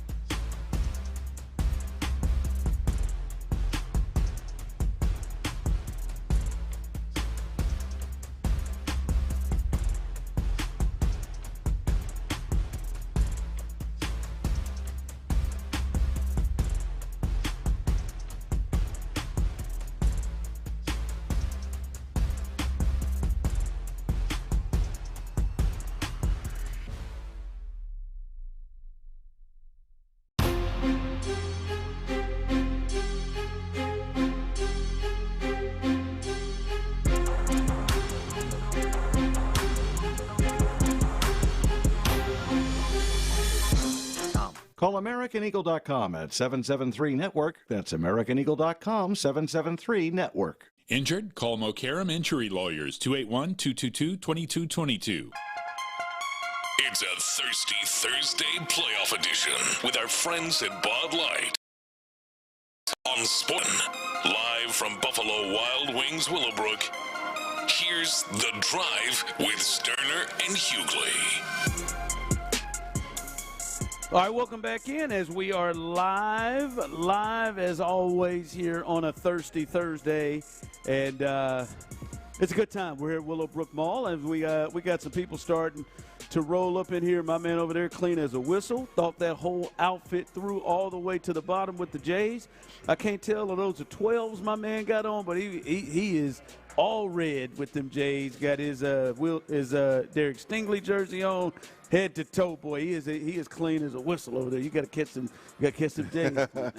You got to catch them J's, man. It's a good time being had out here. My man Juan over here came out, said, "What's up?" and hanging out, man. It's always a good time to hang out with our people here. If you're in the building, you had not put your name in our raffle box. Coming up in the 4 o'clock hour, we're going to start hooking folks up. We've got an autograph, Will Anderson, game football, and an autograph, Jalen Petrie, game-size helmet that you can take home. Scarlett's holding it down. She's running out beers right now. I can see it. I see it. Ice cold one. Probably some of your favorites. Your dry January. Look at them Coors Lights just getting ordered up, man. I tell you, I'm going to come back. I'm going to cozy up to one here on February 1. My man Tony came in, hit us up, said he's on his way up here. He said he had to make a pit stop to get us some cheesecake. And I just want to tell Tony, Tony, I love you, Tony. Tony, I can't eat that cheesecake, man. We're trying to improve ourselves, Tony. I got a dry January. I ain't say I'm going to taste that old cheesecake. So slide on over here. And I'm not going to lie to you. Got to have something on it, though. Got to have good crust and got to have a topping on it. I'm not going to lie to you. That is my A1 dessert. I'm going to eat it right here in front of it. Put it underneath your nose. Like if you got if I done gone off and killed multiple people and I'm on death row and I got to get my last meal. Yeah. I didn't mean to get that dark. That escalated quick. If I had to I guess I could have just said get my last meal. Man, hey, cheesecake is a part of it. Like you can have your chocolate cake, you can have your cookies, cheesecake, and I like me some good pie. Cheesecake. Boy, I'm telling you, and you're right. It's give me a little caramel on the top of that piece. I'm gonna tell you, oh my God! Well, we went to the Cheesecake Factory last weekend. I almost was in. I didn't even know. Is that still a thing? I was almost in stitches. I love that restaurant. Oh man, there was a day. I fought it off too, though. There was a day when that was my meetup spot. Find me old straggler out there, and menus. Find me old straggler out there on the weekend, and then maybe on a Monday or Tuesday. They used to have a little Dutch apple pie cheesecake, drizzle that thing with some caramel. That don't even sound good. Oh God, to hell with you! I can taste it right now. I'm closing my eyes. I can eat it. I can taste it right now. What's the most important part of a cheesecake? No, the crust is a big deal. No question. The crust is I need graham cracker crust. Yeah. The crust is a big deal. I need grams. We're not a fan of the 4 inches tall piece of cheesecake. I really don't care how the size. As in that's too big or too small? That is too big. So you don't really like Cheesecake Factory. Cheesecake Factories are. I like Cheesecake Factory because it was a little discreet for them scoundrels. We're not talking about the ass you was trying to get. We're talking about the cheesecake. Well, yeah, I wasn't going there for the cheesecake. I was going there for the cakes, but it wasn't no cheesecake. I'll be honest with you. I mean, I'm about a 2-inch max. Damn, I need a 4 or 5 to 1 ratio of crust to cheesecake. If it's good, give it to me. I'm a 2-inch max. I'm a 2-inch. I'm just telling you. This guy. Man. I mean, give me maybe. What's he talking about? 2. I'm a 2-inch requirement, Tyler. 3. I can't go over 3. I mean, I can't go over 3. Is that 3 inches? You think? Yeah, I mean.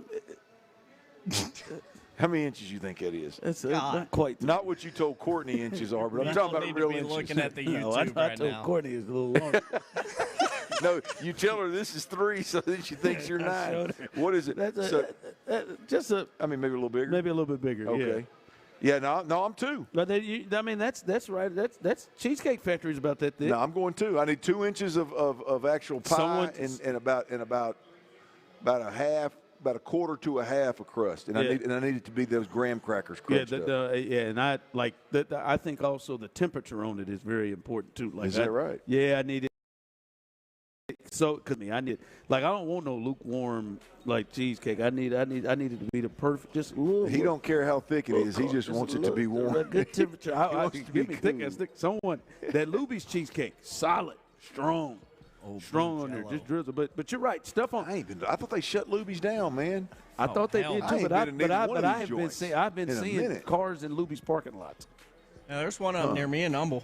Yeah, I think I had to take the wife for a surgery, and I kept seeing it coming out of. Be honest, you dropped her off at surgery, and you slid over to Luby's for some cheesecake. I didn't, but I have thought about it. Didn't you? Have I stopped at a cheesecake factory and gone in and had a plastic fork in my car driving with the left hand and the straw, or the right hand and a thigh? Yeah. Yes.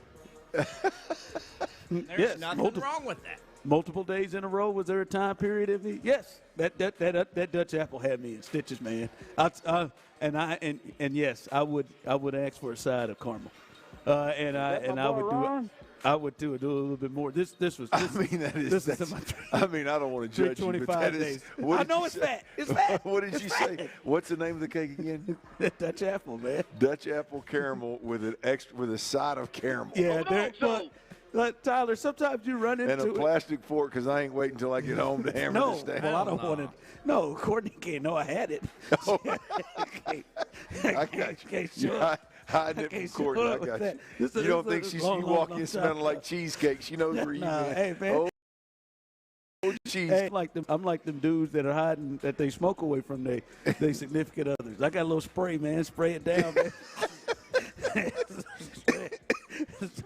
Sound like me going home to my mom's when I was a teenager. So I'm just saying, Tyler, sometimes they don't drizzle the what you need on there the way you. So I need an extra one so I can get the drizzle. They drizzle a little light. I need a heavy drizzle. I need a heavy drizzle. Oh, I know. I just need 2 inches in the right crust, boy. I'm just saying, Tony. I can't do the cheesecake, bro. I can't. You don't like just the old traditional? Like I feel like they're fine. They're fine. They used to have a macadamia nut one too over there at Cheesecake Factory. I used to go back and forth with those. Yeah, that ain't good way to ruin one. Oh, white chocolate cheesecake. They got one. They had one. Almost pulled the trigger on that. I think my daughter's into it too. They got a cheesecake here? The Cheesecake Factory at Buffalo Wild Wings. I don't. They do on the menu, and I can't do it. Why not? I just can't. I can't do it. Hey, I'm making. I'm just telling you. I'm trying. I'm trying. Courtney just text me. There's something wrong with you. There is, Courtney. I've always known that. I've gotten better. I've gotten better at it. Hey, the reality of it is Courtney can hear how excited he is talking about this cheesecake. Hear it in his voice. I'm telling you. Hey, he's smiling. They got that plastic carton. That thing comes in. Sometimes it flies open on you. You can't control it while you're trying to drive with that. that old top flapping on you. Yeah, man. And you got to negotiate it with a fork. So sometimes, man, sometimes you get to the end. You just got to, you just sit there, Tyler, and pray for a stoplight.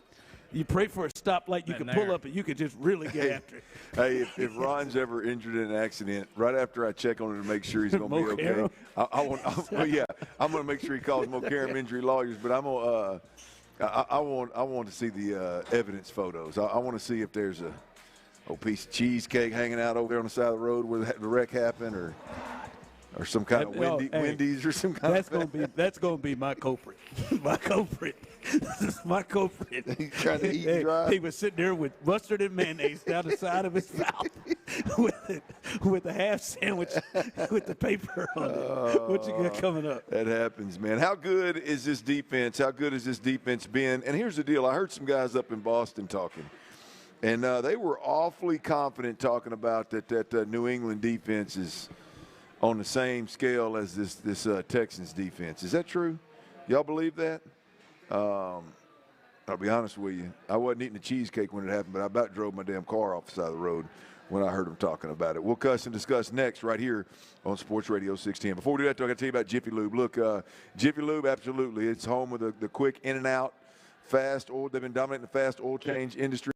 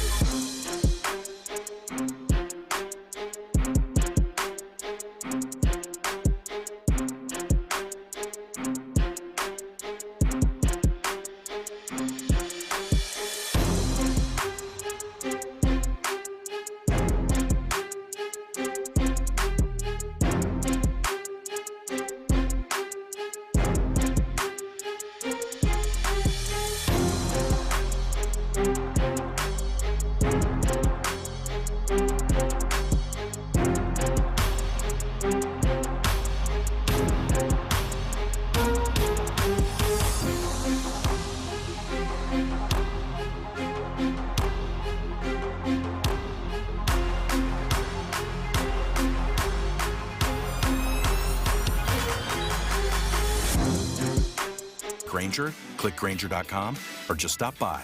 Grainger, for the ones who get it done.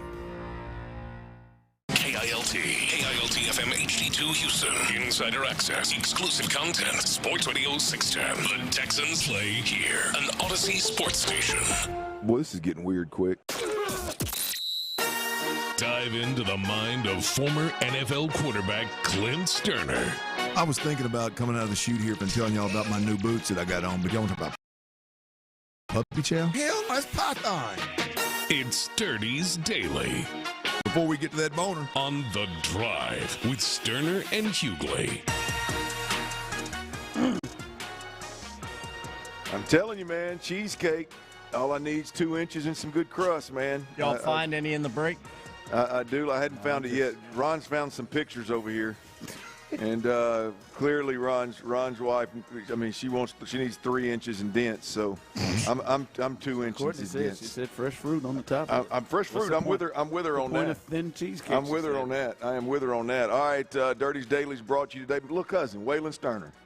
No, this dropped his first hit. Singer, right? Dropped his first hit. Paper Doll Girl. If you like a little country music, my little cousin, he can sing and go play the hell out of that guitar. Paper Doll Girl, Waylon Stoerner. He dropped it. I'm gonna give. It's powered by him today. Give a little love to the fam, man. So, it's good music. If you enjoy that kind of thing, check it out. Again, Paper Doll Girl. We are up at Buffalo Wild Wings, right across the highway from Willowbrook Mall off Tomball Parkway. Come on up and hang out. I've already had the chicken dippers, which I got a little special going on today, I believe. The drinks are cold. The food is good. Miss Scarlett is behind the bar. She's starting year 11, same place, rocking and rolling. She's got some of her regulars here. And bar's starting to fill up, so come on through and hang out. It is a bonus Thirsty Thursday that we have here at Buffalo Wild Wings. Big shout out to Bud Light for making that happen. Yeah. Because we've got playoff football. Obviously got the Texans-Patriots. And I want to start there, Ron. I'm with you. I know you had said you listened to a little bit of radio from up Boston way, I guess, this morning. I caught a clip on social media, and it was some radio guys up there that are just – they went through the whole, the segment, the typical radio segment of comparing, like, hey, man, who's got the better running back group? Hey, who's got the better quarterback? And who's better at the offensive line? And who's this and who's that? And one thing that struck me was they are awfully confident in that New England defense. I mean, they are. I mean, awfully so confident in the New England defense that it was almost just flippant, like bringing the Texans defense down to the New England level. Look, I mean, they're both obviously great defenses, but it was one of those like, oh man, these defenses are neck and neck, same type thing. This game's going to come down to who's got the better offense, and I think Drake May in New England's got a significantly better offense. And I was like, well, wait a minute. I'm not going to totally disagree on the offense being better, but there is a significant difference in these two defenses. And so I started doing a little digging, and here's what we got. We'll have a little fun with it with Texans fans out there just to recap some things. The Texans defense versus the top offenses on their schedule this year, and kind of how things turned out. The Rams offense, they averaged 30.5 points this year. The Texans held them to 14. The Bills offense averaged 28.3 points per game this year. The Texans held them, and by the way, made Josh Allen look pedestrian. The Seattle Seahawks got them. Seattle Seahawks averaged 28.4 this year, and they scored 27 on the Texans. If you remember correctly, that's the game with the Seattle Seahawks. It was in Seattle. Again, on the road. Mm-hmm. It was in Seattle, and Seattle jumped out to a 14-0 lead pretty quick with a couple of big plays. The Jacksonville Jaguars, they averaged just under 28 points, 27.9 points per game this year. The Texans held them to 17 one time and 29 the second time. And the 29-point is the game that we had to come back and beat them in the fourth quarter. There's a special teams touchdown in there. You boys still with us? Sounds like we may have lost you. Paging! Ron and Clint, the drive! Yeah, people, I think we lost them. That connection went down out there at Buffalo Wild Wings. We'll get it right back. We're going to take a quick break, get Clint and Ron back down the wire here at the Willowbrook Buffalo Wild Wings. It's still a Thirsty Thursday on the drive. Stay put. The drive. News Live and getting you set for the second round of the playoffs on a Football Friday. Join Clint and Ron at Talyard Brewing in Sugar Land tomorrow afternoon from 2 to 6. Stop by.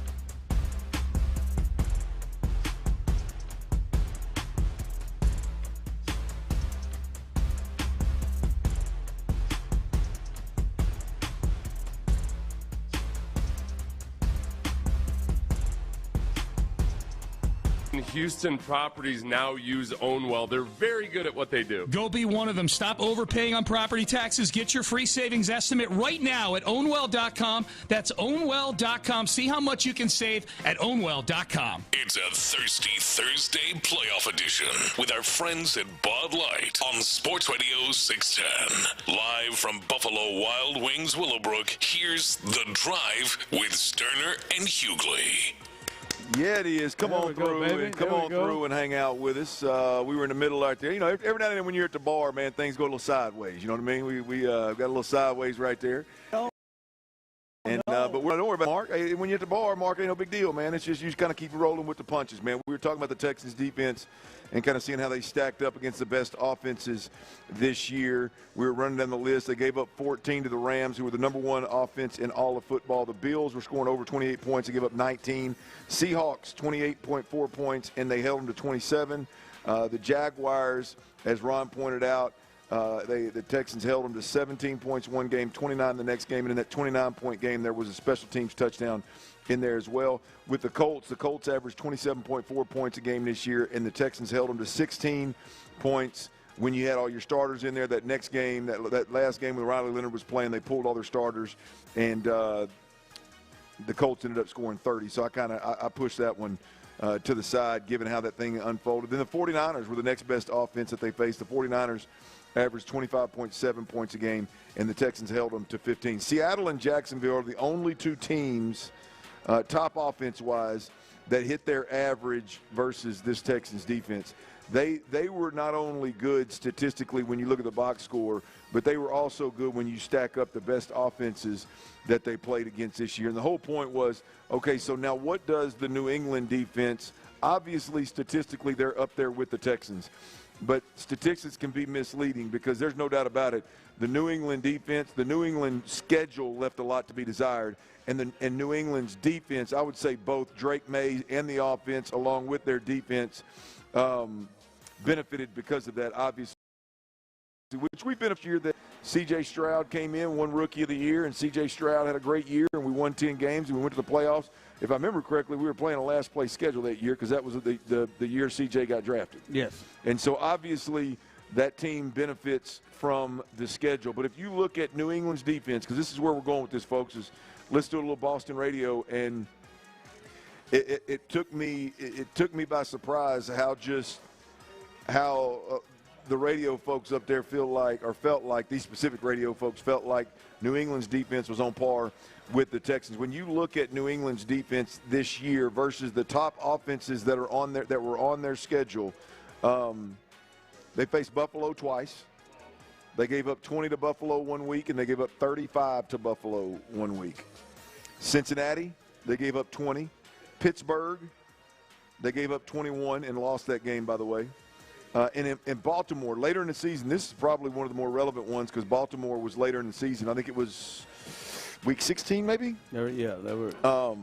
But Baltimore actually scored 24 points on New England's defense, and they did that in the second half was Tyler Huntley. Lamar Jackson went out just before halftime. Tyler Huntley came out, scored 2 second-half touchdowns, and had Baltimore up 3 with about 3 or 4 minutes left in the game, and Drake May ended up winning that sucker. But the point being, my point being here, Ron, is I'm not comfortable even putting New England's defense on the same planet as the Texans. Well, listen, I've listened to both of the stations. Well, really a lot of the Boston area stuff over the week, and the understanding that I get of why they're so confident is I don't necessarily think that they sense that they are the Texans equal defensively. I don't think anyone is. I think their confidence ranges because of the offense they're facing. That's the gist that I get. I literally heard this of they shut down the Chargers the way they did, and they view the Texans offense worse than the Chargers. Oh wow. And I don't know if that's completely. No, I don't think it's unfair. Yeah, especially with no Nico. Wow. Yeah, yeah. And now the point where I think is different, where they really really hurt the Chargers was I think that the Texans' offensive line is in a much better situation. I mean, the Chargers they're without multiple tackles in that game, and that was a clear issue. Now we'll see what happens with Trent Brown, but I didn't get the sense that they think that they're the Texans equal. I get the sense that they believe, just being honest, what they said, they believe C.J. Stroud is a quarterback that is struggling, that is jittery, and and especially without Nico Collins, they think this offense is not a great offense and an offense that their defense can handle. Yeah. That's where I'm getting their confidence in their defense from. Well, yeah, I guess it is a little easier to be confident if you factor in the struggling offense and the candidate quarterback. So I guess that makes a little more sense. But, boy, the way I took it was just like, yeah, I think the defenses are pretty equal, but we're better on offense than they are. And I thought, no, listen, there is a chance in this game. There's a real chance in this game that you could have an offense that you believe is significantly better than the Texans' offense, and our defense could win this thing single-handedly. I don't know that you can say that about New England's defense. No. So that's all. I started digging into some of those numbers, and I thought, boy, the Texans' defense was better than I thought they were throughout the year. I knew they were great, obviously violent, obviously physical, but, boy, they held some really good teams to some staggering numbers, and it was pretty consistent throughout. I'm Clint Stoerner alongside Ron the Show Hughley. T. Meal, Tyler Milner is on the ones and twos behind the glass back at the studio, keeping us rolling here. And boys, I had something that kind of stuck in my craw a little bit again, and I had to bring it to the table. Are these quarterbacks in college football foregoing their senior years when they're being offered $6.5 million is absolute, bat mess crazy. Really? The most recent one this year, Ty Simpson, the Alabama quarterback. He made the announcement. The old college quarterbacks making the announcement sticks in my craw anyway. But he made the announcement. He said, I was honest and told him what I'd been offered, but I just couldn't do it because of everything I stood for and what Alabama had meant to me and the legacy that I built there. These young cats got to stop with this legacy stuff. This is the second or third one that's talked about. Quinn Ewers talked about it with Texas. We got to stop with this. Ty Simpson is foregoing reportedly a $6.5 million offer to stay in college and play college ball. And by the way, we're talking about this guy's talking about a legacy he built at Alabama. He was a one-year starter. He was a one-year starter, beat Oklahoma in the first round of the college ball playoffs, and then got boat raced by Indiana. Yeah, but he's potentially going to be a first-round pick, right? I'm trying to think of what. Well, he's a top three. He's slated right now to be a top three pick. But even now, I'll say so was Shedeur Sanders, so was Jackson Dart, so were all these other guys that were picked to go up there. And you look at some of their contracts. Jackson Dart's got a 4-year, $17 million deal. fully guaranteed. Jalen Milrose was a third-rounder. He got a 4-year, $6.2 million deal with 1.2 guarantee. Shedeur Sanders slid all the way down there, 4-year, $4.6 million. And then you get down, I don't remember where Quinn Ewers was drafted. I think it was 6th or 7th round. He's got a 4-year, $4.3. The point is this. One, the legacy thing really stuck. You ain't got no, hell, I got a bigger legacy at Arkansas than your ass got at Alabama. Fair. And let's be honest. Number two, it is like you got a chance to go back to college and develop in a major way. You got a chance to go back to college for another year with a very, they're going to pay you 6.5. We got to believe he's talking about Miami, or he's talking about one of these top programs, Indiana, one of these top programs that expects to compete for a national title. You can stay in college, make $6.5 million, develop your game, and have a chance to go down in college football history by winning a national championship or run like Indiana made this year. Like, the thought of just, no thanks, I'm good, I'm going to go to the league, that absolutely baffles me, especially when it's guys that are like. Yeah, Quinn and Milroe, I can understand. But if you got a chance to be a first-round pick and, like, at that moment, and, you know, like 6.5 is good, but you know you're going to get guaranteed. Like, Jackson Dart's middle of the late first round action, got 17 guaranteed. Like, I can understand why you got to go there. Now, Quinn, I don't know what – and Shedeur was a special case. Like, Shedeur thought he was going to be. Yeah, he thought he was. And then whatever happened to him happened. But like Ty Simpson, man, Ty Simpson, now that Moore isn't going, Ty Simpson may be the second quarterback off the board. He might be a top 10 pick. I think Moore's crazy. I think he's got to go. You're going to be a top 5. Reportedly 7.5. Yeah, he's going to get more than that.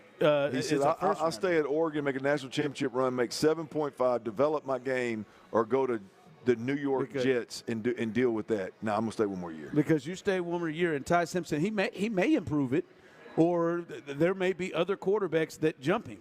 Like right now, it is hard. It's hard to think that Ty Simpson not going to make it top 15. Now that Moore's out, I agree. I agree. But I still like if I'm not a lock, Ty caught my eye because of the whatever I said he built, the legacy he built. He may not built no damn legacy. You kidding me? But yeah, no. If I'm not a top 10, I'm going to play college ball. Oh, yeah, to play you got college one ball. chance. Could you imagine 7.5 and being a quarterback at Middle Tennessee when you was there? Well, yeah, that's different. But then also, if me and Teresa and everybody sitting around saying, yeah, 7.5, but you got a 3-year deal for 25 coming up, I'm going to take that 3 years for 25, not knowing what you're going to be next year. I'm going to give me a big old Lloyd's of London contract. Hey, maybe you, Arch Manning, you can sit and chill all day long. You're going to get drafted first, not Ty Simpson. Ty Simpson, you're going to be a top 10 pick. You got to go, Jack. Ty grew up in something bigger than 4,000 square feet. I know he grew up in something. I know his daddy's a coach, but damn it, his daddy probably said, hey, man. Coach? Yeah, his dad was a coach. Yeah, his dad had to miss games because he's still coaching. He's a head coach at like I don't know if it's D2, but maybe like a Sun Belt school or something. Yeah, Ty Simpson's dad is a coach. All right, coming up, one of the biggest story in the NFL. I think maybe the Texans may have dodged one, potentially affecting them, but I really, really love this move. We'll discuss that coming up next. All right, before we do that, though, I got to tell you about advanced hair restoration. Look, it's the new year, man.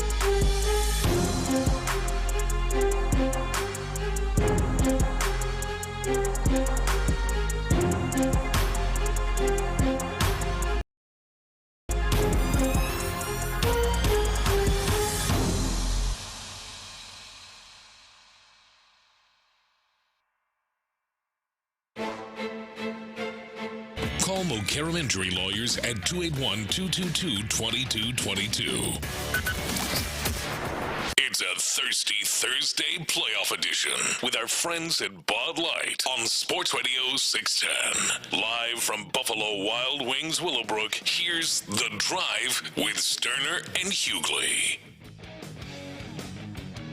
All right, welcome back as we are live here, Buffalo Wild Wings. People starting to roll in. People are enjoying themselves. The bar is full. My man Tony came in right there, didn't he? Tony came in. He brought some cheesecake, and somehow he found some caramel, and that bad boy say drizzle on it. It is Smucker's drizzle caramel. That's unbelievable. Well done, T. Well done. I mean, was he listening and shopping? No, he said he was walking around the store with the buds in, listening now. That's Tony. Tony, man, a great listener, a Sports Radio 610 all day. I know he's on. He gets calls in with Patrick and Sean at night.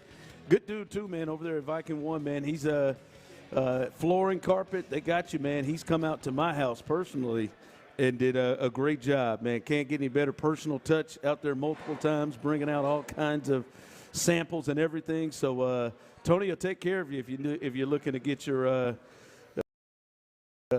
whatever. And I can personally attest to it. He was out at my house multiple times. I think I still got samples at the house from Tony. So go check him out over there at Viking One. But Clint, the big news of the day here in the NFL is it looks like the New York Giants have hired John Harbaugh, and he had plenty of meetings scheduled. He already met with, or supposedly had a conversation with the Falcons and planned to meet with them later. Planned to meet with the Titans, which would have been obviously in the AFC South with the Texans, but he has canceled that. And I don't think, Tyler and Cheryl, I have not seen that yet. I've been trying to keep my eyes open for it, but I have not seen anything in which it is official that he is signed. There's still notes that saying it's expected to happen. They're really, really close. Hell, I saw that Aaron Wilson said they've already given him an email account over there. Like they said, he's all right. They can't make it happen fast enough, man. They said that he's already been given an email, and this thing is just about done. But he goes over there and obviously doesn't go to Tennessee, stays out of the AFC, and goes to the Giants. Listen, it's not a surprise. The Giants, even though they have been kind of down, obviously they've got a lot of talent, but still, even though they're down, they're one of those organizations thought to have good ownership, thought to be well run. Here we go again, Drive family. Fellas, do you read? Paging Clint Stoerner, Ron the Show Hughley, Houston's #1 afternoon drive sports talk program. That'd be this one. Where are my hosts? Let's give them a few more seconds. They're probably eating cheesecake. Probably found some out there. Oh, they did. It has the caramel drizzle on it, thanks to Tony. Tony! All right, we lost them again, people. We'll be back after a very short break. Get Ron and Clint back on, having some technical difficulties. It is still a Thirsty Thursday playoff edition live on the Drive. Ready? 1 down, 3 to go. The next test, the Patriots in Foxborough on Sunday afternoon. Hear the divisional round game here with pregame coverage starting at 11 a.m.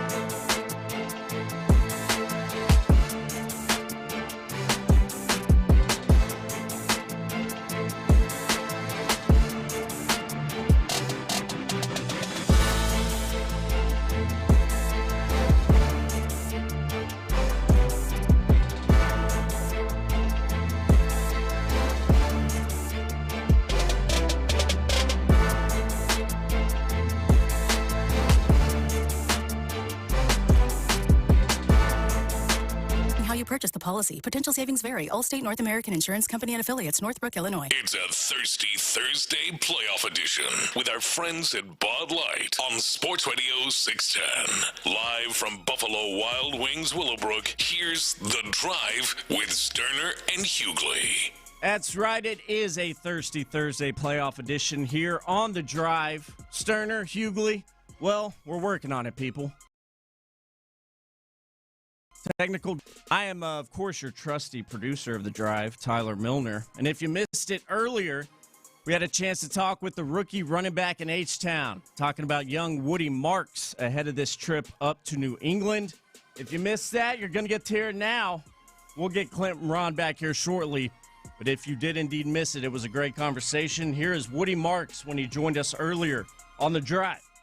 All right, welcome back as we are live here on a Thirsty Thursday. Buffalo Wild Wings, Willowbrook location. Make your way on out here as we'll be here till 6 o'clock getting ready for this this big playoff game between the Patriots and the Texans. And, Clint, we look forward to hearing from Woody Marks at any moment here in the 2 o'clock hour. Also, we'll hear from Nick Casario, the offensive coordinator, as he speaks to the media. We'll get his thoughts coming up as well. But Clint, we kind of talked about the kind of the state of the offense and where they are, and they're going to probably have life without Nico Collins. And before we get to that, man, let's go ahead and talk to somebody who may have to be a part of picking some things up with the Texans offense.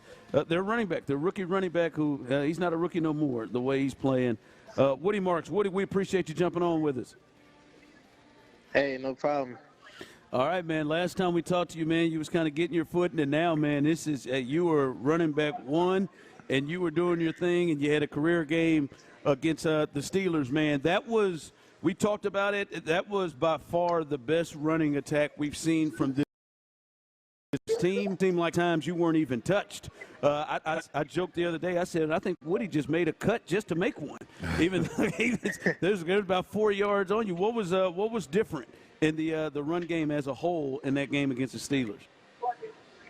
I'll say what was different when we started our week.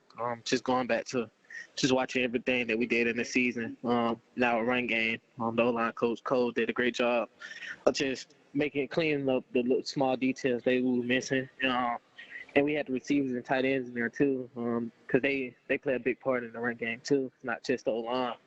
But just doing a good job with that, and then us following our reads, reading them linebackers. They go one way, we go the other way. They split, we go down the middle.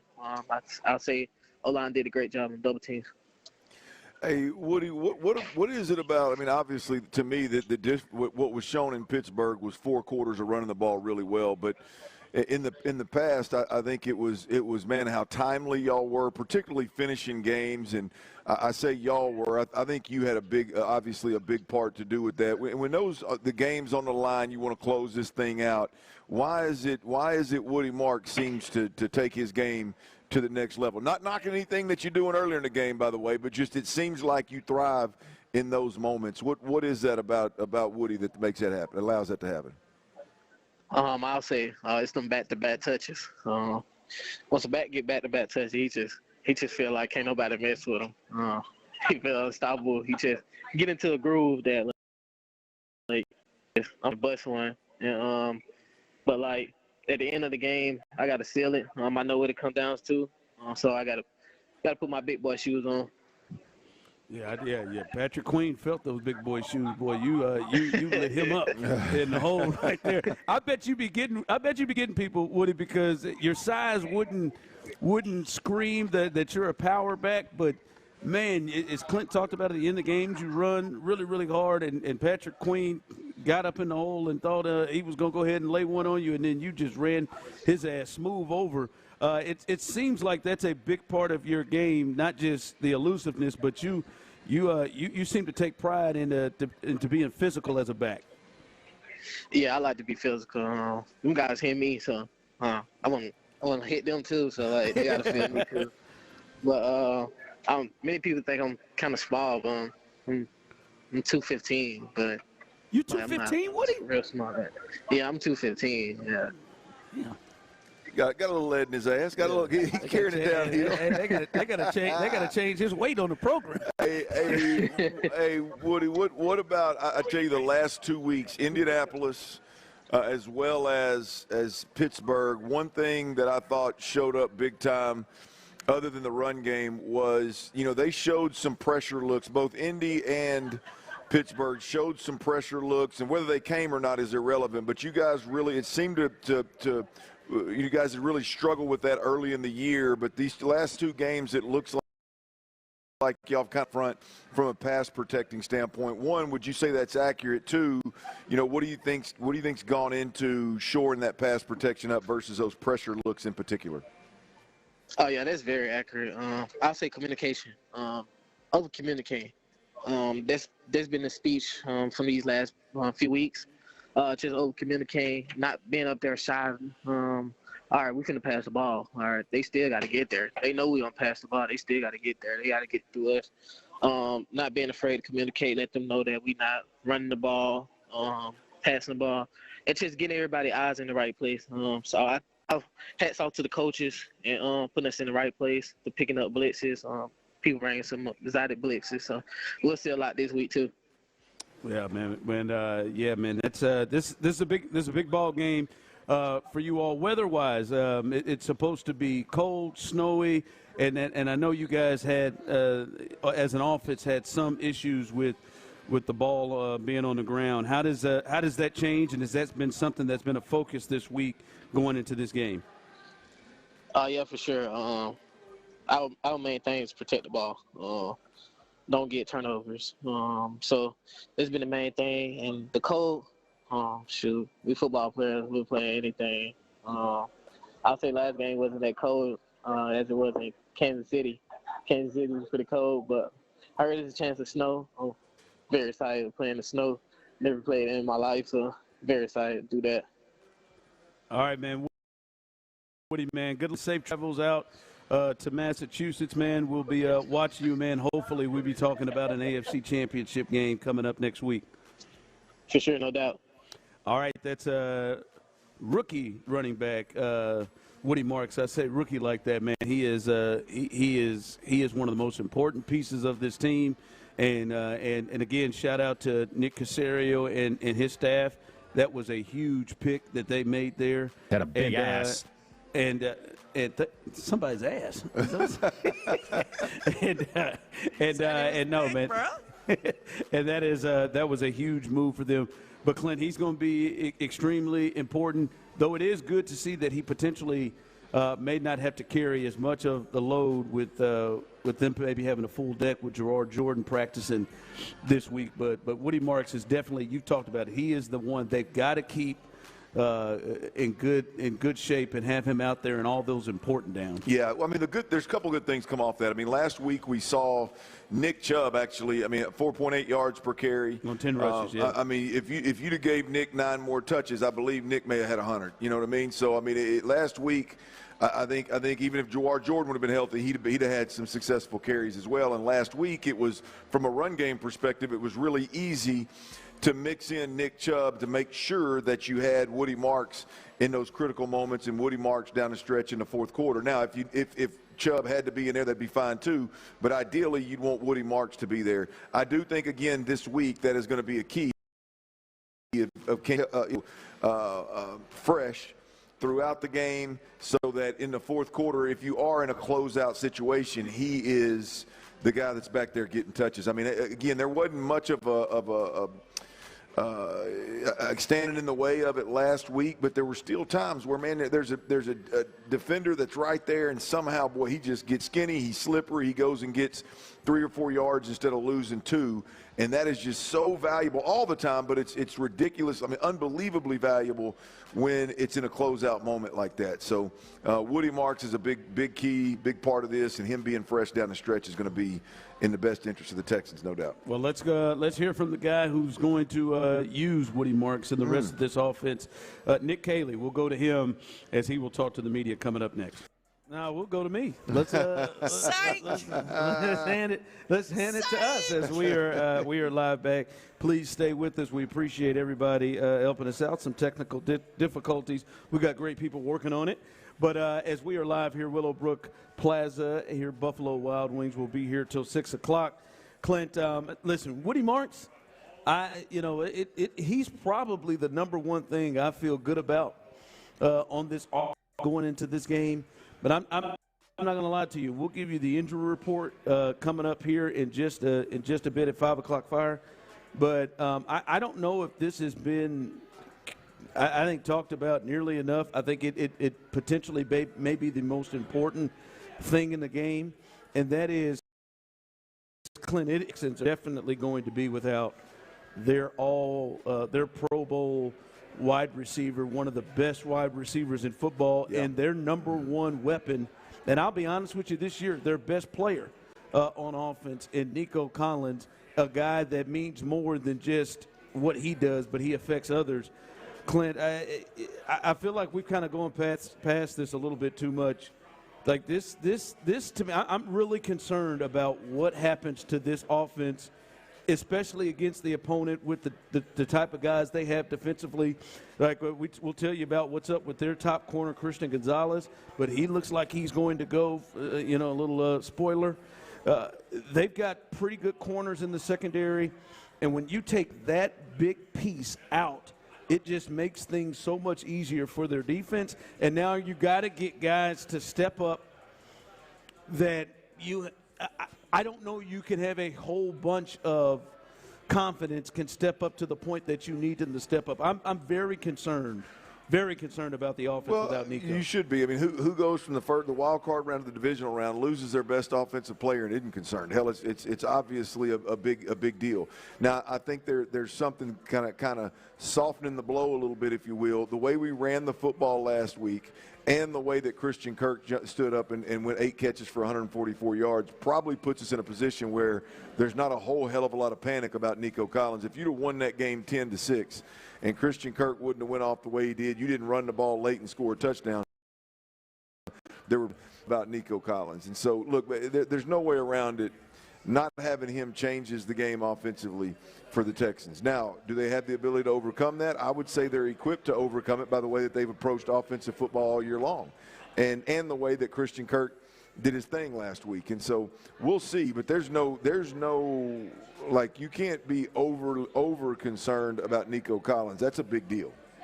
No, yeah, it is, man.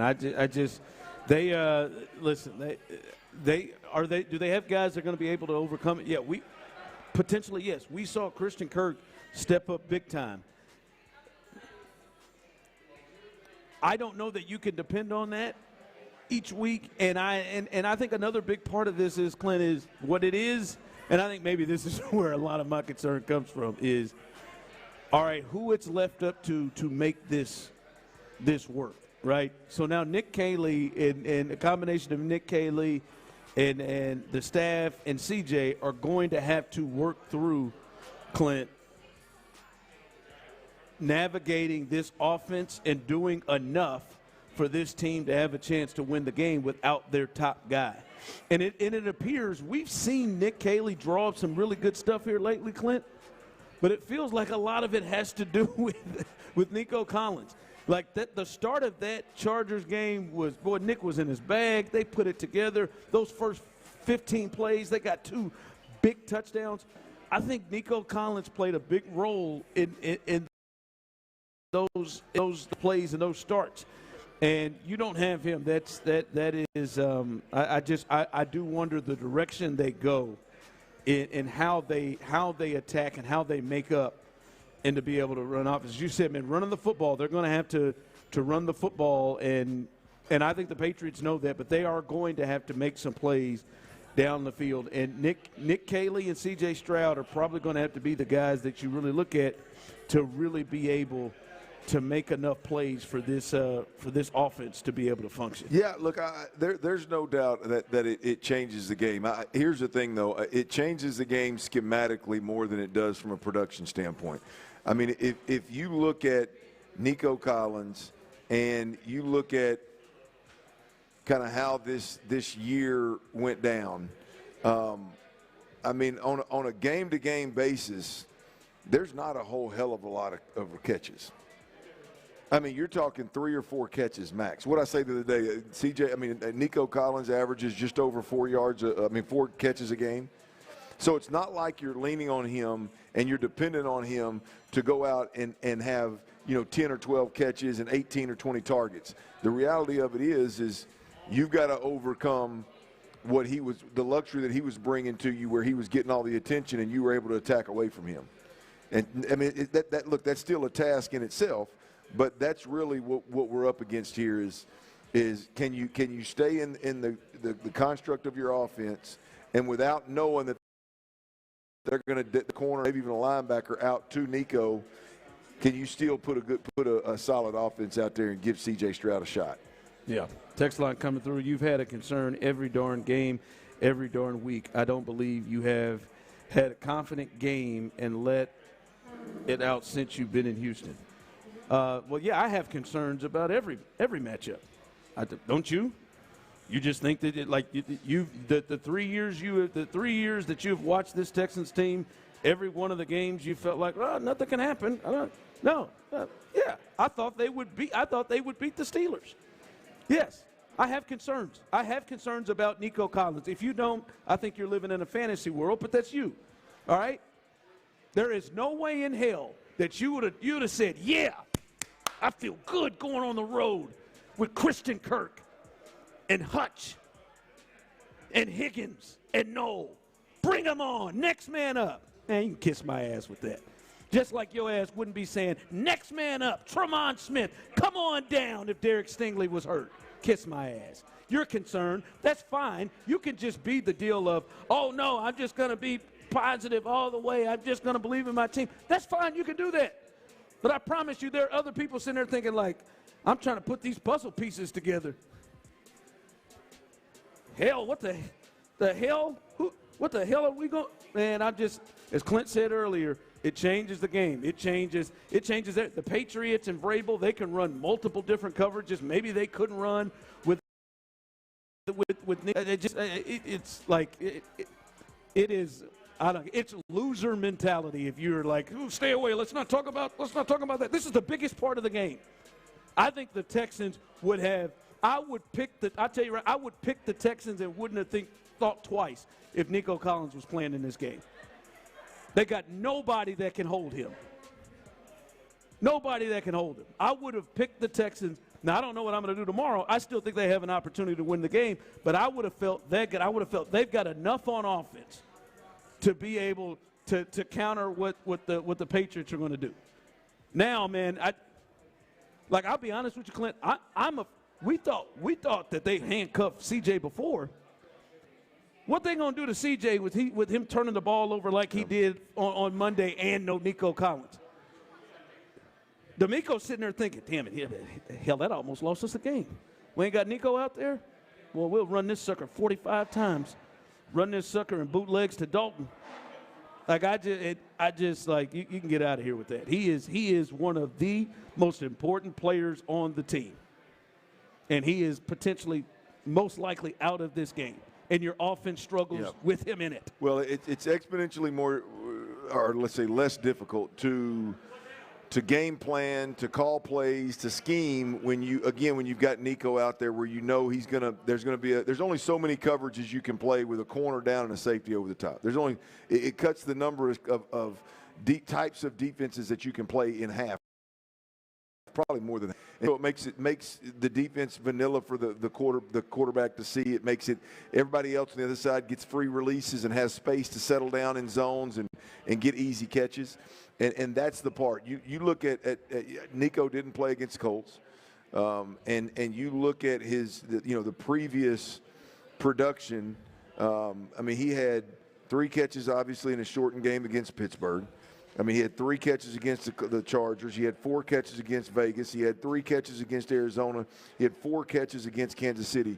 Now, a couple of those games he put up big numbers, but the point is you're not really stressing about, oh my God, who are we going to target? Yep. What you're stressing about is, all right, how's this offense going to look when you don't have that dictator out there, number 12? All right, dictator as in coverage dictator, not. I'm glad you ran over those games. This is how important he is. Tyler, think back to that game, that Raiders game. They beat the Raiders if Nico Collins is not there? No. You remember the important plays he made? They beat. You think Christian Kirk is drawing that 40-yard penalty on that pass interference penalty? You think he's making that catch at the end that sealed it? The Raiders. That's the Raiders at home. Get out of here, man. I'm not shying off. You can go live in your rainbows. I'm sure there's a place you can listen to. I am rooting for the Texans to win. But the Nico Collins thing is the biggest story in the game. Coming up, 5 o'clock fire, we'll give you the injury report, including Nico Collins, starter who didn't practice today. Also, big news that we're hearing from the John Harbaugh hire, potentially another coach that he's going to bring along with him. We'll continue as we are live right here on The Drive. Buffalo Wild Wings, Willowbrook Plaza on a thirsty Thursday. All right, y'all, look, power outages, they can happen around these parts. If you live around these parts any amount of time, you know that power outages can happen.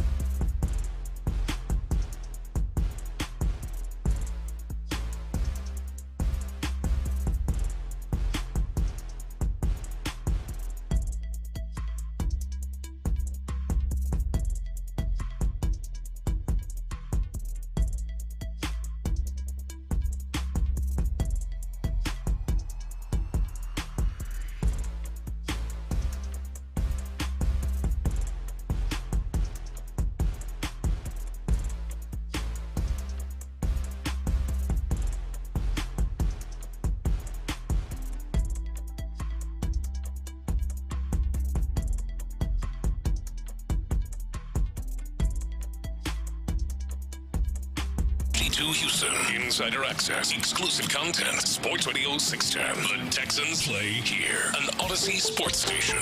Flip on this burger. Sports Radio 610.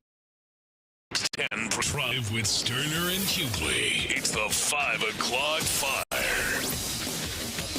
It is 5 o'clock. Congratulations. Hopefully you're off work. Luckily for you, Old Dirty Show T-Mill, a.k.a. Psycho T, had the latest. And the latest is, man, I'm enjoying it, man. We had some good conversations off air, my man, right here. We had some discussions. Listen, like, you ain't got to call me obese. You ain't got to come at me and say crazy, silly stuff. Like, hey, man, you need to grow up on yourself. We can't have a sports take conversation and it sends you to your feelings getting hurt like that. Well, you're being mean to CJ. Hey, it ain't. Listen, this is what it is. I don't know where some of y'all come from, but hey, I chop it up. This is sports radio. We probably ain't gonna agree. That don't mean I hate you or I want to take shots at you about stuff going on in your life. It's a football conversation. I'm disappointed you like 3 inches of cheesecake. I like it. I tell you, I don't care if it's thin, thick. I don't care. I just give me some cheesecake with good crust, and I'm ready to go. We're talking about cheesecake, Tyler. Cheesecake. I know, I got a good mind to take a shot at that caramel drizzle right now. But no, man, it's good. Like, my man, we just talked through the whole break. All right, he doesn't agree like what I'm saying, and I hear what he's saying, and we can go back and forth. Right?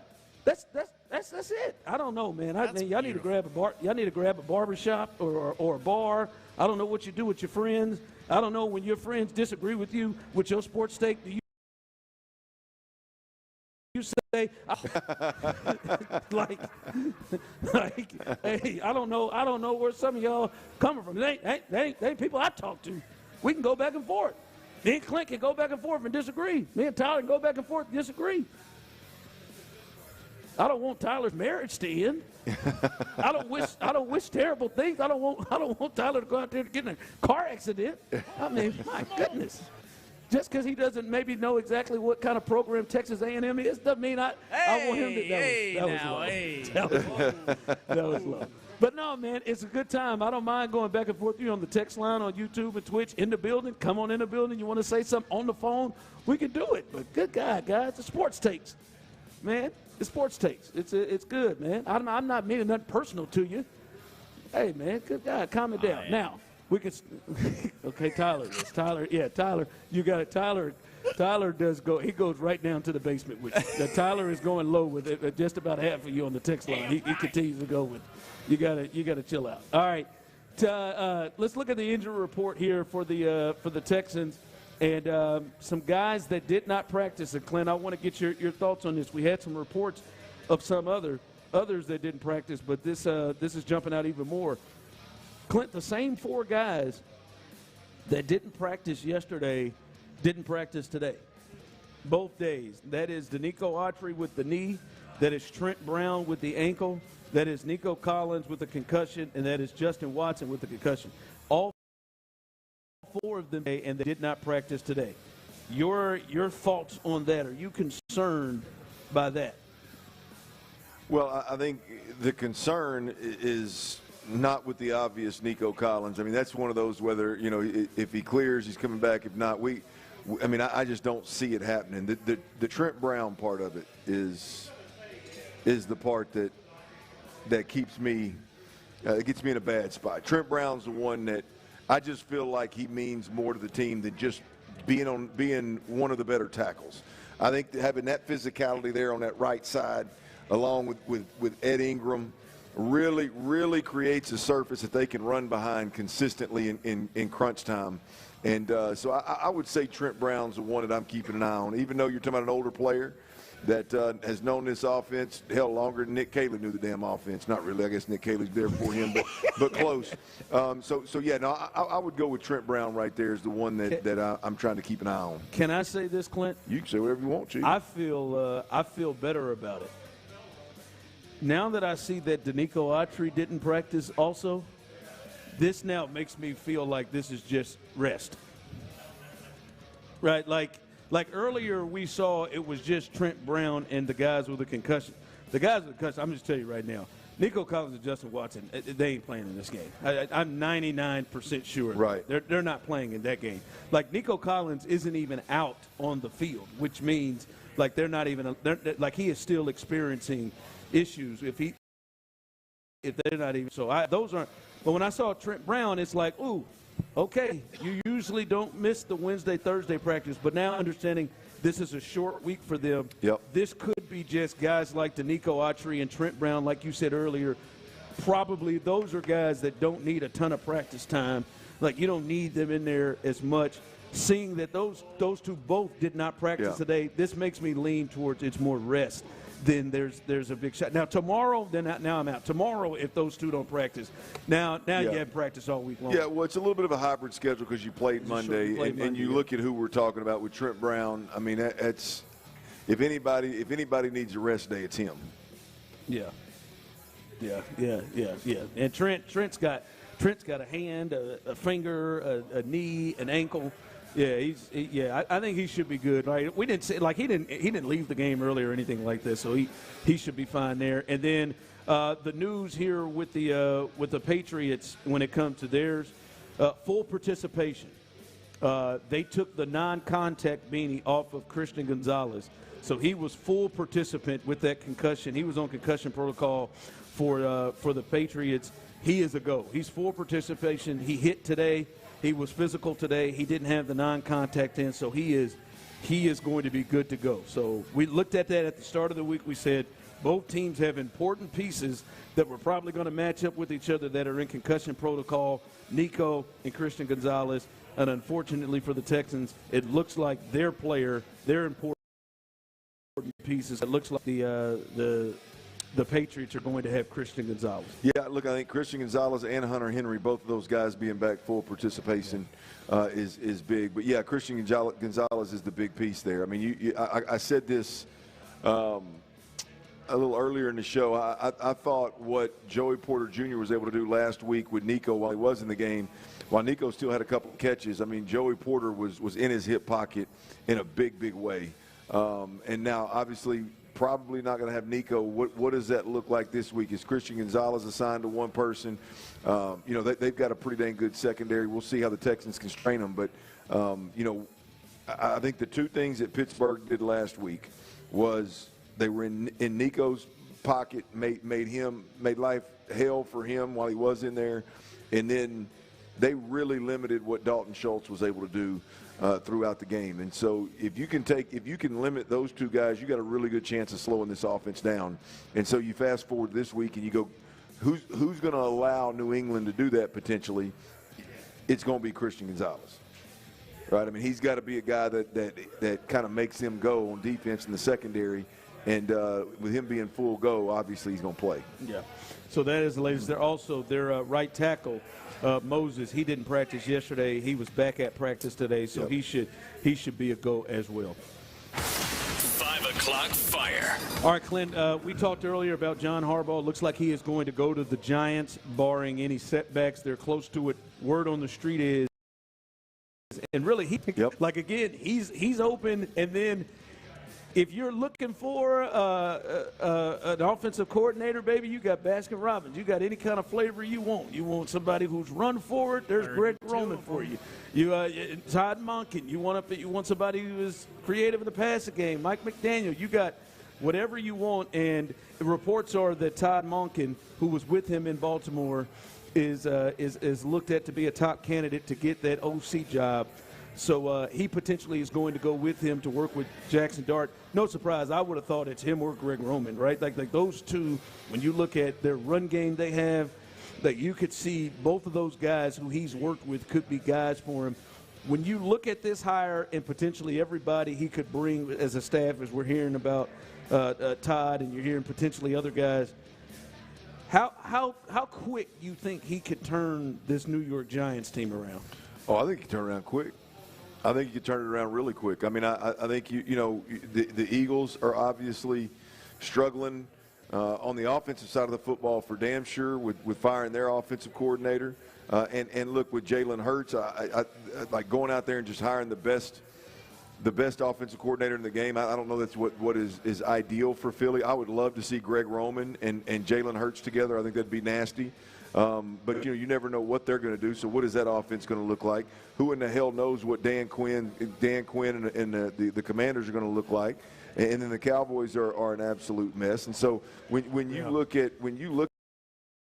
the Giants, I think they can make the playoffs. They've got their quarterback. They've got a young receiver. They got their running back. They've got a solid defense. They've got some really good players on the defensive side of the football. They got their left tackle. So yeah, I mean, I like Todd Monken in this hire as well. Actually, I like Todd Monken with his college experience, and obviously with his experience with John Harbaugh at Baltimore. I like Todd Monken. I like the Todd Monken fit with their young players and Jackson Dart, their young quarterback. I tell you, now's not the time to do it, but there are some from my football horniness. There's about 3 or 4 offensive coordinators that if they end up with the right quarterback, football overall for me is gonna be significantly better, or at least in theory. We'll see how it all pans out. But there's some quarterback offensive coordinator combos out there that if they land the right way could be really fun to watch. Yeah, I think they can make the playoffs.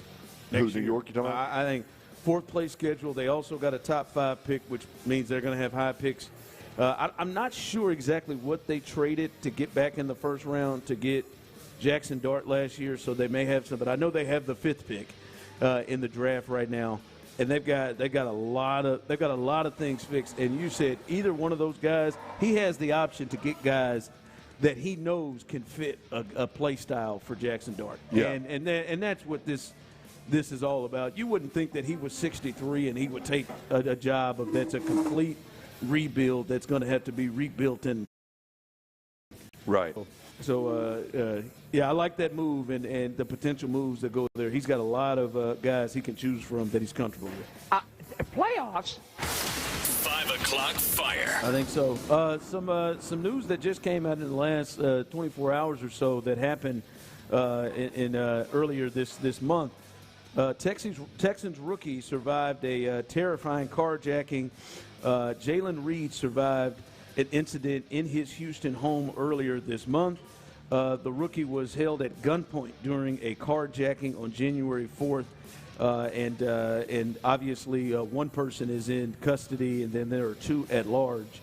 But a scary situation, man. You're sitting there thinking this kid is just recovering from injuries and hadn't been able to be on the field, and he's had to deal with this. And thank God that everything is all right and he's safe.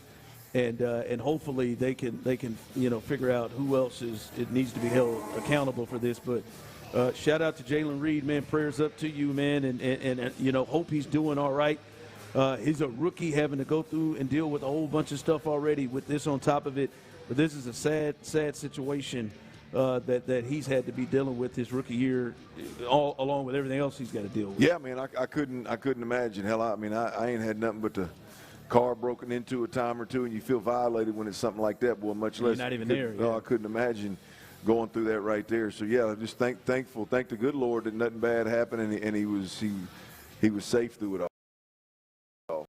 Yeah, him obviously that takes precedent, but it's also good to see from him that he hasn't really shown up on the injury report. He's been a full participant all week, but hadn't really shown up. It looks like he's going to go. He had to come out of the game with a knee issue for a stretch, but then didn't return.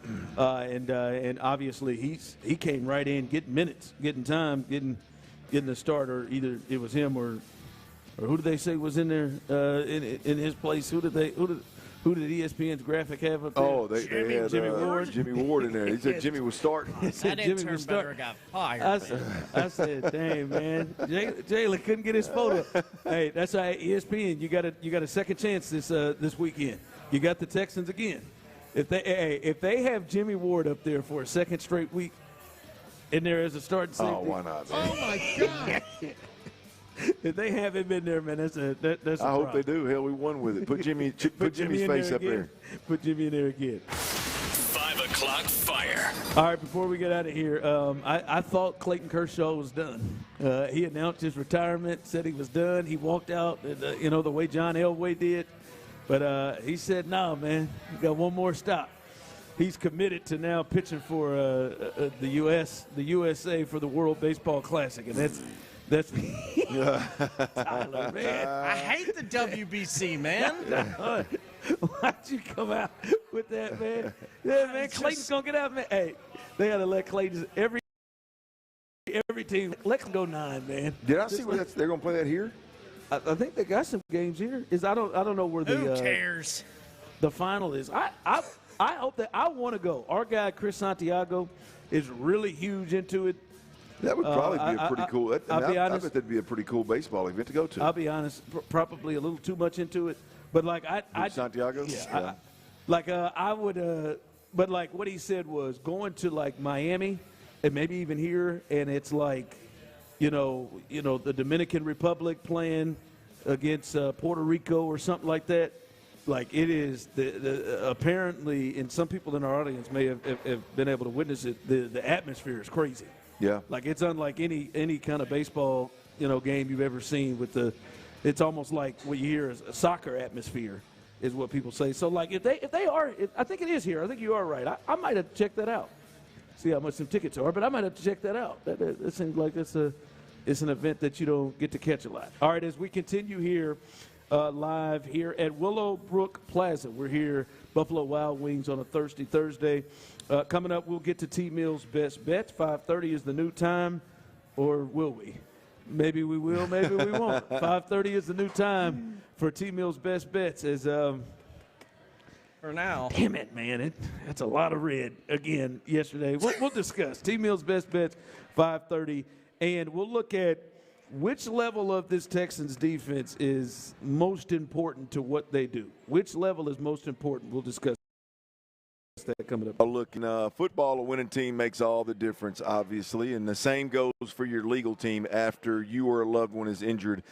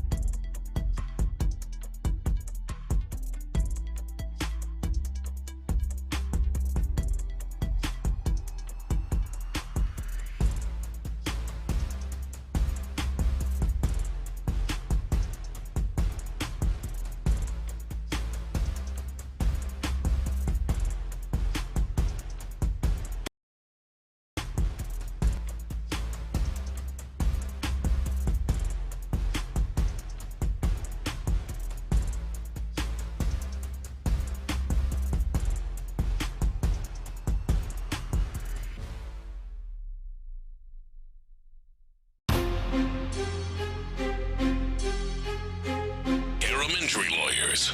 Heard in an accident? Call Mokaram Injury Lawyers at 281-222-2222. It's a Thirsty Thursday playoff edition with our friends at Bud Light on Sports Radio 610. Live from Buffalo Wild Wings Willowbrook, here's The Drive with Stoerner and Hughley. All right, clap it up. Let's hear it, boy. We're having a good time out here, and we got a full bar in the building. Shout out to Scarlett. Go ahead and tip her good out here as she is doing her damnedest to take care of everybody around here. It's a good time to be had. Congratulations to our last winner. Boy, he won that Jalen Petrie.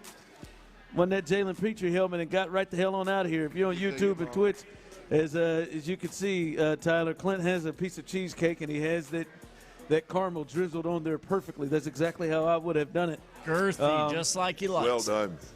Wow. Hey, man. Well done. Got that graham cracker crust, too, now. Boy, that's key. That Major key alert. Yeah, that is big. Just really upset about it. The 25 years of decisions. I'll be to a place where I got to get better. But shout out to Tony who came and hooked us up. Remember, as we're here until 6 o'clock, we'll be out tomorrow.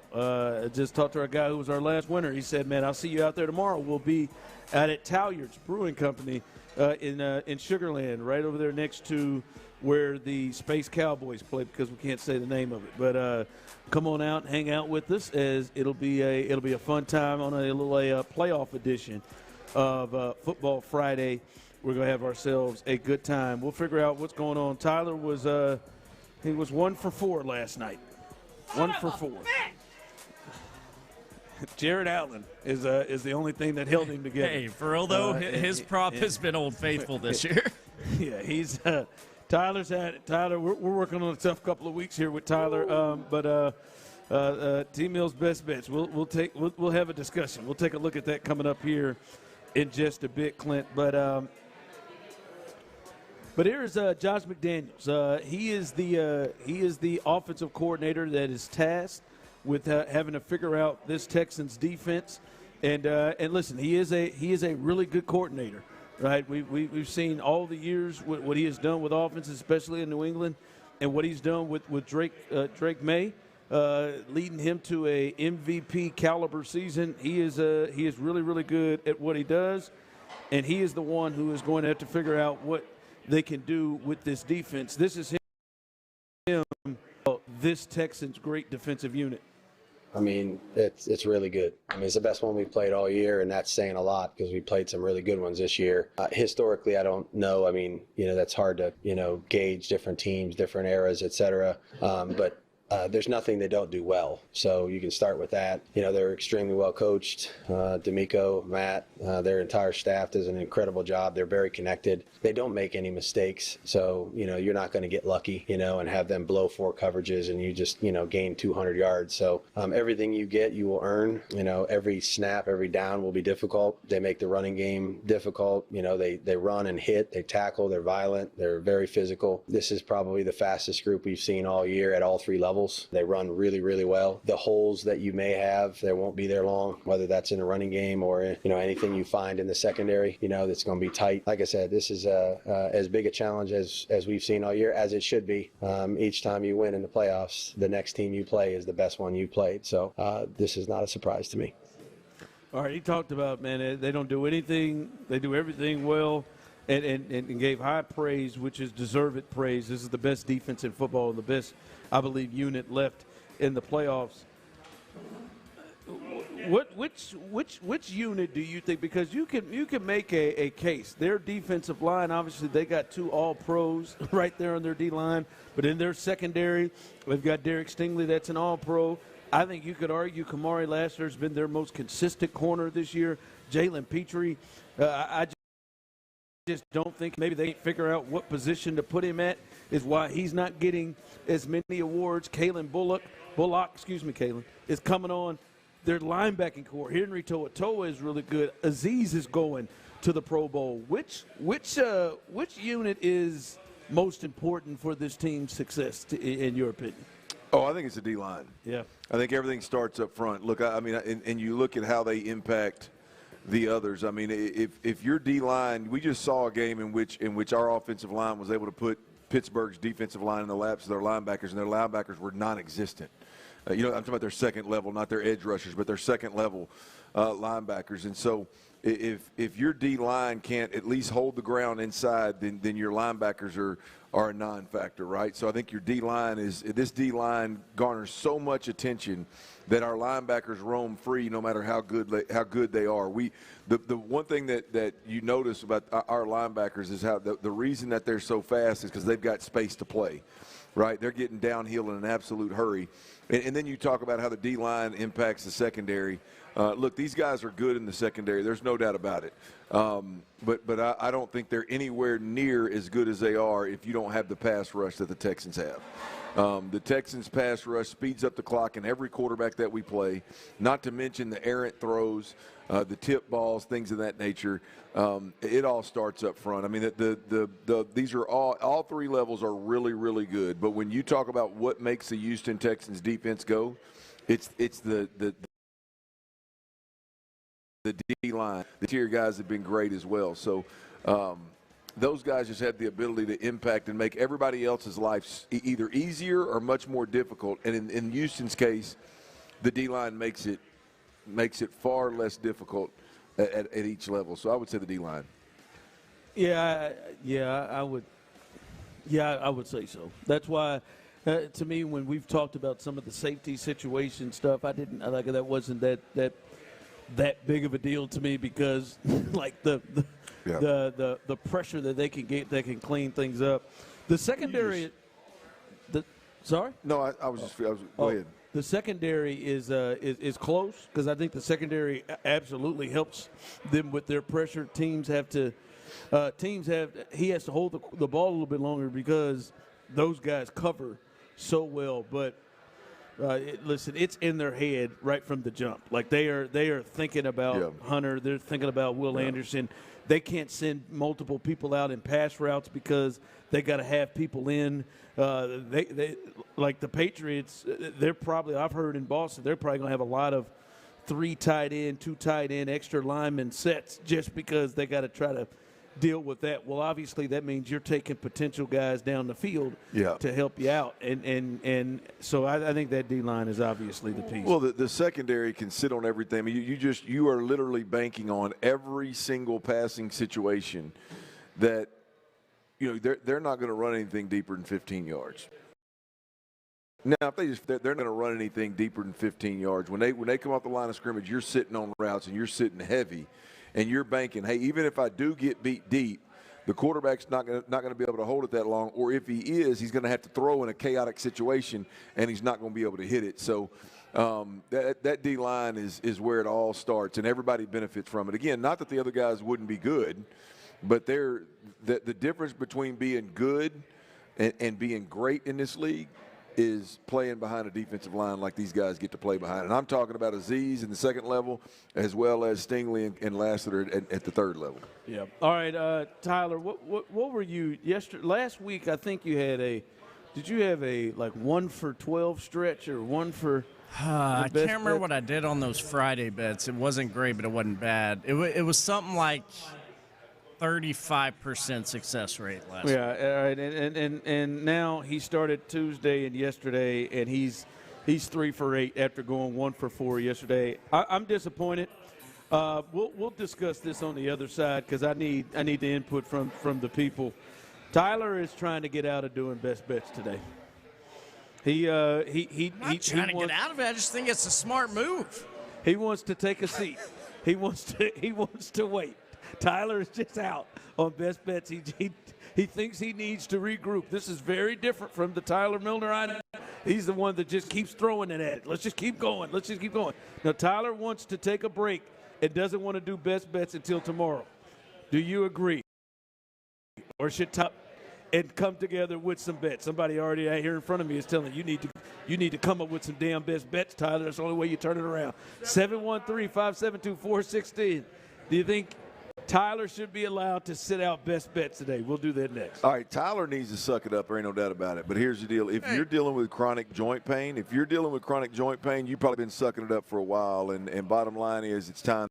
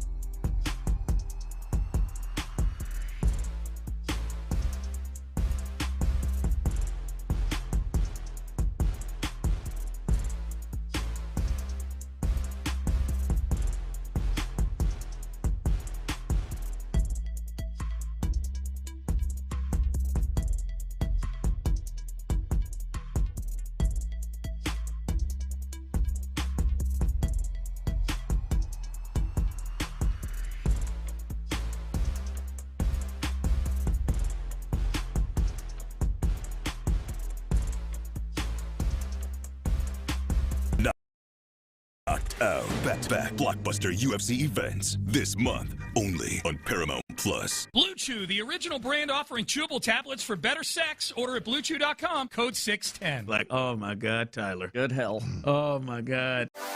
It's a Thirsty Thursday playoff edition with our friends at Bud Light on Sports Radio 610. Live from Buffalo Wild Wings Willowbrook, here's The Drive with Stoerner and Hughley. All right, man. Somebody get over here and get this cheesecake, man. Y'all grab y'all a piece. Then grab a piece, right, Tony? You can grab you a piece because I'm telling you, I got 27 minutes of willpower. I mean, you can eat it like a cookie too. It's cold enough to where it's not going to bend on you. You just pick it up. Yeah, you just pick it up. I got 27 minutes. I mean, it's of easy. willpower. If that thing is sitting in front of me over the next 27 minutes, if it's the 28th minute, I'm getting it. I mean, it's and I'm gonna take a bite, and I'm not even drizzling it. I'm gonna just squirt the caramel in my mouth. Well, now see that. I mean, that's why you can't. I'm not going to let you do it. I'm not going to let you get carried away. I told you about this cheesecake. That crust, boy, look at the way you pulled it out. You pulled it by hand. You don't need a fork. Nope, you don't need a fork. You just pick it up. I mean, it's cold enough to where it doesn't even. You see that temperature that I talked about? It's not flimsy. Yeah. See that temperature I talked about? Yeah, no, it's good. It's good. It's really good. Apparently, we don't have many cheesecake fans in the building. Matt, you don't eat cheesecake, Chief? The hell wrong with you, Matthew? That's the first thing I don't like about you, man. I've known you for a long time, and I finally found something I don't like about you. Yeah, not the first for me, but no, man. Can't have a beer. Shout out to Matt, though. Shout out to Matt, our engineer, keeping us a lot going on around here, keeping us on the air, keeping us on YouTube and Twitch. Thankful to him. Thankful to our guy Shay, our promo staff, who always does a great job for what he's done here. Give Scarlett a hand. Give Scarlett a hand. Boy, she always does a great job with us. And she make sure you tip her. She does a great job. We appreciate everything that her, Buffalo Wild Wings, Bud Light, everybody, and everything that they do. Remember, once again, we're at Talyard's Brewing Company in Sugar Land tomorrow, right near where the Space Cowboys play. So we're right there. We'll be there 2 to 6 tomorrow for a playoff edition Football Friday. Come hang out with us. It'll be a great time. All right, now I just want to say that I'm Team Tyler, and I ought to make an executive decision here. Now that I am seeing what some of you crazy people are texting in, I am with you, Tyler. Go ahead and get you a night. You need a night off. Some of you ought to be ashamed of yourselves. Texting in, damn, Tyler, let's go all in today. I appreciate the encouragement, friends. I'll bet my remaining underdog balance on your picks today. Hey. Tyler, I'm feeling it. This is your time. Tyler knows scared money don't make money. True. Come on, guys. Tyler, there's no slump days, T-Mill. T-Mill money because now you're trying to stop, guys. No. And hold on a second. No, I think they've all got good points. I told you this in the break, Ron, but before the Drive family, I have never said at any point today that I wasn't betting on anything tonight. Well, now, what you should not though. But that's what Tyler. No, I just thought for the Drive family, for the people, it might be better to change things up on a Thirsty Thursday and get picks from y'all since I've been on this awful ass streak. No, nobody want our picks. Don't nobody want our picks. Okay. All right, and now I'm with you. I think you need to take. Now I'm concerned because see now you ain't put no picks, but now I'm scared of how many picks you got out there. I only got 6 tonight. That's better than I thought. I thought we were going double digits. I really did. I got concerned. No, man, guys, let's stop. No, you got one more in you. And now the one that I think really you're pushing the buttons is, hey, you call yourself a degenerate. Guys, stop. I really do like Rockets plus 5.5. Stop, man. No. What? Stop. You are. You're terrible. I was just thinking that. Man, dude, you went 1 for 16 last week. Let's just chill. All right? Shangoon over 9.5 rebounds. Stop. I like that, too, to be honest with you. I mean, God, dog. You're out here sitting here. Jared Allen is what saved you. No, he's taking a day off. Tomorrow, he's got more picks. Got the divisional round. I don't think you should take the night off. Oh, God, Clint. I don't know, man. I feel like I do. This is one of the worst streaks I've been on. No. I'm going to give 3. There we go. Three Clint's props, all H-Town. H-Town. Have they already started? No. No, I don't think so. They just locked my bet here. That's why I was wondering if usually that happens because the game started. But I'm gonna go SGA higher than 30.5. Big number, but I believe it's gonna happen. I'm gonna go KD higher than 24.5. Oh, I'm on that one. And I'm gonna go Şengün higher than 9.5 rebounds. Yeah, they're gonna need. That's the three. They're gonna need to win one of these games against this type of competition. That's the three, Tyler. Yeah, I love them. Clint's best bets, people. They haven't had great success against like the Spurs, the Thunder. They got to start winning some of these games. The Nuggets, they've got to start winning some of these games. And this is a big one tonight. But is the Afro-German still playing for OKC? Sure, yeah, but he's been injured. Man, he's been hurt a little bit. I can't take his over. He might be back tonight. I know he has been injured. They played a great game to open up the season, and hopefully we get another good one. That's the deal, though, Ron. Do you remember them? What? The bets. SGA higher than 30. Okay. SGA higher than 30. KD higher than 24.5. Okay, KD higher than 24.5. And what's the other? And we need 10 rebounds out of Şengün. Yeah, 9.5. I know Tyler. I need 31 out of SGA, 25 out of KD, and 10 out of Şengün. Yeah, the way them they three right there. You know them first two gonna get the attempts. So we'll see about it. All right. All right, but no, man, it's been a good time out here. Come out with us tomorrow, as we'll be. He said he's on his way to the Rockies game. Hope them hit. There he is. We'll be at Sugarland tomorrow, so come hang out with us. Talyard's Brewing Company once again. If you missed it, Clint, I like one of the things I've heard you talk about when it comes to offenses having to face this Texans defense is. Hey, you gotta to give yourself a chance to have success. You gotta have a certain type. You gotta be a certain type. There's got to be something within you and your offense to give yourself a chance against what the Texans bring to the table.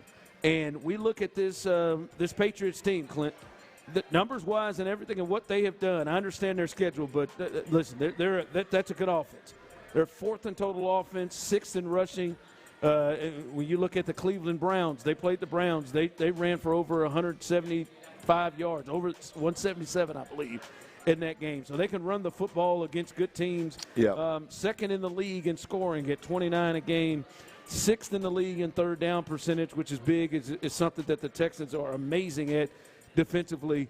When you look at this Patriots offense, do you think they have and meet the Clint Stoerner criteria of what you got to have to give yourself a chance against this Texans defense?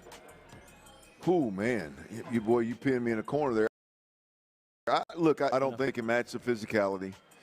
I don't think that on script, on schedule, that there's going to be enough opportunity for a guy like Drake May to score enough points to win this game. The off-script stuff is what scares me.